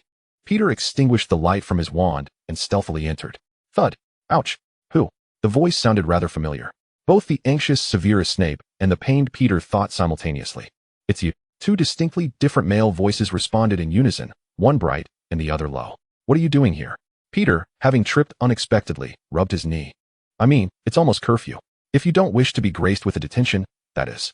Seeing Peter, Snape's wary expression softened considerably. How did you end up here? Observing the limping Peter, Snape quietly shifted to make space. Professor Riddle is on patrol tonight. He asked me to accompany him. Honest Peter, with keen eyes, noticed Snape's subtle invitation and without hesitation, settled into the offered spot. What tripped me? Peter rolled up his pant leg, revealing a purplish bruise on his knee, with a trickle of blood seeping out. A magical trinket. Snape pointed to a nearby object on the ground. A pyramid the size of a ping-pong ball. It bore a leg trip charm and a simplified version of various obstacles. Did you buy it? Peter inquired tentatively. I made it myself, Snape replied gruffly, turning away as if rummaging for something. TSK, I knew you wouldn't waste money on something like this. Peter straightened his leg, finding that the pain diminished considerably. However, he had to admit, you truly are clever. Clever? Snape, taken aback by Peter's sudden remark, handed him something. Powdered moonstone? Peter sniffed and instantly recognized it. You have quite a keen nose, Snape complimented, though he wondered if this would lead to a proper confrontation. You are no longer angry with me?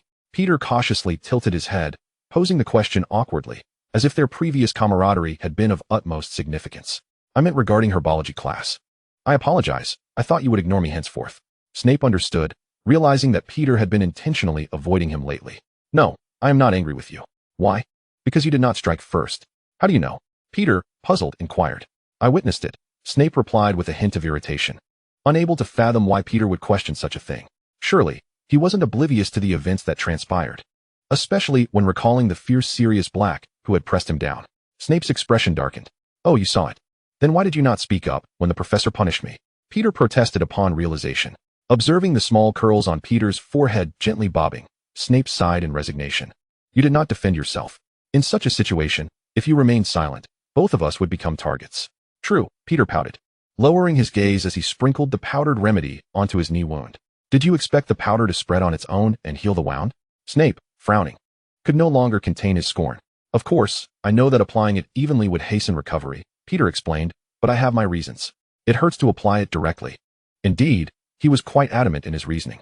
Snape fell silent, contemplating Peter's timidity, cowardice, and fear of pain. Hey, what are you doing? Peter exclaimed as he observed Snape's actions. Let go of my leg. Hey, what are you blowing for? This is getting a bit too intimate, mate. Having never had the chance for romance in his past life, Peter stared, frozen, at Snape, whose expression was somber yet whose touch was remarkably gentle. Does it hurt? At last, the gory wound on Peter's knee was no longer so glaring, and Snape felt a sense of relief. No, it doesn't hurt anymore, Peter murmured, retracting his leg, though it is somewhat awkward. By the way, what potion are you brewing? As he saw that the potion was nearing completion, Peter's earlier discomfort vanished, and he began to circle around the cauldron. Your cauldron is quite expensive. As Peter scanned the surroundings, His eyes widened at the sight of the costly potion and glass vials, prompting him to gasp in awe. Ahem. It's a bit irritating. I forgot not to inhale. Felix Felicis. With the rise of Voldemort, the magical community was rife with anxiety. This potion certainly had a considerable market. Thanks to you. The money is from selling potions in Nocturne Alley. Upon hearing Snape mention Nocturne Alley, Peter paused, the image of the masked man flashing through his mind. A sensation of having forgotten something creeping in.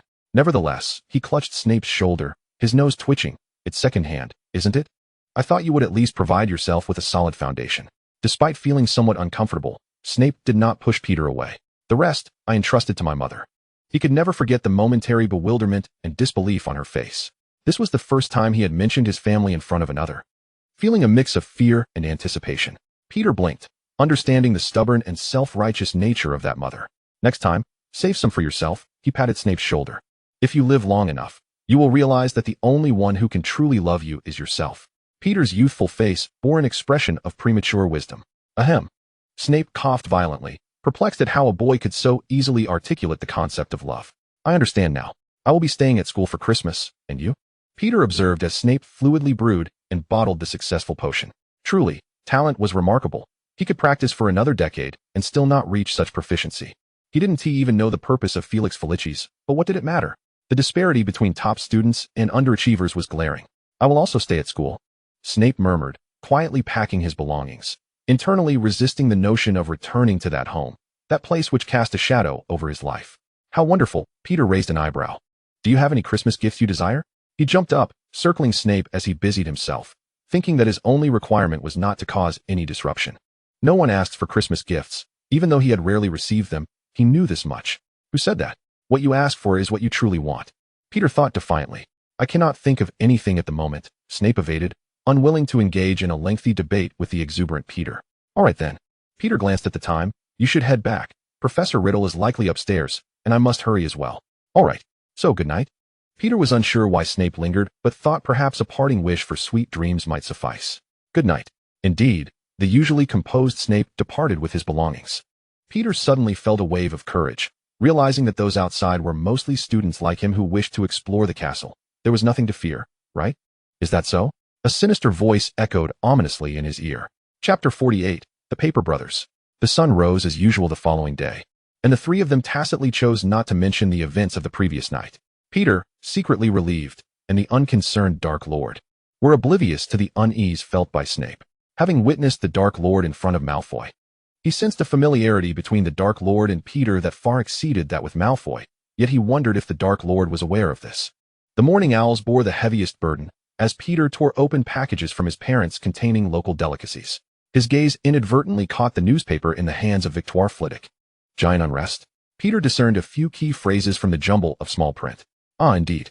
Flitwick flipped the page to glance at the front page, where a stern-faced gentleman with short hair was delivering a speech.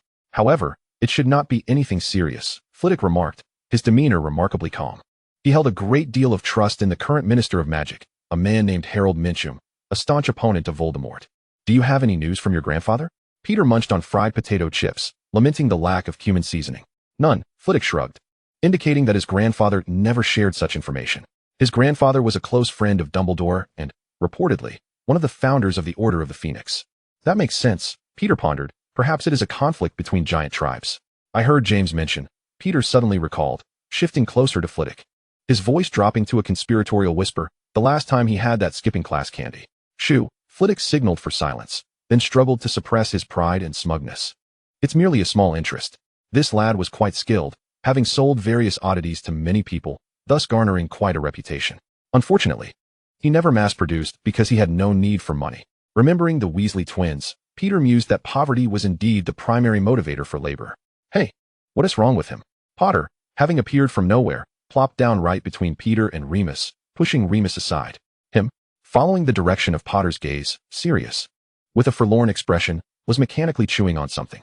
Judging by Peter's assessment, it must have been something quite tough to chew, as he had been repeating the same motion for over 20 seconds. Huh. Peter withdrew his gaze with a sense of indifference, congratulating himself on finally noticing. He raised an eyebrow, pondering the nature of this paper-thin brotherly bond.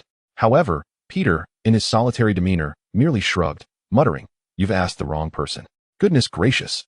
He carelessly wiped his mouth, signaling the end of his meal. As Remus departed, Peter stood, patting the small wolf beside him, hoping that today's Care of Magical Creatures class would not be excessively challenging. To everyone's surprise, today's creature was the flobberworm. Was this considered an easy lesson? Peter gazed incredulously at the wriggling brown worms in the grass. What on earth? James reached out to poke the stout creatures. Oblivious to the rapid retreat of the other three, their faces contorted in expressions of disgust. As far as I know, these creatures are quite easy to care for. They can thrive in damp ditches and reproduce in large numbers. Moreover, they possess a gentle temperament. Indeed, it was this very gentle disposition that starkly contradicted Professor Kettleburn's teaching philosophy. It wasn't until evening that Peter began to grasp the underlying reasons. Children, Dumbledore announced, wrapping his spoon to beckon silence. Recently, unsettling news has emerged from the Forbidden Forest. For unknown reasons, several magical creatures within have suffered injuries and even death. Silence fell over the four houses, for at that moment, Professor Dumbledore appeared particularly grave. As the cause had yet to be determined, it was highly probable that unknown dangers lurked there. He surveyed the youthful faces before him and declared, from this moment forth, no one is permitted to enter the Forbidden Forest alone. This is a decree. The hall soon resumed its clatter of cutlery, yet an inexplicable unease lingered in the air. Peter couldn't help but recall the morning's newspaper, yet he struggled to discern any connection between giants and the Forbidden Forest. No wonder they had been so inattentive in class. It seemed Kettleburn had devoted more time to investigating the disturbances in the forest. Professor Tom Riddle had business to attend to, as relayed to Peter by the portrait of the snake woman at the door. Well then, no detention for him. With his hands tucked into his pockets, Peter raised an eyebrow and turned away, pleased. His letter was ready. It was time to send it off to dear Dad and Mom. The beef jerky from Inner Mongolia was delightful. He longed for more, smacking his lips in reminiscence. Sirius was in distress. The ever-heroic figure found himself overwhelmed with guilt upon realizing that his hubris had inflicted significant harm upon his loved ones. The crushing weight of remorse left him breathless. Lost in sorrow, he lifted his head only to discover he had become estranged from those he once cherished. Ever since he had reprimanded Regulus, their occasional encounters were marked by Regulus's indifferent demeanor, which only deepened Sirius's feelings of guilt. The boisterous James had recently been preoccupied, and Sirius firmly believed it was due to the demands of Quidditch practice, rather than an obliviousness to his plight. Due to his own words, the stingy Peter had yet to acknowledge him, while Remus, caught in Peter's web of influence, could offer only superficial comfort. It was hardly heartfelt, was it? What of the others? Even the proud Sirius found himself friendless within Gryffindor, a rather dismal fate. Clutching the crumpled parchment in his hand, he ascended the winding staircase to the Ollery. His letter was addressed to an uncle named Alfred, a black sheep of the Black family. As November approached, Hogwarts at night required the wearing of light sweaters. Rubbing his reddened nose, Sirius began to second-guess his decision. He should have turned back before the chill set in, rather than climb to the even colder Ollery. You fool! The harsh voice in his mind scolded him. Is someone there?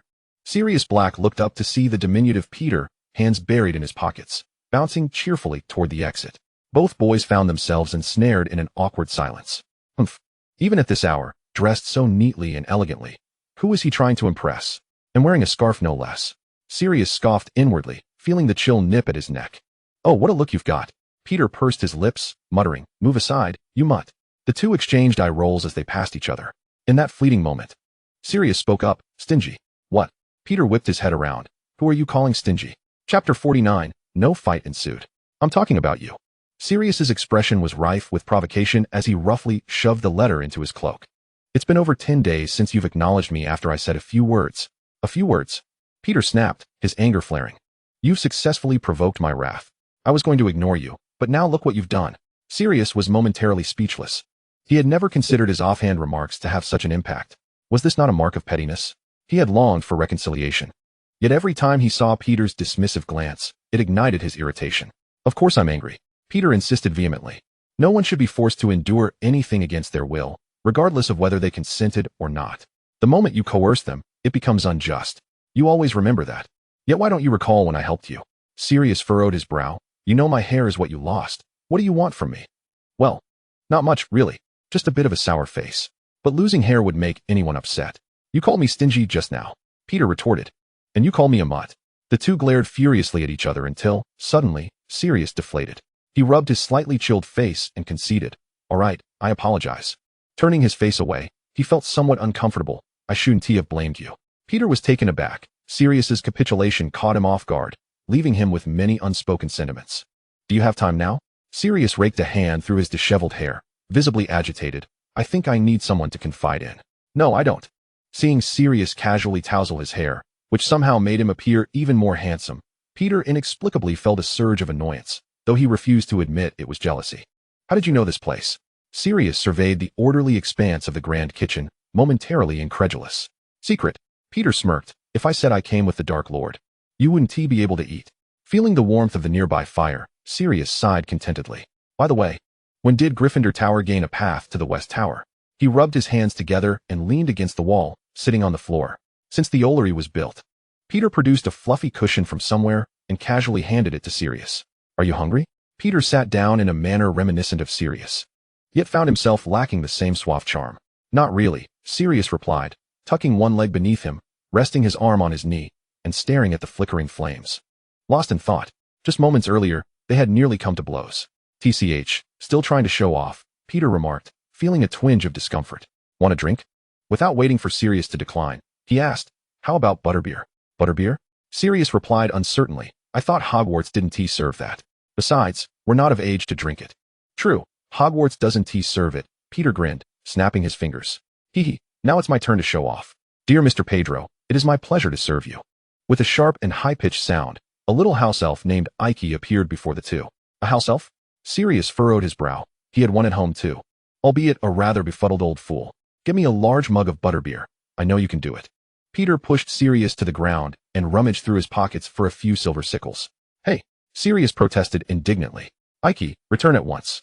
The little elf, trembling with trepidation, accepted the sickles and vanished with a crack.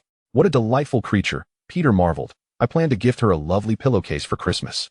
Yes, a pillowcase. Directly giving her clothing might prompt tears.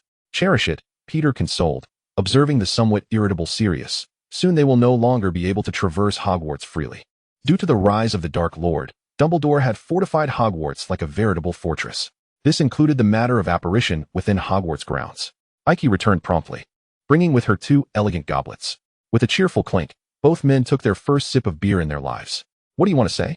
Peter inquired, genuinely curious about Sirius's recent despondency. Sirius, sigh, Sirius lamented. I am disheartened. I feel wronged. Am I truly at fault? A flush graced the handsome face of Black, his eyes shimmering with unshed tears in the glow of the fire, born into this family. Must I forsake my own will to kiss the hem of a demon's robe and slay the innocent for him? Sirius was in agony. After a deep gulp, he coughed violently. I cough. Really, truly detest this. The remarkably principled Sirius found even sharing the same air with the Dark Lord intolerable and revolting. Is he crying? Peter observed the tear that slipped into Sirius's hairline, falling into a pensive silence. It felt like a noose. With his predetermined path starkly opposed to the one in his heart, one side held justice and innocent lives, while the other cherished kin. Peter refrained from offering any opinions. Shall we drink? Peter pushed forward a freshly poured goblet. Drink. There was no shared understanding. His feeble strength could not resolve Sirius's dilemmas nor make decisions for him. All he could do was accompany him and listen to his heartache. It will be resolved. The course of events continuously progresses, and all current troubles will eventually fade into oblivion. Tom Riddle, weary from his travels, emerged from the fireplace to find the room utterly deserted. Indeed, there would be no laborious punishments today. Sensing the silence and chill of the office, Tom felt an inexplicable discomfort. He tapped the cup on his desk.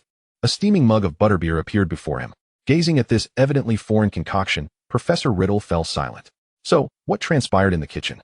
The next day, a sober Sirius and Peter had no recollection of how they returned, save for the bruises and swelling that marked their struggle. Peter never spoke of the incident to anyone, as if it had never occurred.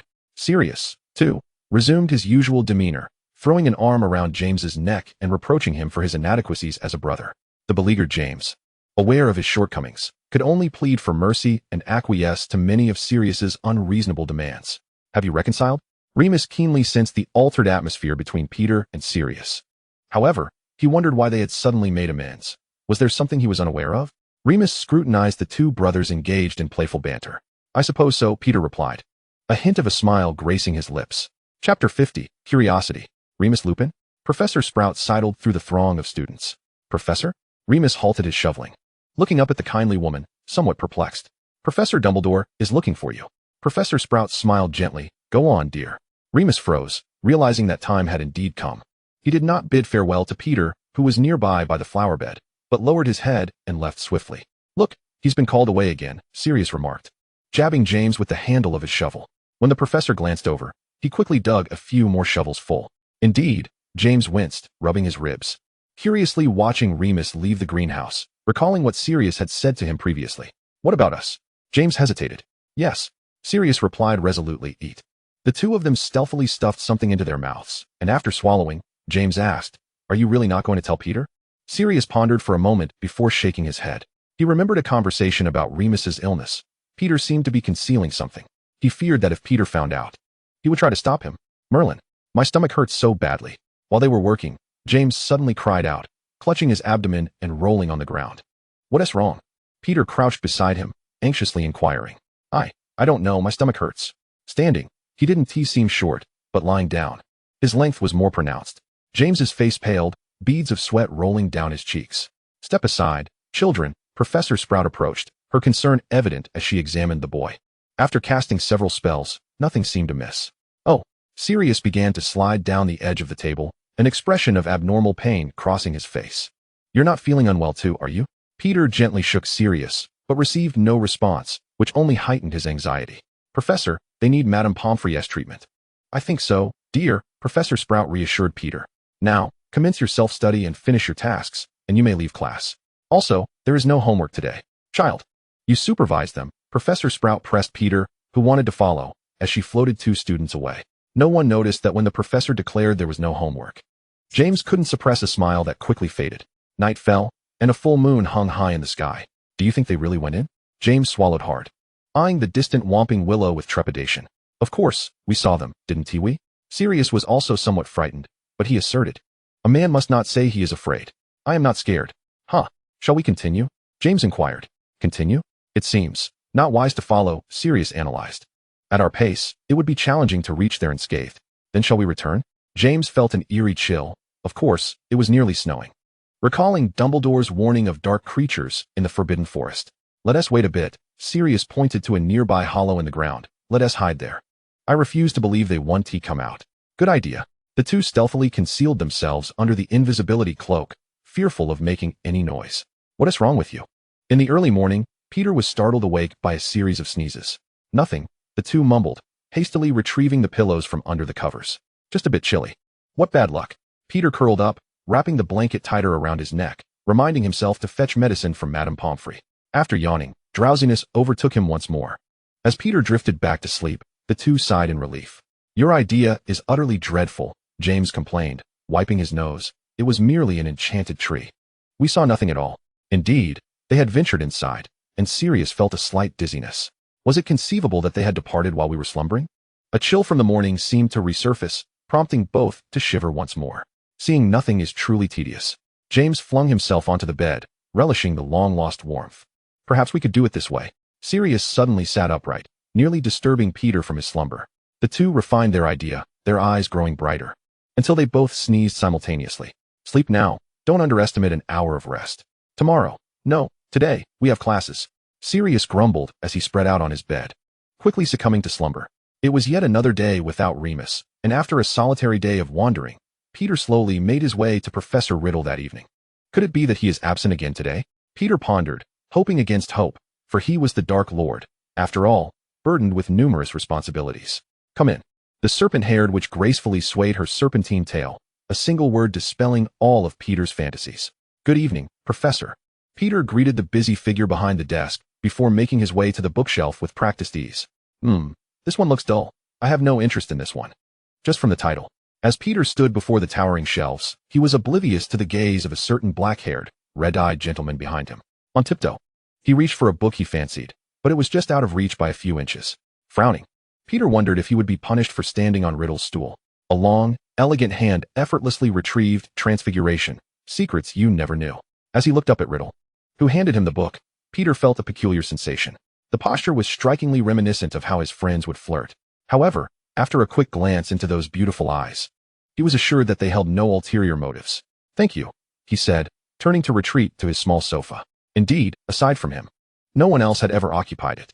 Peter scarcely glanced at Riddle. After all, few could withstand the onslaught of such striking beauty at such proximity. Was he truly so lacking in intimidation? Observing Peter turn to leave, the Dark Lord assessed himself. His subordinates were always respectful in his presence, while the typically haughty nobles would bow and ingratiate themselves before him. In their gazes, there was an abundance of admiration and submission. Those students, although he had endeavored to appear approachable, seemed to view him with a mixture of fear and curiosity. It appeared that only Pedro regarded him differently. His gaze was devoid of fear, yet contained a depth of understanding. You seem to enjoy transfiguration. Long, straight legs appeared beside the small round table, which held only a book and a cup of hot cocoa, its sweet scent wafting through the air. Chapter 51, a wand not meant for him. Ah. Peter looked up at the Dark Lord. Do you have something to discuss? Goodness. Even from this angle, he looked strikingly handsome, with no double chin in sight, his chiseled features remaining remarkably defined.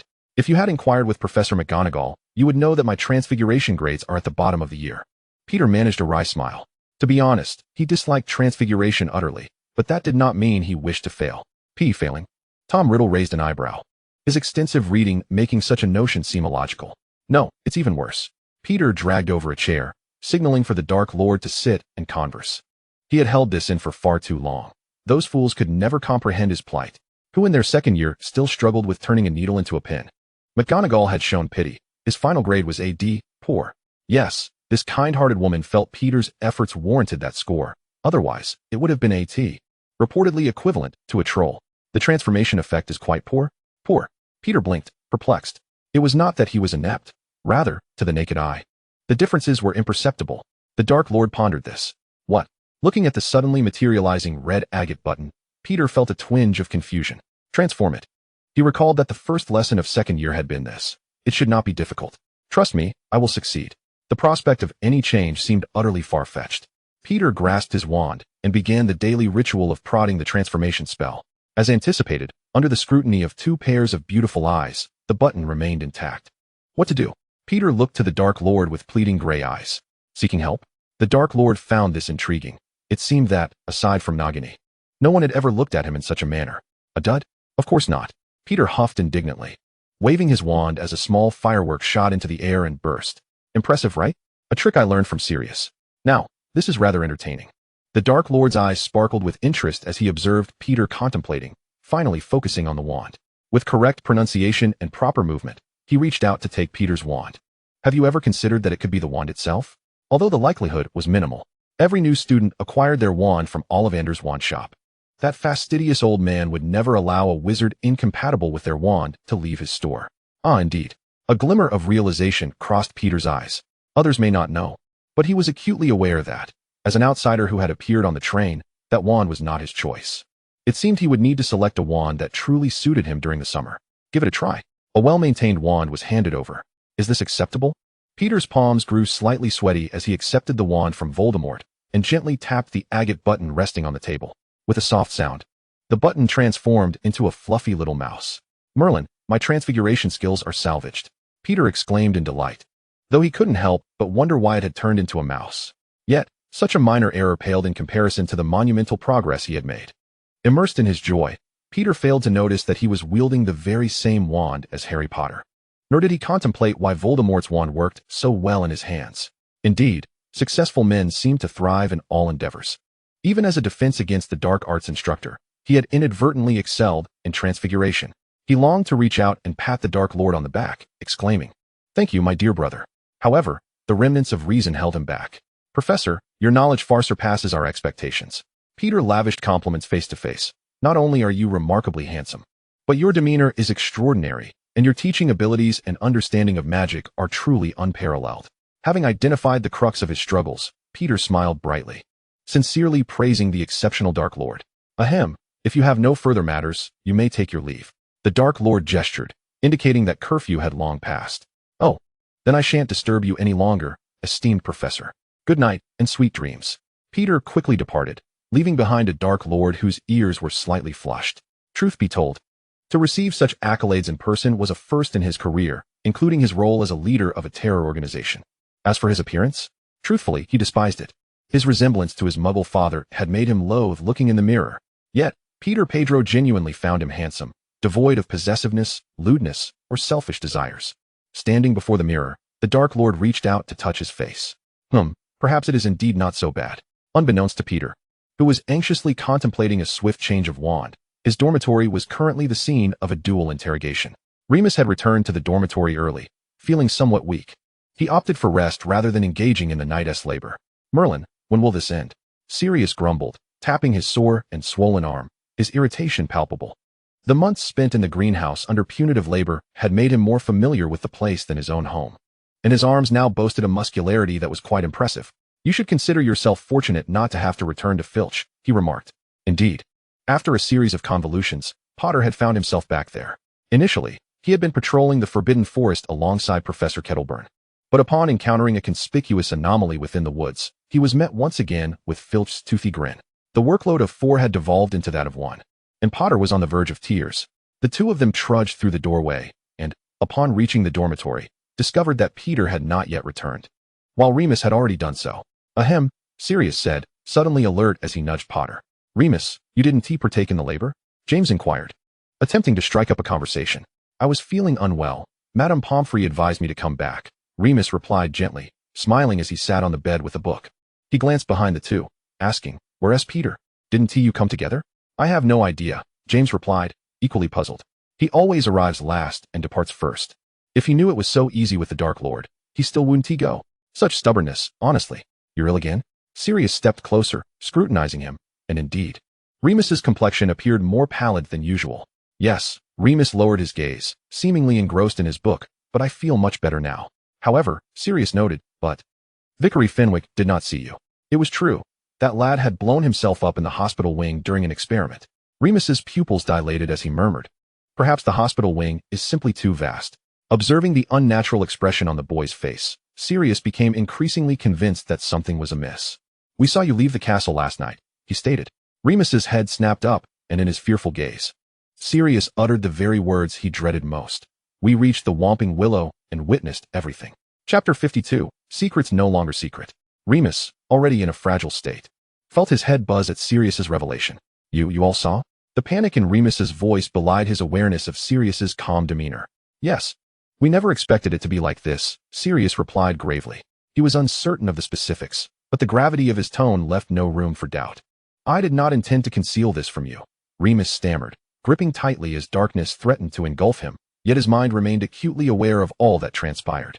Sirius and James fell silent, the realization dawning that the situation was indeed serious.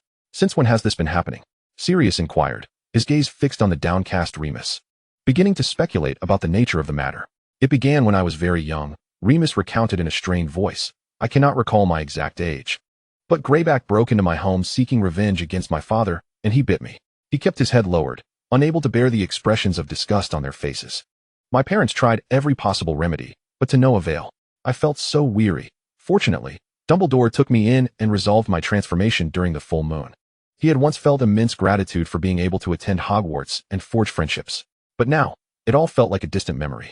A heavy silence enveloped the dormitory. The three remained mute, shocked into disbelief. Sirius and James had never anticipated such a revelation. Dumbledore is rather audacious, James murmured. Does he not fear being caught by those Death Eaters? The Dark Lord. He already has. It's not his fault. Professor Dumbledore is a good man, Remus defended. Without him, he would likely still be isolated at home, devoid of companionship and devoid of a joyful school life. What do we do now? James gestured with his eyes. How should I know? Sirius shot him a glare. Let us retreat. Are you going to report me? Remus finally lifted his gaze, only to see the two preparing to leave. Of course not, Sirius denied, but quickly amended. I mean, we need to think this through. Hope flickered in Remus's eyes. Yet he soon sank back into despair, watching helplessly as the two exited the dormitory, leaving him alone. Merlin, what a monumental secret this is, James exclaimed, seated in the now empty common room, continuously patting his chest. I hadn't anticipated Sirius would be so flustered. The situation has spiraled beyond his expectations. What did you think it was? James asked, sitting up to regard Sirius. In retrospect, the full moon, isn't that just a werewolf? I thought they were conducting experiments to enhance magical abilities. The innocent eyes of the dog conveyed to James that he was speaking truthfully. Well, indeed.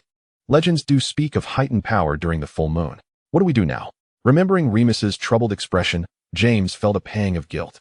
He was a werewolf, true, but he had never harmed them. I don't know. Sirius leaned back against the sofa, staring blankly at the ceiling. He didn't believe he had done anything wrong, but it seemed his actions had indeed hurt Remus. You need to apologize, James asserted. Not just that, Sirius felt a mere apology was insufficient. A faint sound of footsteps approached. "What are you two up to?" Peter asked as he entered, immediately noticing the two brothers whose faces were flushed by the firelight. "Nothing," Sirius replied slowly, finding himself ill-equipped at lying. "Was detention not tiring today?" Peter probed cautiously, only to be met with two pairs of rolled eyes. "Fine," Peter said, scratching his nose. "I'll head back then." The two nodded listlessly, showing no intention of following him. Something feels off, Peter thought, but he brushed it aside as he traversed the long corridor back to the dormitory. "Remus? You're back?" Peter cheerfully greeted upon seeing Remus. "How are you? Are you feeling unwell?" He perched himself on the edge of the bed, watching Remus intently. Remus gazed into Peter's warm eyes, his nose tingling as tears threatened to spill. Why was Peter always so kind to him? The oblivious pair had noticed something amiss, yet Peter had never inquired. At times, Remus questioned whether Peter knew something, but how could that be? He feared he might truly lose the one person who had always treated him with such kindness. Nevertheless, Remus felt compelled to disclose the truth. This was something he ought to tell Peter himself, rather than allowing him to hear it from others. "Peter, what's wrong? Are you uncomfortable sitting?" Peter asked, having cared for many patients before. He adjusted the pillow behind Remus to make him more comfortable. "I am very sorry." The deep brown eyes brimmed with contrition as he looked at the gentle blonde boy, fearing that if he were sent home, he might never see him again. Upon seeing the glimmer of tears in Remus's eyes, Peter finally grasped the gravity of the situation. "What happened?" he asked, unease creeping into his voice. "I'm sorry for concealing certain matters from you," Remus stated calmly and objectively, revealing the truth of his lycanthropy. "You may choose to report me, but please do not implicate Professor Dumbledore. This is my final request," he implored, feeling insignificant. Who would wish to befriend a werewolf, capable of harming at any moment? He understood them, truly. "It is indeed disheartening, as if a piece of my heart is missing, causing a pain so profound that it brings me to tears." Sighing deeply, Peter offered a comforting presence to the startled boy before him, reassuring him, "Do not be so frightened, Remus." He rose to envelop the seemingly fragile child in an embrace. "I will not report you," Peter promised, holding the gaunt boy close. "Nor will I ever turn against Professor Dumbledore." He offered these assurances to soothe his own heart. "I shall not abandon you. We remain the best of friends." "Is that true?" Remus blinked, inhaling the familiar scent with a sense of longing. "Why?" His voice, thick with emotion, or a discernible tremor. "Because you are a victim, you have never harmed anyone. This is an objective truth. Yet most people only concern themselves with the potential danger he poses, the objective fact that he could, at any moment, inflict harm upon others. You are remarkable, diligent," Peter asserted, placing a supportive hand on the boy's shoulder. "You possess a kind heart and a desire to assist others." "Do you truly think so?"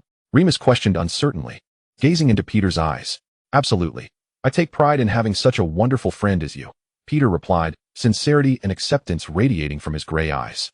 Under the gaze of such warmth, Remus felt as though he had come alive once more. "Thank you, Peter," Remus whispered softly. "No matter the circumstances, we shall always be friends, even if you are a werewolf." Observing Remus's emotions stabilize, Peter released a sigh of relief. "Do you not see how many children who have faced unfair treatment and prejudice in their youth grow to become radicalized and bitter? It is indeed a rarity for a boy as gentle and morally upright as Remus to exist. He must be protected." Chapter 53, The Recklessness of Youth. James and Sirius did not respond quickly, causing Remus, already anxious, to waver in his resolve. Perhaps he should simply leave. Things have not yet reached that point. Peter interrupted hastily. It is important to note that no one in the book had reported Remus. From Peter's own experience, despite their differing personalities, both boys were fiercely loyal. "Rest assured, I will seek them out," Peter reassured Remus, though his thoughts were momentarily drawn away by the golden ring adorning his finger. It had once resided on his wrist, but inexplicably shrank since that fateful night. Fortunately, the mundane gold still allowed Peter to recognize it. However, what did that inscription signify? The golden ring, aside from its ostentatious hue, bore a single word etched into its center. Yet, Peter could not decipher its meaning. He continued to hope that one day it would revert to its original form, envisioning that perhaps his shape-shifting class could achieve excellence with its aid. Nevertheless, Peter did not seek out James and Sirius, for they approached him first. "You are aware of the situation, are you not?" Sirius leaned against a large tree, the lake behind him flowing gently. "What do you mean?" Peter felt well informed, but was uncertain about what Sirius was specifically referencing. Well, James glanced around, ensuring no one was listening, and lowered his voice. "I mean, those furry little concerns of Remus." He was certain Remus had confided in Peter about it. Sirius scrutinized this usually quiet yet timid boy, contemplating how Peter would react upon learning the truth. "What are your thoughts?" Peter countered, gazing at the two enigmatic figures. Feeling playful, and then teasingly added, could it be that you are frightened? How absurd. Sirius sneered, do we strike you as the type to be afraid? Calm down. As he observed the fiery glares directed at him, Peter felt a mix of triumph and trepidation. He draped an arm around each of his friends and began walking towards the lake, away from the castle. This isn't really a significant issue, is it? Peter feigned humor. Oh, yes, just a trivial matter, hardly worth mentioning, Sirius remarked, inexplicably finding this manner of speaking rather impressive and began to imitate it. We must safeguard this secret for Remus, Peter said, placing a hand on James's shoulder. Let us consider this affair to have never occurred. That is quite the height. Peter thought, feeling a twinge of fatigue in his arm. Moreover, we owe him an apology, James added, scratching his head. We did not intend to frighten him. Our curiosity simply got the best of us. Excellent. Peter released his grip. You both should hurry. Should you delay any longer, Remus might very well be terrified to death. What a splendid jest, James chuckled. We frightened a little werewolf. The three of them turned in unison towards the castle. I think we should devise a code name. If overheard, no one would comprehend our conversation. It was unwise to refer to him as a werewolf if they wished to keep the secret. What about furry little concerns? Peter raised an eyebrow, feeling that James's description was remarkably apt, imbued with an undeniable charm. I mentioned it first, Sirius interjected proudly. Excellent, from now on. That shall be our moniker, James applauded. Upon returning to their dormitory that evening, the two boys quickly and straightforwardly apologized, leaving Remus astonished. As he had braced himself for the worst, believing that even if they did not report him, they would no longer be able to maintain their friendship. Witnessing Remus's touched expression, Sirius, fueled by enthusiasm, stood up and declared, there is nothing to fear, Remus. We will accompany you every time you transform. See how wonderful this is. Peter, wearing a broad smile, gazed incredulously at Sirius's words. Indeed, this way, you shall not feel alone, James nodded in agreement, believing Sirius's idea to be splendid. Are you certain you wish to accompany a transforming werewolf? Peter exclaimed, he may not feel lonely, but you would be at risk. What do you mean? I mean, it can be perilous during the transformation. Peter attempted to calm them, but to little effect. We can transform into animals, James exclaimed, a stroke of inspiration flashing through his mind. Great idea, mate. Sirius heartily slapped James on the shoulder. Is it possible that a werewolf might also attack animals? Peter maintained a smile, though inwardly he was apprehensive. Yes, he regarded Remus as a friend, but certainly not to the extent of placing himself in harm's way. At night, I will be tied up, Remus quietly added, hope gleaming in his brown eyes. Moreover, once the werewolf becomes accustomed to the scent of those nearby, its aggression diminishes significantly. Oh, Merlin! Peter felt a pang of guilt wash over him. The transformation was excruciatingly painful, and to endure it alone while restrained was a heavy burden. Very well. I can no longer refuse, Peter thought, realizing it might be a matter of life and death. He wanted to laugh, yet the humor eluded him. Who knew how strong those ropes would be?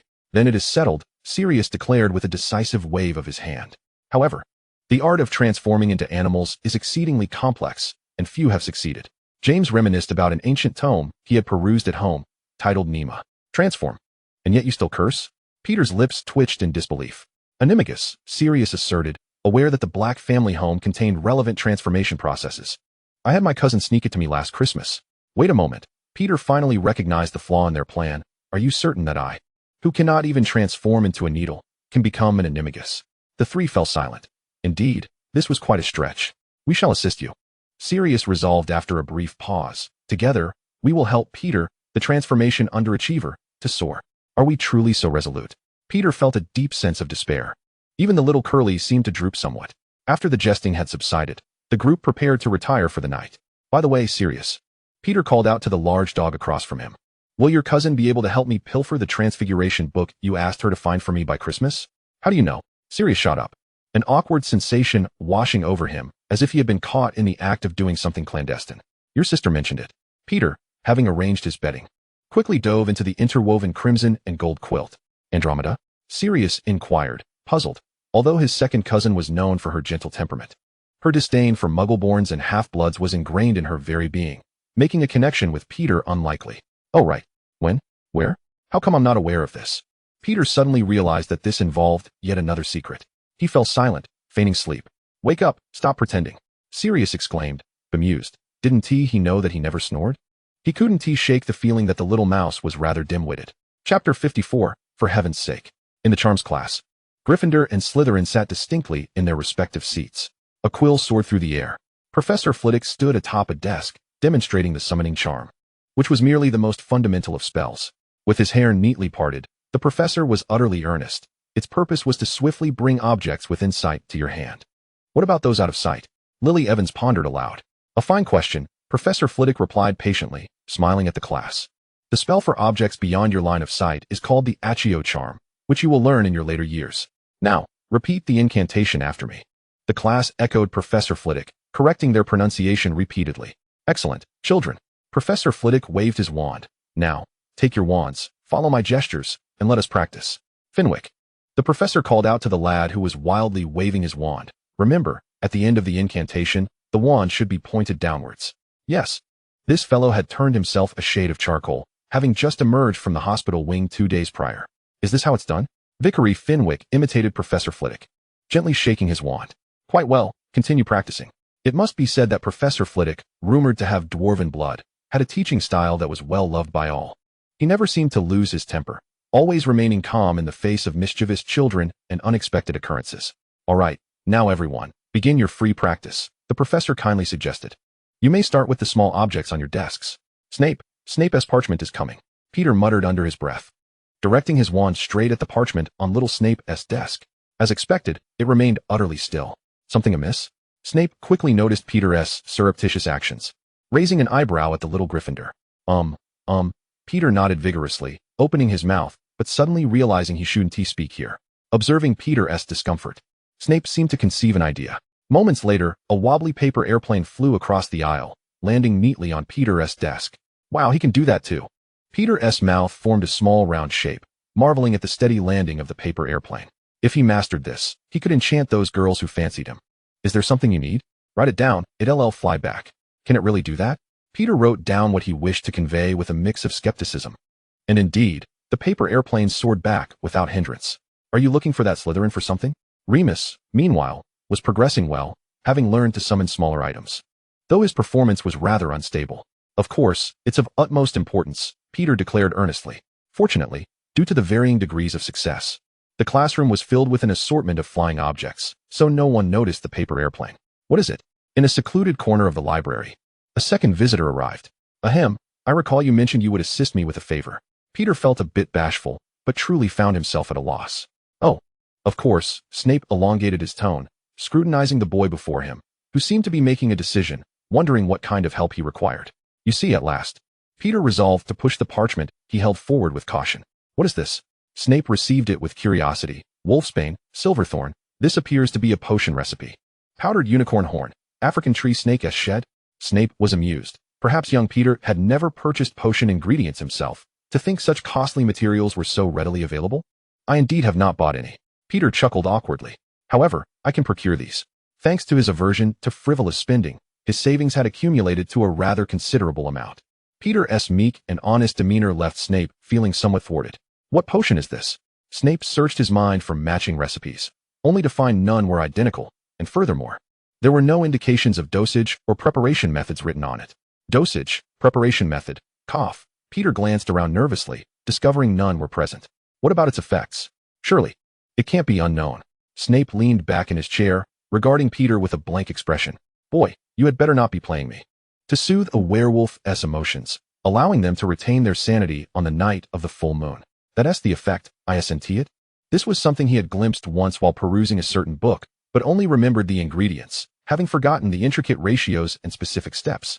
Snape suddenly sat up straight. He scrutinized the boy before him, pausing. You were bitten? No. Seeing the concern and worry in Snape's eyes, Peter suddenly understood. No, it's a friend, a relative. He had only a few friends, making it rather easy to deduce. Successfully concocting this potion might require countless failed attempts, Peter admitted. The most crucial factor is having a talent for potion making and a precise understanding of the ingredients. He didn't feel he was exaggerating. Among those he knew, only you. Brother, great responsibilities are bestowed upon you by fate. You need not suffer hunger or toil, but patience is paramount, which doesn't seem very easy. Upon hearing Peter's assurance that he was fine, Snape felt a weight lifted from his chest. He picked up the parchment and pondered it intently, his excitement becoming increasingly evident. I believe I can give it a try. He wasn't concerned about Peter's relative being bitten by a werewolf, but the prospect of an unprecedented potion recipe appearing before him, requiring his expertise, filled him with uncontainable excitement.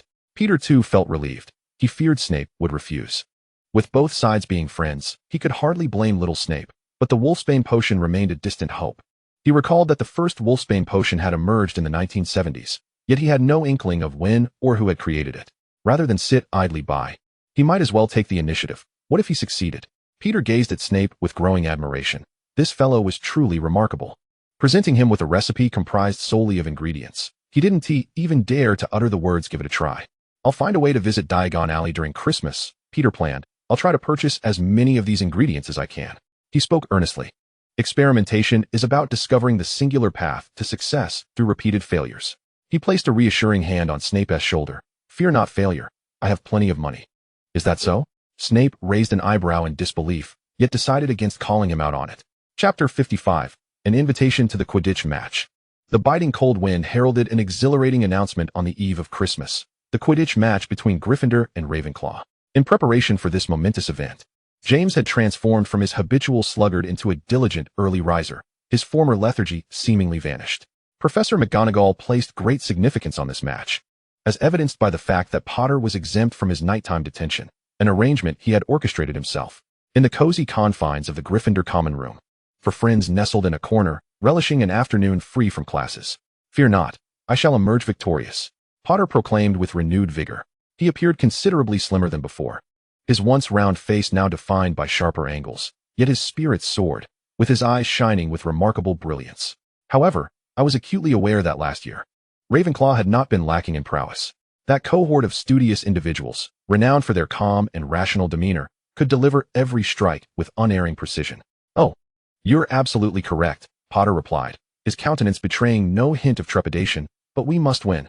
Otherwise, they won't even have the opportunity to face Slytherin in the finals, which would be utterly humiliating." "Excellent. Maintain that resolve," Peter encouraged, patting Potter on the shoulder. "We will cheer for you. Could you bring Lily along to watch?" At the mere mention of Evans, the Quidditch warrior's demeanor shifted to one of eager anticipation. "Me?" Peter poked his head out from behind a book. "Are you certain? Stop playing coy. You are the one among us who converses with Lily the most," Potter retorted, a mix of confusion and jealousy in his voice. "Really?" Peter inquired, and the other three nodded in agreement. "Fine, I concede," Peter admitted, contemplating that their proximity as neighbors might explain their rapport. "However, James, I must inform you, it is likely to be quite chilly that day. Girls, it seems, are not particularly fond of such frigid conditions. You cannot compel a girl to stand on a 10-meter-high platform, shouting encouragement like us," Peter tactfully declined, adding, "Besides, she is not particularly fond of this sport. Most importantly, she does not harbor feelings for you. No one could possibly dislike Quidditch," Potter protested. "She is merely a bit shy." Ignoring Peter's incredulous expression, he continued, "And knowing I will be competing, she will undoubtedly attend. I shall impress her by winning this match splendidly." "Are you certain?" Peter chuckled in disbelief. "Have you not noticed that the red-haired witch has been avoiding you? Where did this unfounded confidence stem from?" All right, Peter conceded, unwilling to waste breath on a boy lost in his own fantasies. "I will attempt to invite her, but I will not force her."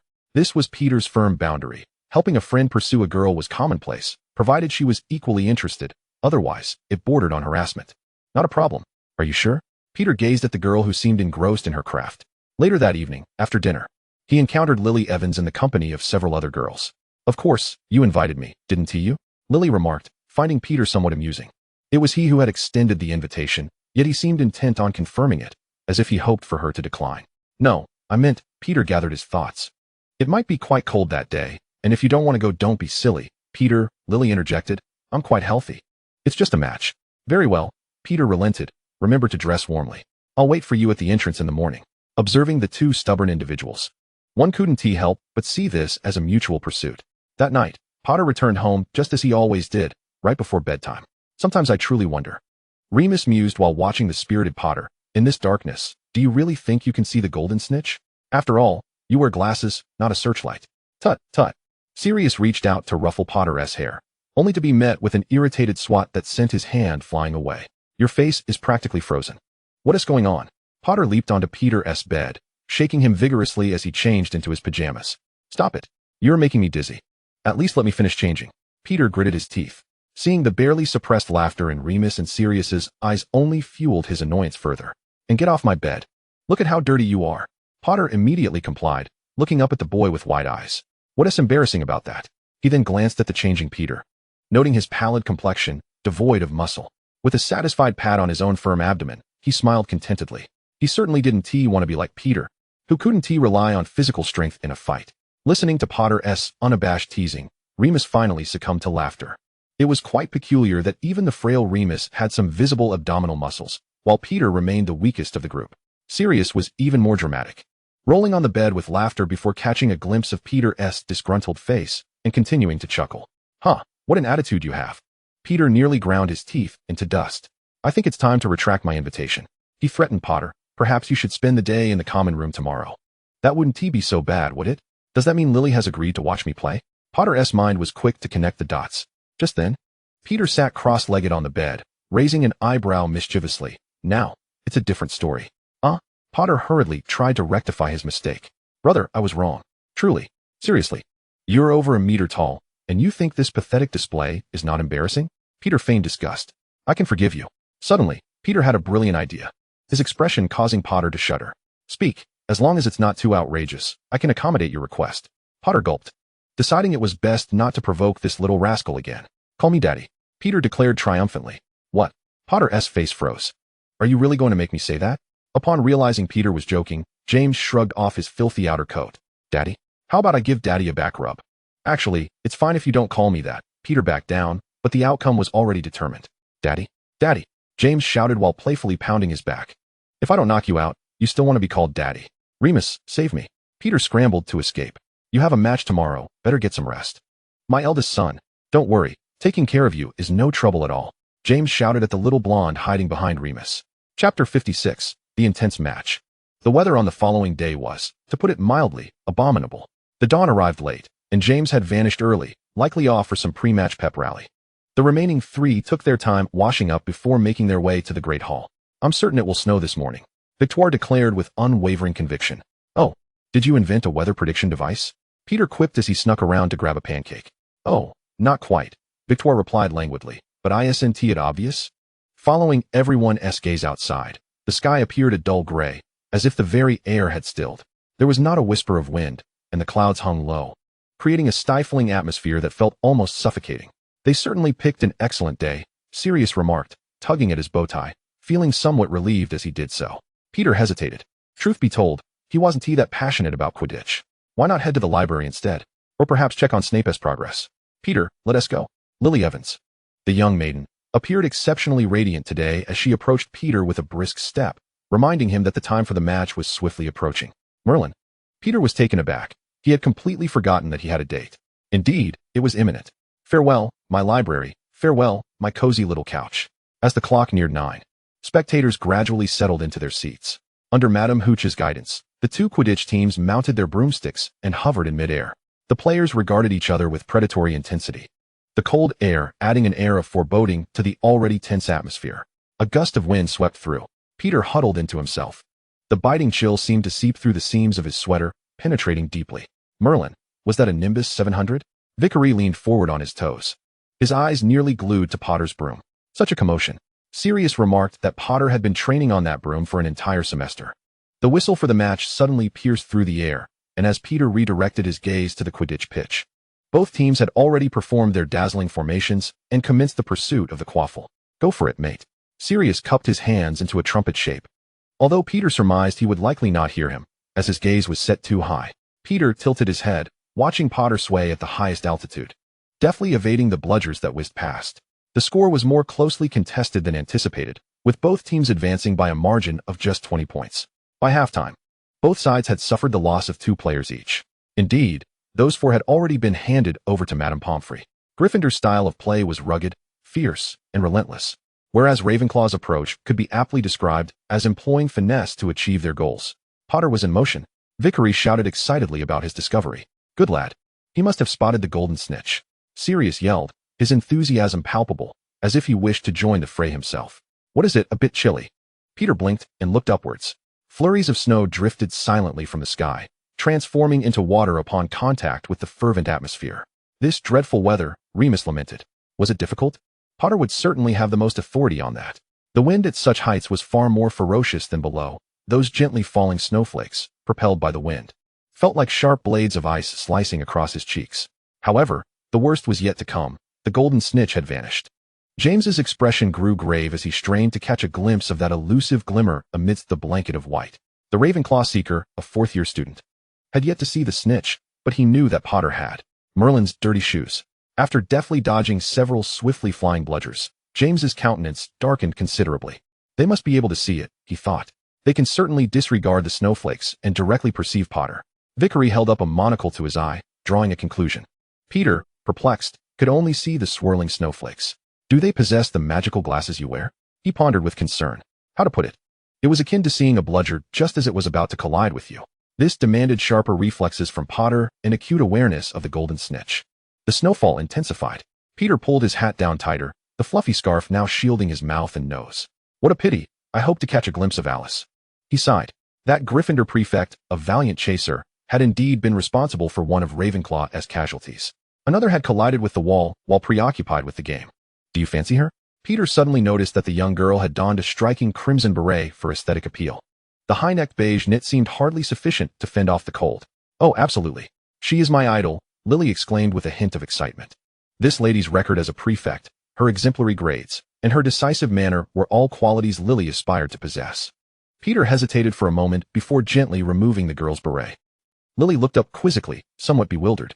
Indeed, despite not being particularly tall, Peter still towered over Miss Evans by a head.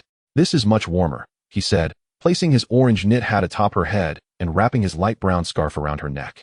My mother made these. Today is the first time I'm wearing them. Peter explained. There shouldn't be any unpleasant odor, I hope. Suddenly uncertain, Peter wondered if he had overstepped. Initially inclined to decline, Lily could not help but smile at Peter's explanation, her pale pink lips gradually taking on a rosy hue. And you? Lily Evans asked, unable to contain her curiosity. Me? Peter shivered as his head and neck lost their warmth. He pondered a moment before placing the red beret on his own head. How does this look? The two exchanged glances and burst into laughter. Vickery. Peter nudged the other boy, who was also standing in the front row due to his average height, as he was engrossed in the match. What? Vickery craned his neck, captivated by the game. Only he, from his vantage point, could appreciate the caliber of James Potter as a seeker. His senses were taut, his ears alert. In the places where visibility was compromised, his ears detected the ominous sound of an approaching bludger, and his body instinctively dodged, with a stroke of luck. He might even send it back on its original path. Heh. Peter was dissatisfied, wondering how Vickery could be so engrossed. Hand it over. What? Vickery replied, puzzled. Your little invention. Peter folded his arms and leaned closer, whispering, I know you must have more. Inviting a girl to watch the match, yet not letting her see anything. That's simply not gentlemanly. TSK, you see right through me. But I don't have much left. Vickery rummaged through his leather jacket pocket, producing 1 galleon at a time. Thank you for your patronage, no bargaining. Peter gasped, nearly choking. That was close. I almost froze my lungs. By the way, it's a one-time use. Vickery candidly added. His creation, while not as refined as those sold in shops, was still a bargain, given the materials were hardly inexpensive. You're robbing me. No wonder they say knowledge is wealth. Peter fell silent. 2 of them, 1 galleon. This was his limit, somewhat gentlemanly, but not excessively so. A miser is still more generous than you. Vickery scoffed, though he still handed over 2. Next time, bring this out sooner. If James had won, wouldn't the match have been more secure? Peter muttered, putting 1 on himself and passing another to Lily. He had to be cautious with his spending since he needed ingredients for the wolfsbane potion on his shopping list. Wow, Peter exclaimed, I can see so clearly. Those swirling snowflakes seemed to abruptly vanish, revealing James's perilous predicament. Chapter 57, An Unpleasant Parting. James triumphed. Ravenclaw conceded with grace, acknowledging that Gryffindor lacked their advanced equipment. James astutely spotted the fleeting glimmer of gold amidst the vast expanse of white. He swiftly pursued it, capturing it with remarkable speed. Upon grasping the fluttering little creature in his hand, James beamed like a simpleton. Well done, mate. Sirius clapped Peter heartily on the shoulder, only to be subtly pulled away by Remus. Peter rubbed his shoulder in pain, having missed the moment James was awarded MVP, as Sirius had snatched his glasses away, which was the very reason for his excitement. Why don't you buy one for yourself? Peter couldn't help but ask. I have no money. Sirius wore an expression of innocence. A person unable to return home could hardly be expected to possess financial freedom. His daily expenses were solely covered by his uncle. Observing the enlarged, handsome face adorned with a look of compliant innocence, Peter rolled his eyes in annoyance. However, he refrained from asking for more, for after all, he was his friend. Well, to be honest, Peter was rather infatuated with looks. On their way back, the Gryffindor students appeared exuberant, excitedly surrounding James, each showering him with praises. In truth, they had repeatedly lifted Potter into the air on the Quidditch pitch to celebrate their victory. Although they had not secured the ultimate championship, this victory guaranteed their place in the finals. How could one not be thrilled at the prospect of having the chance to trounce Slytherin? The most remarkable aspect was that this lad was merely a second-year student, an absolute prodigy of a seeker. That evening, Lily animatedly conversed with Mary and the others in the common room about the match that Mary McDonald and Marlene McKinnon had chosen not to attend. Oh, perhaps we truly should not have clung to the warmth of the common room. Mary suddenly felt a pang of regret. Just that morning, she had been celebrating with Marlene. Relieved they hadn't braved the snow to watch the game. Alice was simply magnificent. Lily reminisced, her flying speed and reflexes rivaling those of the boys, those reckless. Darting chasers found her every command utterly compliant. She felt words could scarcely capture Alice's allure. Wait, shouldn't I be the one who is impressive? Potter, returning from the celebratory feast, happened to overhear. In fact, I believe a seeker is more crucial than a chaser. The abrupt male voice drew the attention of all three girls. Without the 150 points from the Golden Snitch, winning so handsomely would have been quite a challenge. Potter raised his chin defiantly, convinced he was the hero of the match. Oh, indeed. Mary brushed her brown hair, hesitatingly agreeing. You were indeed splendid, that is beyond doubt. But this does not preclude our preference for Alice, does it? Lily tilted her head, puzzled as to why Potter felt the need to interject into their female discourse. No, the seeker is the most dashing. James attempted to correct Lily's perspective, holding the chasers to a higher professional standard. After all, there are 3 chasers, 2 beaters, and as he pointed to himself, only 1 seeker. The keeper is also singular.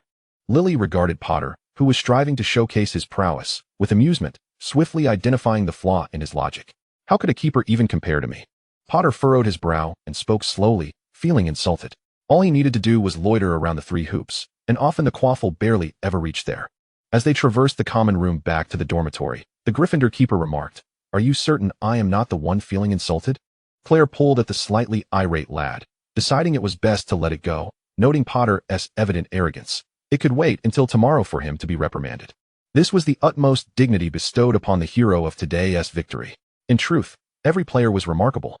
Lily, somewhat dissatisfied, turned her body to face them squarely, stating solemnly, I assure you, every Gryffindor player works hard, training just as diligently as you do.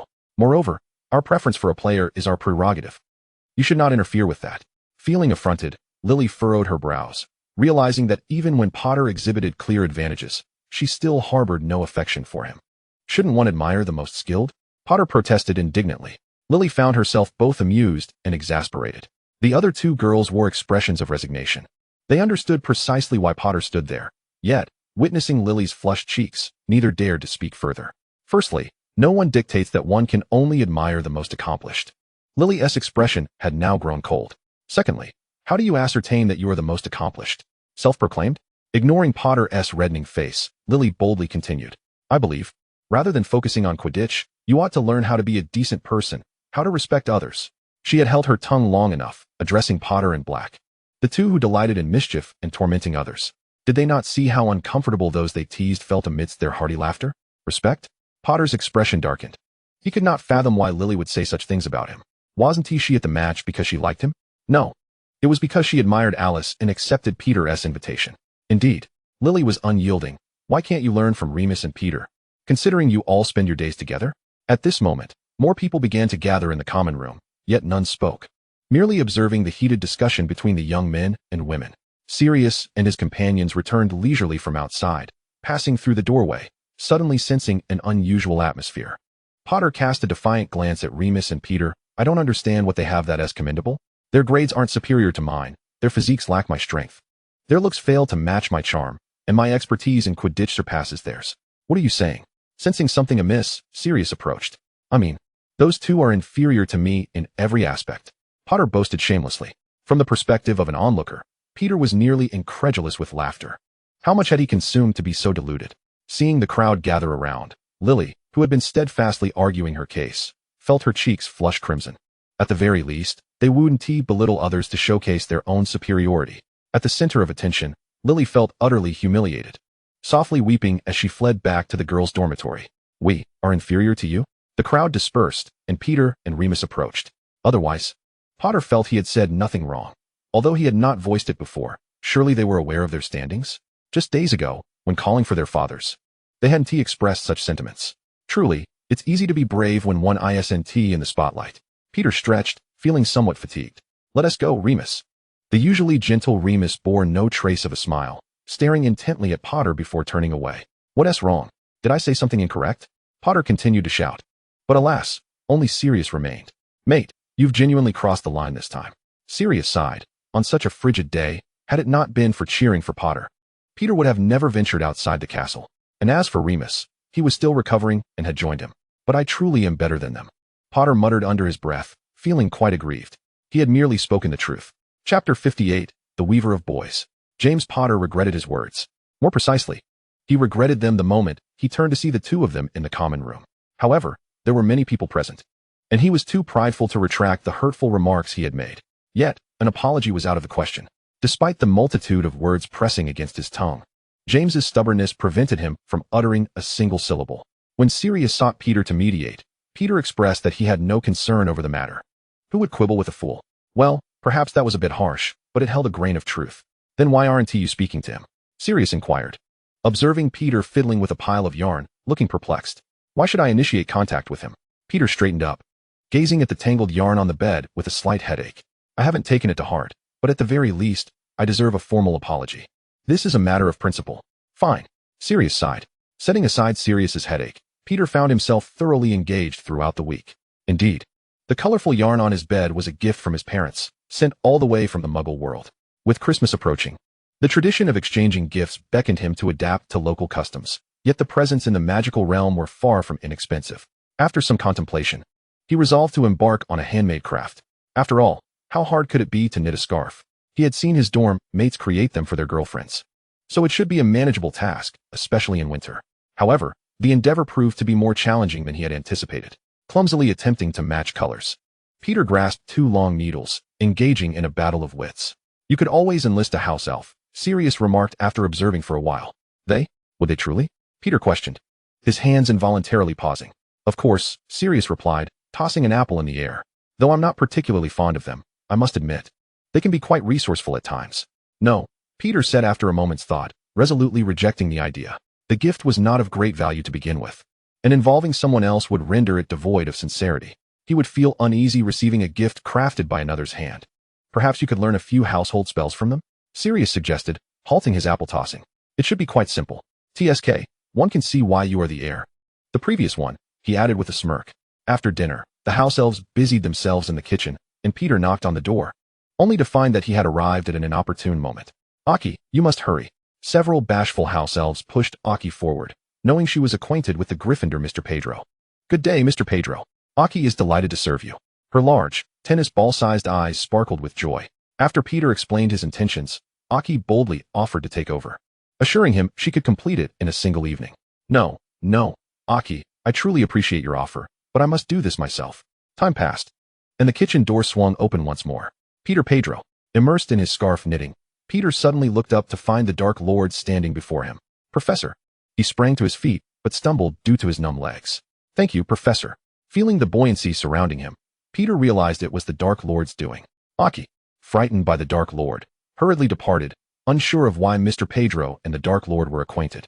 The kitchen, once bustling, had fallen silent. The house elves had vanished, leaving behind the vast space and the warmth of the fireplace. Mr. Pedro, you are likely the only one for whom the professor has come out to seek during nighttime labor, Riddle remarked, his gaze deep and inscrutable. Peter swallowed hard, feeling a twinge of fear. I apologize, Professor, I lost track of time. Admitting fault was always prudent. Riddle glanced behind Peter at the scattered yarn and the half-knit cream-colored scarf. Peter felt a tinge of embarrassment, but confessed the truth to Professor Riddle. I'm just a bit short on funds, and I suppose that's how it is. Riddle fell silent, taken aback that Peter had reached a point where he could not even offer Christmas gifts. You may use my office to knit, he offered, extending the greatest leniency and assistance he could as a professor. Really? That is possible. Walking beside the Dark Lord, Peter cautiously observed the taciturn man. He seemed weary, though he maintained an upright posture and moved with grace. Yet, Peter could sense his fatigue, a longing to rest. What had he been up to? Had he been tormenting innocent citizens again? As they traversed from one side of the building to the other, Peter's mind wandered with reckless speculation until they quickly returned. The Dark Lord appeared rather unoccupied today. He had not even been working at his desk, but sat idly in his tall chair, hands crossed, lost in thought. It seemed he received a plethora of Christmas gifts each year, with an assortment of boxes, large and small, piling up in the storeroom, unopened. Among them, some items were cursed, meant to appease him. His gaze fell upon the boy on the sofa, knitting with yarn, who seemed to struggle with his spells, occasionally needing to correct a few stitches himself. Peter was nestled comfortably on the couch, as if at home. The cream-colored scarf was soon completed, and Peter began to experiment with decorations. As a novice, he opted for simple stitches but aimed to add flair with patterns. "This is for a girl," Riddle suddenly interjected, his tone firm. "Excuse me?" Peter glanced at Professor Riddle before returning to his task. "Yes, I lent my scarf to her a few days ago, and she seemed to like it quite a bit. Perfect for Christmas." Peter beamed at the colorful creation taking shape, feeling a surge of confidence. "Now, let's make one for little Slytherin as well." However, a sweater seemed warmer and more practical. It would be his first attempt at a sweater. Peter carefully waved his wand. Recalling the spells Aki had taught him, he resolved to ask her how to unravel it the following day. "Is this for that little Slytherin?" He recalled Snape, but couldn't quite remember the name. "What?" Peter gasped. "You seem to know my circle of friends far too well." Riddle mimicked Peter's relaxed posture, leaning back in his chair, one hand unconsciously tapping on the desk. That hand was truly beautiful, Peter mused. And the ring. Simple, yet exuding an air of antiquity. I believe I've used that word before. Wait. The more Peter stared at the ring, the more familiar it became. "It's you." Chapter 59. "Hello, masked man," Peter gasped, recalling the masked man who had wandered with Malfoy in Nocturne Alley, sporting an identical ring. His fingers were long and fair. Well, that's beside the point. Peter began to reminisce, wondering if there had been any communication between them, primarily to ensure he and T spoken out of turn. Thankfully, he remembered that aside from a few obvious eye rolls, he had not committed any egregious acts. Peter felt tears welling. He had rolled his eyes in front of the Dark Lord. Suddenly, he felt as if his life had been significantly shortened. "Remember?" The Dark Lord gently twirled the ring on his finger. "This belonged to the Gaunt family, a keepsake after I killed that Muggle father. The design is rather nice, so I've worn it ever since." To Peter, the Dark Lord's inquiry sounded like the whisper of death. How about an apology? No, he should definitely deny it. Of course, Peter responded with utmost respect. "Even though you were wearing a mask that day, revealing only your chin, I was still captivated by your demeanor." He lifted his gaze to meet the Dark Lord's striking visage. "Though I didn't know who you were at the time, it was evident you were someone of great significance." Under Riddle's teasing gaze, Peter remained composed, though a hint of blush crept onto his cheeks. "Indeed. Now that I know your true identity, I realize that only you could possess such elegance and poise." "Is that so?" The Dark Lord tapped his forehead with a finger. "I recall you seemed to." "Here it comes." Peter hastily interjected. "Alas, I regrettably failed to appreciate your full grandeur that day, which is indeed a pity. My eyesight was impaired. Please don't hold it against me." Please spare my life." Peter sat upright with his hands resting on his knees, exuding an image of utmost obedience. How should one put it? The Dark Lord felt significantly better, having been preoccupied for days with the vexing matters concerning the Death Eaters. Yet now he found himself rather relaxed. Indeed, he was far superior to Nagini. That little girl was only good for eating. Oblivious to the Dark Lord's thoughts and the comparison he was making between himself and his pet, Peter, with his eager, ingratiating demeanor, would have been incensed had he known. "You are befriending a Slytherin." Has the page turned? Peter blinked in surprise, uncertain of the Dark Lord's sentiment. "Yes."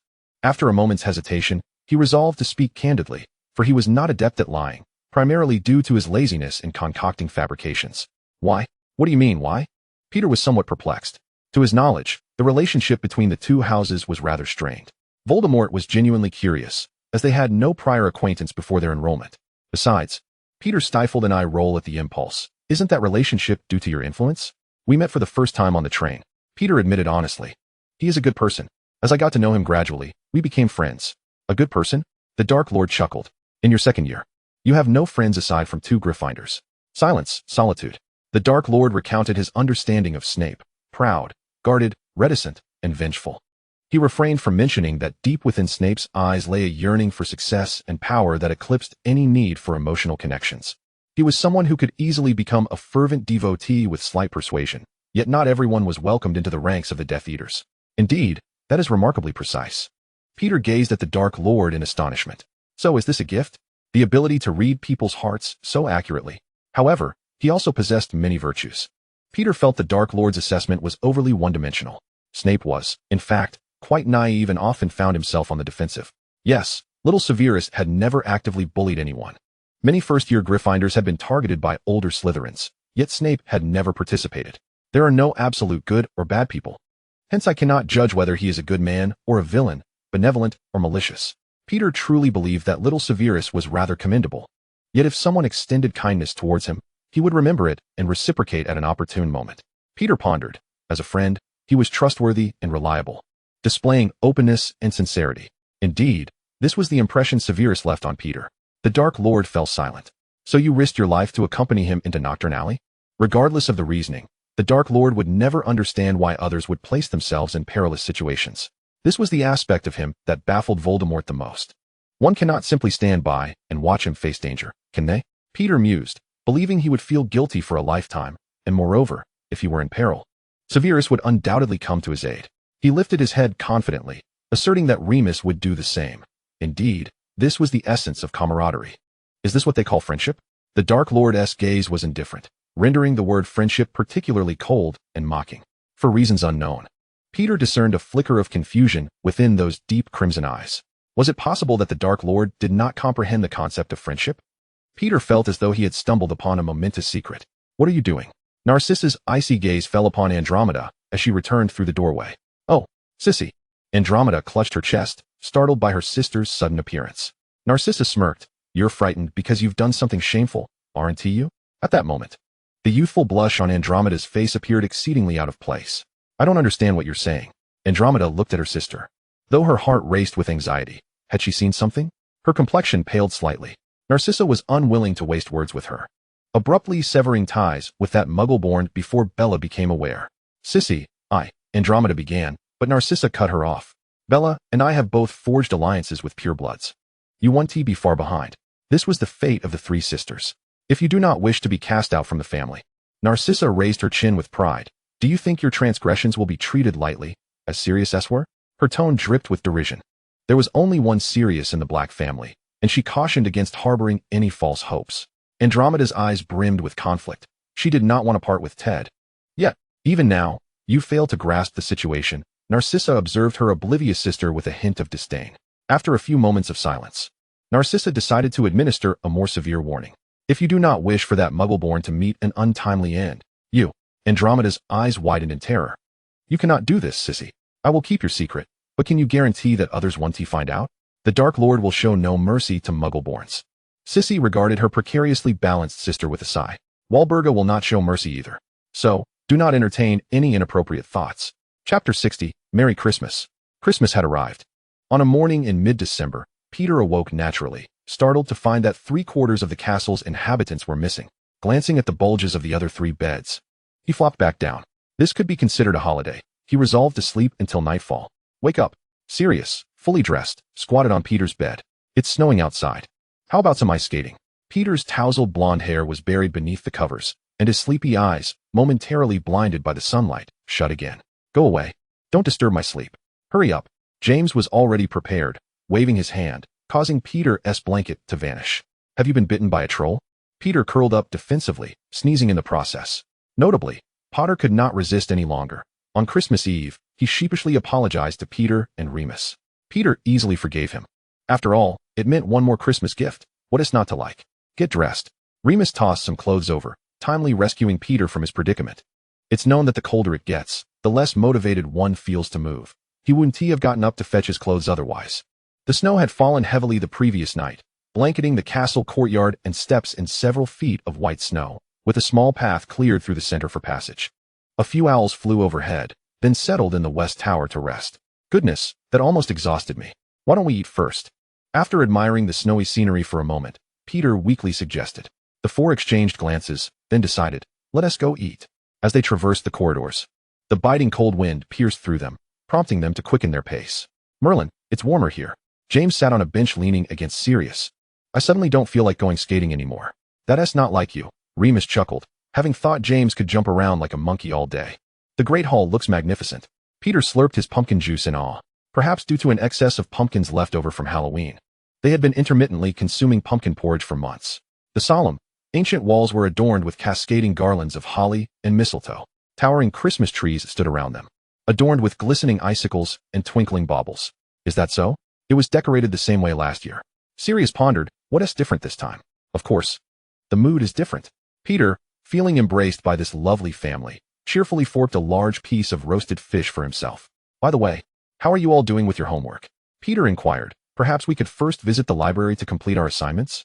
He had always adhered to the principle of finishing his homework before indulging in leisure. James and Sirius vehemently shook their heads in unison, rejecting Peter's suggestion without a moment's hesitation. Do not be such a downer, mate, Sirius replied seriously, stirring his spoon. We shouldn't bring up such dreary matters on this joyous day. Is that so? Peter raised his eyes, noncommittal. The professors after the term certainly wouldn't mind discussing such unpleasantries. However, as he took a bite of pudding, a nagging feeling of forgetfulness washed over him. What was it that he had overlooked? His gaze wandered aimlessly around the hall until it landed on the fluttering robes of Snape as he exited, prompting Peter to gasp. He needed to venture to Diagon Alley to purchase magical supplies. Snape had repeatedly reminded him that missing Christmas would lead straight into summer. You all eat first. I must find Professor McGonagall. Peter hastily rose, apologizing as he dashed away.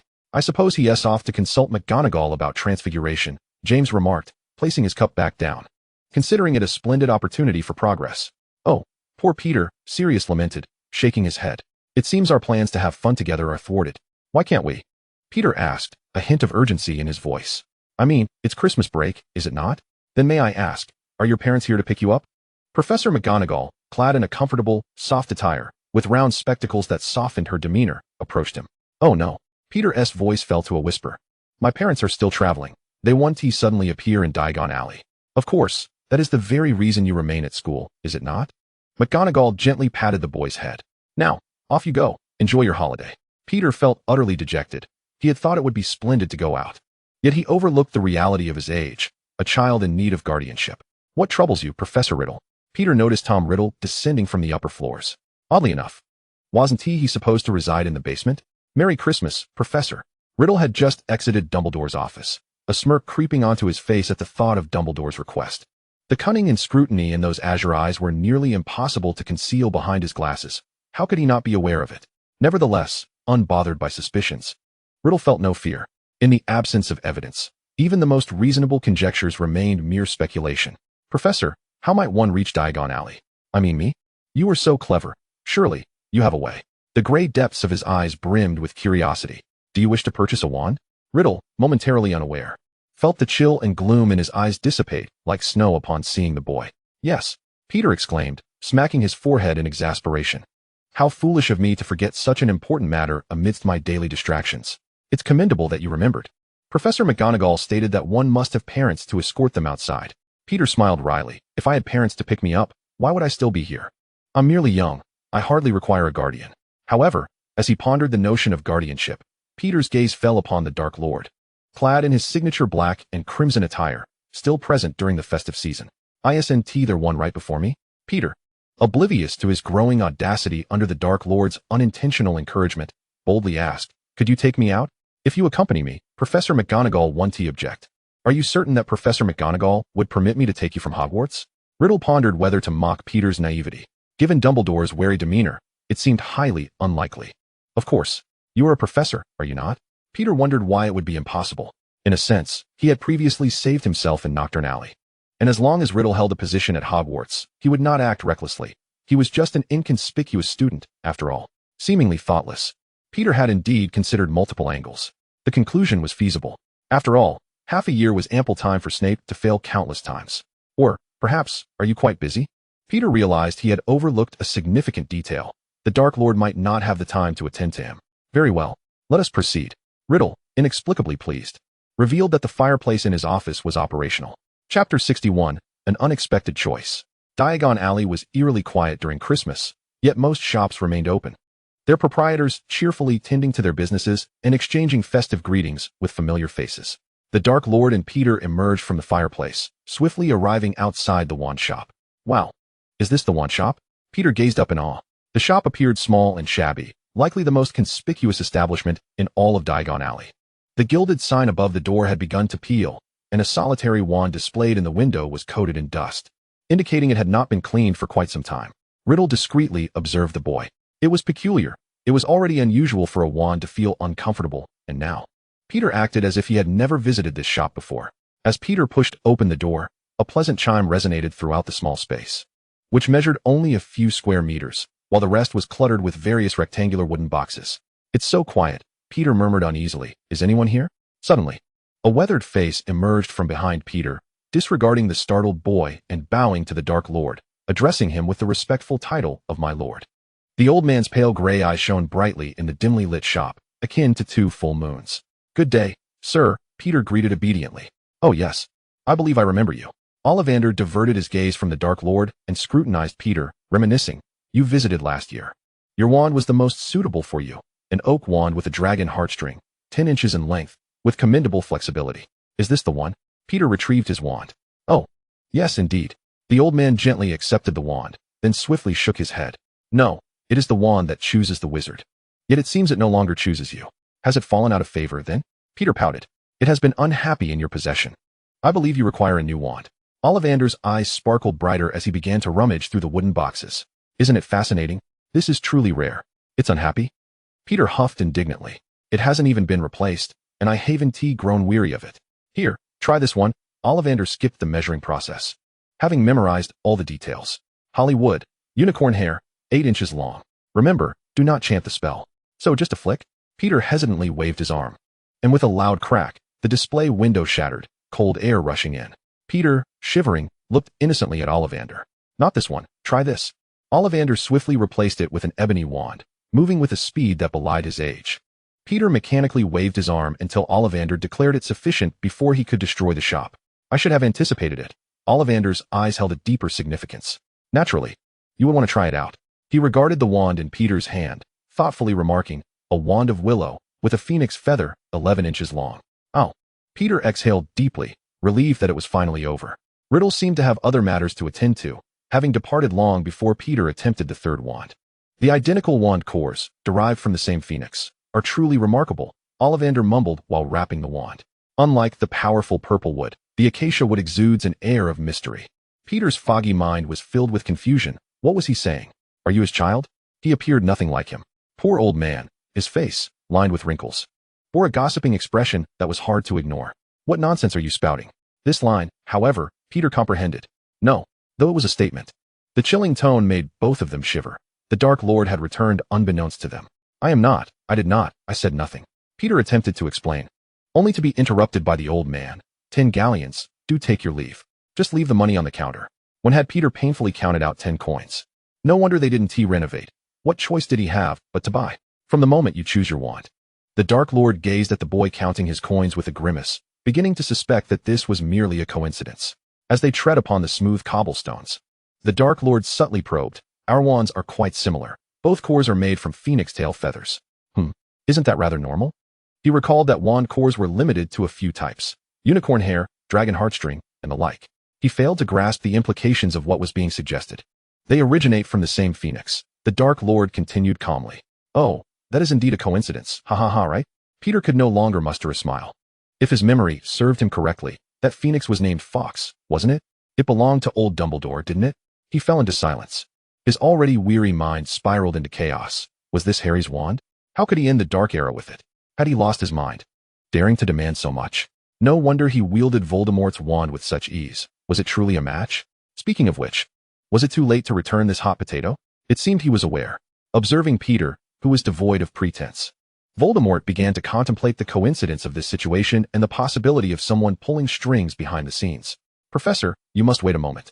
I need to purchase some potion ingredients." "The potion class provides the necessary supplies, does it not?" the Dark Lord inquired curiously. "Severus, well, that little Slytherin possesses a remarkable talent for potions. These will be for practice." He was not adept at lying, but leaving things half said was manageable.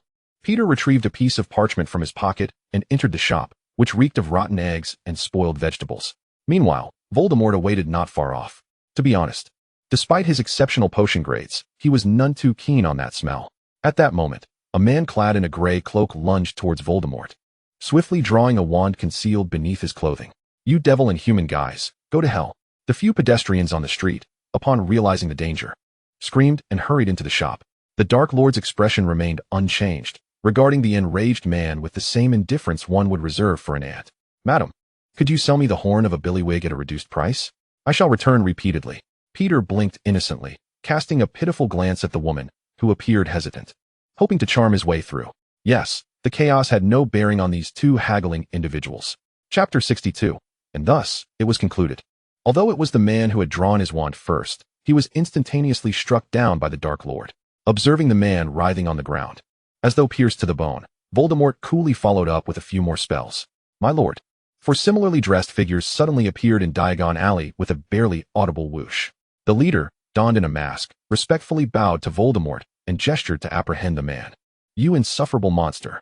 The man groaned, unable to stand straight, his eyes filled with hatred fixated on the proud, godlike figure of the Dark Lord. My subordinates have failed in their duties, neglecting to eliminate any threats. Voldemort waved his hand dismissively, indicating that they should return and accept their punishment. The leader froze momentarily, realizing that the punishment would not be trivial. Follow him. I wish to see who possesses such audacity. Voldemort flicked his wand, and the man's expression shifted instantly, as if it were others who had sought to harm him. Indeed, witnessing Voldemort's masterful use of the soul-stealing curse, the others felt an even deeper sense of dread. As several figures vanished, the street gradually returned to its original state, save for the considerable space that had cleared around the Dark Lord. Professor, I apologize for the wait. Peter jogged over, clutching a small bag, containing little but costing a fortune. He began to contemplate applying for a grant from Dumbledore. What troubles you? Sensitive to the atmosphere. Peter quickly discerned that the handsome figure beside him was in poor spirits. To be precise, his expression was utterly foul. Am I an insufferable monster? After some hesitation, he could no longer restrain himself. He needed an answer. Did you receive a reprimand? Who dared to be so bold? Peter glanced around, but found no suspicious individuals, inadvertently noticing many eyes peering at them. Of course not. Peter denied without hesitation. What a joke. How could a monster be so handsome? Well, this was hardly the time for humor. Peter tentatively extended his hand, and yes, the texture of that large hand was just as he had imagined, warm and dry. He had expected it to feel like that of a cold-blooded creature. Do you wish to perish? The message in Voldemort's gaze was crystal clear. You see, if you were a monster, would I dare take your hand? Peter suppressed the urge to withdraw his hand, whimpering that he feared death as well. Ignore them. They only say such things out of jealousy. Peter's gaze was sincere as he dared to meet those cold, crimson eyes. Jealous? Voldemort echoed. The darkness of his expression considerably lightened. Peter asserted with conviction, jealous of your power, your influence, and your striking handsomeness. You possess what he lacks. How could one not be jealous? He lamented internally about the pit he had dug for himself, wishing to bury it. Is that so? The dark cloud hovering over Voldemort's heart lightened considerably upon hearing Peter's twisted logic. He knew exactly why that muggle had insulted him. But being insulted still left him feeling uneasy. On their way back, Peter did not release his grip, and Voldemort remained silent, allowing him to feign ignorance. Decidedly, he resolved not to wash his hands upon returning. How many individuals in the wizarding world could claim to have shaken hands with the Dark Lord? He chuckled inwardly. It was worth it. Not to mention the astonished gazes of passers-by. Even some gossip columns began circulating rumors of the Dark Lord having an heir. The wizarding community was rife with concern. One menace was already troublesome enough, and another would bring eternal unrest. The festivities at Hogwarts rivaled those of Diagon Alley. They skated upon the Black Lake, yet snowball fights proved far more engaging, and thus, the chaos ensued. Students from all four houses gathered upon the ice of the Black Lake, setting aside contests of wits for displays of courage. Each house was evenly matched in the art of throwing and dodging, was it not? The Hufflepuff Badgers united in solidarity, sharpening their claws without an ounce of fear. The Ravenclaw scholars emerged to stretch their limbs, determined to prove that their perceived frailty was a misconception. As for Slytherin, indeed, they targeted the raucous Gryffindors, not wishing to be accused of bullying. Let the battle be fair and square. Well, this was merely a friendly competition between houses, devoid of ulterior motives. And Gryffindor, led by James Potter, roared with laughter. It was time to showcase their true prowess. Indeed, they are targeting the other three houses. The boys flashed a confident smile, exuding an undeniable charm. You lot. Remus stared in disbelief as Sirius hurled a snowball at the Ravenclaw Eagle, while James flung one at the steadfast Badger of Hufflepuff. Turning to face the maliciously grinning Slytherins, Remus felt a wave of darkness wash over him, nearly gasping for breath. As a man, one must be fearless. With his voice still unbroken, Sirius roared and launched a valiant snowball. Quite right, James grumbled as he rolled his snowball. Three houses are no match for us. You lot must be out of your minds. Remus observed his fervent friends, caught up in their youthful exuberance, uncertain whether to voice his thoughts. In truth, The entire Gryffindor house mirrored this sentiment, save for a select few. The backlash was swift.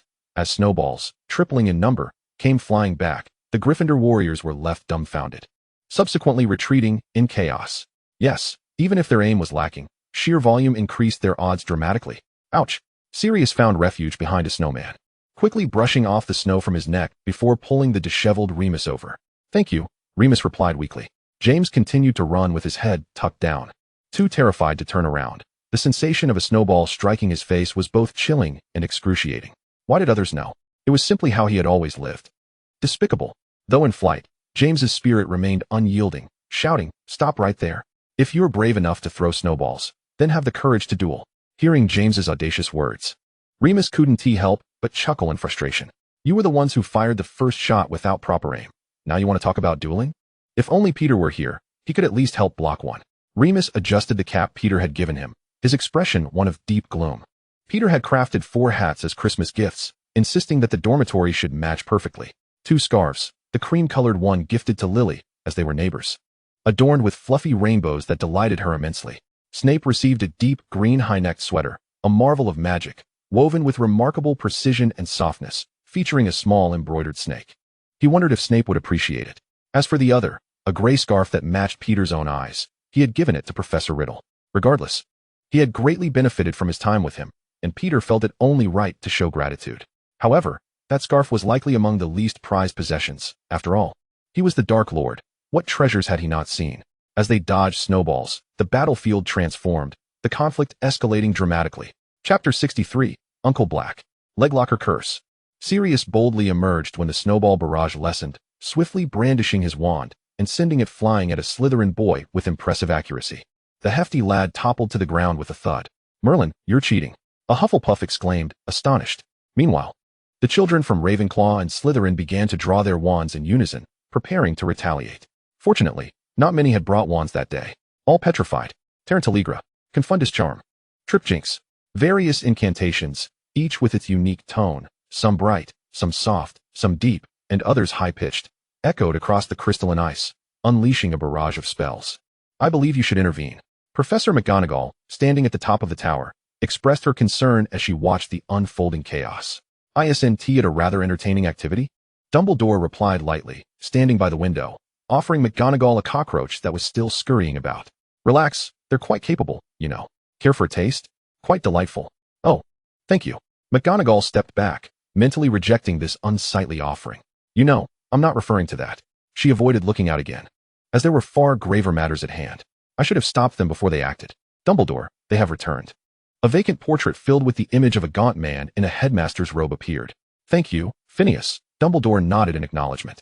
"The boy is safe, Professor McGonagall." He looked at her with calm blue eyes, as if everything was under the old man's control. "Thank Merlin," she sighed in relief, regarding the respected elder with utmost seriousness. "There cannot be a next time, Dumbledore. We cannot gamble with the safety of any child. Had you not intervened, I would never have allowed Peter to accompany Riddle." "Of course." Dumbledore shook his head. "Trust me, I share your concern for every child's safety. However, this unassuming child, that is for the best." McGonagall turned to leave. Joyful times swiftly passed, as the 2 troublemakers of Gryffindor proved that their holiday assignments remained unfinished. With the break drawing to a close, in a warm yet hearthless dormitory, the 4 were busy at work. "Do we really need to?" Sirius exclaimed in indignation, as if struck by a sudden memory. "It's just a Christmas holiday. Why so many essays? Are they worried we want to graduate?" "Enough, big dog," Peter replied, flipping through a book on magical artifacts. The clever ones had already begun copying. "Big dog," Sirius repeated in disbelief, turning to see James furiously scribbling away. "Hey, hand that over." He lunged at James, unable to suppress his laughter upon seeing his friend's work. "What's on your paper? Words? It looks like Black reads to me." Despite his words, Sirius obediently picked up Remus's work to begin copying. Achieving a similar outcome while utilizing different styles proved to be quite a challenge. "What are you reading?" Remus offered a peeled apple. "Thank you." Peter accepted it without hesitation, though he was already weary of it. The winter in England was stark and barren. Even at Hogwarts, one could scarcely find decent fruit. The Directory of Magical Artifacts. Peter stretched his legs high. "I lost a ring." "Well," he pondered, perhaps disappeared would be a more apt description. "The golden one?" Remus asked, sitting on a stool beside him. "I thought you didn't want to keep it." "No, it was originally a book titled The Transfiguration of Transfiguration." I borrowed it from Filch. Peter divulged. It transformed into a bracelet, then into a ring, and now it's vanished. Can you believe it? I even ended up hospitalized because of it. Wait a minute, James said, somewhat incredulous. You told us not to take things outside, yet you stole a book? As I recall, there are only 2 days until classes resume, and your assignments exceed 4 in number. Peter smirked coolly. Mind your own business, you foolish dear. Oh, Merlin's high socks. James grumbled, returning to his work with renewed fervor, deciding to confront Peter afterward. What? Why not go to the common room? Huh. He is not the only one catching up on assignments. The library was similarly overcrowded. Madame Pants, returning from the holiday, was thoroughly exasperated. Wait, Sirius interrupted again. Are you going to criticize me too? Peter rolled his eyes. Just look at him. He has got a book. What Potter wants to bring out, those obviously troublesome items. Can't be compared, can they? No, Sirius gently prodded his forehead with the quill. I feel as though I've encountered this book before. Peter's interest piqued, and he sat up straight. In Professor Filch's office? Is it the one with the grimy cover, stained with grease? Not quite. Sirius shook his head, beginning to reminisce. There is a copy in the collection room of the Black Family Manor, though it is rather pristine. 2 identical books? Peter sank back into his seat, deep in thought. What does that one say? Sirius inquired. Does yours bear any markings? None, Peter replied, shaking his head. It was a stroke of luck that I could even decipher the title, and I never actually opened it. Suddenly, he recalled that the golden ornament seemed to have engraved letters, and reflecting on the distorted scratches, he exclaimed, it must be the one. Peter leapt from the bed, bubbling with excitement. Mr. Black, I believe I require your assistance. Calm down. It's merely a book. Black attempted to extricate his arm, but to no avail. Help me retrieve that book, and I shall grant you a favor, Peter declared earnestly. Really? Black regarded him skeptically. My holiday assignment? Absolutely. Just a matter of transcribing a few words, Peter said, blinking up at Black with anticipation. So generous of you, sir. Do you accept? Such enthusiasm? Sirius hesitated for a moment before revealing the truth. The reason that book remains in the collection room is that it cannot be opened. If I bring it out, you may not even be able to view it. That is fine. Peter quickly shook his head, speaking as though he had already seen it. His eagerness stemmed from a desire to validate a hypothesis, one known solely to him. Chapter 64, Sleep. Upon returning from Diagon Alley, aside from daily assignments, Peter devoted himself to mastering his transformation spell. As he had envisioned, matchsticks morphed into needles, and buttons began to animate. Even the once humiliating mouse-shaped snuffbox was deftly controlled. However, if memory served him correctly, his golden ring had vanished the day after he acquired his wand. Gradually, he recalled that the transformation of the large gold piece into a smaller one coincided with his initial successful spellcasting using Voldemort's wand. Was there a necessary connection between these events? For instance, his newfound ease with transformation spells? He was intrigued by the enigmatic book, wondering what other extraordinary effects it might possess that he had yet to uncover. What unexpected treasures might he unearth upon obtaining the 2nd volume? As for wielding Harry's wand, Peter gradually realized that Harry's was made of holly. So what then of the wand crafted from willow? How many tail feathers from Fawkes had Ollivander plucked? After a night of fervent writing, the students welcomed the start of the new term. Following a hearty dinner, Dumbledore delivered some distressing news. Indeed, Dumbledore rose, his expression solemn and regretful. While patrolling the outskirts of the Forbidden Forest, Professor Kettleburn was attacked by an unidentified magical creature and has now been transported to St. Mungo's. In fact, Professor Kettleburn bore not only the marks of claws and bites, but Dumbledore had detected traces of enchantments. It was evident that this was no mere accident.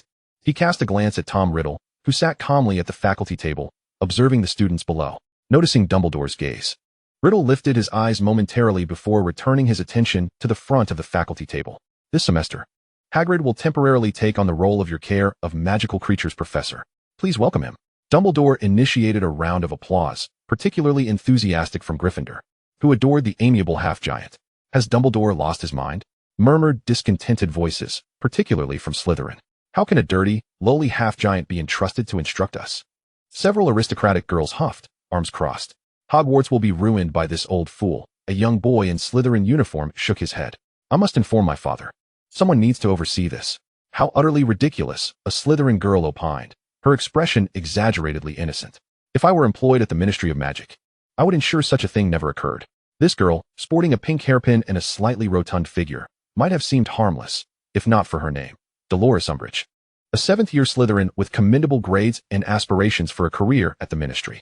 Hufflepuffs whispered amongst themselves, their eyes filled with curiosity about the new professor, while Ravenclaws scrutinized the awkwardly large figure seated at the faculty table. It It was evident that Hagrid was genuinely excited about his teaching role. He will certainly prepare thoroughly. Peter remarked thoughtfully, let us hope he doesn't start with a bang. The current Slytherin is not nearly as agreeable as they will be 20 years from now.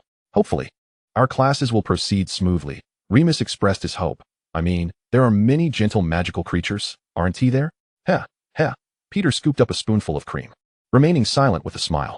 After dinner, and a brief respite, Peter walked the familiar path leading to Professor Riddle's office. Come in. Uncharacteristically, it was none other than the Dark Lord himself who opened the door. Dinner had been satisfactory, and Peter felt a warm contentment in his stomach. Though his mind seemed to drift, he picked up a volume titled The Second Wizarding War, intending to aid his slumber, or rather, broaden his horizons.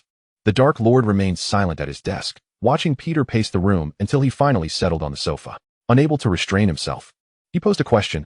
I thought your community service had concluded. Oh, yes. Peter flipped through the thick book, resting his head against the soft cushion, appearing rather drowsy. The Dark Lord said nothing, merely crossing his legs, observing the boy who was more entertaining than a pet. Peter, absent-mindedly continuing the conversation, felt his mind catch up. Yes, he realized, the community service only lasted one semester. Wasn't this semester practically a liberation? That word alone conveyed his dissatisfaction with the duration and a lingering attachment to his community service. I hadn't realized there were remnants of the Goblin War near Hogsmeade. Peter mused, gazing at the English letters thoughtfully. Wait a moment, it seems last semester has concluded.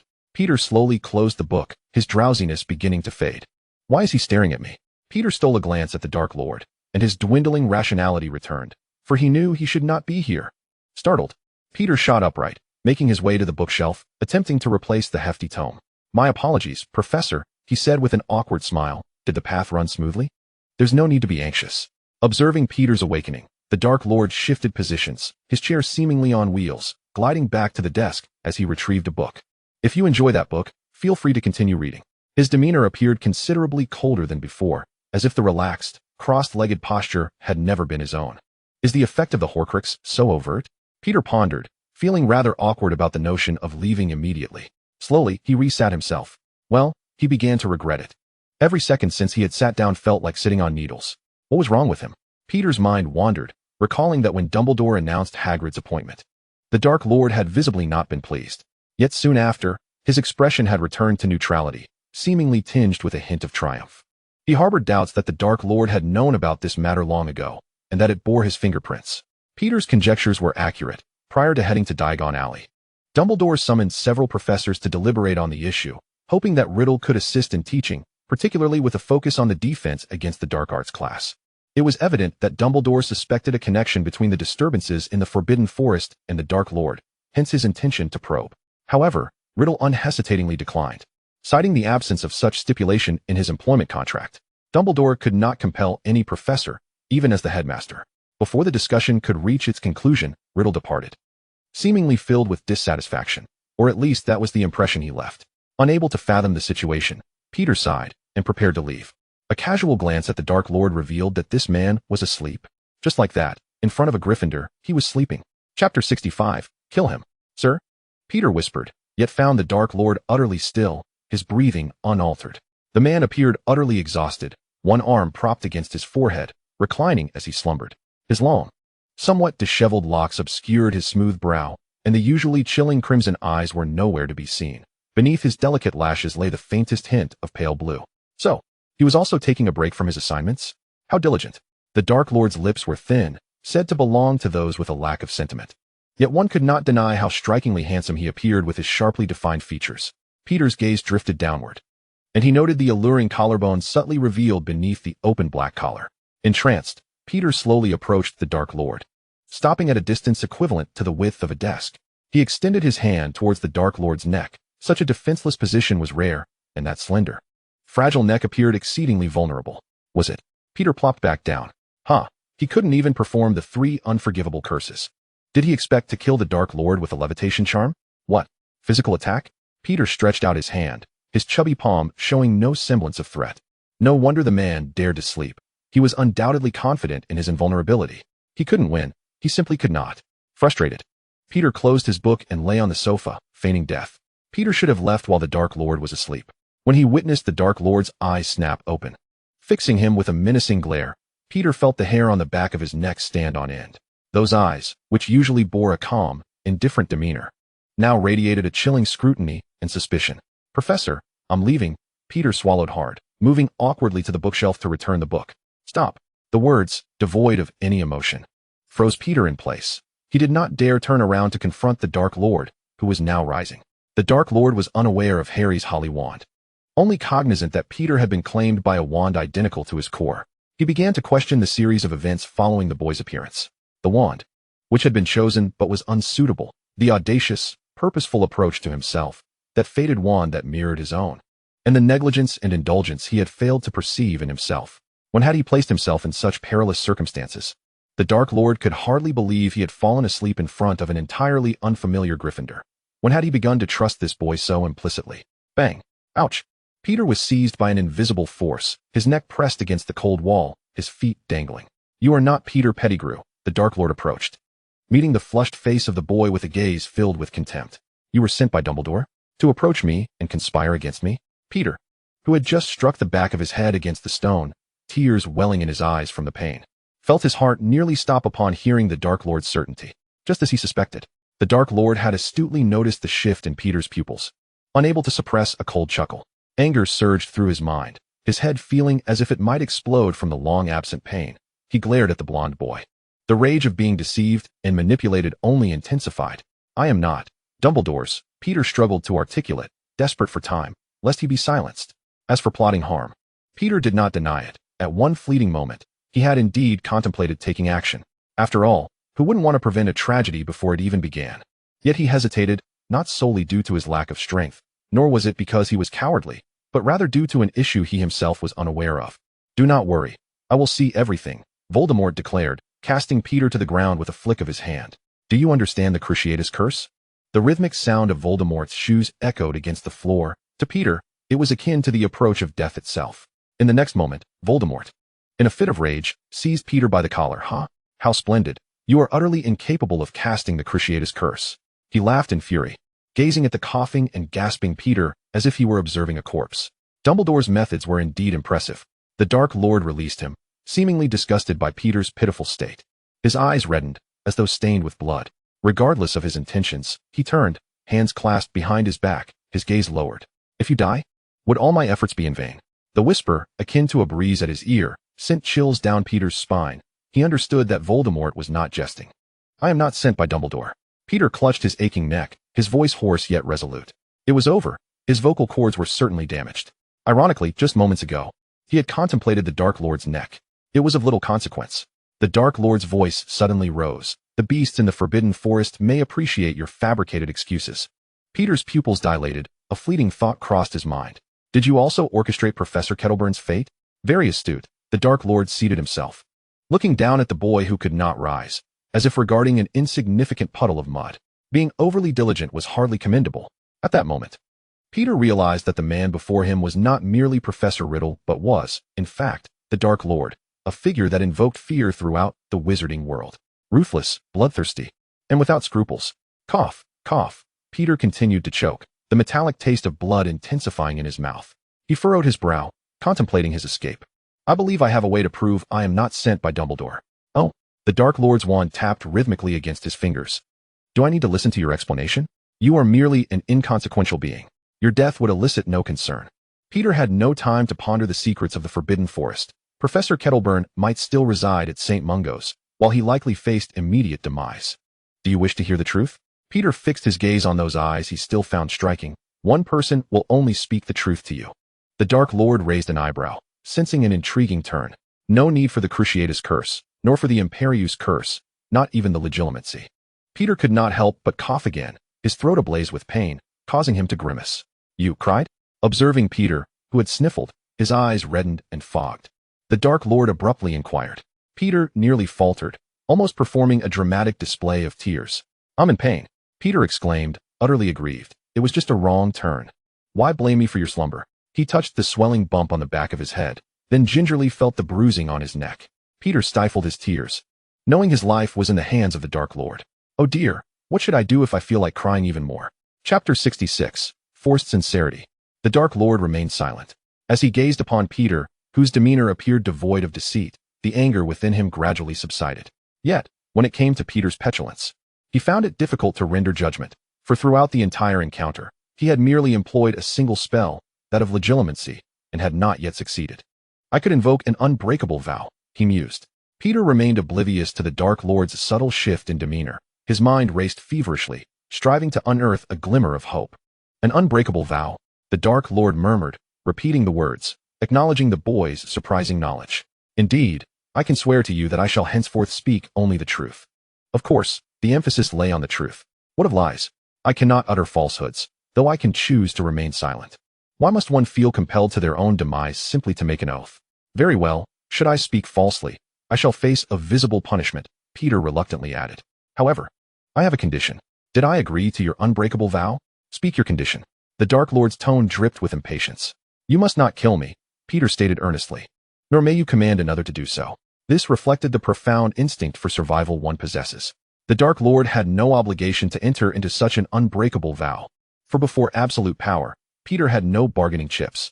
Agreed, came the Dark Lord's response. Wait, I can survive. Peter couldn't help but smirk.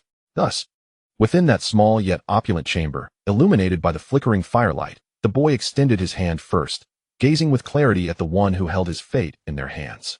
Riddle, entranced, slowly reached out to envelop the boy's small hand with his own. Hold on. Peter hesitated as he observed their intertwined fingers. Do we need a witness? I recall reading that somewhere.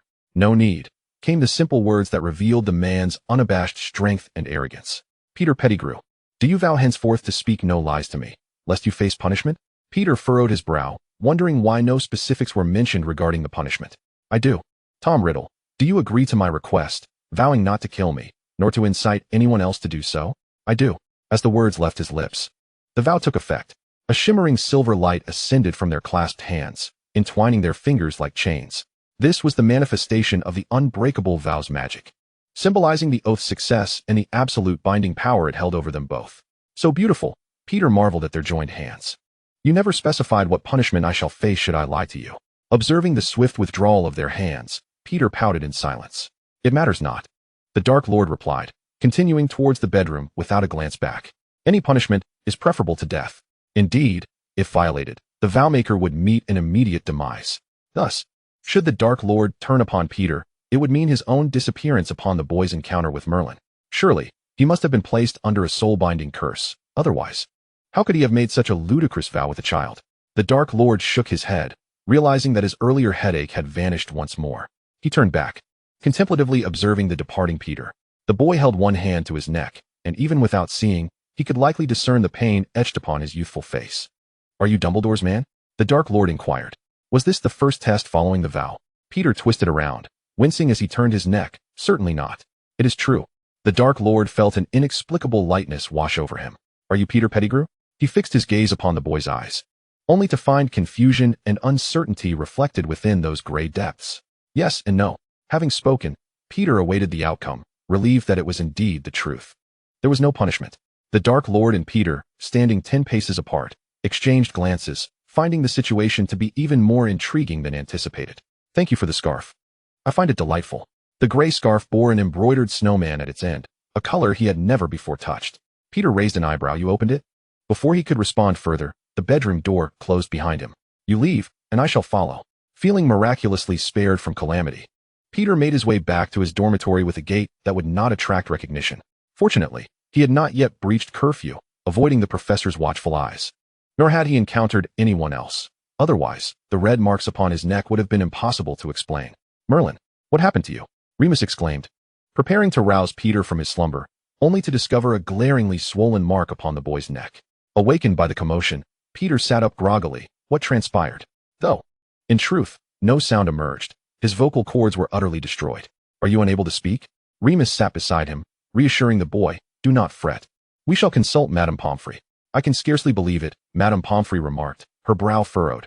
Are children today engaging in such extreme antics? He nearly took your life. Indeed. Peter lamented, pouting in despair. He had assumed he would be too anxious to sleep, yet he awoke with the dawn, reflecting upon the events of the previous night as if they had been a mere dream. However, the burning pain in his throat served as a stark reminder that all was, indeed, real. This might yield positive results. Madame Pomfrey, clad in a pale pink nightgown, presented a small box containing a deep green ointment. Apply it. and you shall heal within 3 days. Though, you likely won't be able to speak during this time. She observed Remus's gentle ministrations, pondering which child had proven to be so perilously reckless. It was that boy named Tom Riddle. Peter, with ointment applied to his neck, looked at Remus in astonishment. The pain subsided, replaced by an indescribable coolness. Indeed, it was potent magic.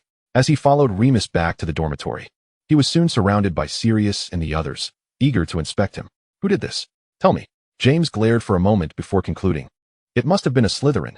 Sirius, and I will deal with him. That's not feasible. I can hardly believe it. In just one night, you've transformed into this. Sirius stared at Peter, his eyes filled with anger and concern. Unable to speak, he turned to Remus. Indeed not, Remus replied, offering Peter a glass of water. No sound can escape. Peter gazed at the horrific scar in the mirror, then looked back at the 3 friends surrounding him with genuine concern. A wave of dread washed over him, and Peter Pettigrew, man of courage, could no longer contain himself and burst into tears. The truth was laid bare. He could no longer pretend. He had nearly lost his life, teetering on the brink from which he might never return. Chapter 67. In a class where spells cannot be cast. Hey, am I seeing things? Vickery draped an arm around Peter's shoulder, mocking him. Merlin, you, a boy, are wearing a scarf? Is it truly so amusing? Should I rip it off? That would frighten you. Peter, frustrated, shrugged off Vickery's arm. This was the least conspicuous means he could devise. Yet he had not anticipated their blatant gender bias. What was wrong with a boy wearing a scarf? Did it strangle you? Countless peers had been snickering at him for days, and those familiar enough to approach him with ridicule were not limited to Vickery alone. He could hardly grow accustomed to it. Clearly, little Vic was neither the first nor the last. During Transfiguration class, everyone was diligently focused on transforming the objects before them. The naturally gifted students had already made significant progress. Another mouse.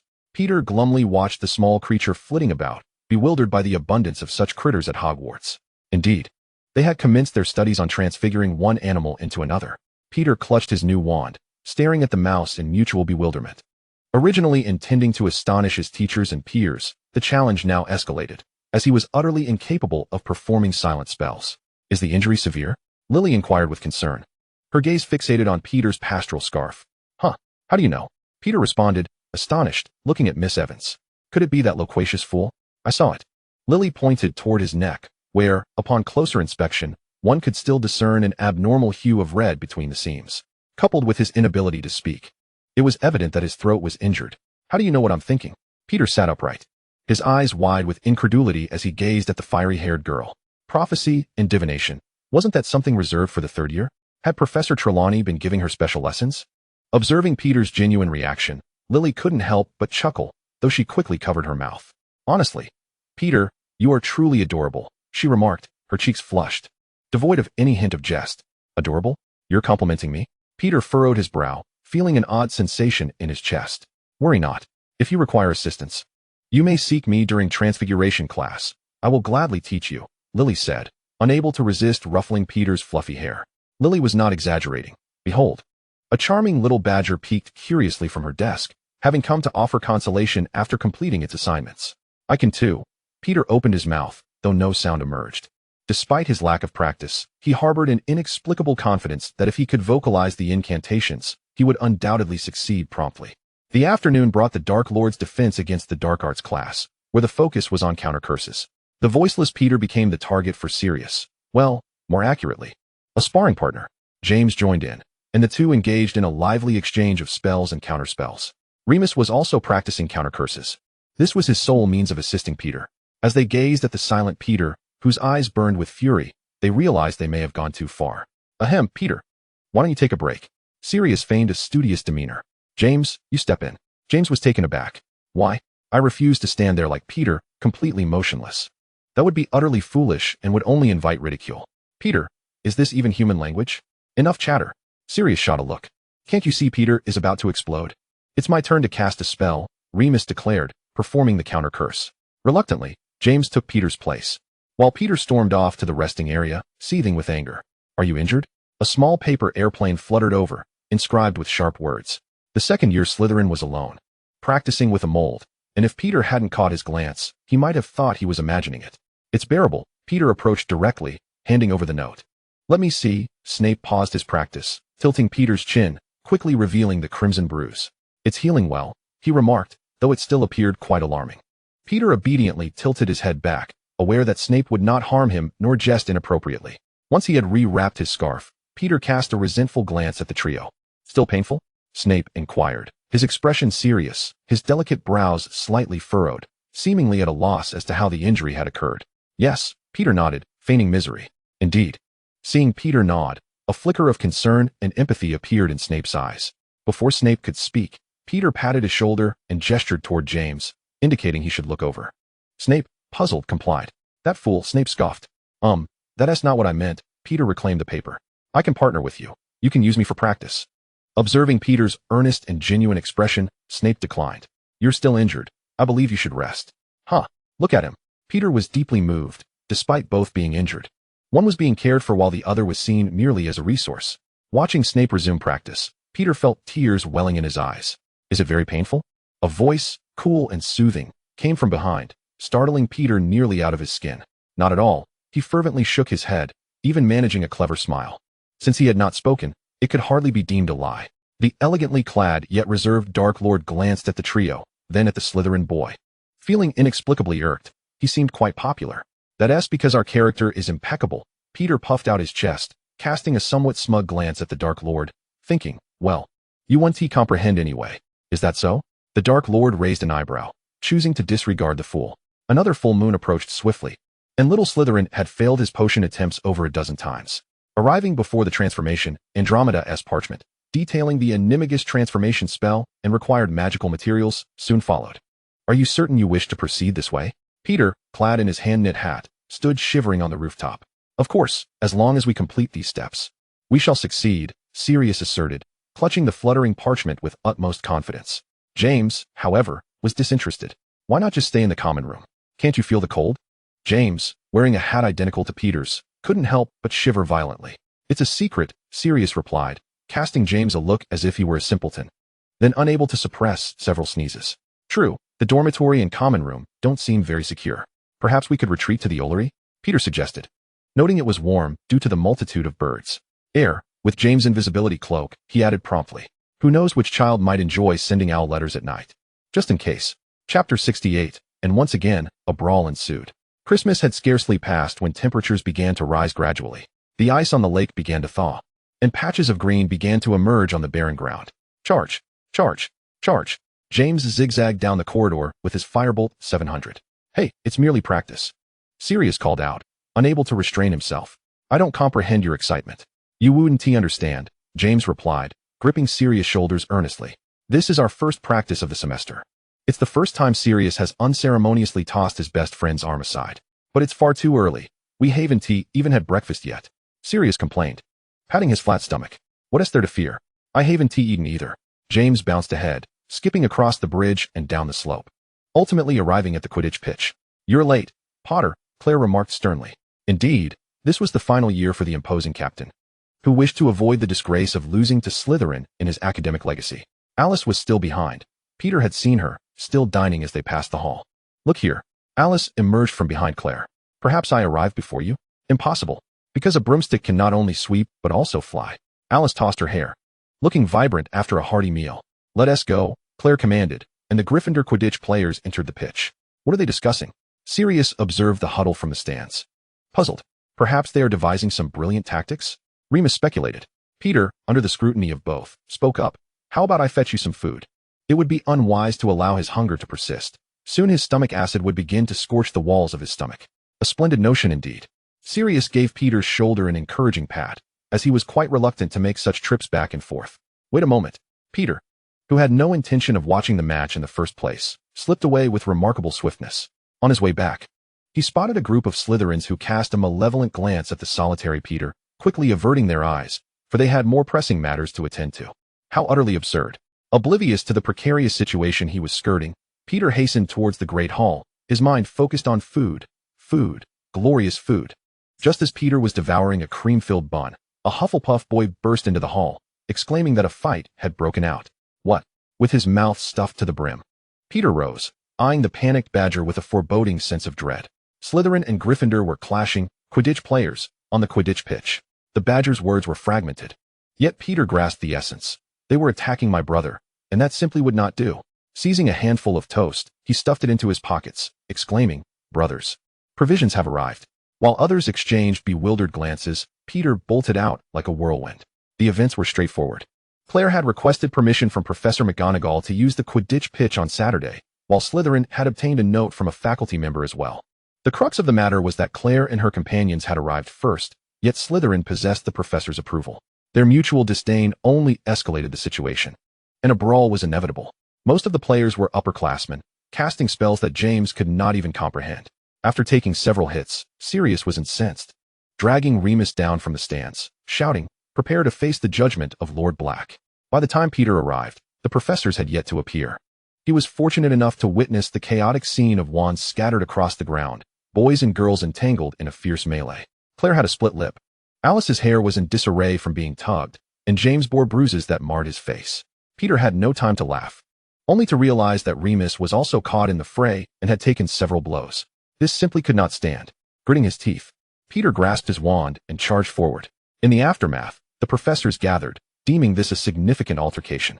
Among the towering figures, the four little troublemakers stood out. As for Potter, that was one thing. But how is it that the three of you sustained such grievous injuries? Professor McGonagall, unable to contain her disapproval, promptly pulled the four aside for a stern reprimand. All four bore bruises, and Sirius's once dapper hairstyle was now a disheveled mess, while Potter's training attire resembled a tattered rag. Yet, glancing at the defeated Slytherins who lay unable to rise, a few of them could not suppress their laughter. "Why is this happening again?" James exclaimed. "Is it labor punishment once more? Has Filch taken a special interest in me?" Peter, equally disheartened, lamented that he had merely wished to watch the match and had failed. "The Slytherin students assaulted us. Why are they not facing labor punishment? This is unjust." Sirius calmly protested, attempting to sway Professor McGonagall to show them leniency. McGonagall sighed. For ultimately, it was a failure in communication with the Slytherin head that had led to this debacle. Yet, considering the evident disparity in injuries, it was only fair that repercussions be enforced. Moreover, they were merely second years. It was time to impart a lesson. "I have a condition." Realizing there was no escaping the situation, Peter began to contemplate how he might navigate this semester unscathed. "I wish to serve my punishment under Professor Riddle." Professor McGonagall fell silent, her gaze complex as she regarded the innocent Peter, uncertain whether to grant his request. "Good brother." Sirius patted Peter's shoulder. "I shall accompany Professor Hagrid, while James will follow Professor Sprout. As for Remus, he will be with Professor Flitwick. His small frame cannot endure too much hardship." McGonagall could not suppress a derisive snort, observing their familiarity with the process, which clearly indicated they had been through this before. "Let us hope this is the last time," she warned as she departed. Peter mumbled under his breath, well aware that this was hardly a realistic expectation, given that they had 5 more years until graduation. The four friends exchanged glances, deciding to visit Madame Pomfrey first, as their current state would surely hinder their recounting of heroic tales. Madame Pomfrey, visibly exasperated, tossed a few vials of potion their way after inspecting their superficial wounds. "You wretched little brats, I can scarcely fathom the mess you've created." She bustled about the infirmary, tending to several severely injured Gryffindors and Slytherins. "Shall we return? Apply it ourselves?" Peter ventured, clutching several potions. "It seems so." Sirius nodded, his brow furrowed, while Madame Pomfrey paid them no mind. "Very well," Peter shrugged in resignation. The four ambled back together. "Oh, your toast," Peter exclaimed, handing the potions to Remus while pulling out a handful of toast from his robes, regrettably transformed beyond recognition. Not bad," James declared as he began to eat. Having not consumed a morsel that morning, and having exerted himself physically, he was ravenous. "You truly are remarkable." Even Sirius, typically fastidious, set aside his pretensions, for that dry toast had somehow morphed into a culinary delight.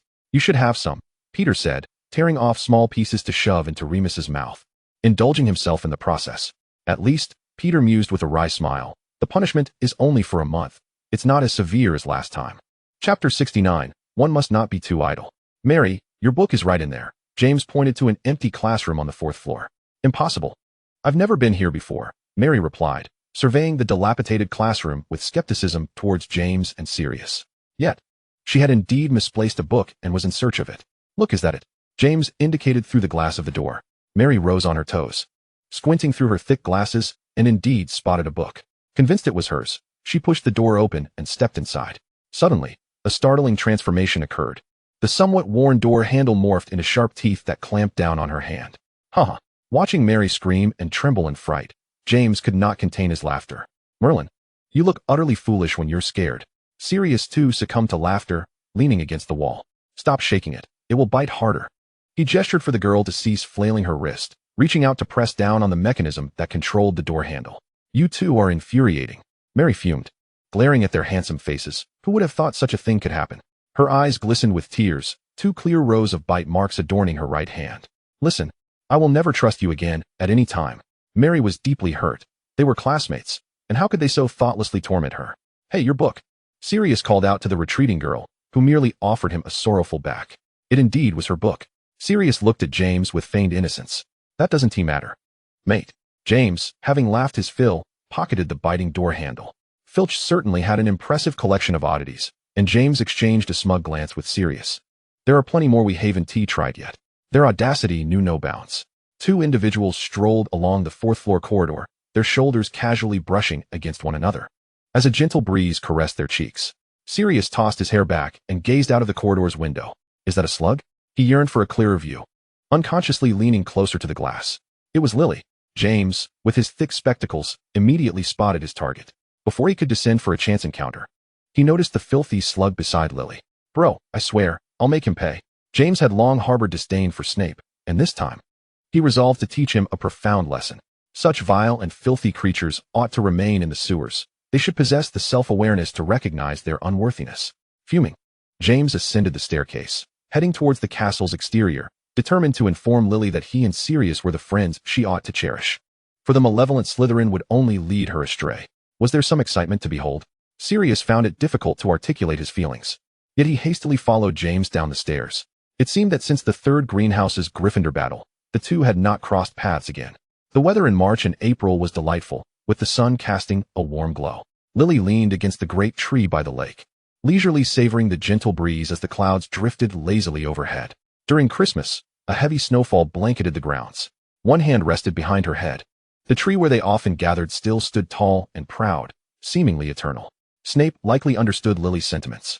Indeed, in the blink of an eye, another year was nearly gone. The last time they played beneath the tree was during the previous summer vacation. In defense against the dark arts, I noticed you had no one to practice with, Lily remarked, sitting up and casting a worried glance at her friend.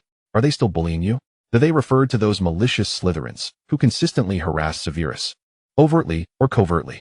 Not really, Snape replied, his gaze fixed on the placid lake surface, where small fish cautiously emerged from the aquatic plants, blowing bubbles without a hint of concern. He was not entirely lying. The scars upon him had diminished, and he could occasionally hold his own. As for the hurtful words and neglect, he regarded them with indifference. Though fiercely proud, he recognized the necessity of patience when one's strength was lacking. What have you been busy with lately? Lily, adept at discerning truth from falsehood, relaxed as she leaned back against the tree trunk. You always smell strongly of potions. Snape blinked. Just brewing a few potions, I'll be done shortly. An idea seemed to strike him, and he closed his eyes, a smile curving his lips. Sev, do you know? Come on, let me see who it is. James's booming voice heralded his arrival before he even appeared. You really ought to replace those glasses, Sirius chimed in, loud enough for all to hear. It was evident that a massive slug was in sight. Perhaps one could simply sniff to identify the unmistakable stench? Listen, don't provoke him, I warn you. Lily, having stood up upon hearing the commotion, wore a stern expression. On the 5th floor, the library was a sanctuary for Remus, who sat by the window perusing books. This was likely the preferred pastime of those less adept at physical activities. Are you reading herbology? Peter, standing by the window, felt a twinge of boredom as the sun ascended, its rays growing increasingly blinding. He squinted, gazing out at the distant landscape. Those two look awfully familiar. He shielded his eyes from the sunlight, observing 2 small figures darting through the hall below before heading outside. It's James. Remus squinted for a moment before confirming. How splendid, Peter remarked dryly, a hint of a smirk forming on his lips. Have they finally decided to abandon their tedious antics in favor of the great outdoors? Since the beginning of the term, James and Sirius had become engrossed in mischief. The number of victims left startled by their pranks was countless. Peter pondered whether they felt the disdain in others' gazes, even as they reveled in their accomplishments. Did they not notice that, aside from their little group, no one wished to partner with them in class? I doubt they are living up to your expectations. Remus's tone grew serious as he continued to watch the two heading towards the Black Lake. Their intentions were unmistakably clear. They walked in a straight line. Peter felt an ominous premonition stir within him. He met Remus's gaze, hoping for a negation of his fears, yet there stood Snape and Evans. Merlin, Peter exclaimed. exasperation evident in his voice. Are they addicted to punishment or something? Ignoring Mrs. Pance's disapproving glare, Peter seized Remus and dashed outside. My apologies, ma'am. I shall return forthwith. He wore a strained grin, hoping all would proceed smoothly. Chapter 70. Unforeseen Calamity. Forgive me.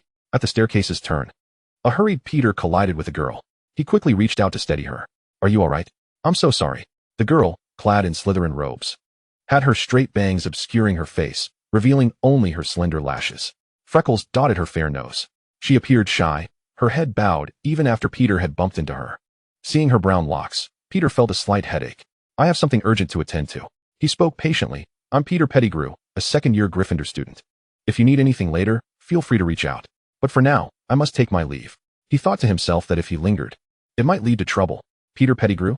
After he departed, the girl lifted her head, her brown eyes glimmering with curiosity. What do you intend to do?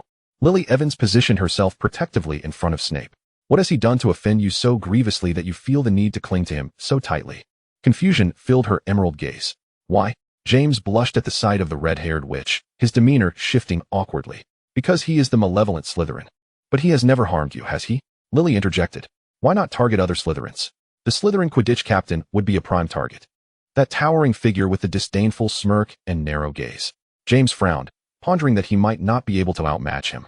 Too difficult, right? Lily quickly countered. How about something simpler, like Regulus Black, a first year? Why have I never seen you display Gryffindor courage and justice in front of him? Sirius's expression darkened. The same could be said for Regulus Black, who happened to be passing by. He regarded Lily Evans, who resembled a warrior, uncertain of how to respond. Are you all right, Senior Snape? Regulus stood beside Snape, unaware that this simple gesture ignited Sirius's fury. Stay away from him, Reg. He snapped. He is a morally repugnant worm. Brother. Regulus interrupted Sirius's tirade, frowning.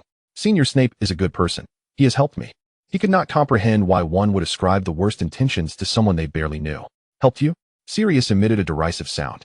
You are a pureblood wizard. The heir of the Black family. He is merely a mudblood. What could he possibly do to assist you? Sirius found the notion utterly ludicrous. Regulus opened his mouth to speak, but fell silent.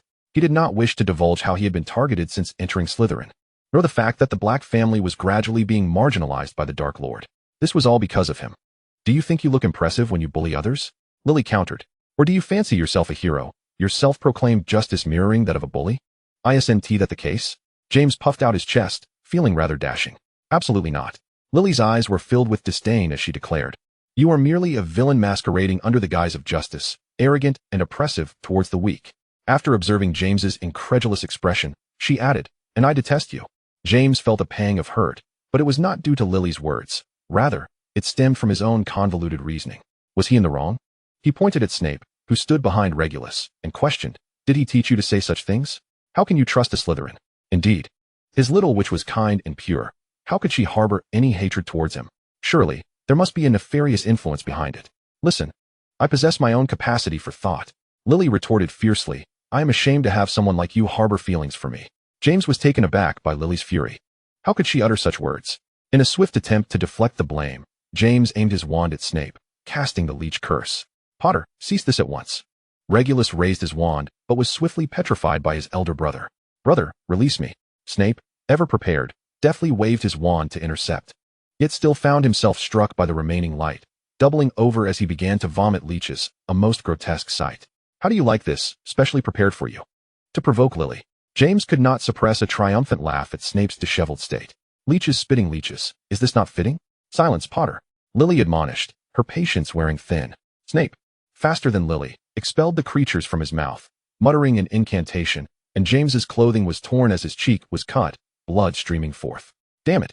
Sirius, witnessing his brother's plight, grew furious and quickly took James's place, engaging Snape in a duel, their spells clashing with varying degrees of effectiveness. Meanwhile, Lily busily worked to counteract the curses on Snape, relieved to find his expulsion of leeches had diminished. Look at you, James, cowering and whining. A worthless coward who does not deserve to be friends with Lily. That honor belongs to me. You mean to say I should be the one who likes you? The fury in Lily's eyes seemed palpable, but alas, James remained oblivious. Oh, why do you say that so suddenly? James stammered. I like you too. If you like me, of course. What are you daydreaming about? Sirius stared incredulously at the blushing James. Was this truly the time for shyness? Dancing on his feet, Sirius continued to attack Snape. Snape was equally unwilling to relent, leaping about to evade the poorly aimed spells. A white curse struck Sirius, freezing him in place. A thin layer of frost creeping over his face as he shakily raised his wand, sending an orange light towards Snape. You wretch! The grass below ignited instantly, and Snape's black robe caught fire.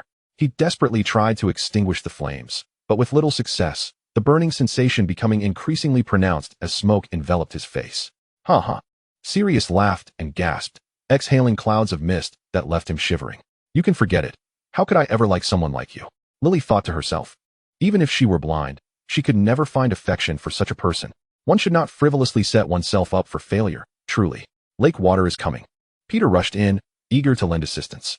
In fact, I like Peter Pettigrew. Merlin, the fire was finally extinguished. Observing Snape's smoke-laden robe, Peter sighed in relief. By the way, someone seemed to have called his name. James.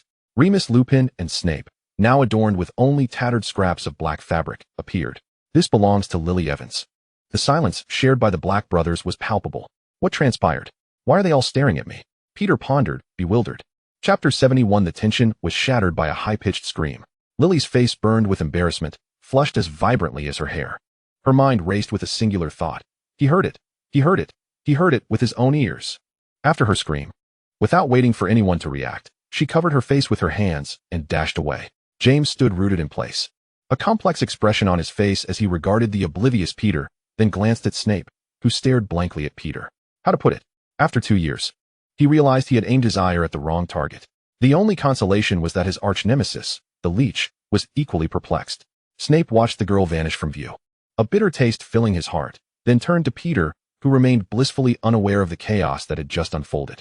Sirius observed the array of expressions among his brothers and could not help but chuckle. Truly, it was quite the spectacle. However, upon seeing Regulus, who had just regained his freedom, rushed to support Snape, his expression soured. Reggie, stay away from him. I warned you. Sirius chided. Regulus did not lift his gaze. He no longer wished to communicate with a brother who perpetually resided in his own world. How is it, Senior Snape? I fear only Madame Pomfrey can remedy this. Do you know why he ignores you? Abruptly, Snape, having turned to leave, halted and mockingly regarded the embarrassed Black. Because you are a brother who merely boasts. Having never fulfilled any of your responsibilities. From beginning to end, nothing had changed. The rights of one who neglects their duties become hollow. Snape's icy glare and scorn felt like a resounding slap, leaving Sirius reeling. Regulus's reaction only deepened his sense of loss and humiliation. He clenched his fists, directing a furious glare at the retreating figures. Sirius departed, without even inviting James along. James's mind was in turmoil. Perhaps he should return and sleep, hoping to awaken from this nightmare. How could his goddess Lily ever harbor feelings for a mere boy? Peter, is there a problem with me? Though each held their own thoughts, it all transpired in mere seconds. Looking around the suddenly cleared lakeside, Peter exhaled deeply, finally allowing his racing heart to settle.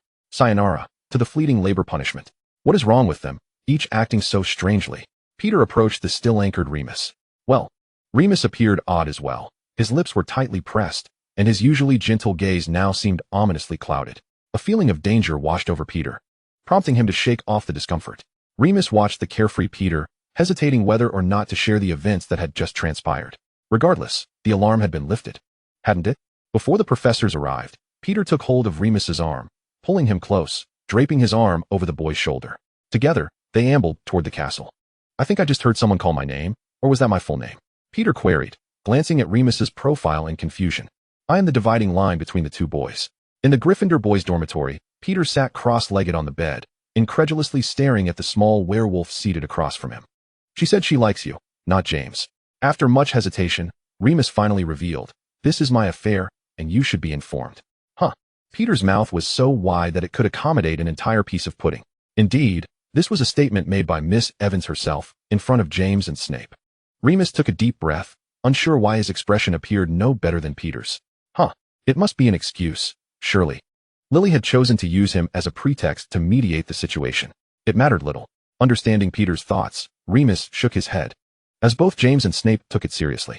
Remus's gaze toward Peter morphed into one of sympathy and concern, fearing that the hapless Peter might be dispatched by two formidable adversaries in an unnoticed corner. When one is lost for words, laughter often ensues. Peter lay back on his bed, chuckling weakly. Truly, when one seeks to add joy, there are no excuses to be found.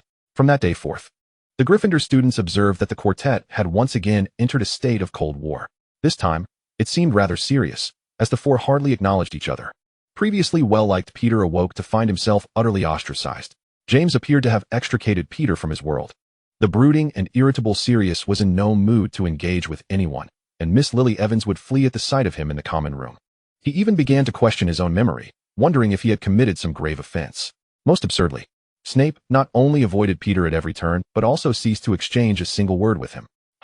Peter was amused by the absurdity of it all. So this is how it would be.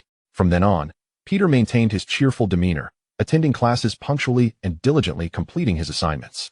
After all, a clear conscience bears no burdens. He lay awake at night, scrutinizing himself from every angle, ultimately concluding that it had nothing to do with him. Although he was at the eye of the storm, he felt upright and justified, thus ignoring the complex glances cast his way. Nevertheless, Peter attended to his responsibilities without fail.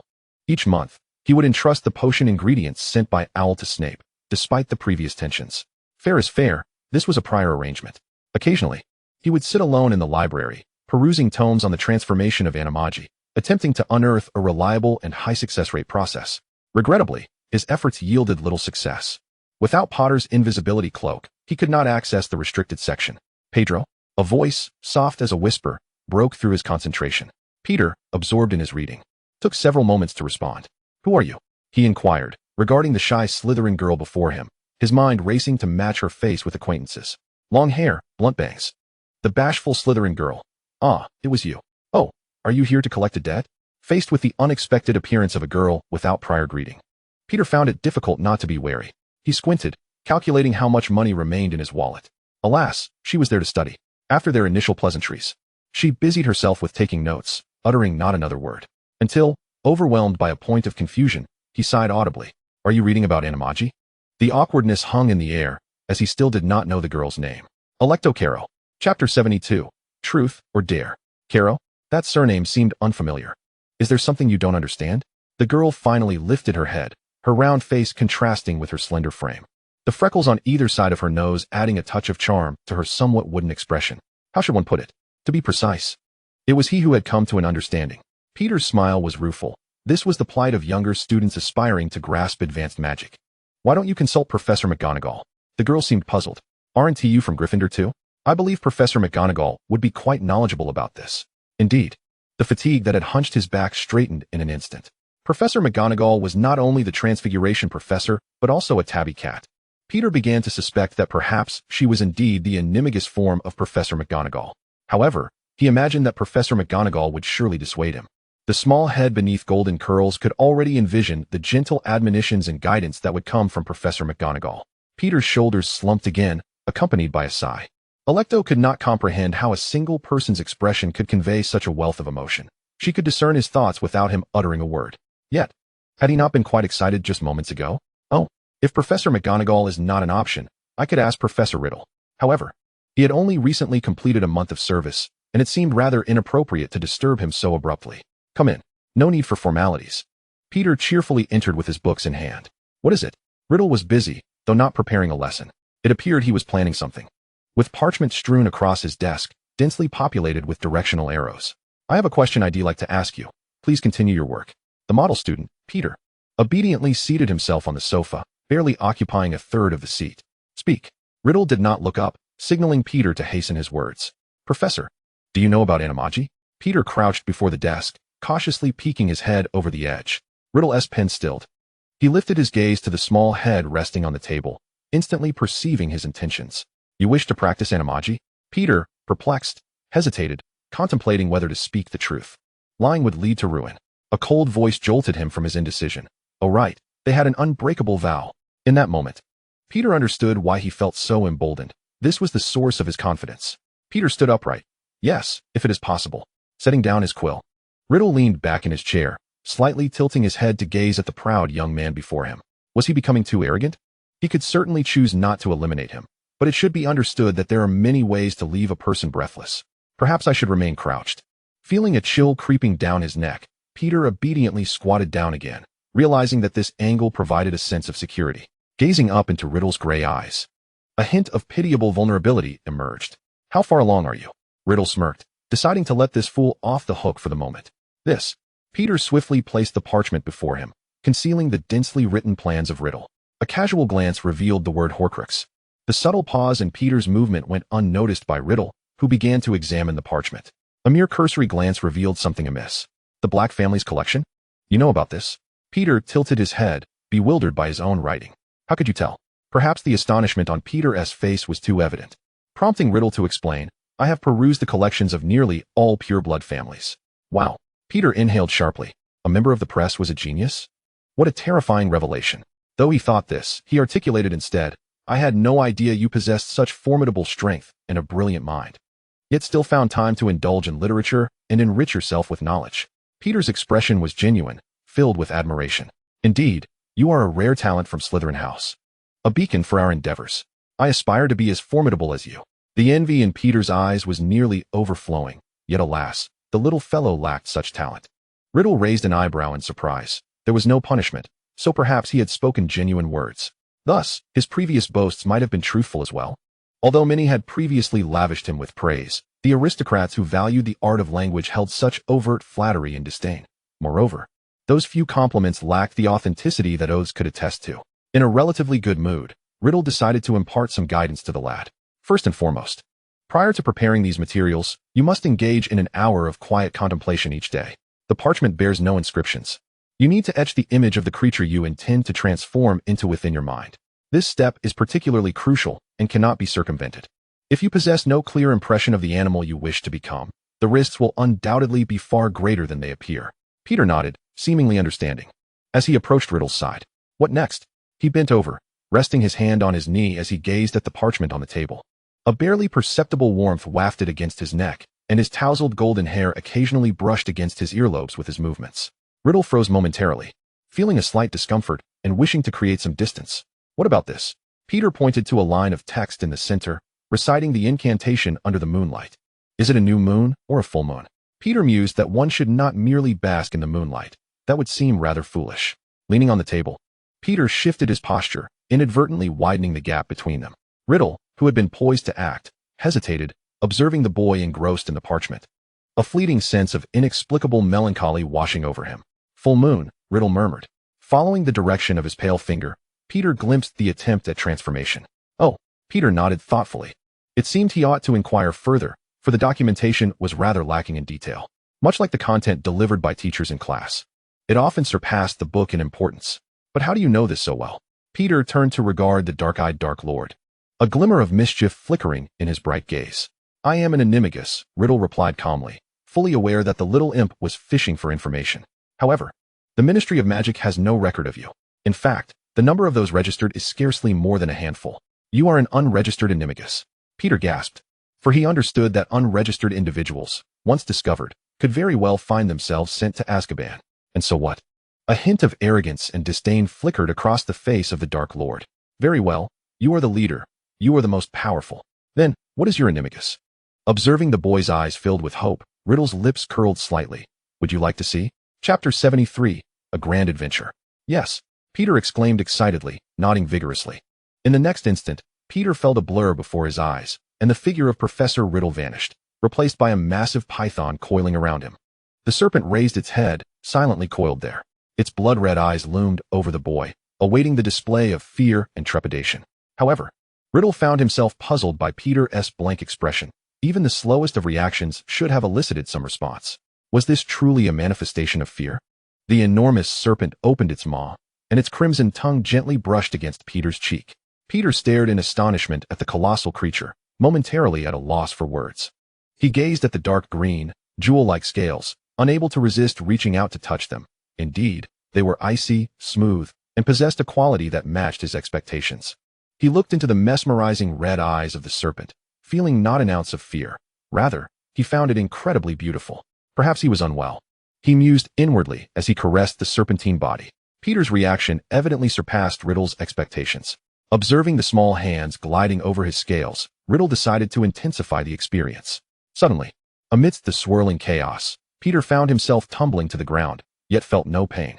Coiling around Peter, Riddle flicked his tongue, and upon witnessing the boy's innocent bewilderment, his gaze darkened slightly. He bared his fangs, swiftly striking toward the boy's neck, halting just shy of breaking the skin. Why didn't you bite? Peter queried. turning his head in confusion. Ouch, he exclaimed, feeling the solid ground beneath him as he fell. Aren't you afraid? Riddle inquired, observing Peter as he slowly rose. It seemed as though he truly was not afraid. Peter had never encountered such a large serpent, perhaps a python? He was uncertain how he would feel facing such a fearsome beast. However, it was evident that he exhibited no fear of the slick creature. Perhaps he was convinced that the Dark Lord would not harm him? This notion sounded absurd. A leader bent on establishing a pure-blood regime in the wizarding world would certainly not eliminate a half-blood like him. Nonetheless, your animagus is truly magnificent, Peter remarked, comparing it to the rat he transformed into, realizing he was merely offering himself as a meal. No comparison, no harm. Magnificent? Riddle murmured, pondering the strange notion. Indeed, isn't it? Both of them appeared uncertain. Peter leaned against the table, secretly contemplating whether he should take his parchment and leave. The Dark Lord seemed rather peculiar at the moment. What now? Riddle approached Peter, his handsome face drawing nearer, mere inches apart. Now, Peter's back bent awkwardly, and he had to admit, this position was somewhat challenging. He turned his face away, unable to bear the sight of that striking visage looming closer. Look at me, Riddle commanded, one hand propping himself against the table while the other grasped Peter's chin, compelling him to meet his gaze. I ask what now? As expected. He observed the obsession reflected in the boy's eyes, which could not conceal anything. Riddle released his grip and stood upright. The outcome was evident. He found himself drawn to the boy, even enamored with his animagus. Riddle concluded with certainty in his heart. Yet, another ordinary mortal captivated by his appearance. Riddle couldn't help but scoff internally. Despite his disdain, a flicker of irritation arose within him. Leave. Now. The Dark Lord, leaning against the bookshelf, regarded the boy coldly, extending his hand to conjure a steaming cup of red tea. Peter looked at the man, only to see a blurred face shrouded in mist. With a sharp sound, the room fell silent, leaving only the stillness of the surroundings and the stunned boy. He certainly runs quite fast, Peter thought, bounding up the stairs with quick footsteps. Come on, if we don't hurry, who knows where we'll end up. In the four-person dormitory, Remus sat alone by the window, engrossed in a book. Taking a breath, he leapt. Peter gracefully threw himself onto his bed, panting heavily. He had to admit, his current physical condition was largely owing to the many flights of stairs at Hogwarts. Once his breath steadied, he turned to Remus, who remained in the same position, utterly still. Only he knew how much he had absorbed from the book. This can't continue, Peter thought, understanding James's awkwardness, but Sirius and Remus should be different. Especially Remus, as Peter squinted, recalling the events of that day. Do you like Lily? A soft voice suddenly echoed in his ear. Before Remus could turn around, he was startled by a head that suddenly popped up. When did you return? Remus exclaimed, snapping his book shut and turning to inquire. See, this brotherly bond has truly grown distant, Peter pouted, wondering if the sound of the door closing had been too quiet, failing to rouse Remus from his literary reverie. Yet, it had not always been this way. Clearing his throat, Remus turned away, glancing at the forlorn Peter. What did you just ask?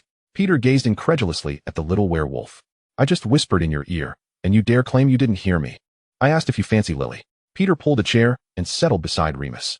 What nonsense are you spouting? Remus reacted strongly, instinctively glancing over his shoulder, relieved to find that the unfortunate soul was absent.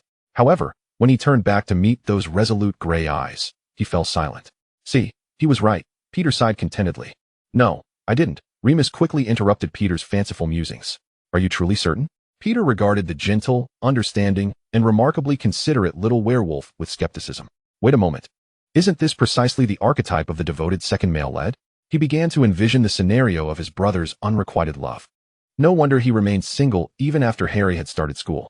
TSK. Of course, Remus smiled wryly. How could you think otherwise? Then why are you ignoring me? Peter sank back into confusion.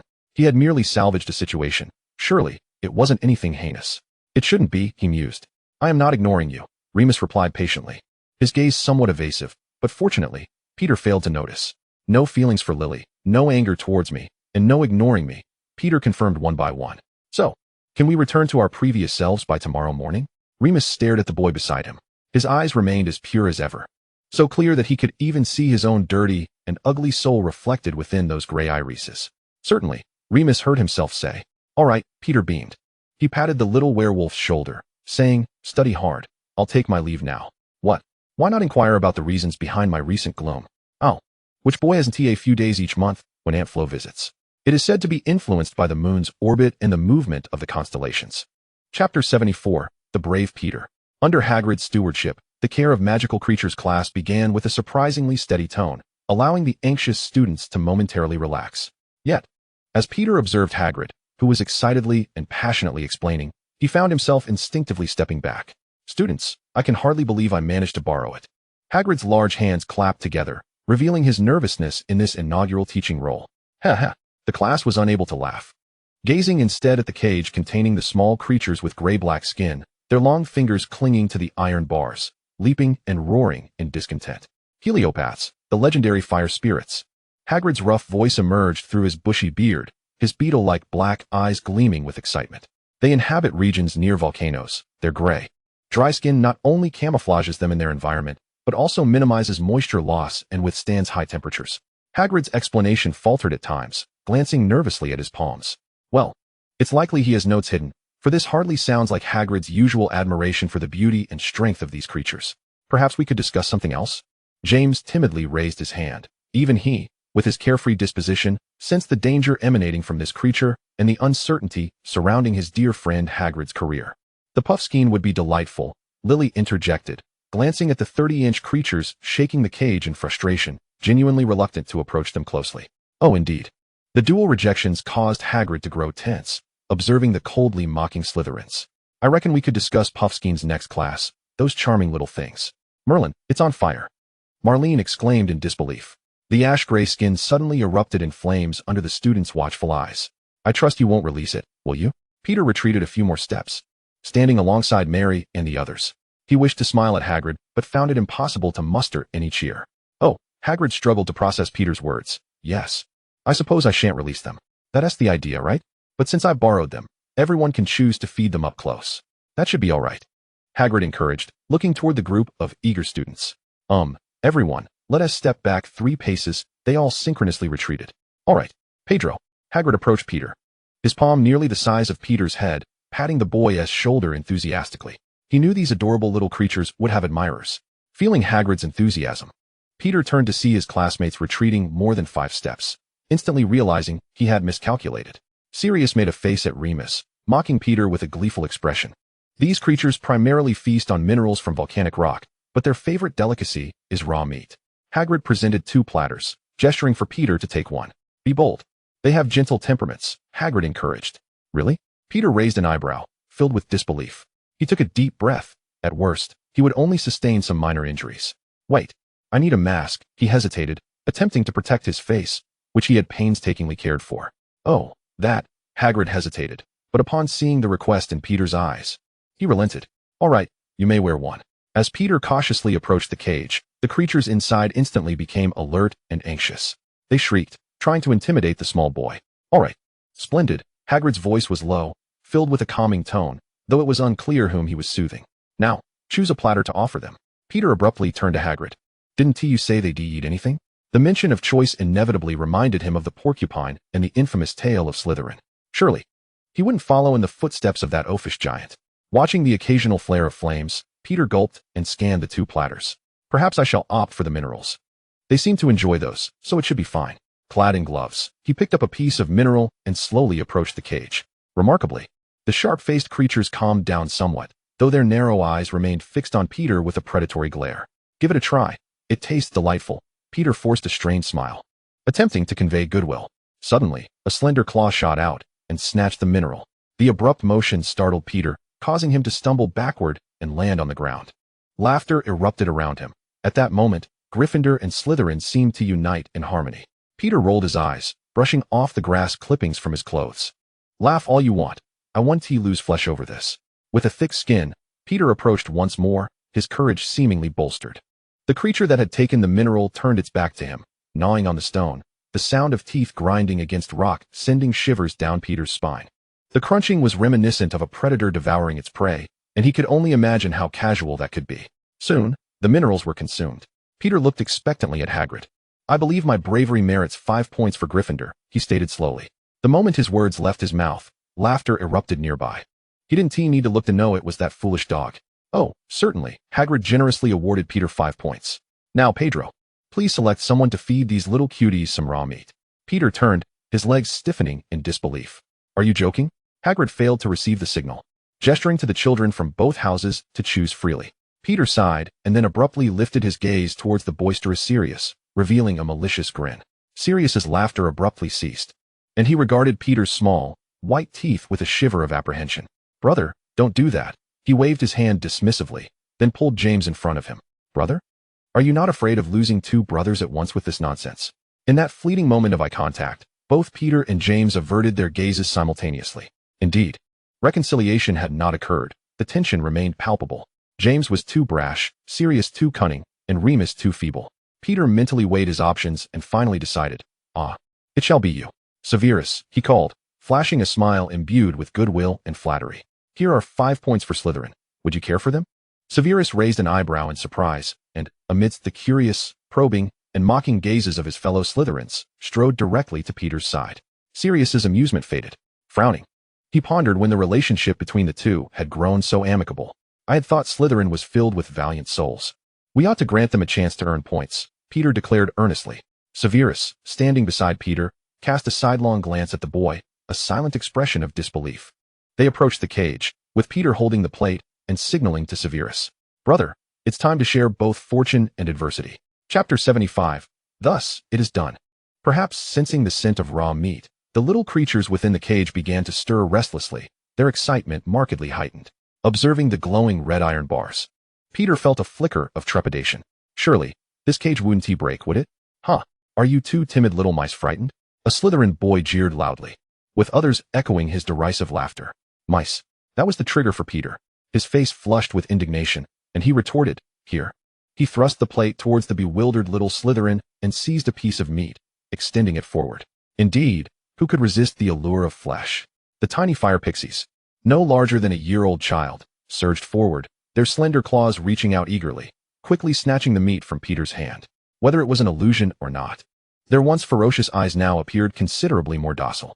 Was this the distinction between the wild and the domesticated? Peter leaned in closer, curious. "Be careful." Severus suddenly yanked Peter backward. Everything transpired too swiftly. The next moment, a sharp crack echoed. "Merlin, they've escaped." The students from both houses shrieked and scattered in panic. The once glowing iron rods broke before their very eyes. "Do not panic," Hagrid bellowed. "They aren't that dangerous. They are merely a few fire pixies." The students momentarily froze, then shifted their gazes to the broken bars, screaming once more as they fled. A black heliopath halted before Peter and Severus, seemingly lost in thought. Peter, lying on the ground and retreating, ceased his movements and weakly greeted, "Hello?" He recognized this little fire pixie. It was the one that had snatched his first piece of ore, with a diagonal scar at the corner of its eye, a remnant from a previous skirmish. The little creature tilted its head and emitted another roar, startling Peter into closing his eyes. "Don't." Peter grasped Severus, who was also lying on the ground, propped on his arms. Severus held his wand, a flickering light gathering at its tip. "Why?" Severus asked softly. Peter signaled with his eyes for him to look. Not far away, Hagrid was brandishing his pink umbrella, attempting to recapture them, but alas, those creatures were far too quick, aside from his singed beard and hair. Hagrid had captured nothing. "What now?" Peter indicated, "Watch me." Severus, under the vigilant gaze of the little creature, slowly sheathed his wand. "Meat, would you like some?" Peter cautiously extended the remaining meat from the plate, and indeed, the little creature flapped its wings in excitement. "Hold me a bit, I'm feeling scared." Peter's quivering voice suddenly piped up. Seeing Peter nearly on the verge of tears, yet still determined to feed the meat, amused Severus. Severus grasped Peter's raised arm. "I thought the valiant Peter Pettigrew would never know fear." With the meat held aloft, the fire pixie didn't snatch it away, but instead began to eat from the plate. Perhaps sated. The heliopath expelled a small fireball before swiftly darting into the nearby, forbidden forest. Peter stared blankly at the swiftly vacated scene, letting out a sigh. If Hagrid hoped to catch them again, it would be a formidable challenge. The class concluded without injury, though the children had certainly been alarmed. Hagrid repeatedly apologized. But Peter felt he should be the one concerned. Those creatures must indeed be costly. Aside from the occasional thrill of the care of magical creatures class, life remained largely tranquil and fulfilling. The Gryffindor dormitory retained its status quo, with none willing to concede. Indifferent, Peter transformed into a solitary wanderer, meandering through the entirety of Hogwarts. He read alone, completed his assignments independently, and dined in the Great Hall by himself. Over the course of a month, his demeanor had noticeably matured. However, he had not been idle that month. The parchment, marked by the Dark Lord's touch, was nearly worn out from his diligent study. as he steadfastly prepared for his transformation into an animagus. Peter remained unfazed, as he noted, in this lifetime. Those who have never succeeded in transformation are as numerous as the fish in the river. Yet, look, the Peter within the books has succeeded. Moreover, he has the Dark Lordess endorsement. The night air atop the astronomy tower was tranquil and cool, the silvery moonlight cascading upon the earth, cloaking the already mysterious and ancient castle in a gossamer veil. As the weather grew warmer, Peter donned a pale yellow shirt and brown shoes, finding his way here. Seated on the warm floor, he gazed up at the moon, lost in contemplation. Transform into what? A mouse. Transform into what? A mouse. Transform into what? A mouse. He had certainly considered transforming into other creatures, into a lion, a tiger, a cheetah, but these uncertainties loomed larger, with the possibility of never succeeding in transformation at all. Thus, he resolved to proceed with caution. Peter encouraged himself inwardly. It's just a mouse. He raised a faint smile towards the moon, the moisture on his face unmistakable. Time drifted by, and Peter gradually emerged from his slumber. Surrounding him was a cloak of darkness. Even the moon and stars had retreated behind the clouds, and the gentle breeze had stilled, leaving a hint of stifling heat in the air. It's too late. I ought to return to sleep. With drooping eyes, Peter stood and wobbled back. Whether it was an illusion or not, he felt he had walked an exceedingly long distance before finally reaching Gryffindor Tower. He stood before the entrance to the Gryffindor common room, only to find that the portrait had vanished. Peter was jolted awake. What has happened? Am I unable to return? Whose pet is this? The pitiful little creature had been left outside in the dead of night. A familiar voice floated down from above. Peter looked up to find the fat lady, now magnified many times over. Peter stared, wide-eyed in astonishment. How have you grown so large? However, his words emerged as a high-pitched squeak. Peter remained incredulous, frozen in place. Was this an auditory hallucination? But I cannot let you in, little darling. You do not know the password, do you? I am, after all, a responsible guardian. The fat lady continued her murmurs, but Peter could no longer absorb her words. He lowered his gaze, observing his slowly extending hand. Indeed, a small, brown, furry paw. I have transformed into a creature. From the perspective of the plump lady, the foolish little mouse was utterly bewildered, having suddenly become agitated. No. Peter, gazing at the portraits adorning the wall, attempted to regain his composure. He was in Hogwarts, far from any creatures that might awaken him. Gradually, his rationality returned, and an overwhelming excitement surged within him. Could it be that I have successfully transformed into an animagus? A mirror. Where might I find a mirror? The alert Peter directed his inexperienced four-legged form to scurry downstairs, to the lavatory. Surely, there would be water there. Regrettably, there was none, and he was unable to turn on the faucet. The little mouse, ears drooping, finally arrived at the lavatory. Listening to the sound of raindrops tapping against the glass, feeling a profound sense of disappointment. Wait, rainwater? Chapter 76. This problem is too difficult. I cannot solve it. If someone were to glance outside through the window at that moment, illuminated by lightning, they might catch sight of a tiny black figure darting about the courtyard in the rain. I have succeeded. I have succeeded. Peter joyfully splashed in the puddles, and through the gradually stabilizing water surface, he could see a round-headed little mouse cocking its head at him. Not bad. It was not as lewd or terrifying as he had imagined. The appearance-conscious Peter felt a wave of relief wash over him. He frolicked in the deserted courtyard, eagerly expressing his uncontainable excitement. Who would have thought, after just a few months, that he would achieve successful transformation? Henceforth, please refer to him as Peter the Brilliant Pettigrew. He was startled awake by the hoot of an owl overhead. The thrill gradually subsided, replaced by an instinctual fear inherent to mice, prompting him to dash back. Fortunately, there was no real danger. Under the cover of the rain, the owl's vision was significantly impaired. Well then, I have played enough. It is time to revert. The little mouse shook off the droplets clinging to his fur. The expression of returning to his original form grew increasingly serious. It seemed he had not learned how to transform back. Furthermore, he did not even know the counterspell. This problem is too difficult. I cannot solve it. Peter sat upon the castle steps, gazing up at the pitch-black sky, crying out in despair. Morning arrived, and the trio from Gryffindor sluggishly rose from their slumber. Had Peter not returned last night? Remus surveyed the unperturbed bed, a ripple of unease washing over him. Perhaps he had left early this morning. Sirius yawned, and was the first to stand before the mirror. Let us hope so. Remus hastened his actions, suggesting they check the Great Hall. Perhaps they might encounter him there. Very well. Although Sirius found Remus's alarmist attitude somewhat excessive, he complied, and quickly donned his clothing. Rise and shine, James. Sirius kicked Potter's large bed, and the unfortunate canopy emitted a creaking protest, a likely familiar occurrence. The bundle of blankets on the bed stirred, and after a moment, A tousled head emerged. In the great hall, students flowed in and out, devouring their breakfast while discussing the daily profit delivered by owls and the gifts they had received. Remus scanned the Gryffindor table but found no sign of Peter. Let us hurry. What if he has already gone to class? Sirius instantly recognized Remus's concern. Swiftly grabbing a few slices of bread and tugging at James, insisting they go. As far as I know, Peter shares a rather good rapport with our defense against the dark arts professor. He must be there. The last sentence was delivered with an unmistakable hint of sarcasm. In the Hogwarts courtyard, the recently rained-upon ground was devoid of dust, and the washed flowers and leaves radiated new vitality. A droplet of rain slid down a green bud, plopping from the curled leaf tip onto the wooden bench below. Something itches. Peter, sprawled on the bench, scratched his face. He had spent the entire night wide awake, seated in silence until dawn. Only at daybreak could he no longer resist his drowsiness and fell asleep on a chair in the courtyard. Unbeknownst to him, Remus and the others were searching for him, nor did he realize that a golden-haired youth had lingered beside the bench for quite some time. Lucius Malfoy stood before the bench, quietly observing the little mouse sprawled on its back in slumber. How peculiar, indeed. What kind of mouse lies on its back, exposing its belly to the world? Initially in a gloomy mood, he felt an inexplicable calm wash over him after watching the dreaming mouse for a while. He had never been fond of pets, particularly not those that shed fur. Yet, inexplicably, he extended a finger and prodded the softer, lighter-colored belly. Surprisingly soft, he noted. The youth crouched down, a tenderness in his gaze that even he could not comprehend. How curious that someone's pet could be so carefree. Unafraid of being snatched away by a cat. Still asleep, Peter abruptly felt a chill run down his back.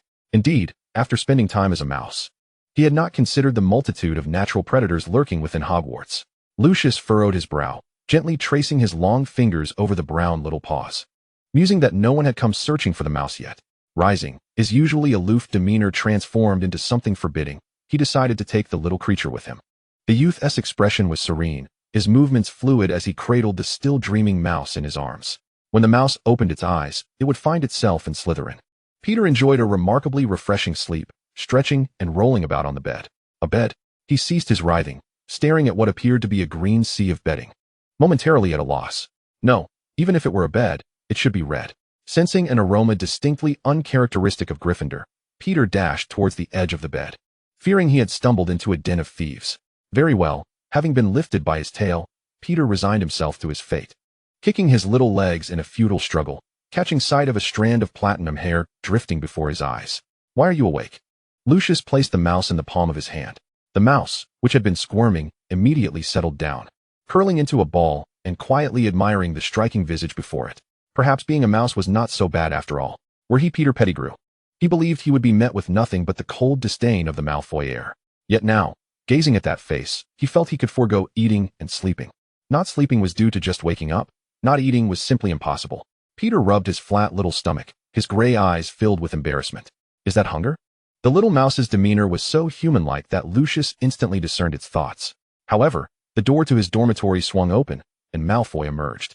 Peter lay low on the bed, ensuring there was no movement before leaping down. This was the den of snakes. If not now, when would he escape? The door, not fully closed, swung open with a gentle nudge from Peter.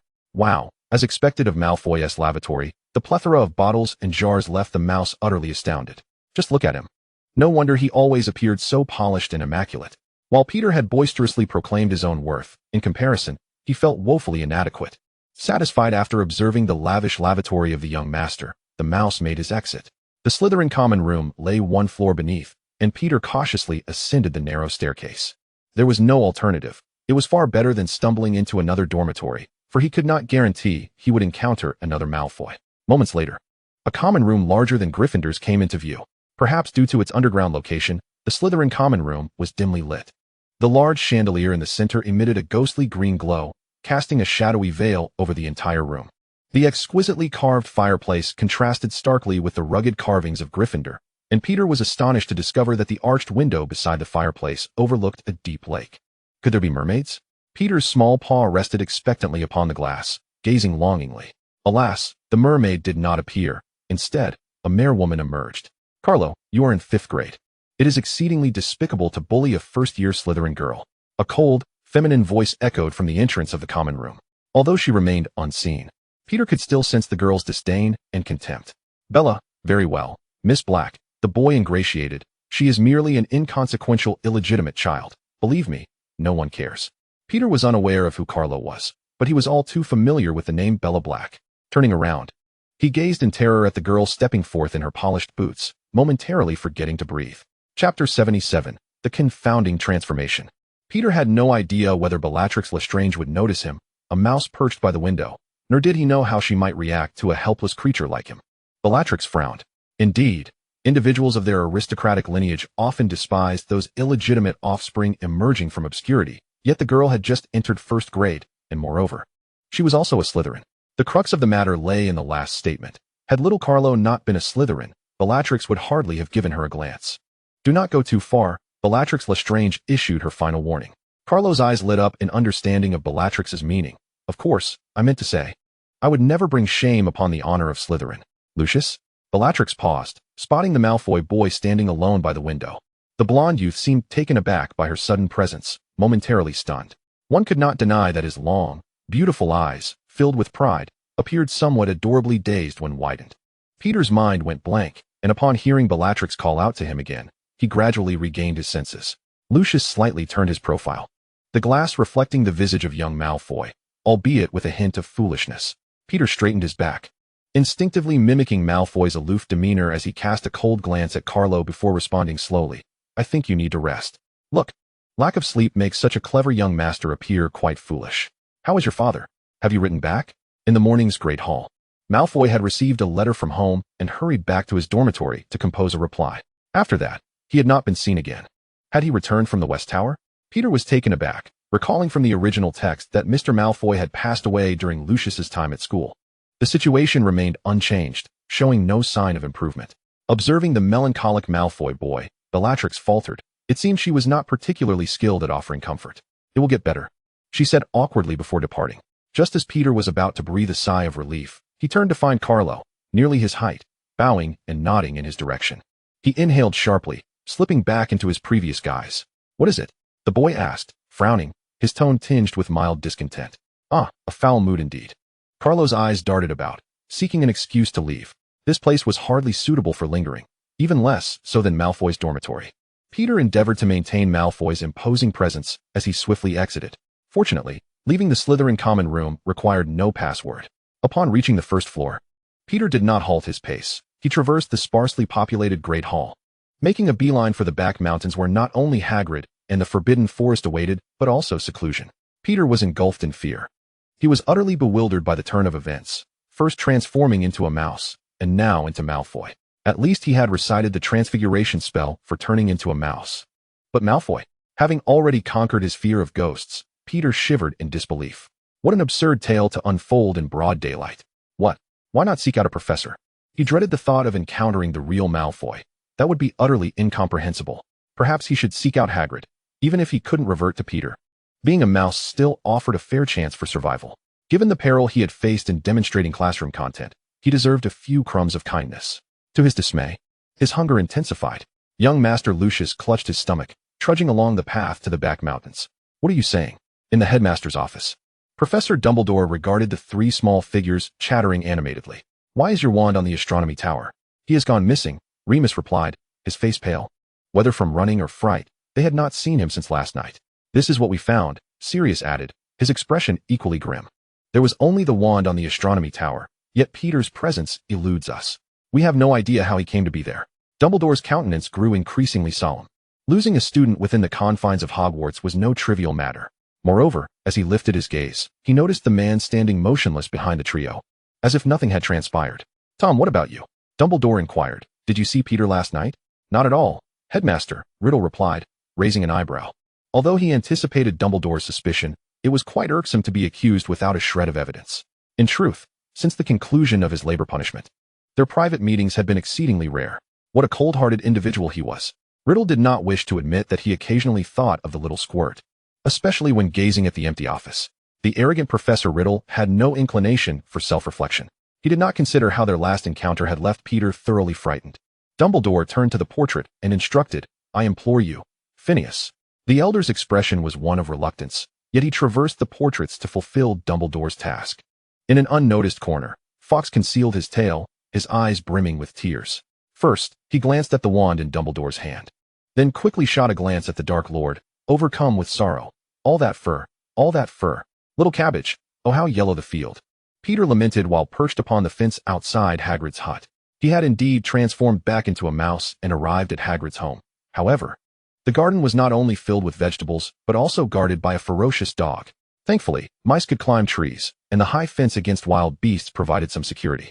Otherwise, the little mouse would have faced a perilous fate at the jaws of the dog. The unknown greyhound barked furiously at Peter, and finally, before he could no longer endure the onslaught, Hagrid emerged from his hut, guided by the barking dog, to discover the forlorn little mouse trembling in the wind. "Merlin, I cannot fathom how you made your way from the castle to my door," Hagrid exclaimed, tearing a rock cake into pieces and placing them before the mouse. This giant of a half-giant possessed a remarkably tender and gentle heart. "Have a good meal, get some rest, and tomorrow I shall send you back." Hagrid shooed away the eager dog while muttering that those cats and owls were far less kind-hearted than Tylo, Wolftail. Peter was hardly enough to satisfy their hunger. The door closed, the outside world remained noisy, and the sunset's afterglow streamed through the small wooden window, illuminating Peter's pale yellow fur, which glimmered in the orange light. Clutching the rock cake, Peter was momentarily startled by the mention of Tylo's name, only to later realize how many brushes with death he had narrowly avoided. In a state of lingering anxiety, he hastily took a bite of the cake to calm his nerves. The taste was indeed as Harry had described. As night fell, the temperature began to drop. Having grown accustomed to the form of a mouse, Peter nestled comfortably in a corner where the soft hay provided him with a cozy refuge. Though he had initially felt warm, he grew cooler as he drifted into slumber. Then, the wind began to rise, growing stronger until it roused him from his sleep. Upon opening his eyes, Peter glanced down at Hagrid's increasingly distant hut, and a squeak pierced the tranquil night. He looked up to meet the gaze of the owl that was gripping him, feeling a wave of despair. "Hagrid, you forgot to close the window." Chapter 78.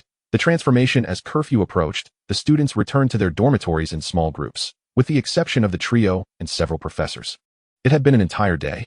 Professor McGonagall wore a tight-lipped expression, stating, "I believe we must intensify our search efforts." Merlin. It was unimaginable that a good child could simply vanish.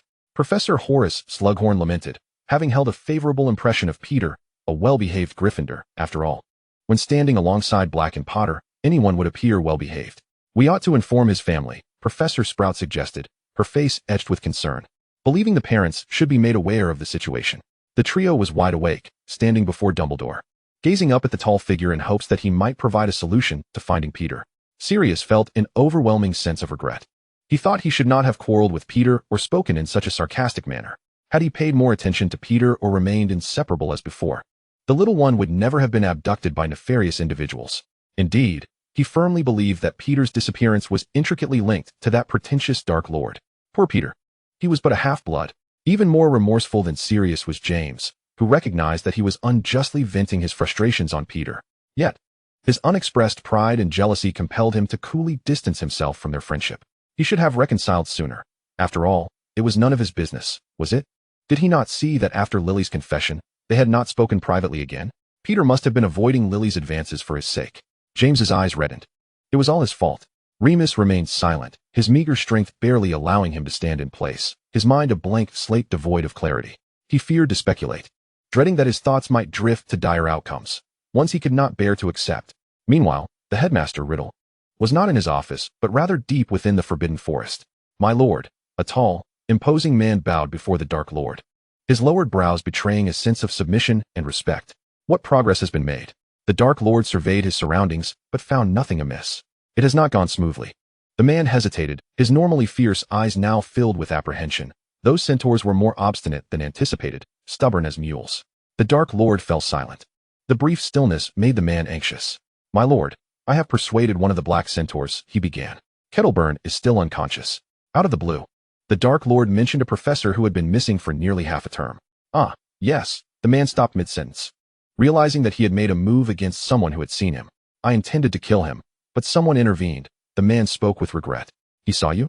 The Dark Lord murmured. The man grimaced and nodded. "He is currently at St. Mungo's. You might consider sending him a gift." The Dark Lord's tone was indifferent. "A gift?" The man looked up, but upon seeing the cold red gaze, quickly lowered his head. It seemed he understood. "Have there been any other anomalies in recent days?" The Dark Lord inquired casually. "Anomalies? No. The centaurs remain quite hostile towards wizards." "No one has intruded?" The Dark Lord asked impatiently. Who would wish to listen to centaurs? Centaurs. Yet, a student from Hogwarts has gone missing.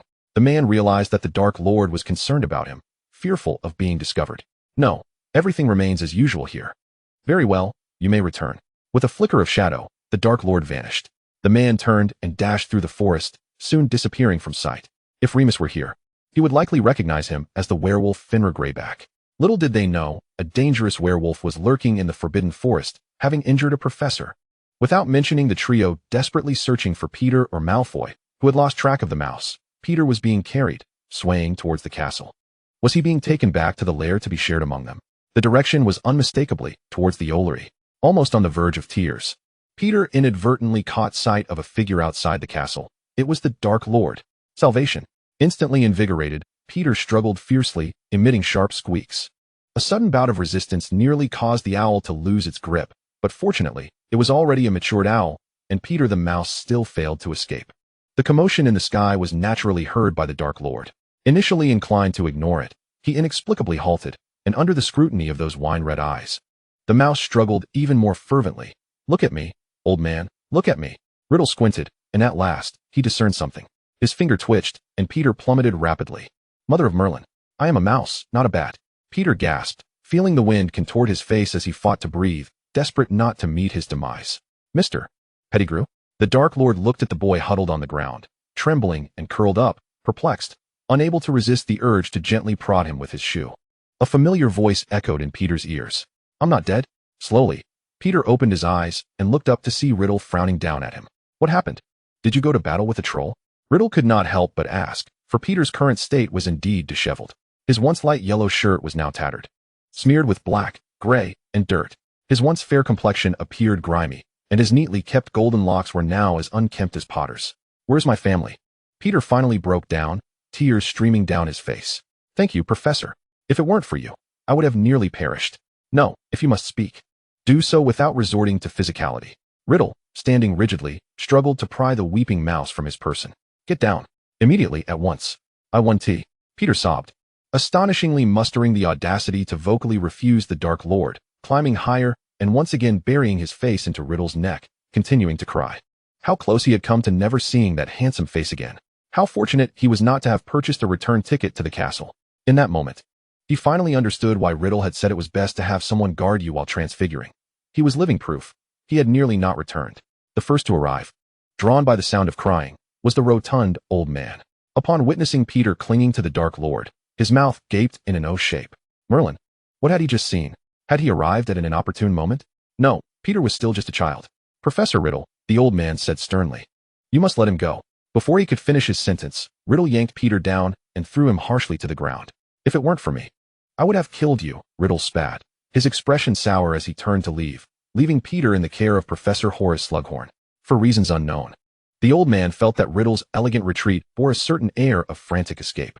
He actually threw me, Peter lamented, tearfully seated on the ground. Indeed, he did not kill you. Horace's tone was imbued with incredulity and profound significance. Peter gazed at the rotund old man. Are you a devil? The next moment, reason returned, and he recalled that this was indeed the Dark Lord who had chosen not to strike. Oh, what a stroke of luck. Grateful to have narrowly escaped disaster. Peter promptly scrambled to his feet.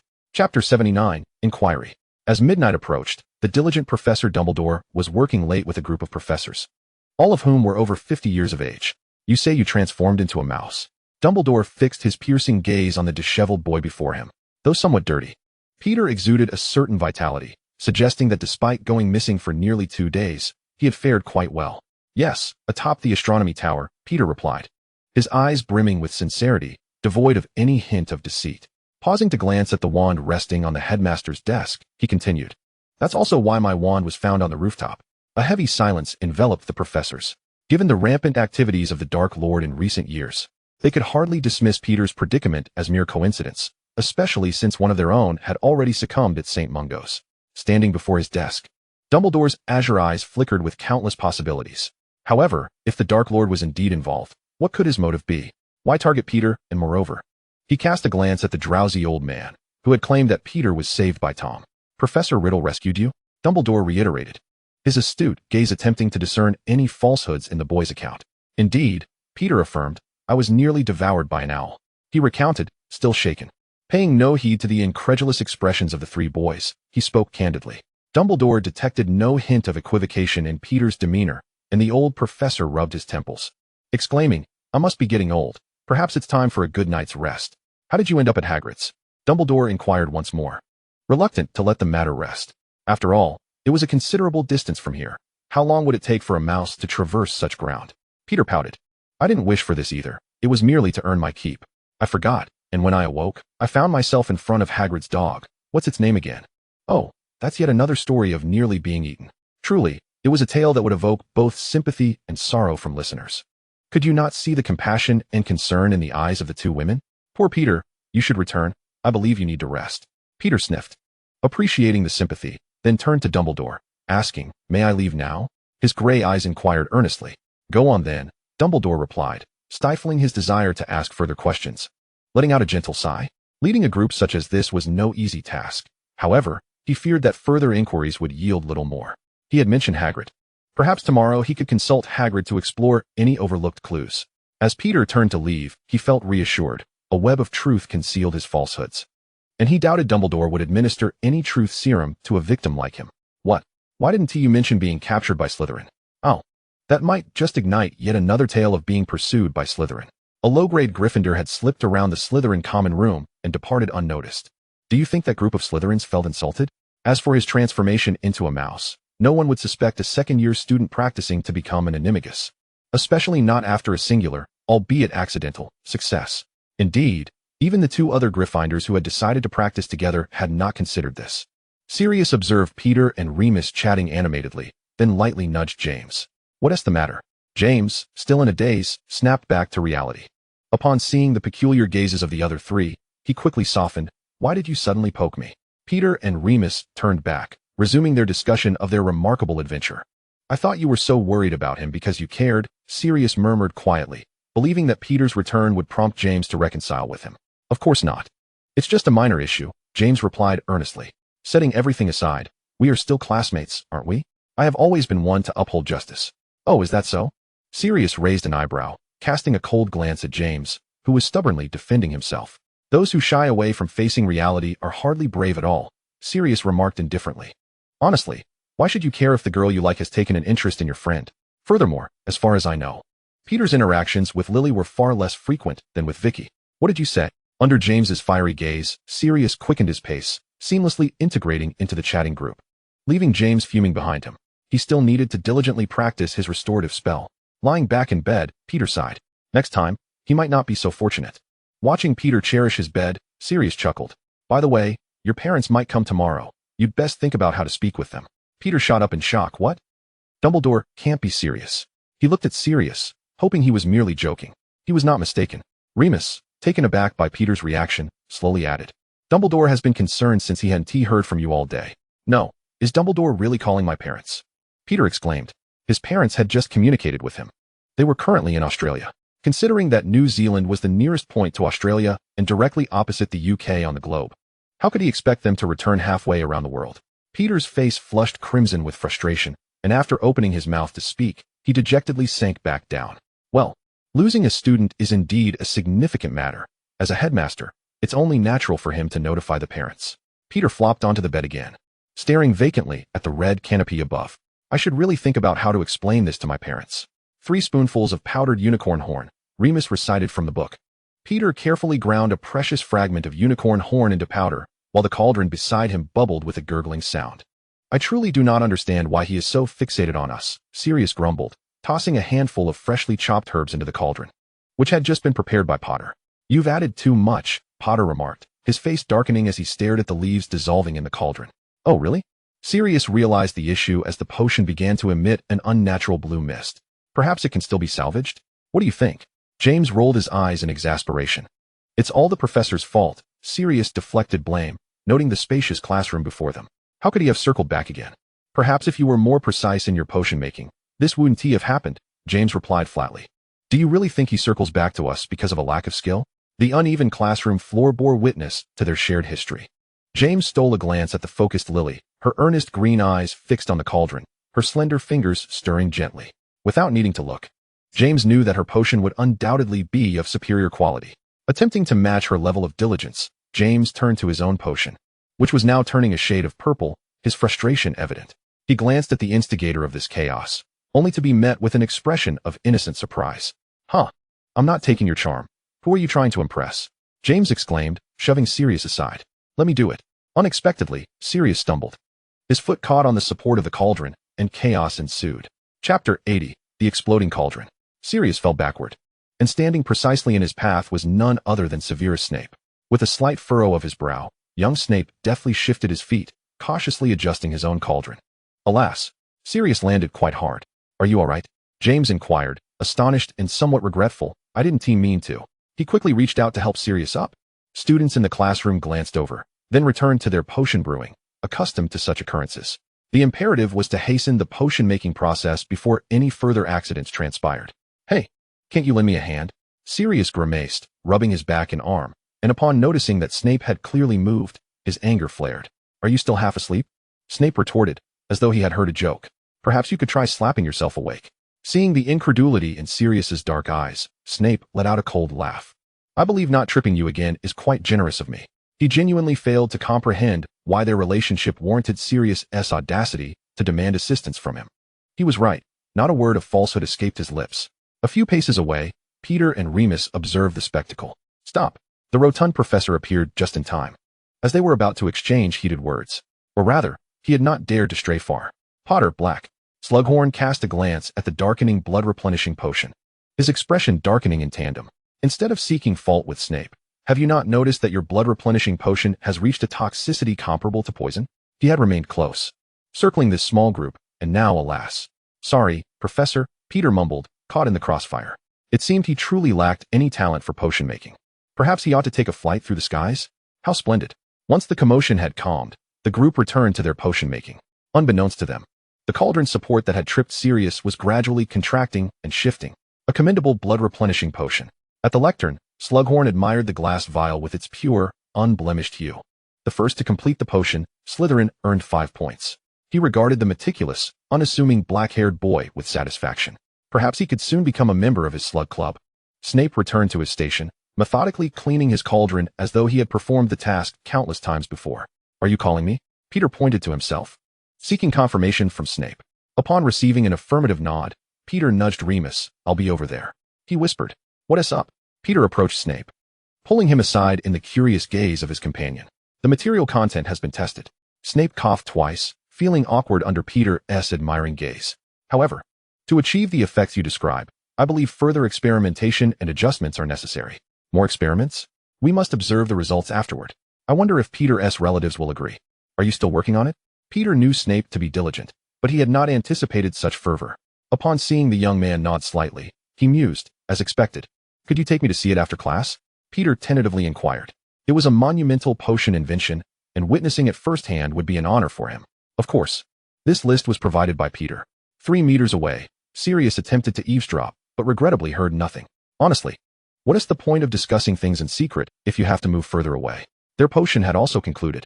Yet James gazed at the darkening concoction with a rather pained expression. Otherwise, should you take it up? No sooner had he spoken than he noticed Sirius was not listening at all. Then, shall I? A student passed by from behind, and as James shifted slightly, his body inadvertently nudged the cauldron. He then followed suit toward the professor at the lectern. Slughorn, having collected the previous student's assignment, froze upon receiving the dark vial from James, his smile instantly fading. He opened his mouth, unsure of what to say. Encouragement, perhaps? At least you managed to submit it. Didn't you? Professor Slughorn adjusted his expression, but before he could utter a word, the explosion from behind him and the sudden eruption of screams seized his attention. The cauldron belonging to Potter and Black had toppled, its mysterious black liquid failing to pour out, and after a violent collision, it erupted. The brass cauldron was blasted to pieces, sending shards of torn copper flying throughout the classroom. What is that? A Slytherin, struck by a copper shard on the cheek, roared in disbelief. I can hardly believe a Gryffindor has turned potion-making into explosives. Black, are you trying to kill everyone in the classroom? A girl screamed in outrage. Understandably, she had not evaded the blast, and the wound on her chin had nearly grazed her carotid artery. Soot-covered, Sirius was bewildered, exclaiming, I didn't do anything. He glanced at the clearly confused Potter, and Horace Slughorn's expression twitched. Before addressing the chaos, he cautiously stowed the vial in his private collection. Are you all right? Snape reacted swiftly, pulling Peter down, an arm resting protectively over his shoulder, shielding the small boy. I'm fine. Peter shook his head, his ears ringing. What about you? He scrutinized Snape, looking around, relieved not to find any visible signs of injury. I'm unharmed. Snape's expression was grim, while he was unscathed. His clothes were likely ruined once again. As per usual, the professor will lead the way to the infirmary. The rest of you, disperse. Ahem, class dismissed. Do you know what just happened? Sirius dug at his ears and ruffled his hair. Upon spotting Peter holding Snape's arm, his expression shifted once more. It might be because you overdid the ingredients. James pondered, perplexed, but how could the support have collapsed? It was perfectly fine when I left. How to explain? In a classroom devoid of oversight, this question would forever remain unanswered. That is not the point. Sirius bypassed James, striding directly toward Peter. What were you two discussing? Am I allowed to know? Peter and Snape exchanged glances, startled by Sirius's sudden approach. Snape scoffed coldly, turning on his heel to walk away. Annoyed, Sirius was about to pursue him when Peter seized his arm. I believe I can explain. Chapter 81. Let us adjust this, shall we? Is your relative ill? Sirius gazed incredulously at the solemn-faced Peter. Indeed. Peter nodded, recalling that he had said the same to Snape. Thus, it was likely true. Is the potion ineffective? Upon seeing Peter shake his head, Sirius pressed on. What about Street Mungo S? They have the finest healers and potion masters in the entire magical realm. Surely they could help. Peter shook his head, feeling helpless. It's essential to understand that not all ailments have remedies in this world. Very well. Sirius sighed, brushing back his tousled hair in frustration. Yet, he could not fathom. Was Survivalist, Snape, truly that formidable? I mean, he is merely a second-year student, isn't. Little Sirius, Peter said earnestly, patting the taller boy on the shoulder. You needn't be so hard on Snape. He is far more capable than you realize. Is he truly that formidable? The boy, with a face marked by defiance, now bore a hint of confusion. The image of that slender, black-haired, aloof youth resurfaced in his mind, and under the dim, yellowish light, the boy's earnest brows and eyes came into sharp focus once more. However, when did I ever bully him? Sirius exclaimed loudly, a sense of guilt creeping into his voice, as if fearing that someone might glimpse the thoughts that had just crossed his mind. Moreover, every time they clashed, there was always a reason behind it, all right? Severus. Peter leaned against the stone railing of the corridor, his gaze fixed on the gradually descending orange orb. In truth, he felt a twinge of sympathy for the boy. After a moment's reflection, Peter hesitated to continue his thoughts. That fellow possessed an exceedingly strong sense of pride, and what he detested most was the condescending charity and pity from others. Sirius leaned there, his arms casually draped over the railing, as he listened with a profile illuminated by a warm, orange hue cast by the setting sun. No, who are you trying to impress with your looks? Peter suddenly found himself irked by this fellow and decided to withhold information from him. Ignoring Sirius's bewildered expression, he resolutely stated, in the future, do not bully Severus anymore. Otherwise, Peter frowned, how can he not retaliate? I've said it before, I haven't. Sirius's voice weakened, turning his head to evade Peter's penetrating gaze, all because of James. He thought. He was acting like he was unwell. They both silently echoed the sentiment. After exchanging a glance, they nodded in mutual understanding. Recently, he seemed to have calmed down considerably. It was truly an adjustment to see him so subdued. The old James, full of exuberance and oblivious to sorrow, was far more agreeable. It seemed he had been affected by Evans. Sirius frowned. In truth, he held no fondness for that red-haired witch. Yet his brother appeared to be under her spell. Feeling a bit more composed was not a fault. Had he lost interest in Lily? Peter suddenly perked up, thinking, this. Could it be true? It shouldn't be. Would he no longer target Severus then? At that moment, Peter felt no guilt about dismantling the official pairing. Instead, he eagerly anticipated Severus's liberation from his plight. Humph. Sirius let out a derisive snort. The surface of the black lake below sparkled with golden light as Sirius leaned against the railing, gazing into the water's rippling reflections, contemplating that, barring any unforeseen events, he would likely be forever ensnared by her. TSK, what a prophecy. Peter's admiration for the obstinate Sirius surged. Will we still be welcome during the summer? The two strolled leisurely along the castle's stone corridor. Sirius inquired nonchalantly. Of course, Peter replied, frowning slightly, but my parents are likely to be absent, and I will have to cook for myself. I can only make Chinese dishes. What shall I do? Sirius burst into laughter, having expected Peter to decline. After all, James had indeed gone too far this time. I thought you would despise him, Sirius remarked, although James felt a twinge of regret, unwilling to lower his pride. Sirius believed that their brotherhood could still be salvaged. Of course. Merlin. Vicary rushed out of the castle in a frenzy. Where could it have gone? What is missing? Peter grabbed Vicary's arm, Asking money? People? Neither. Vicary scratched his head, then conspiratorially pulled Peter into a corner. Several of my inventions have gone missing. They are still in the experimental stage. Just a few inventions? Peter was puzzled. Vicary dabbled in these things daily, and with a 50-50 failure and success rate. He had never seemed overly concerned. Why was this time different? You don't understand, Vicary replied, looking somewhat anxious. Those items possess considerable offensive capabilities. Especially since they are still in the testing phase. He glanced over at Sirius, who was watching them with a cold demeanor, and whispered, and they are exceedingly unstable. Peter inhaled sharply. Where did you lose them? In the History of Magic classroom. That's a place where I often zone out. However, when I went back to search again, they were gone. Stop looking for them. Peter patted Vicary sympathetically on the shoulder. It's clear that someone took them. Will he use them? Vicary swallowed hard, asking a question to which he already knew the answer. What do you think? Peter said, good luck with that, mate. He patted Vicary's shoulder helplessly. In the future, do not create anything in the History of Magic classroom. This is the last piece of advice I'll give you. How long will this take? Peter squatted on the ground, watching the pot bubbling away, feeling a bit bored. Very slowly. I calculated it'll take nearly a day and a night. Severus carefully adjusted the temperature, occasionally stirring the concoction. How could you possibly succeed then?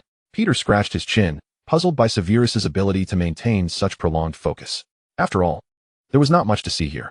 Your relative, Severus, stood beside Peter, observing the boy who was boredly tracing patterns on the stone floor with his head down. His tone softened. Did he agree to perform the experiment? Peter suddenly raised his head, having forgotten what to do. His gray eyes were filled with embarrassment. I'll ask him tonight, the owl. As twilight descended, the two prepared to leave when an unexpected figure burst in. Merlin, what are you two doing? Lily Evans covered her mouth, staring incredulously at the two boys who were about to exit. Well, to clarify, this is an abandoned girls' restroom. So it's quite logical for Lily to enter here, and it's not unusual to find a Gryffindor and a Slytherin boy together. You too. Lily glanced at Severus, quickly darting her gaze at Peter before lowering her face. Is she looking for you? Peter inquired with his eyes. It seems so, Severus replied. In truth, he had never mentioned this place to Lily. He believed this secret was exclusively theirs. Seeing Lily Evans's face flushed and frozen in place, Peter greeted her nonchalantly and then wisely turned to leave. He remembered that Severus had a fondness for the little witch. However, this place was indeed not safe. He recalled that Hogwarts had a secret chamber. Where could it be? Chapter 82. An incident triggered by an incomplete product. Severus and Evans conversed privately, and Peter was unaware of their discussion. However, he received a letter from old Peter. His mother's eye condition had worsened. She could now only distinguish between day and night and could scarcely make out his father's face. Old Peter dared not inform Peter's mother about his disappearance, nor could he leave her alone to return to Hogwarts. Thankfully, he had replied promptly. Peter sighed with concern, then tucked the letter away and wrote another. On his way back from the West Tower, Peter suddenly noticed that the corridor was becoming more crowded. Groups of 3 or 4 were huddled together, whispering secrets with an air of conspiracy. I merely delivered a letter. Did I miss some earth-shattering secret? Peter glanced around, utterly bewildered as he arrived at the long table in the Great Hall. What on earth has happened? Peter realized that the hall was unusually full today, with people continuously entering.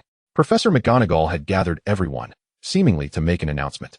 Unexpectedly, it was James who responded, yet he still averted his gaze from Peter, as if conversing with the air.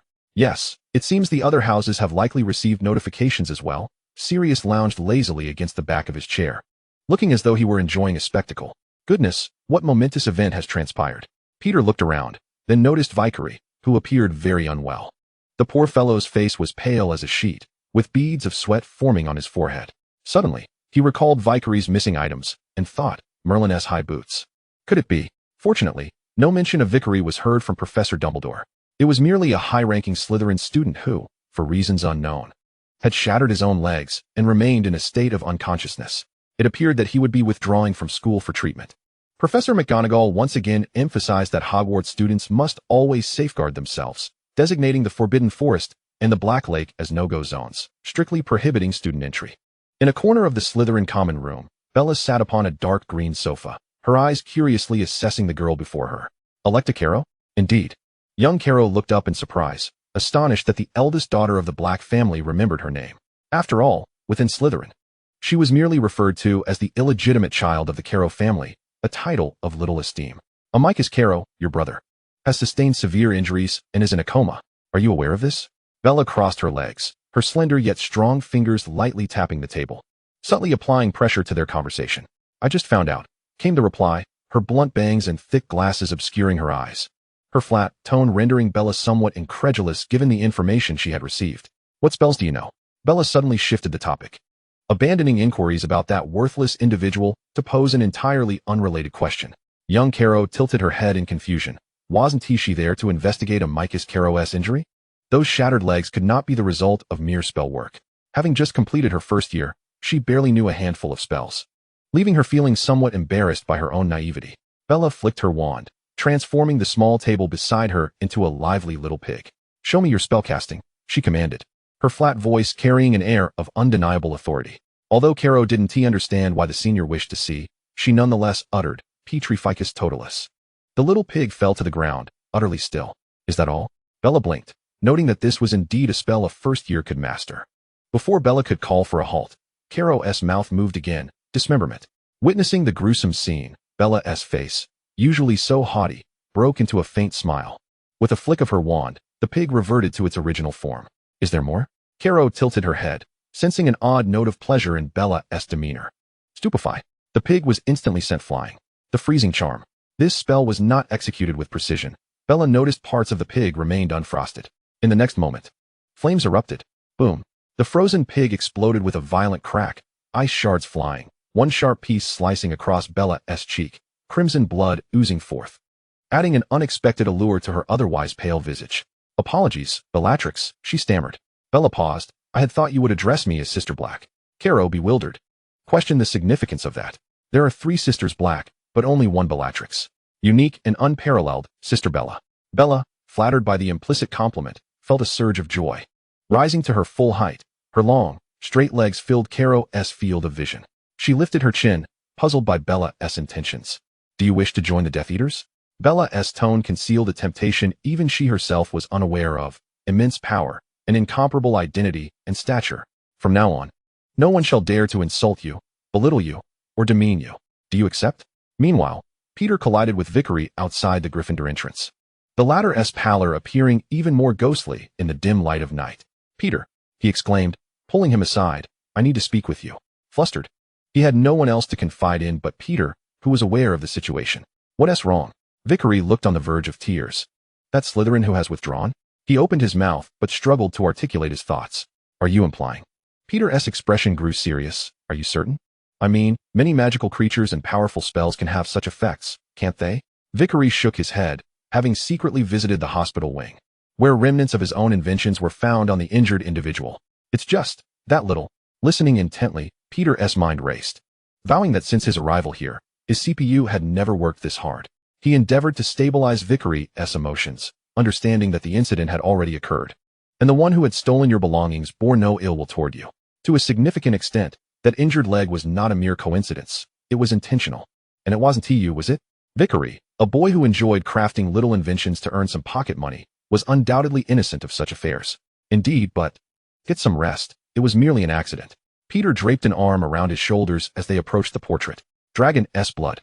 And even if, by some chance, the truth comes to light, you would only be accused of losing something. Murder is a crime. Selling knives may not be suspicious, but losing one is, right? But Peter is truly kind." Vickery sniffled, resolved that from now on, Peter's purchases would be at half price. Chapter 83. Peter, Rise Up. The Gryffindor Quidditch team emerged victorious. They shattered Slytherin's streak of consecutive championships, finally relishing a moment of triumph. The feast was lively, and amidst the cheers of Gryffindor, they eagerly commenced a second celebration in the common room. This victory was hard-won. One could see Claire, the tough-skinned player, teary-eyed. His large hands repeatedly patted Potter's shoulder, and Peter couldn't help but grimace at the swaying figure beneath his palm. Truly, he was happy for them. Remus and Peter clinked their cups, the juice inside sloshing about. They trained like demons, utterly oblivious to fatigue and pain. Remus mused that he could never reach such heights. Indeed, Peter nodded in agreement. If it weren't for our classes, they would have nowhere to make up for it. Hearing Peter's teasing remarks, Sirius couldn't help but laugh, especially in recent weeks during Transfiguration class, when James's snores were thunderous. Merlin knows how hard Professor McGonagall must have struggled to maintain order. To avoid disturbing the other students, she even placed a silencing charm on Potter. Fortunately, they had achieved victory. Professor McGonagall applauded enthusiastically, and Peter even noticed her discreetly wiping the corners of her eyes, hoping it wasn't from excessive emotion. Time flew by. And while James basked in the accolades of being the youngest seeker in championship history, the second-year examinations loomed ahead. The assessment for the second-year transfiguration class involved transforming a pair of rabbits into a pair of slippers. It sounded simple, didn't it? If you were present, you would not say so. Vickery mistakenly uttered the enlargement spell instead. One rabbit visibly swelled, and before it could grow to the size of a wild boar. Professor McGonagall uttered the counterspell. Peter felt he still hadn't fully recovered from the failure of that half-finished incident. As Professor McGonagall patrolled the classroom again, she paused before Peter. "Merlin, I can hardly imagine," she said, gazing at Peter, who stood tall and awaited praise, before shifting her attention to the gray plush slippers on the table. The slippers, perfectly symmetrical and equally sized, sat together comfortably yet aesthetically pleasing. McGonagall thought to herself that no one could find fault with these slippers. This is truly astonishing. Just a year ago, he was utterly clueless about transformation, languishing at the bottom of his class. Throughout the entire grade, your progress has been the most remarkable. Professor McGonagall is genuinely delighted for Peter. What could be more exhilarating than seeing a diligent individual finally reap the fruits of their labor? Peter smiled modestly.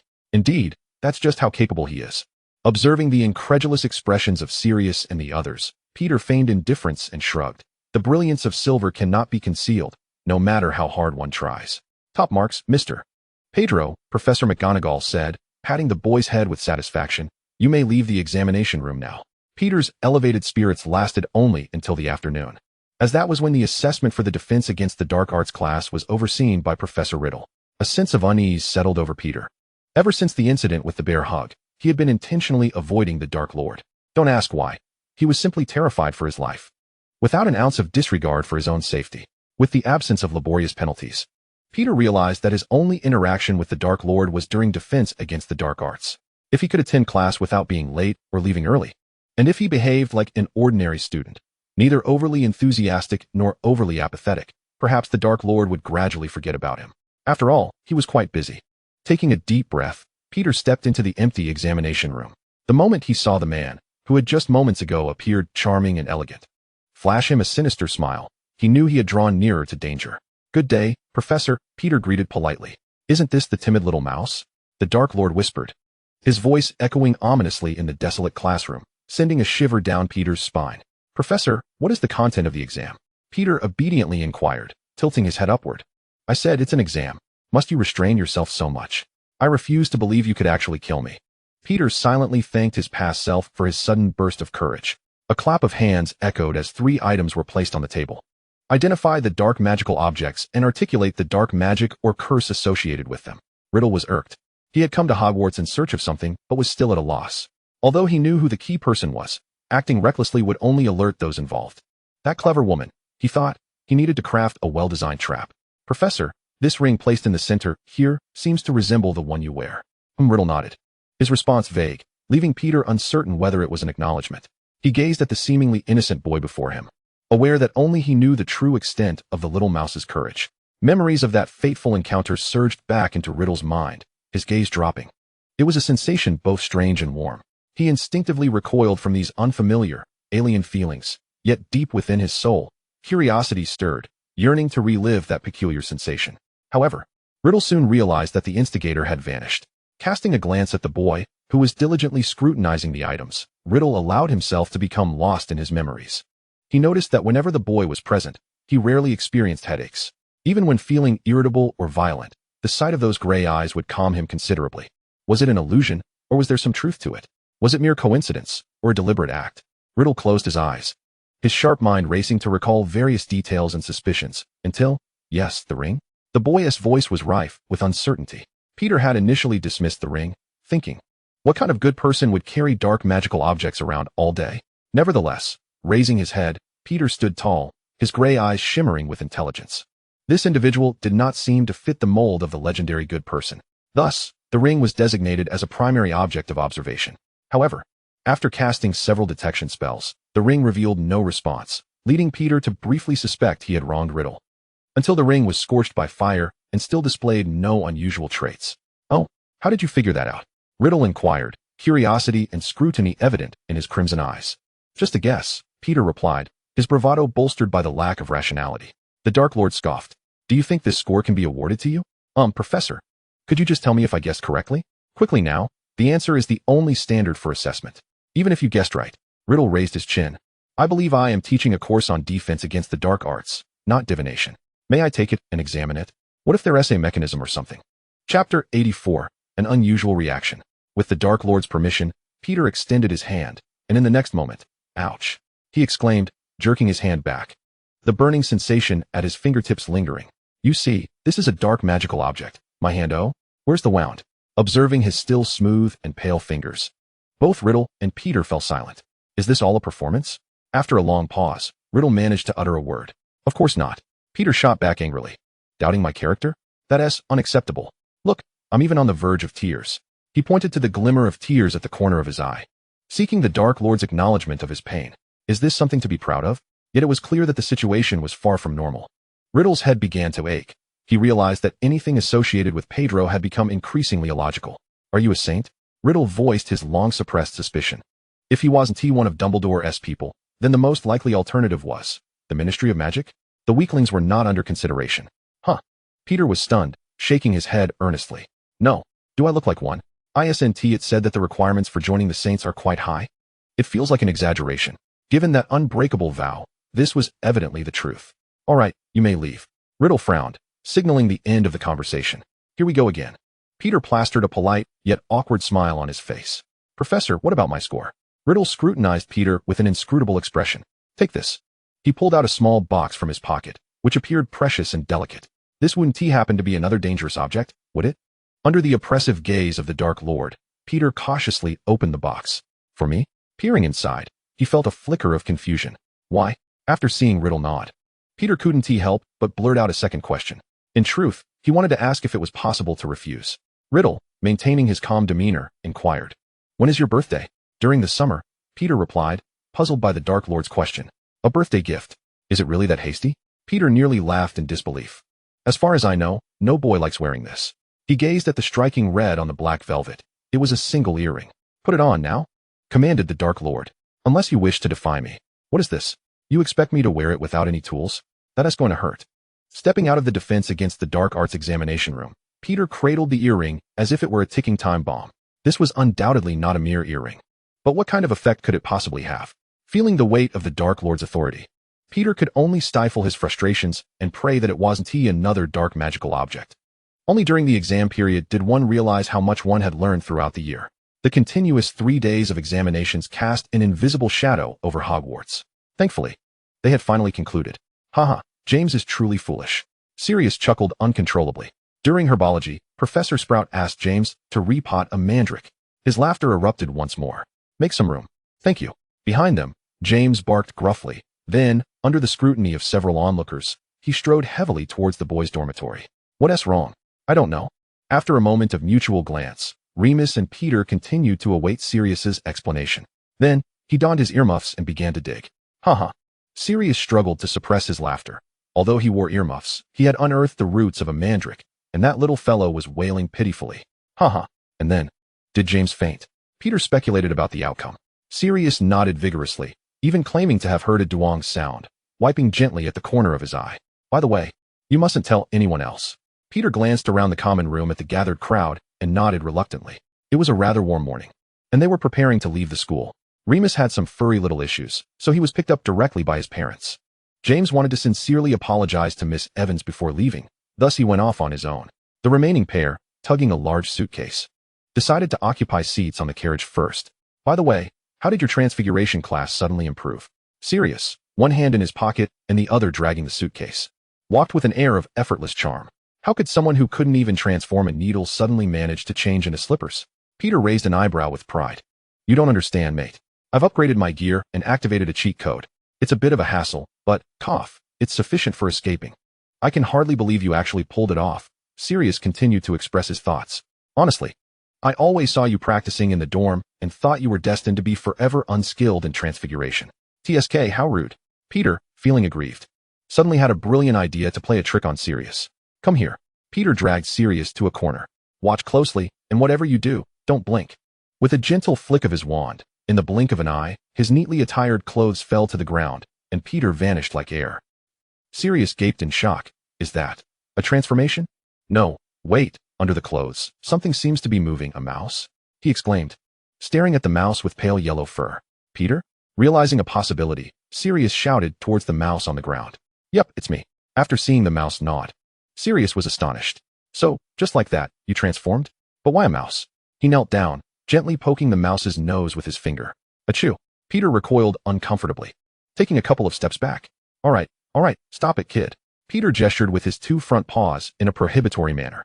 That's incredibly cool. Sirius circled around the little mouse, pondering, I wonder what my animagus form will be.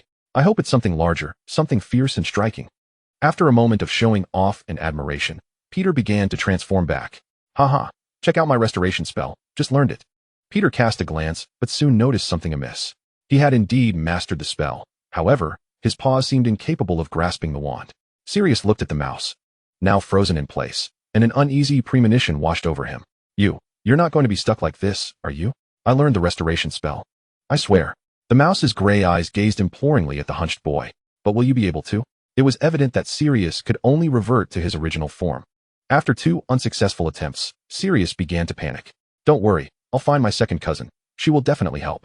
He tried to reassure his good friend. Unfortunately, when he rushed to Slytherin, Sirius found no sign of Andromeda and was informed that his sister had likely boarded the train. What to do? Wait. Sirius glanced towards the greenhouse. Mandrakes can reverse transformations. Perhaps I could. Steal one? Chapter 85. I'm such a fool, truly. As Peter lay beside the stone railing in the corridor, a structure built of stone, the sunlight warmed his back. Yet, it did nothing to warm his cold, desolate heart. With vacant eyes, Peter lamented. He remembers practicing the restoration spell, yet how could he forget that a mouse cannot wield a wand? Why didn't he compel the others to practice alongside him? Without any practice, how could he return to his original form? Now look. He has made a fool of himself. As Peter wallowed in his dismal thoughts, he heard the sound of footsteps. Everyone must be on the train by now. It's probably the dog returning. Turning onto his side on the stone slab, Peter caught sight of a finely crafted leather boot appearing before him. Found you. The rigid Peter Mouse was carefully scooped up by a young boy, who remarked, It seems your owner was rather careless to lose you at such a moment. If you miss the train, you'll have to spend 2 months at school. Oh dear. Peter gazed tearfully at the stone slab he was leaving behind. Dog. Where are you, brother? Meanwhile, Sirius, still laboring in the greenhouse, remained unaware that he had been misplaced. He toiled away, and after a shrill cry, a loud crash echoed, marking Sirius's unfortunate fate. I'm such a fool, truly. I should have just moved the whole pot. In the second before he lost consciousness, he silently apologized to his brother. Sirius was discovered by Professor Sprout later that night. This diligent woman liked to inspect her beloved flowers and plants one last time before retiring for the evening. What a poor child. Professor Sprout murmured as she levitated Sirius towards the castle. Poor Bobby. Even during the holidays, she cannot rest. Bobby was the name of Pomona Sprout's pet, indicating a friendly rapport between the two professors. As for Sirius, he would likely awaken 3 or 4 days later. In the Slytherin compartment, what is this? Narcissa curiously peered into her fiancé's pocket, from which a round little head emerged. A mouse? Bella, drawn in by curiosity, gazed incredulously at young Malfoy. I thought you didn't like these things. This is simply too out of character. I just happened to find it, Malfoy said slowly, frowning. His tone always conveyed an air of haughty superiority. It's rather cute. Narcissa attempted to pet Peter's head, and upon discovering he neither cried nor fussed, she became more animated. Can I take it home to raise? Realizing Lucius's evident displeasure, she quickly amended. It seems to prefer you. Of course, Lucius replied, slightly lifting his chin. After all, he had cared for it before. In the corridor, Lucius immediately recognized the peculiar mouse. After all, such a mouse that liked to lie on its back feigning death was quite rare. Ever since Andromeda's private affairs were discovered by Narcissa, she had become significantly quieter, her demeanor often tinged with a faint sadness. Observing the two who hardly resembled a couple, she shook her head inwardly. If it were me and Ted, it certainly wouldn't be like this. The train chugged forward, and Peter never received the rescue he had hoped for from his dog. How to put it? He, a Gryffindor, an aspiring member of the Order of the Phoenix, had entered Malfoy Manor so innocently. It was impossible to muster a smile. He simply could not. As he passed through the golden wrought iron gates of Malfoy Manor, Peter Mouse perched on Lucius's shoulder, gazing about in wonder. Reminiscent of Lou Lau Lau entering the Grandview Garden, one could hardly imagine that a manor would contain such exquisitely designed gardens and fountains. After traversing some finely carved sculptures, Peter's eyes widened in astonishment. He even kept peacocks. Was life truly this lavish? After navigating through these wonders and passing through a gravel-lined green corridor, they arrived at the Malfoy drawing room. Upon entering the abode, Malfoy hastened to the second floor, where his elderly father lay. No progress yet. Lucius, divested of his suit, appeared merely as a youth consumed with concern for his father's health. He had not yet departed from the confines of academia, his tender age rendering it difficult for Abraxas to let go. Abraxas Malfoy reclined upon the four-poster bed, ensconced in velvet drapes. Once a figure of striking beauty, his visage now bore the pallor of illness, a fading beauty that spoke volumes. Observing his father's withered strands of hair and the protruding joints beneath the silk robe, Lucius fought back the moisture threatening to spill from his eyes. When was the last time he awoke? His voice was but a whisper, as if fearing to disturb his father. "A week ago, Master Malfoy," replied the attending healer with deference. He had been present for over a year, a silent witness to the gradual decline of the Malfoy patriarch, the second in command of the Death Eaters. "Keep a close watch. Notify me immediately should there be any signs of awakening." Lucius needed to pay a visit to the Dark Lord.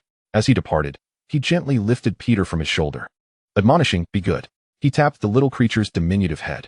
The Dark Lord's estate housed all manner of beings, and should a mouse become lost within its depths, Lucius could scarcely guarantee its survival.